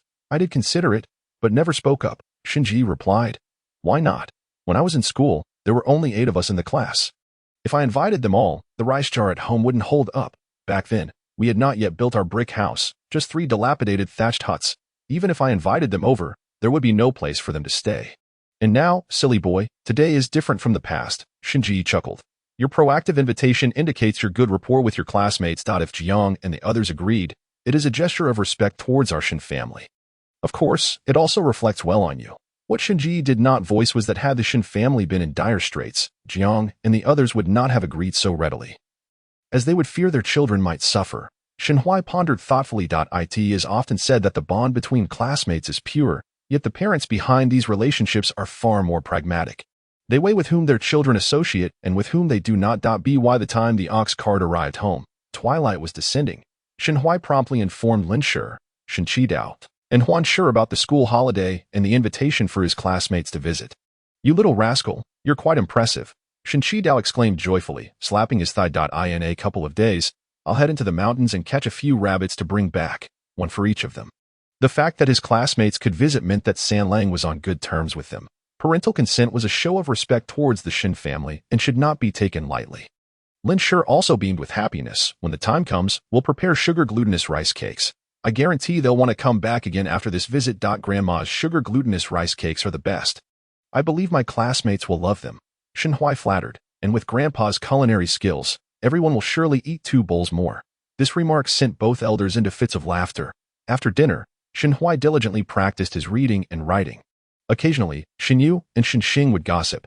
Shen Huai did not hide anything, briefly mentioning the names and occupations of his 3 classmates before heading to the backyard to wash up and sleep. The next day, at the crack of dawn, Shen Huai awoke with a start and struggled out of bed. Upon stepping outside to wash, he noticed the kitchen was still dark and found it odd. Just as he was about to call for his father to wake up, he suddenly remembered that school was on holiday. Realizing this, Shen Huai stomped his foot in frustration before returning to bed. When he woke again, it was already past the hour of the snake. The sun pierced through layers of clouds, warming the earth. The seeds of the grass fruit sown on the back mountain had already sprouted. Crouching down, Shen Huai beamed at the tender shoots breaking through the soil. Father, you're amazing. There are so many sprouts. Shinji raised his eyebrows in pride. One must observe 3 times a day. If there were no sprouts, how could I justify my hard work? Haha. Shen Huai laughed heartily before running over to check on the tung oil saplings. The tung oil tree is a deciduous tree, and at this time, its leaves had all fallen off, leaving the saplings looking bare. However, having grown for nearly a year, they had already gained considerable height. Shen Huai stretched out his hand for comparison. They reached his waist. Next year, I'll be taller than you, he declared. Shen Qidao glanced over. During this holiday, make sure you get plenty of sleep. Children need their rest and good meals to grow tall. As a scholar, you cannot afford to be short. It wouldn't look good. At 5 years old, Shen Huai stood about 1 meter tall, not particularly tall, yet not short either. Neither your father nor I are short. So you won't be too short either, Shen Qidao reassured him. Shen Huai looked at Shen Qidao, then at Shen Ji, estimating their heights to be around 1.75 meters.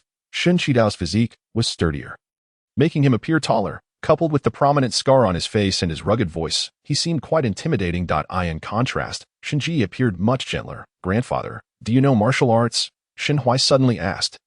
Shen Qidao was taken aback for a moment before laughing. What, do you wish to learn martial arts, young lad?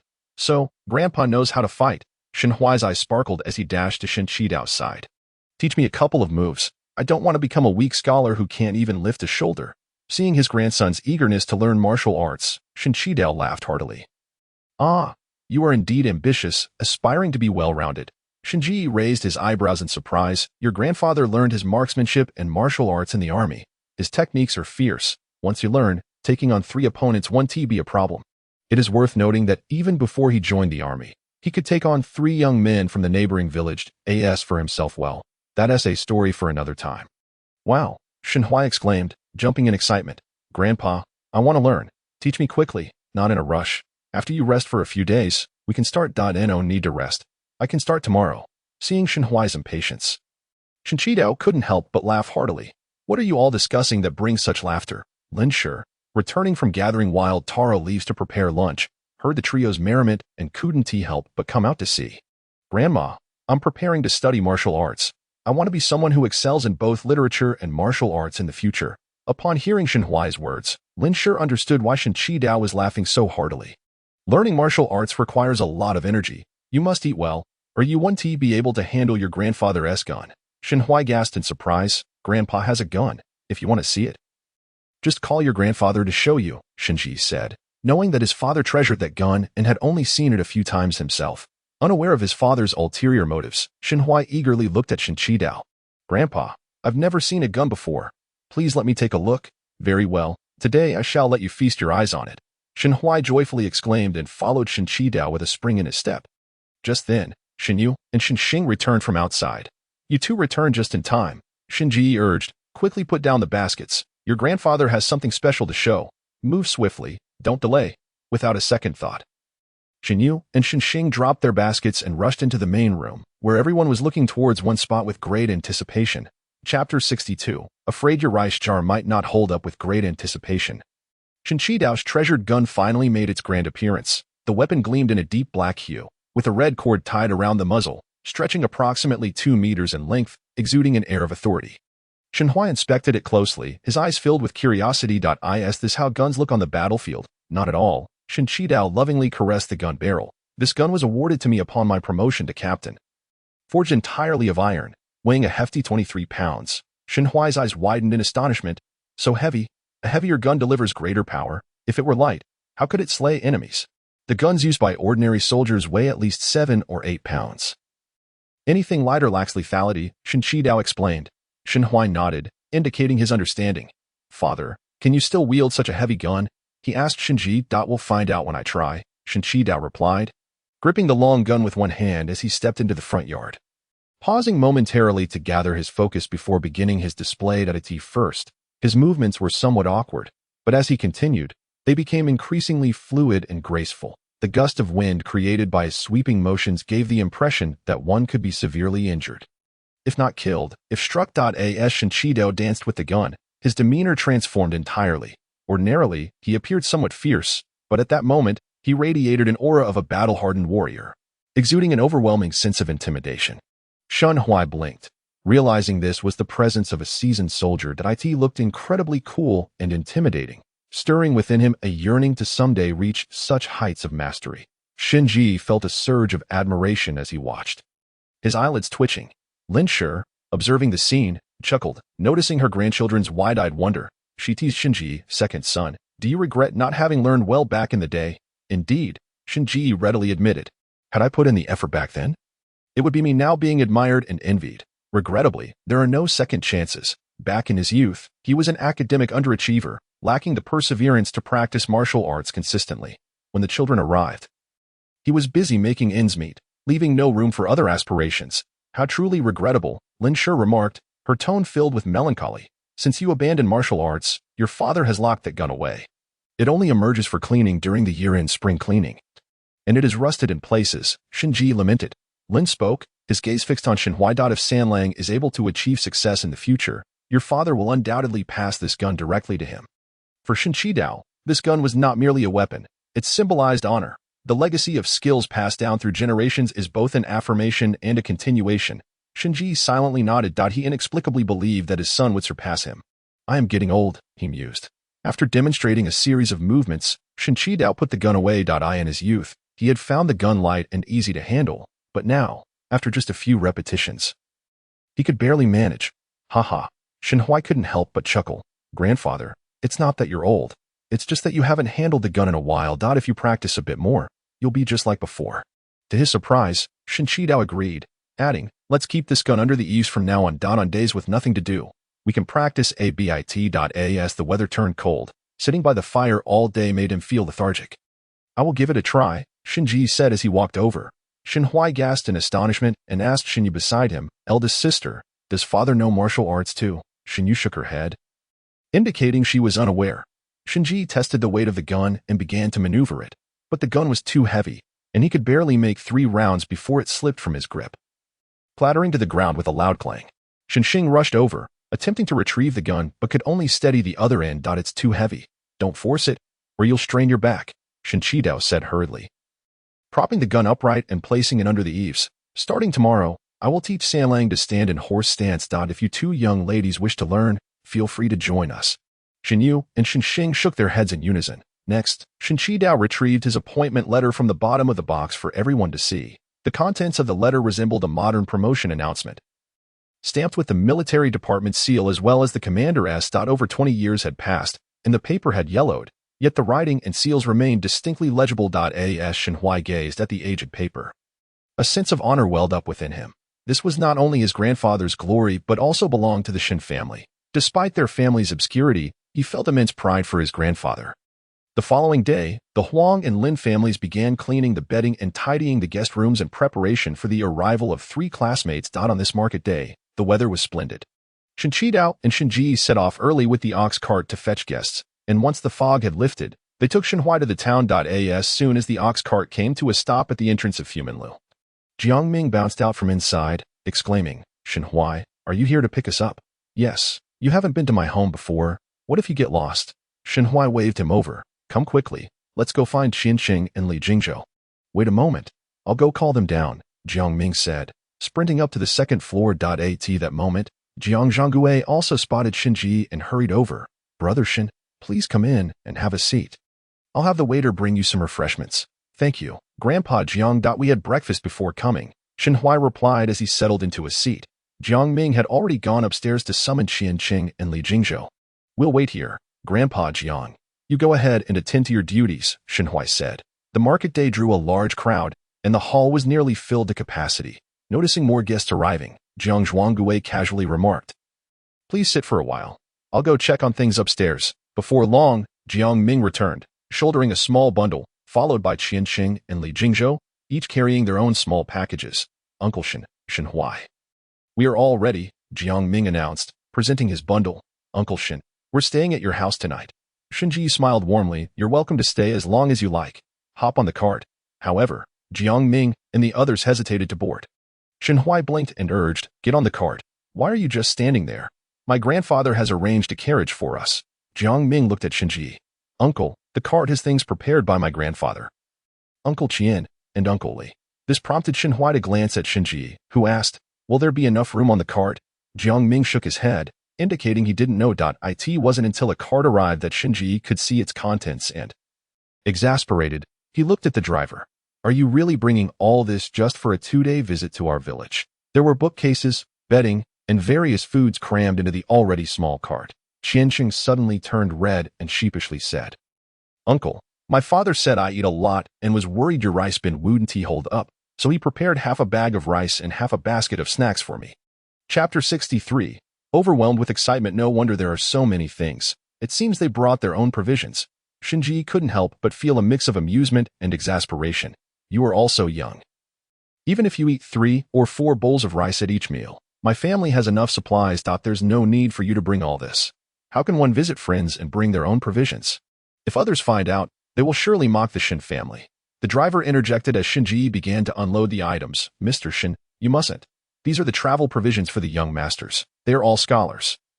How can they travel without proper sustenance? What travel? What are you talking about?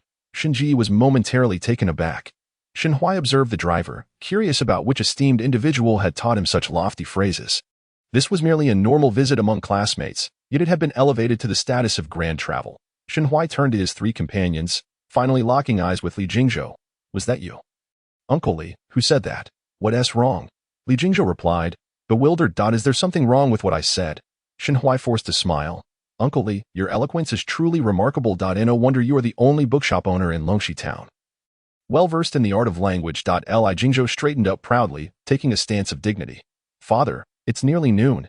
We should get in the cart. The driver, Noticing Shenhuai boarding the ox cart, quickly added, "Yes, indeed. Time is of the essence. Please lead the way." Mr. Shinda's Jiang Ming climbed onto the cart. He found it too cramped and promptly jumped down to join Shenhuai in the ox cart.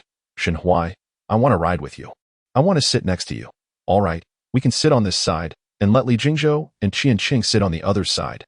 Shenhuai reached out to help Jiang Ming up, then pulled up Li Jingzhou. When it came time for Qian Qing, Shenhuai felt the weight distinctly. "You are heavy. I eat a lot." Qian Qing responded just as Jiang Ming exclaimed, "Hey, Qian Qing, why is your face suddenly so red? Are you feeling hot?" The moment this was mentioned, Qian Qing's face turned even redder. "Haha, you look like a monkey's bottom." Li Jingzhou laughed heartily. "You're the monkey's bottom." Shinji, seeing Qian Qing getting flustered, interjected, "Young Master Li, have you ever seen a monkey?" "No, I haven't." "Then how do you know a monkey's bottom is red?" Shinji asked with a nod. "My father told me," Li Jingzhou replied. Shinji nodded, then took the reins to steer the ox cart as they turned onto a country lane. "The road into the village is uneven. Hold on tight. Everyone. I'm not afraid," Jiang Ming declared loudly. "Last year, I went to the mountains with my father, and the roads were much steeper than this. I'm not scared at all," Shinji praised. "You're quite impressive." "Just average," Jiang Ming said, feeling a bit shy from the compliment. On the journey, the group of friends kept looking around, marveling at the tall trees by the roadside and the lush green vegetable seedlings in the fields. The cart followed behind, stopping and starting intermittently. "Up ahead is our village," Shenhuai pointed out. "See that blue brick house on the left? That's my home. Next time you visit, remember it's the first house on the left." The three friends gasped in unison, all thinking Shenhuai's house looked grand. As soon as the ox cart came to a halt, Shenhuai shouted, "Grandfather, grandmother, mother, my classmates are here. They've arrived. The young masters from town have come." Huang, who was busy making sweet rice cakes in the kitchen, quickly paused her work, wiped her hands on a cloth, and hurried out. "Mother," Shenhuai called out as Huang appeared. He immediately introduced his three friends. "This is Li Jingzhou. His family owns the Li's bookstore.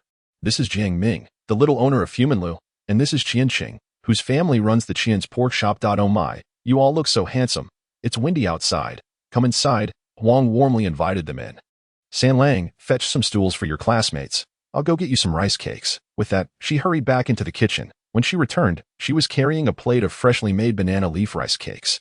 A faint, delightful aroma wafted through the air. There are many ways to prepare rice cakes. This particular kind is steamed in banana leaves, with or without filling. Typically, they make plain brown sugar rice cakes without filling. As it is a simpler method, these are just steamed and still warm, Huang said, placing the plate on the table. "This side is filled with sugar, and that side has meat filling. Take whichever you prefer. Don't be shy." Seeing them a bit shy, Huang remarked and then went out to help Shinji move things. "Wow, it smells so good. There's my favorite sweet-filled rice cake." Shenhuai picked one up, peeled back the banana leaves, and took a bite. The rich sweetness mingling with the nutty aroma of sesame, delicious enough to make one scream with delight. So tasty. You all should hurry and grab one. It won't be as good when it cools down. Qian Qing, captivated by the tempting filling, hesitated for a moment before reaching out with his chubby little hand to take one with meat filling. Seeing Qian Qing take one, Jiang Ming and Li Jingzhou each followed suit. "So, how is it?" "Isn't it exceptionally delicious?" Shenhuai inquired as he noticed them indulging. Very tasty," Qian Qing mumbled, his words somewhat unclear. "It's far better than what my mother makes," Li Jingzhou stated candidly. "My mother's rice cakes are all lumpy.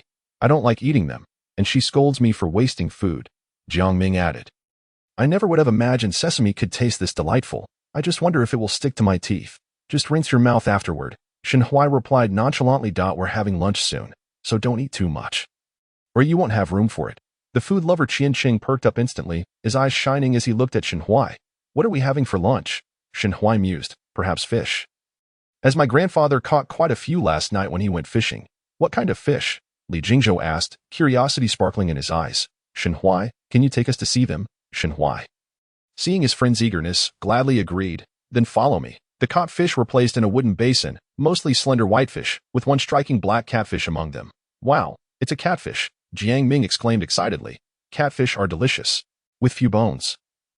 The fish soup made from it is 10 times tastier than divine meat." "Really?" Li Jingzhou asked, his face lighting up with joy. Qian Qing swallowed hard, feeling his stomach growl. Shenhuai observed his friend's reactions, suppressing a smile. "I also love catfish," But I adore rabbit meat even more. My grandfather's braised rabbit is absolutely scrumptious. You all are in for a treat tonight. Do you have rabbits at home? Jiang Ming squealed with excitement. Where are they? Where are the rabbits? Li Jingzhou and Qian Qing gazed at Shen Huai intently, especially Qian Qing, who looked ready to drool. Over here, Shen Huai pointed to a square bamboo cage under the eaves, containing 7 rabbits, all caught by my grandfather in the mountains. When you go home, I'll give you one. Oh my goodness, is this for real? Li Jingzhou exclaimed, shaking with excitement. Shen Huai, don't tease me, or I'll cry. Chapter 64. Hiding after just a glance, Shen Huai nodded earnestly. My grandfather said it himself. You can rest assured, it's more genuine than pearls. With this confirmation, Jiang Ming and the others could no longer contain themselves, jumping up in sheer exhilaration. Rabbits are so adorable. They can be both pets and food. Who could resist that? Shen Huai, can we choose one now? Li Jingzhou asked, a mix of excitement and apprehension in his voice. Of course, Shen Huai nodded. The gray ones look the best. I'll move 4 of them over to the side cage to avoid any mistakes tonight. As Shen Huai opened the cage and transferred the 4 gray rabbits, the 3 friends immediately surrounded the new arrivals, their eyes filled with affection. Now that everything is moved in, come over and see if we've missed anything, Shinjai called out as he walked in from the front yard.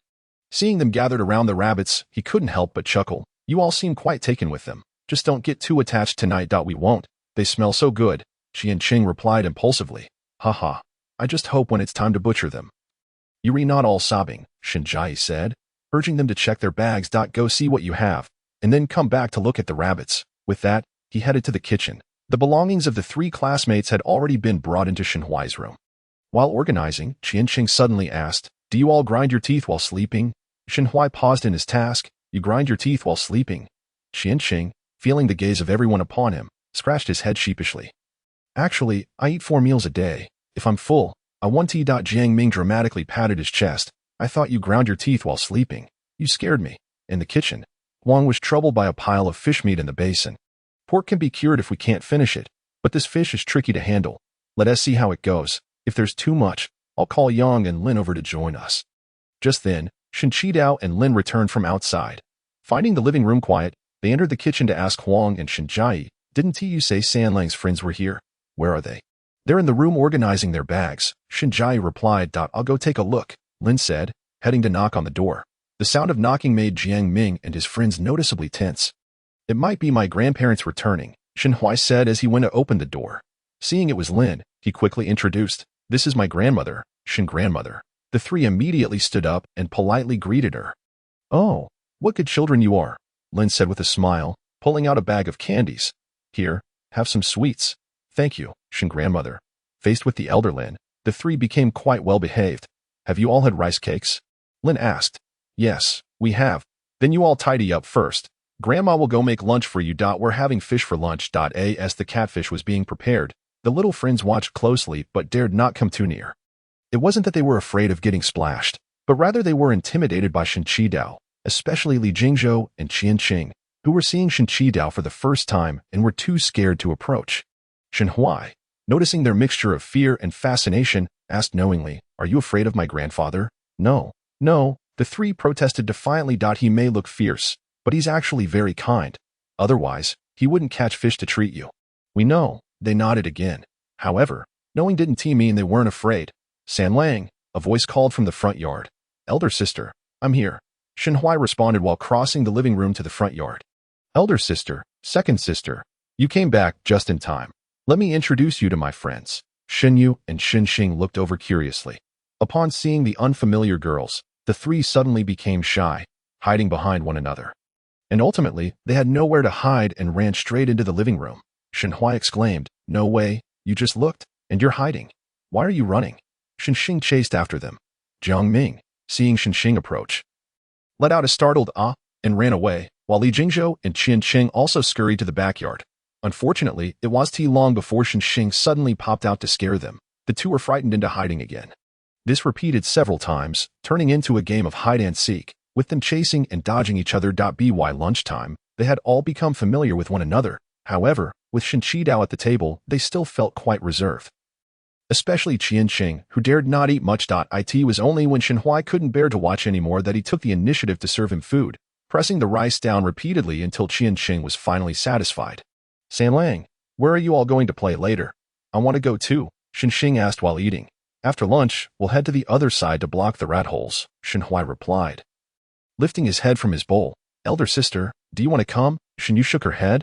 I want to go. Why not? Shinxing asked, puzzled. Blocking rat holes is so much fun. Last year, we wanted to play but didn't get the chance. Shinyu cleared her throat. I'm afraid of rats. All right then, we'll go by ourselves. After the meal, Shenhui took his 3 friends and Shinxing to the other side, to the same spot where he had blocked holes with Shenyang and Taizhu last year.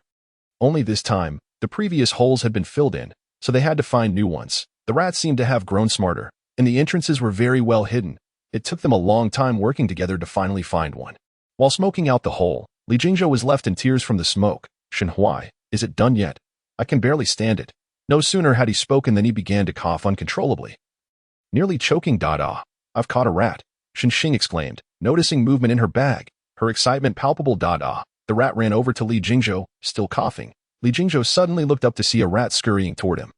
In an attempt to catch it with his net, he slipped and fell into a ditch. Coincidentally, the rat jumped into the ditch too, using Li Jingzhou's head as a launching pad. Without thinking, Li Jingzhou reached out to grab it but ended up empty-handed. He saw the rat darting toward the field on the opposite bank and, filled with both anger and frustration, chased after it. Don't run. If you have guts, don't run. He chased the rat over half an acre of land, only to watch helplessly as it slipped into a hole, stomping his feet in exasperation. Shenhui and the others found Li Jingzhou's frantic antics hilarious. However, Li Jingzhou was not one to swallow his pride. He gathered some dry grass to smoke the rat hole out, gritting his teeth. I won't go back until I catch this pesky rat. Seeing his friends like this, what could Shenhui do? Only able to assist, several individuals busied themselves for over half an hour, their eyes nearly blinded by the smoke, before finally coaxing the mouse out of its hole. At the moment the rodent was captured, Li Jingzhou stood with his hands on his hips, grinning triumphantly. Exhausted, he declared, let's go. Shinxing, witnessing Li Jingzhou's vengeance fulfilled, gasped for breath as she made her way home. I'm off, Shenhui chimed, shaking the bag in his hand. Time to head back for some rabbit meat. Jiang Ming and Qianxing followed suit, bouncing along behind Shenhui, eagerly anticipating the evening's braised rabbit dish. Hey, wait for me, Li Jingzhou called out as he hurried to catch up with the others. Chapter 65, Shinxing's fierce retort. As dusk settled, wisps of smoke curled from rooftops. The 2 stoves at the Shin household were ablaze with activity. One pot simmered with bone broth, its rich, creamy liquid bubbling invitingly. The other stove was busy frying rabbit meat, with Shin Qidao skillfully wielding the spatula, flipping and seasoning the meat with care. Finally, he poured in half a bowl of white wine and covered the pot to let it stew for a brief moment. The instant he lifted the lid, an overpowering aroma enveloped the kitchen. It smells divine. Upon returning to the village path, Shinxing was immediately greeted by the tantalizing scent, and she leaped with excitement. Sanlang, hurry up. Grandfather has already started frying the rabbit. I can smell it. Let us go. Without another word, she pushed open the courtyard gate and dashed inside. Behind her, Shenhui and the 3 little companions caught the scent as well. It smells so good. Qianxing inhaled deeply. Shenhui, is this the aroma of rabbit meat? It's absolutely mouth-watering. I'm starving. Jiang Ming patted his flat stomach. I'm hungry too. Li Jingzhou said nothing. Yet the act of swallowing indicated he too was enticed. Braised rabbit meat is my grandfather's specialty. I guarantee you'll each have an extra bowl tonight, Shenhui remarked, observing his friend's eager reactions while praising his grandfather's culinary skills. Don't be fooled by the small size of a wild rabbit. With some added ingredients, it can fill a large pot. So make sure to eat plenty later. As they entered the house, Shinyu had already set the table. Lin Shi was carrying a pot of soup into the room, and upon seeing Shenhui and the others return, she smiled warmly. How did it go? Did you have any luck? Yes, Shenhui replied, waving the bag in his hand. Grandma, this year's mice are much more cunning than last year. Their holes are either under tree roots or hidden beneath stones. It is quite a challenge. Mice are inherently sly. If you don't kill them, they may seek revenge later. Lin Shi cautioned. Li Jingzhou gasped. Really, Grandma Shen? Indeed. Especially house mice. They hold grudges. If you provoke one and it remembers you, it might come to disturb you at night. There's a villager here who was bitten on the ear while sleeping. No wonder the mouse stepped on your head, Jiang Ming realized. Li Jingzhou. You can't let that mouse go. Otherwise, it will come after you. If it bites your ear at night, you'll be in trouble. Li Jingzhou's eyes widened. What should I do then? Kill it. And we can use its bones for fishing, Shenhui suggested. Tomorrow, we'll go fishing by the river. Li Jingzhou looked puzzled. Do fish eat mouse meat? Absolutely. Using mouse meat for bait is far more effective than using earthworms. Qianqing chimed in. The cat at my grandpa's place doesn't eat mice. It catches them to feed the fish. Uncertain of Qianqing's claims, Shenhuai decided they would test it tomorrow. Let us try it out then. Make sure to tie the bag tightly so the mouse doesn't escape. The group hurriedly secured the knots on their bags. Linsher brought in another dish. Announcing, there's one last dish. You all go wash your hands. Once you're done, we can eat. The final dish was the braised rabbit, its enticing aroma making the little companions drool. Yet, no one reached for their chopsticks. Sitting obediently at the table. Here, each of you take a rabbit leg, Linsher said, serving the succulent meat. The rabbit legs are the best part. Be sure to give them a try. If you like it. We can kill another one tomorrow night. Thank you, Grandma Shin. They chorused. No need for thanks. Just enjoy. Hurry, or it will get cold, she urged, just as Qianqing was about to take a bite of rabbit meat. He noticed Xinyu and Shinxing watching them intently, so he handed his rabbit leg to Xinyu. I want to eat it. You take it. No, you should eat. You're the guest. I eat this all the time. Xinyu insisted, hurriedly pushing the rabbit leg back. Then I'll eat it. Yes, you should eat. Only then did Qianqing take a bite, cautiously glancing at Xinyu, relieved to see her and Shinxing engrossed in their meal. Before long, he had no spare thoughts left. The rabbit meat was simply too delicious. He focused entirely on his meal. Li Jingzhou and Jiang Ming were quickly captivated by the flavors as well. Grandpa Shin, your cooking is amazing, Jiang Ming exclaimed between mouthfuls. The chefs at Fumanla can't compare to you. Look, I've already finished 2 bowls. If you like it, eat more. Tomorrow night, we'll prepare another. Shun Qidao beamed. Grandpa Shun is so kind to us, Qiancheng said earnestly to Li Jingzhou, no longer intimidated by Shin Qidao. Added, Grandpa Shun, do you need another grandson? I'd like to be your grandson so I can eat rabbit meat every day. Exactly. Jiang Ming surprisingly echoed Li Jingzhou, his eyes sparkling as he looked at Shin Qidao. However, Li Jingzhou's words elicited laughter from the adults. I object. Shinxing declared loudly, Grandpa can only be ours. Don't think about stealing him from us. Or I want to be polite. Li Jingzhou found himself at a loss for words, momentarily speechless. What are you talking about, girl? Wang Shi chided Shinxing. Xiaoxiu is just joking. Why are you being so fierce? Shinxing pouted. Who told him to claim kinship recklessly? He was joking. Why take it seriously? Shinxing remained silent. Noticing the atmosphere tense, Shenhuai quickly changed the subject. How about we recite our lessons after dinner? Jiang Ming nodded. Sure. I haven't finished my homework yet. After the meal, Shenhuai moved a stool into the room, with Jiang Ming and the others following suit. Once the door was closed, Li Jingzhou couldn't help but mutter quietly. Shenhuai, your second sister is so fierce. Haha, Jiang Ming laughed heartily. What did you expect for trying to claim kinship over a meal? It's a miracle she didn't come over to hit you. Jiang Ming nodded in agreement. Exactly. You can't just claim kinship randomly. Li Jingzhou exclaimed. Can't I joke around? We know you're joking, but my second sister took it seriously, Shenhuai explained. She's great at everything. Except she's particularly protective over food. If you try to take food from her, she really will hit you.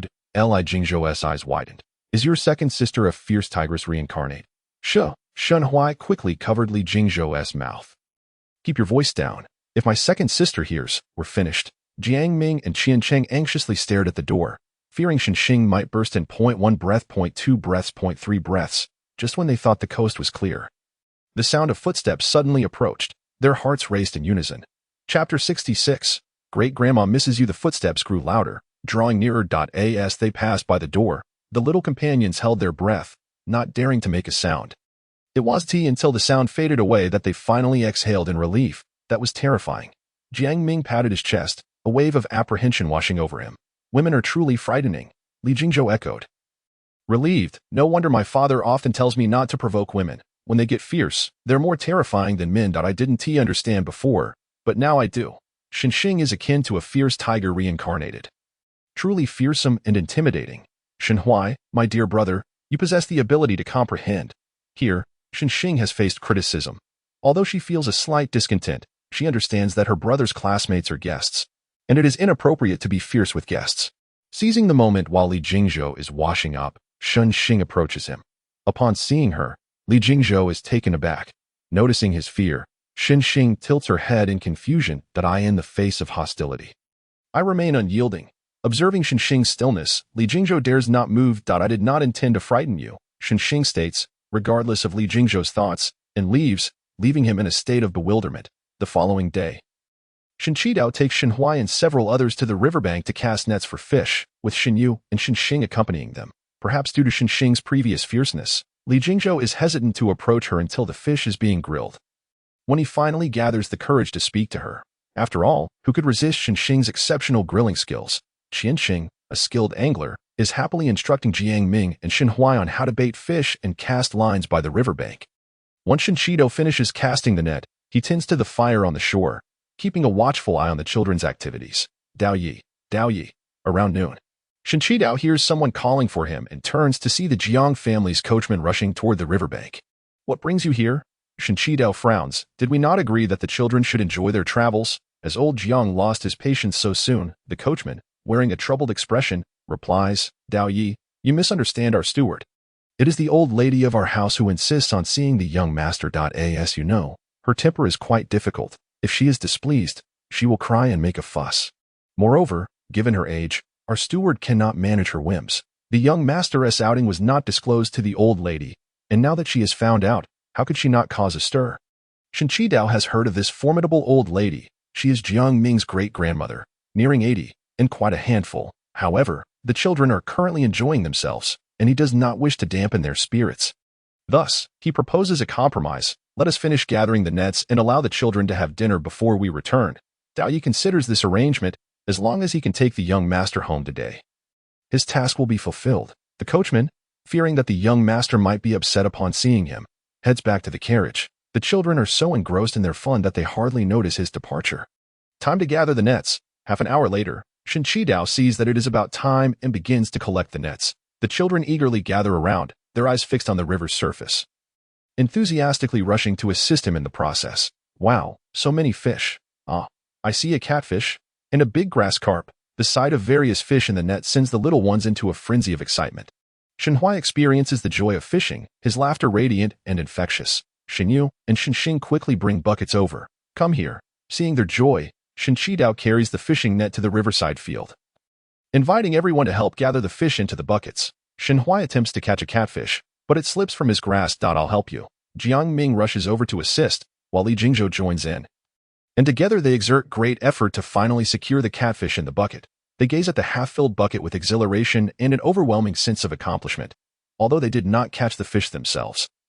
The feeling of participation is particularly invigorating. On the way back, the group chatters animatedly. Hey, whose carriage is that? Shen Xing points to a carriage parked by the roadside. San Lang, there's a carriage at our doorstep. Come quickly to take a look. What carriage? Shen Huai quickens his pace. Upon seeing the coachman, he instinctively glances back at Jiang Ming, who dashes over to the coachman, exclaiming, I haven't had enough fun yet. Why did you come so soon? Did great-grandmother send you? The coachman, surprised by the young master's sharpness, quickly nods in affirmation. Then you go back and tell great-grandmother that I will return after I've had enough fun. And she should be a bit patient. Shen Huai is momentarily stunned by Jiang Ming's words, pondering if this is how a grandson should speak. Yet, Jiang Ming's tone is as natural as though he were speaking to a 2-year-old. Young master, you must return tonight, or great-grandmother may come personally to fetch you from Wanxiu village. With her old age, do you have the heart to let her do that? Jiang Ming falls silent, pursing his lips, clearly displeased. Young master, why not return for a few days to keep great-grandmother company? Once she is happy, you can come back to play with Shen Gongzi. Jiang Ming remains unresponsive. Qian Xing and Li Jingzhou, realizing the coachman has come to fetch them, suddenly appear despondent. If you don't want to go back, then stay. We won't drive you away, Shen Huai says sympathetically. When you decide to return, I will have my father take you back. However, Qian Xing shakes his head. My mother must be missing me. Li Jingzhou, silent, clearly wishes to stay. The coachman's arrival casts a pall over the group, making even their meal unappetizing. It is only when Shen Huai emerges holding a rabbit that smiles gradually return to their faces. Shen Huai, are you truly giving us rabbits?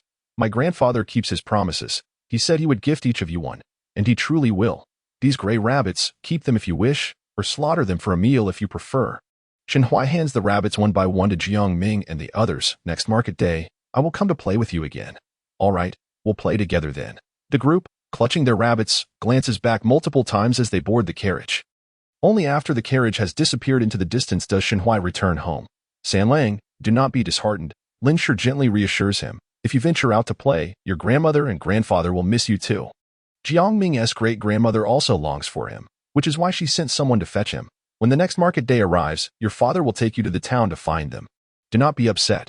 Shenhui nods, indicating his understanding. Chapter 67. The formal training in martial arts. 3 days later, Shenhui commences his martial arts training. Prior to this, Shinchido and Shinji took turns assessing Shenhui's physique, evaluating his bone structure, overall stature, and joint flexibility, concluding that he is well suited for martial arts. Moreover, his limbs are well proportioned, and he possesses commendable coordination, making him an ideal candidate for practicing with a spear.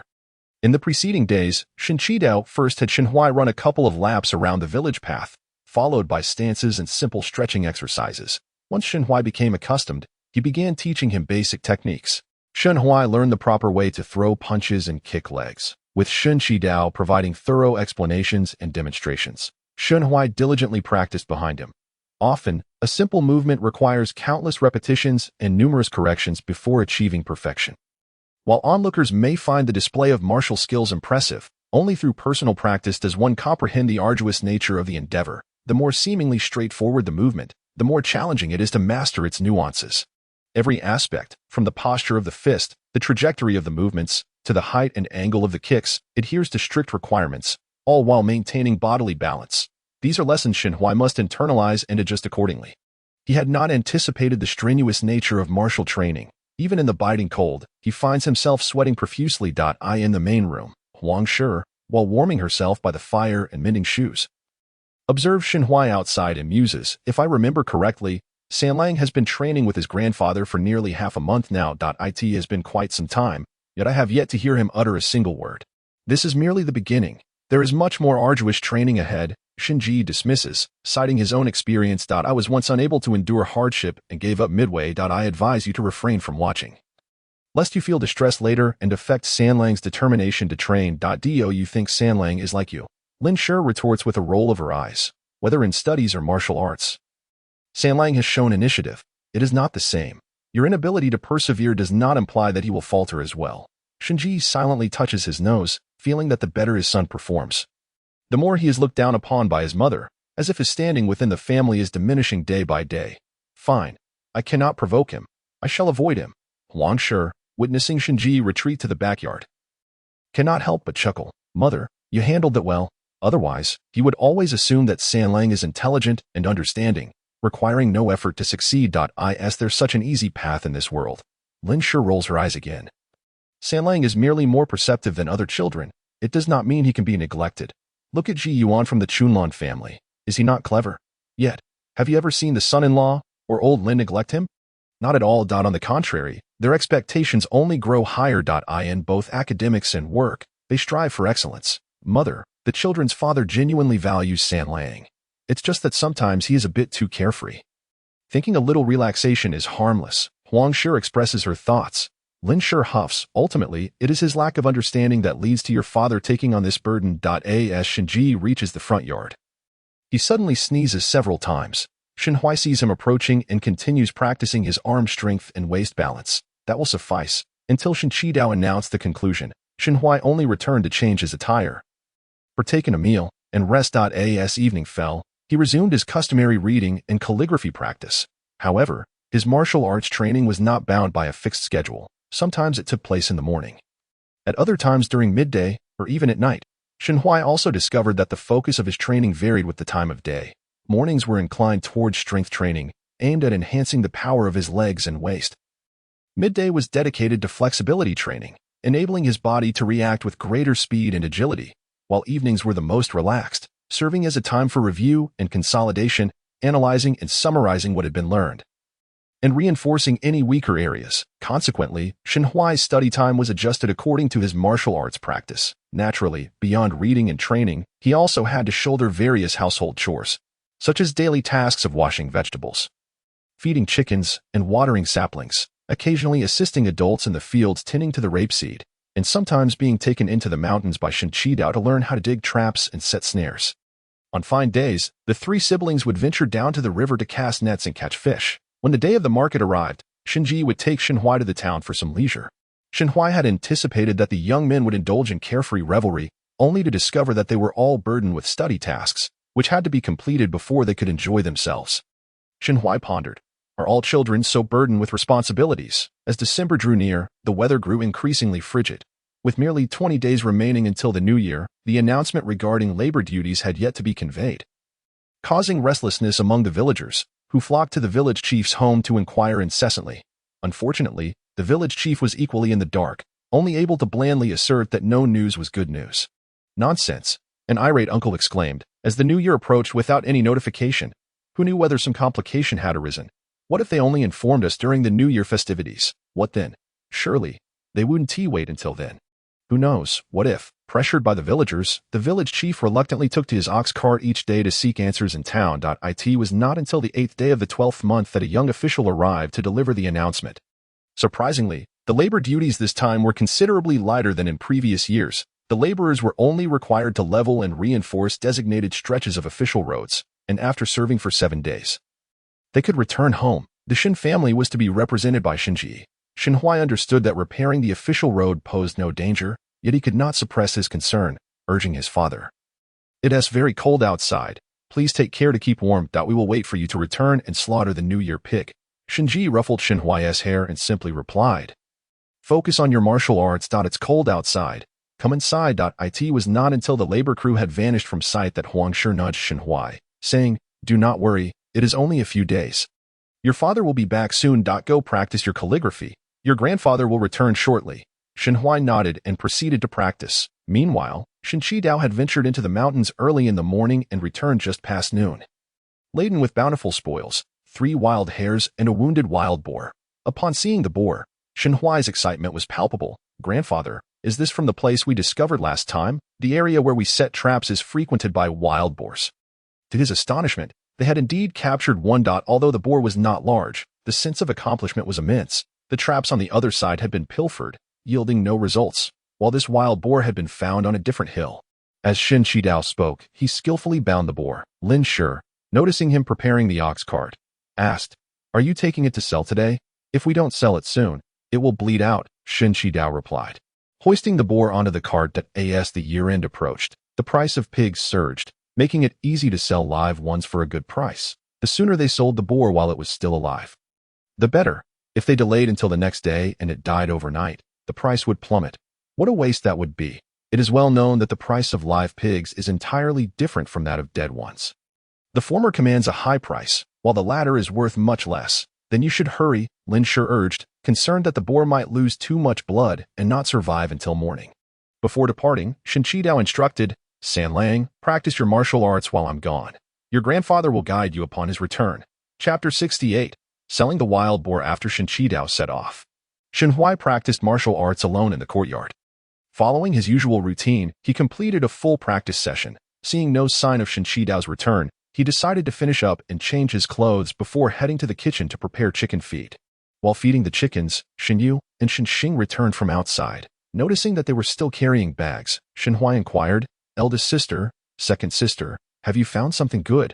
"Oh, just a few prickly fruits," Shinxing replied.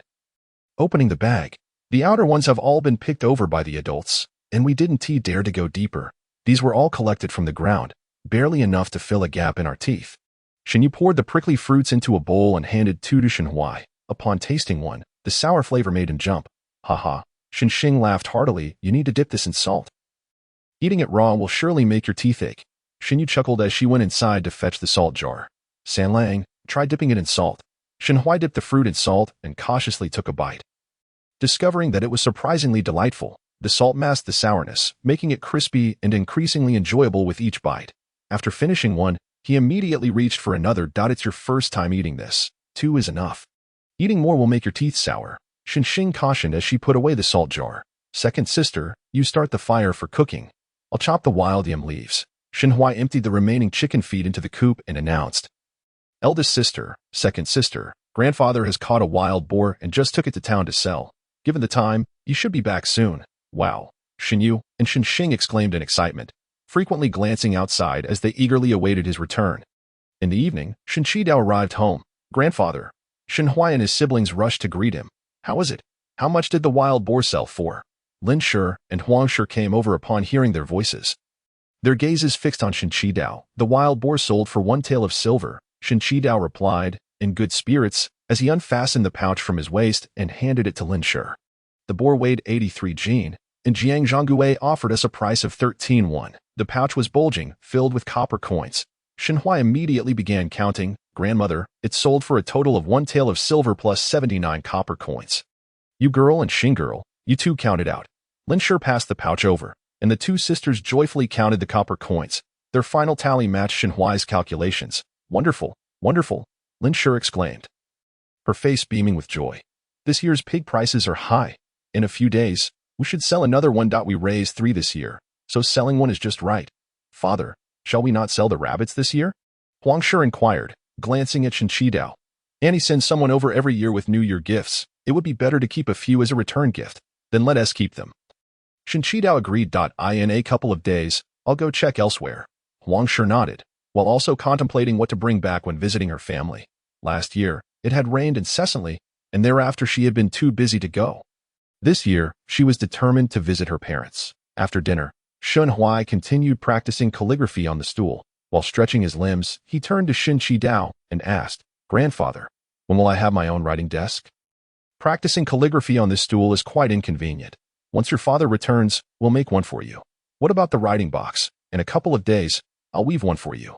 Shenhui blinked, feeling that his grandfather's response was somewhat dismissive. What? Are you afraid we might deceive you? Shen Qidao playfully tapped Shenhui. Practice your calligraphy well. Everything you need will be provided, without exception. 7 days later, Shenji returned home. Shenhui hurriedly approached him, inquiring about the difficulty of his labor. Father, was repairing the official road very arduous? You look thinner. Seeing his son fussing over him, Shenji raised an eyebrow, saying, no good deed goes unpunished. If you have something to say, just say it. Why all this flattery? Haha, nothing escapes your keen eyes, father. With his little scheme uncovered, Shenhui candidly admitted, Father, I practice calligraphy on this stool every day, and it greatly hinders my progress. Therefore, I would like you to help me make a writing desk. Grandfather said your skills surpass his, and it must be you to do it well. Shinji's eyes flickered. What kind of desk do you want? Just a flat, spacious surface that doesn't wobble will suffice, Shenhui requested simply. That's easy enough. Shinji readily agreed. All right, I'll make it for you tomorrow. It must be said that Shinji possesses remarkable craftsmanship. From planing the wooden boards to assembling the table, he completed the task in merely 2 days. The design of the desk is exceedingly simple, featuring only a tabletop and 4 legs, with nothing else to adorn it. There are no intricate carvings, no drawers, merely a plain, 4-legged writing desk. Despite its simplicity, Shenhui is filled with joy, for he finally possesses his own desk and no longer has to squat on the floor to practice his calligraphy. 2 days later, Shen Qidao's bookcase is also finished. It consists of 3 tiers with 5 compartments, and Shenhui eagerly puts it to use. Books and paper are placed on the top shelf, writing instruments on the bottom, while the middle shelf is left for creative use. The entire bookcase is woven from bamboo strips, making it quite lightweight to carry. Shenhui takes a stroll around the house, allowing his 2 sisters to try it out, and finds no apparent shortcomings. If one were to point out a flaw, it might be its lack of aesthetic appeal, yet this is a detail Shenhui can easily overlook. On the 26th day of the new year, the Shen family slaughters the New Year pig. In the evening, they invite the first, second, and fourth branches of the family to partake in the pig feast. Shenhui and Shenyang, who have not seen each other for a long time, greet one another with great delight. Why father says you have been practicing martial arts with fifth uncle lately. Haven't you? Shenhui nods. Then let's arm wrestle and see who is stronger. Shenyang rolls up his sleeves and pulls Shenhui into the contest. Shenhui does not hold back and swiftly brings him down. Unwilling to accept defeat, Shenyang insists on another round, but again, Shenhui easily triumphs. Is it possible that you have become so formidable after just a few days of practice? Shenyang's eyes widen in disbelief. No, it must be because I haven't eaten yet. Once I have my meal, we shall compete again. Shenhui merely smiles politely at this remark. Your fifth uncle is quite skilled in martial arts. Shinjiliang interjects, pulling Shenyang closer. If you wish to learn, you can ask your fifth uncle if he is willing to teach you. No. Shenyang shakes his head vigorously. I have been busy from morning till night. When would I find the time to practice martial arts? You truly do not want to learn. I do not wish to. Shenyang shakes his head firmly. Father, studying requires single-minded focus. I cannot split my attention. It is already commendable if I can do well in my studies. Shinjiliang, hearing this, does not press the matter further. On the 27th day of the new year, Enshin sends over a cartload of New Year gifts. The driver is the same young man from last year, and Lin invites him in for lunch, but this time he politely declines. Madam, to be frank, the situation of our eldest master is not optimistic. His periods of lucidity are becoming increasingly brief. We have consulted all the doctors in the county, yet there has been no improvement. Second aunt and second uncle are so busy they scarcely have time to drink water. Given the current busy state of the household, I shall not linger. Lin's heart sinks at these words. Chapter 69. Visiting grandmother's house. After sending off the young man, Lin returns to her room. Heavy-hearted. Grandmother, what troubles you? Shenhui notices her unusual demeanor and inquires. Did the young man delivering the New Year gifts not come in for lunch? He mentioned that the eldest master's condition is quite dire. Lin surveys the room filled with New Year gifts, her brow furrowed with worry. This eldest master has been ill for a long time. We heard last year that his condition was grave. Now his illness is more perilous than ever, and I do not know if he will survive. Shinjie frowns. The last time we visited the county, my elder sister did not mention this. When I inquired, she merely stated that everything was the same and changed the subject. She always shares good news, never bad. Lin sighed. Since the eldest lady's passing, the master's health has deteriorated. His 2 daughters are nearing the age of marriage. I hope he can hold on. Shinjie nods. Let us hope so. Shenhui wishes to offer some words of comfort, yet finds himself at a loss. In the face of illness, words seem utterly inadequate. The news of the elder master's critical condition has dampened the Shin family's festive spirit, and everyone is concerned about Aunt Shin's suffering in silence.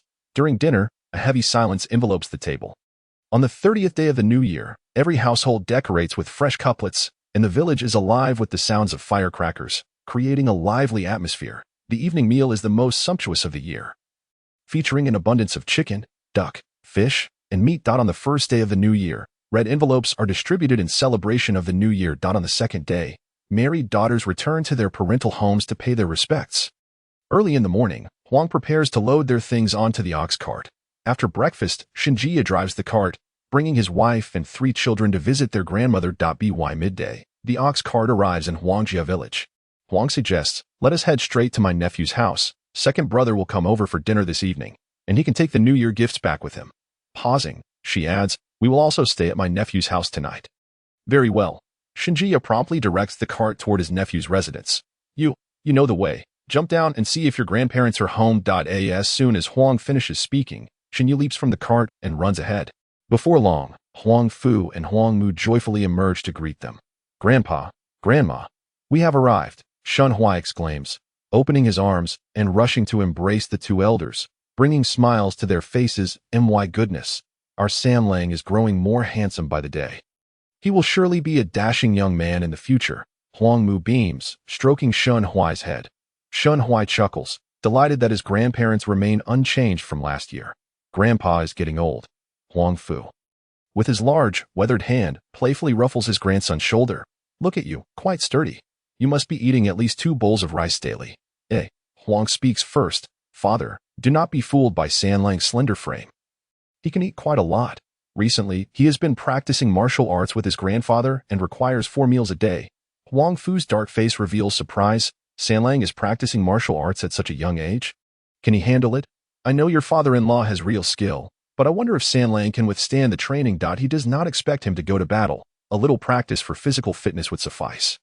Shinjie moves things inside and, seeing no one present, inquires, Father, where are Dali and Xiaomei? Huang Mu replies, they went to the vegetable garden to pick vegetables. They should return soon. Looking at the pile of New Year gifts, Huang Mu chastises, you 2 are quite something. It's enough just to come. Why bring so many things? Don't you feel tired?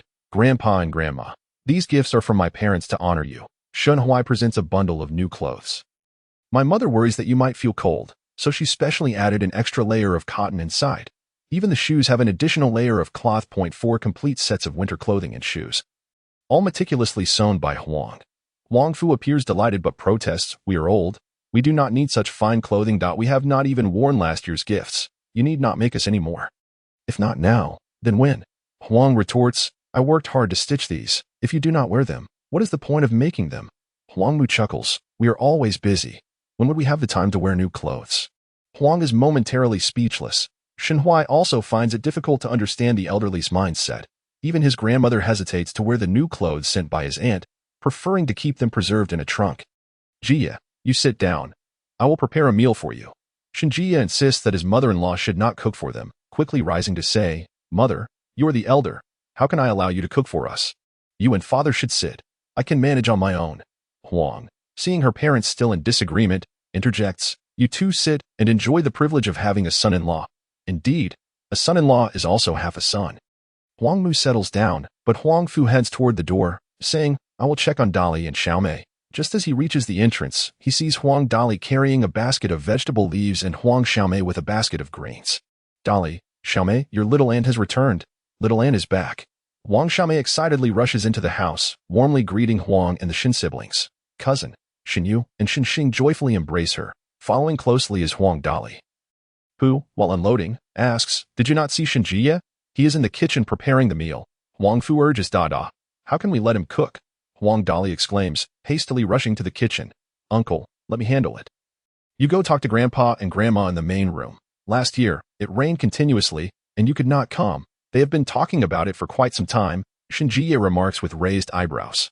"Can you manage to cook for 10 or so people by yourself?" Huang Dali answers, "Second uncle is not here. It is not difficult with just a few of us." Xinji's eyes flicker.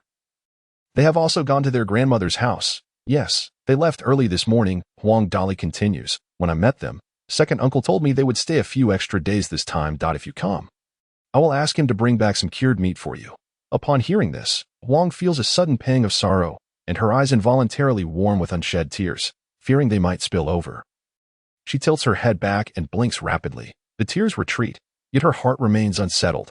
Some things cannot be dismissed merely by pretending not to care. She realizes that since her marriage, many things have changed. "Little aunt." As Huang Dali turns to grab a plate, he sees Huang standing at the door, mistaking her for someone coming to help, and quickly says, "Little aunt, it is fine here with me and uncle. You should sit in the main room." Huang Shi made a concerted effort to adjust herself, while I stepped aside to wash my hands. To lend authenticity to this statement, Huang Shi indeed washed her hands. During the meal, everyone tacitly avoided mentioning Huang Dahai's family. Xinyu and Xinxing, engrossed in gnawing on chicken legs, were decidedly uninterested in their arrival, fearing that if Huang Xiaofei, the second cousin, came, their chance at indulging in chicken legs would be jeopardized. Additionally, their aversion to the second aunt only intensified their desire for her absence. Xinhuai felt that it was of little consequence. After all, their absence would not impede his enjoyment of the meal. "Mother, Dali must be around 16 this year, correct?" Huang Shi inquired while serving her elderly mother. "Have you started considering suitors for Dali?" Chapter 70. Frantically catching up on homework. This scene felt remarkably familiar. The moment Xinhuai lifted his gaze, he chanced upon his elder cousin across the table, bashfully bowing his head over his rice. His ears tinged with a rosy hue. Xinhuai blinked. Is my elder cousin truly so sensitive? He then glanced at his elder cousin's sister, who similarly bowed her head over her rice, seemingly anxious that the elders might mention her, striving to diminish her presence. Unfortunately for her, it was soon her turn. Young Mei, now 14, could also begin to consider her matches. Huang Shi glanced at Huang Xiaomei, noting her gentle disposition, and advised, "Mother must choose wisely. Avoid those with domineering mothers. A formidable mother-in-law can make life quite unbearable. If the husband is unsympathetic, life will only be more arduous. We plan for Xiaomei to marry someone from our village, ensuring mutual support in times of need."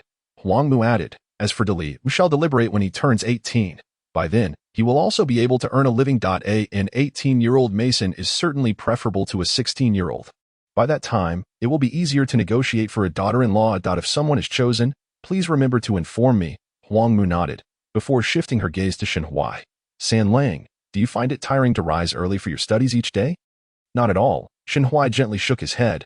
"Grandmother, I truly enjoy studying. It is far more interesting than farming at home. I have even promised my mother that I will strive to pass the imperial examination and bring back honor." Huang Fu chuckled heartily, surprised that despite Xinhuai's tender age, his ambitions were quite grand.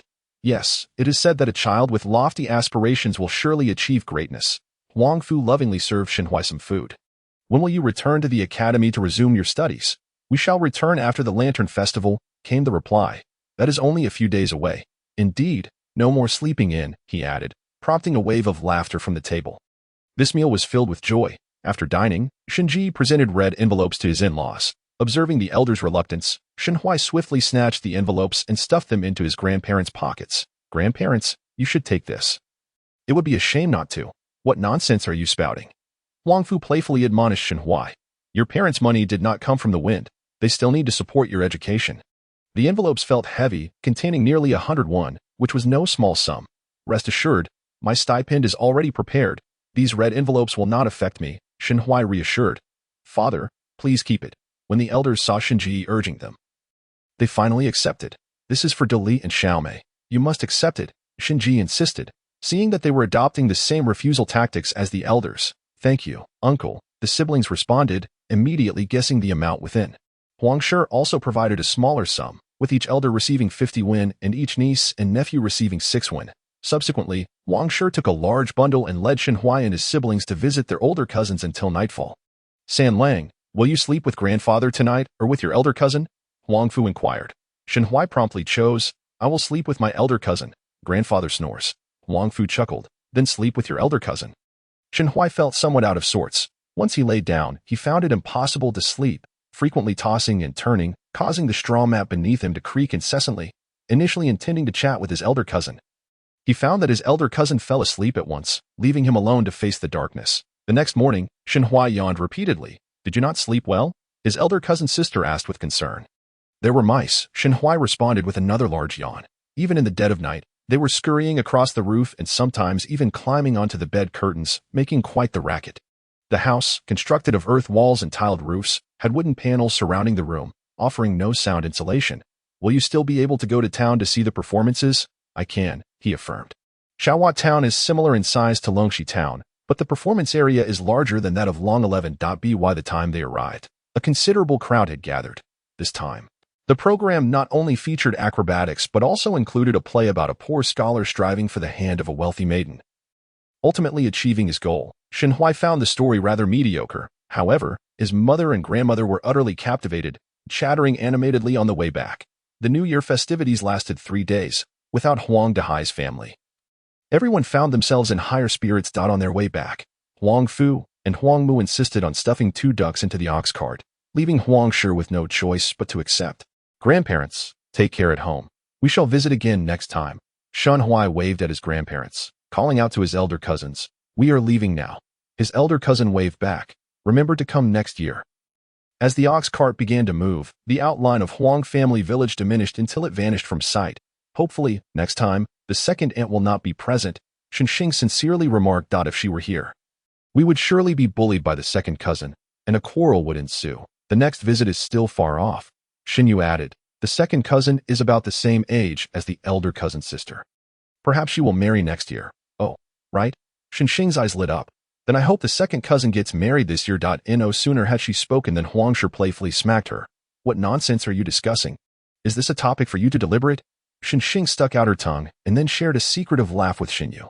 Shenhui joined in the laughter, completely agreeing with his 2 sisters' sentiments.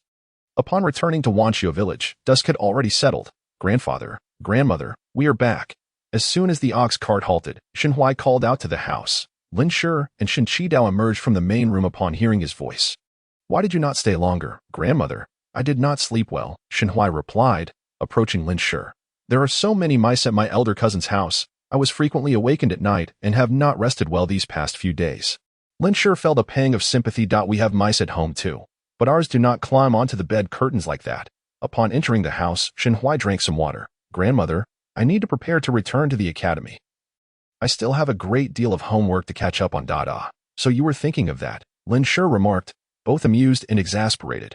After returning from the New Year celebrations, Shenhui resumed his routine of studying and practicing martial arts, diligently catching up on the homework he had fallen behind in.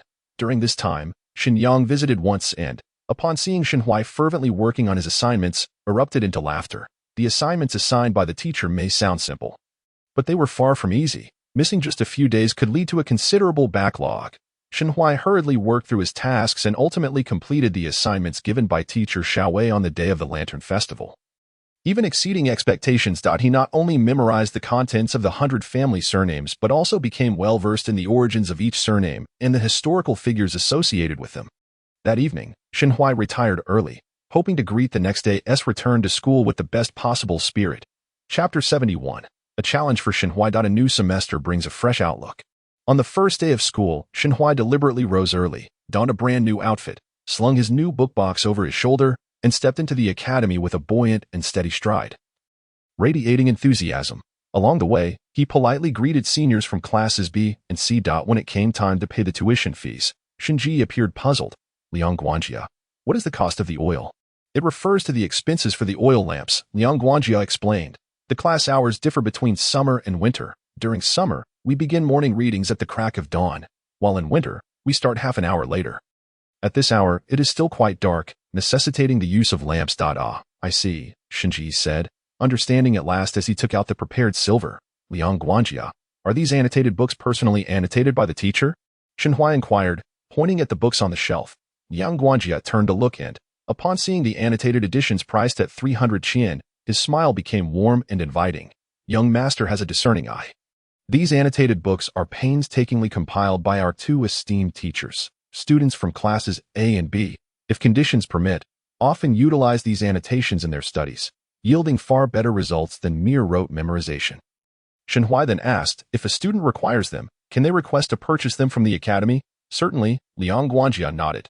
This set of annotations is available for just 2 taels of silver, an absolute bargain. However, pre-ordering is required, and the books can be collected only a month later.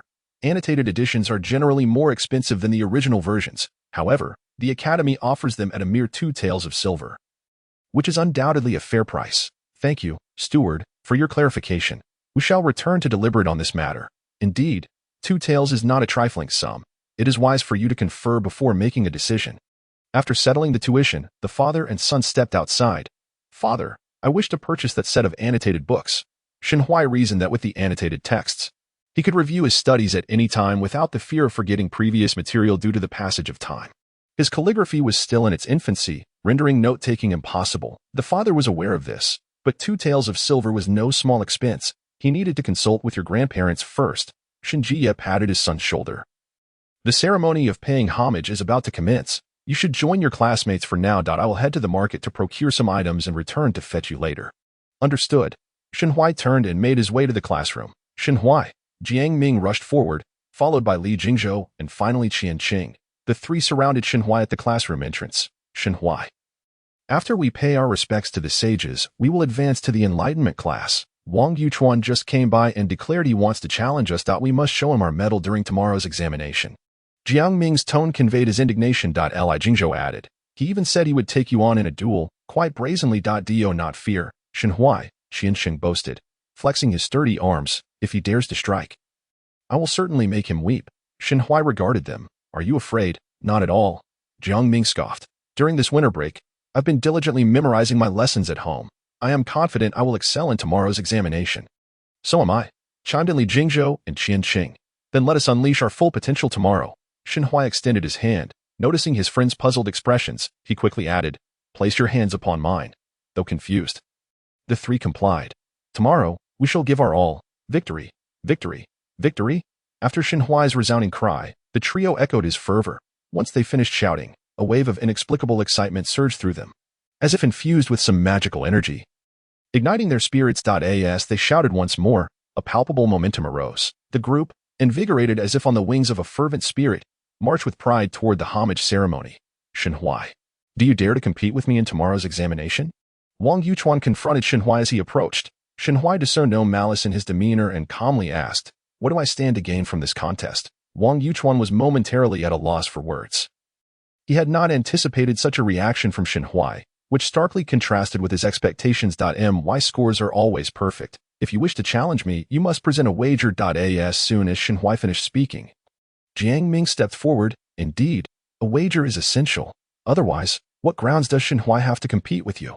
I accept the challenge. Who fears whom? Wang Yuchuan replied defiantly. If you manage to defeat me, I shall gift you a stick of ink.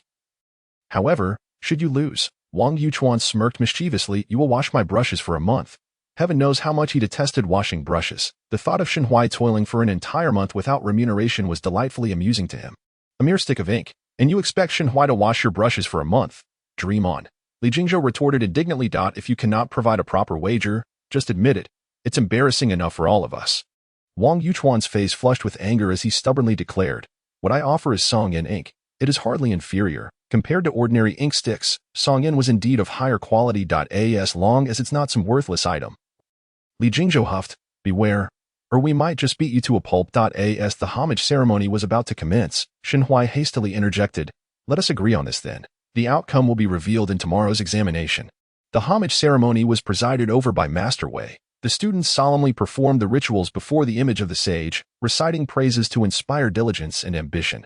Finally, the rules of the academy were laid out, ensuring the students understood what was expected of them and what behaviors were forbidden. After the gathering dispersed, Master Wei summoned Xinhuai and his companions to the enlightenment class. From tomorrow onward, you 8 shall form a single class. You are to be united and amiable. Cliques and brawls will not be tolerated. Any violators will be expelled from the academy. Is that understood?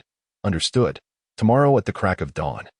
Be punctual for morning reading and homework checks. Those who do not meet standards will have their parents summoned. The last 3 words fell like a stone, plunging the room into an eerie silence, causing some to feel the tension in their scalps. On the first day of school, tardiness is unacceptable. Latecomers will run 3 laps around the academy. Is that clear? Clear, came the chorus of responses. Dismissed, after Master Wei departed.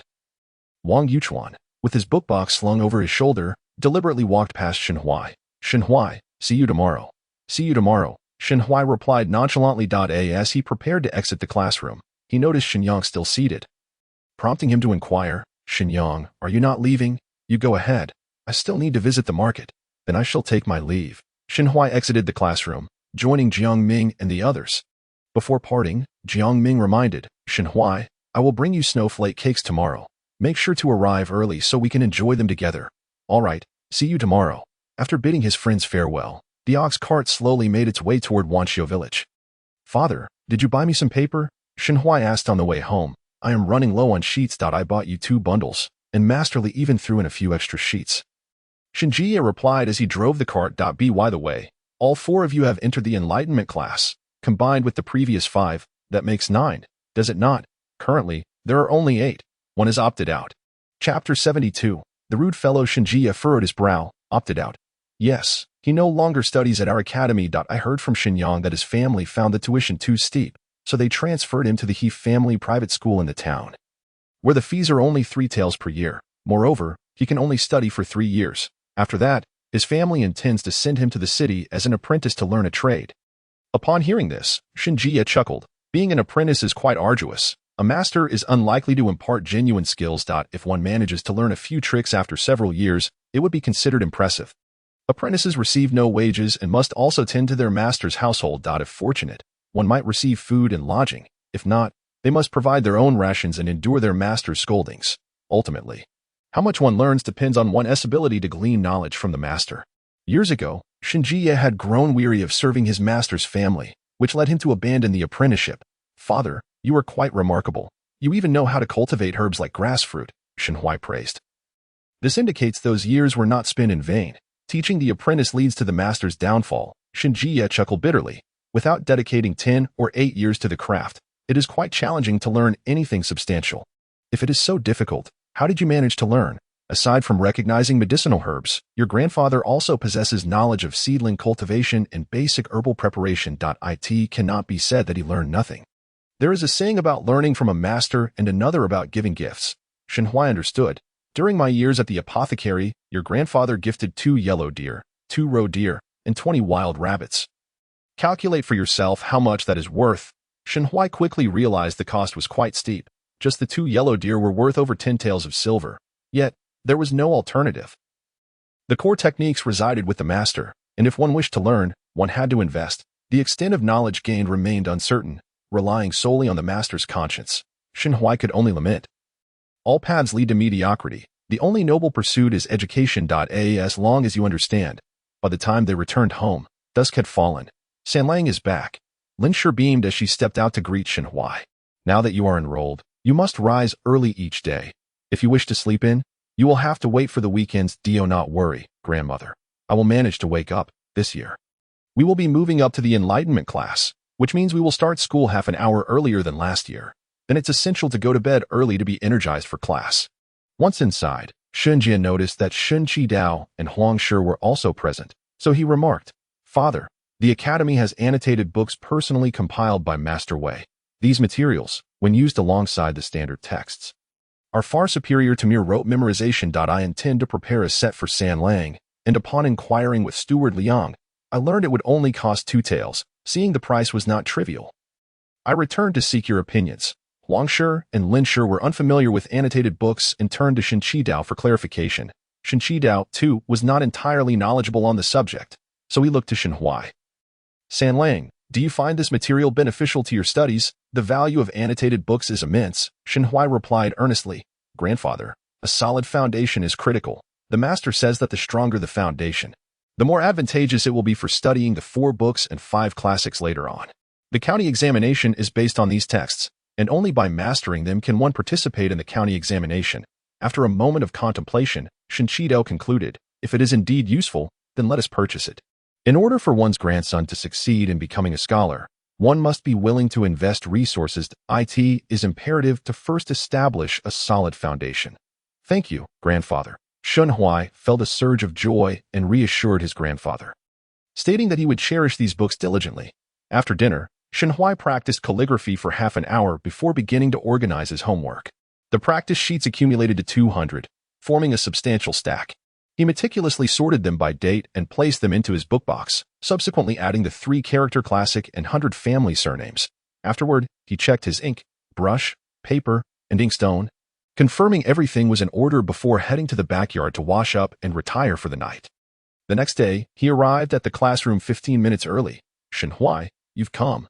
Jiang Ming exclaimed upon seeing Shen Huai as the second person to arrive, promptly offering him the pastries he had brought. Hurry and eat. They will be here soon. Shen Huai did not hesitate, eating while retrieving his books. How many sheets have you practiced? I have a total of 213 sheets. So many. Jiang Ming's eyes widened. I only have 180 sheets. The teacher said to practice 3 sheets daily. In 2 months, that totals 180 sheets, which is reasonable. However, Jiang Ming did not find solace in this. In fact, he regretted his insufficient practice. Wei Chu and Wang Yuchuan arrived, prompting Shen Huai to ask Jiang Ming to put away the pastries. Yet, Jiang Ming not only refused but deliberately placed them on the table. Uve come. Shen Huai greeted them as they entered. Wei Chu displayed an aloof demeanor, ignoring everyone and silently taking his seat. Wang Yuchuan also remained silent, merely nodding before beginning to recite. Shen Huai clicked his tongue, feeling their behavior was overly conspicuous. Nevertheless, it did not affect him in the slightest. Jiang Ming, however, huffed dismissively. These two are truly rude. Shen Huai, don't bother speaking to them next time. It's a waste of breath. Shen Huai nodded in agreement. Jiang Ming's voice was not loud, but both Wei Chu and Wang Yuchuan heard him. Wei Chu paused momentarily but continued reciting. Wang Yuchuan couldn't help but glance over, only to hear Jiang Ming snap. What are you looking at? Wang Yuchuan scoffed. You'll see how arrogant you can be later. Just wait and see. Jiang Ming shot back defiantly. Soon, Li Jingzhou, Qian Sheng, and Xin Yang arrived in succession. A quarter of an hour later, Teacher Wei appeared. Take out your calligraphy sheets and place them all on the table. He began to inspect everyone's calligraphy practice, and after a thorough review, only one person was called out for correction, receiving 5 firm strikes of the ruler, the sound resounding sharply in the room. The individual was Zhao Yang, someone Shen Huai was not very familiar with, only knowing he was from Xiaohe village. The next task was dictation, which included individual characters, sentence breaks, and historical references. Shen Huai, Wang Yuchuan, and Li Jingzhou all answered correctly, with Shen Huai's calligraphy showing remarkable improvement, prompting Teacher Wei to encourage others to learn from him. Upon hearing this, Wang Yuchuan's gaze involuntarily fell on Shen Huai, a wave of unexplainable pressure washing over him. Next came the recitation. Who will go first?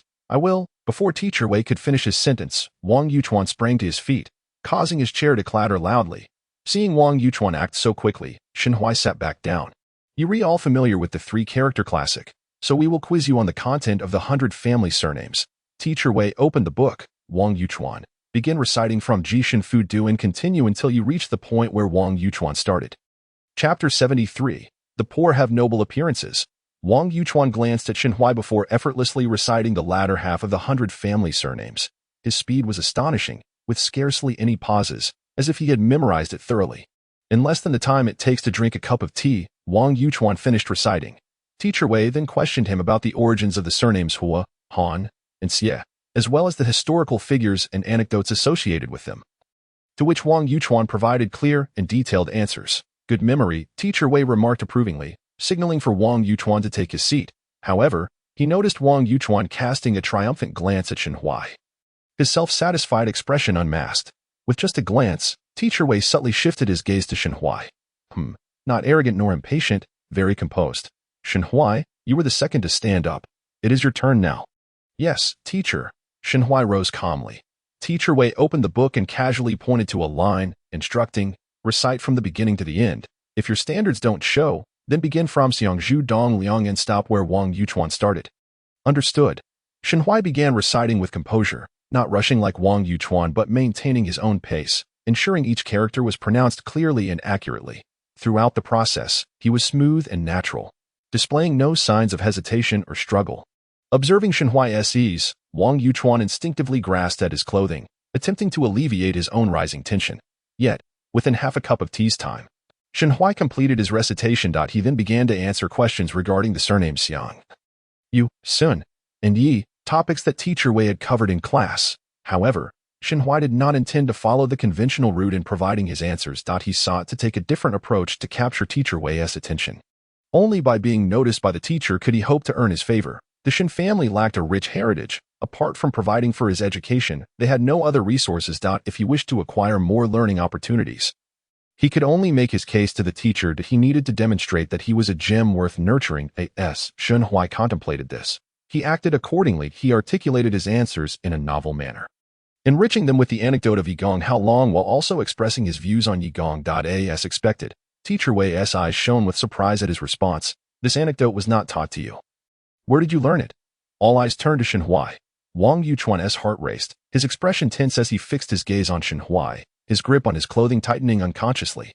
Teacher, I learned this anecdote from my grandfather. He was concerned that my interest in martial arts was merely superficial and that I might not persevere, so he told me the story of Yi Gong How Long to inspire me to see things through to the end.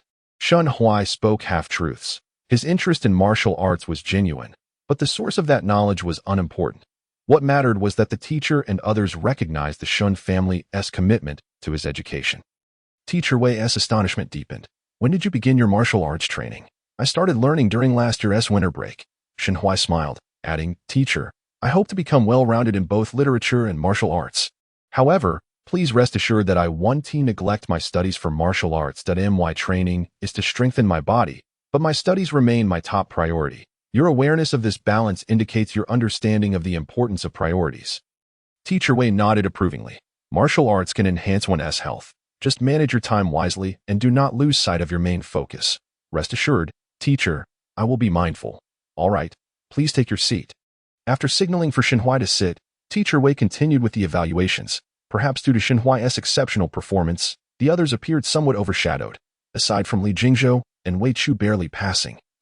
The rest exhibited numerous shortcomings. Some lacked clarity, while others were disorganized or lacked emphasis in their expressions. With such a contrast, Shenhuai emerged as a prodigious talent in Teacher Wei's eyes.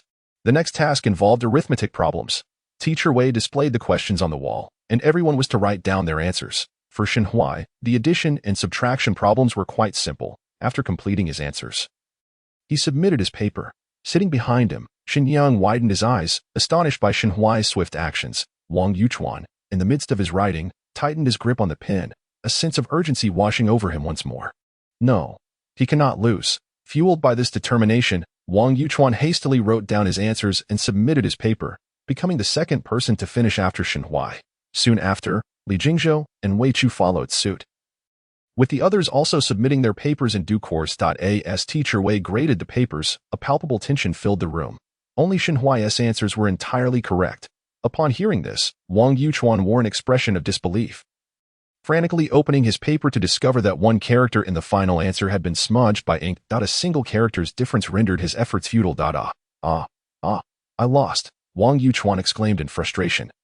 Flailing his arms, Wei Chu, observing his distressed state, no longer maintained his aloof demeanor. Instead, a smirk crept onto his face. Jiang Ming and the others glanced over, stifling their laughter, clearly reveling in his misfortune. As for Shenhuai, seated in the front row, he feigned ignorance of the commotion. The final task was a demonstration of etiquette. Little Wei, the master, arranged the order at random, with Wang Yuchuan showcasing his talents first, while Shenhuai took the final turn. In a bid to salvage his reputation, Wang Yuchuan approached the task with utmost seriousness. Particularly, upon noticing that Zhao Liang and Shenyang, who followed behind, did not measure up to his abilities, he felt a surge of confidence. Casting a triumphant glance towards Shenhui. It was as though he believed he had already triumphed in this contest. However, Shenhuai's subsequent performance shattered his confidence anew. Master Wei lavished praise upon Shenhuai's display. Despite being a child of humble origin, he exuded the graceful demeanor of a scion from a distinguished family with every gesture. His official stride was particularly impressive, each step resonating with the heart of Master Wei. The adage, "the poor possess noble countenance," found its embodiment in Shenhui. He resembled a piece of jade, obscured by dust, yet unable to conceal the brilliance within. This assessment revealed that Shenhui had passed all subjects. A testament to his unwavering diligence and industriousness during the break, Master Wei did not hesitate to commend Shenhui while encouraging the others to emulate his diligence and ambition. The crowd echoed in unison, pledging to heed the master's teachings. With that, the morning reading concluded. Once Master Wei departed, Shenhui immediately turned his attention to Wang Yuquan behind him, insisting on fair play and demanding the ink stick. Chapter 74. Accepting defeat. Indeed, accepting defeat.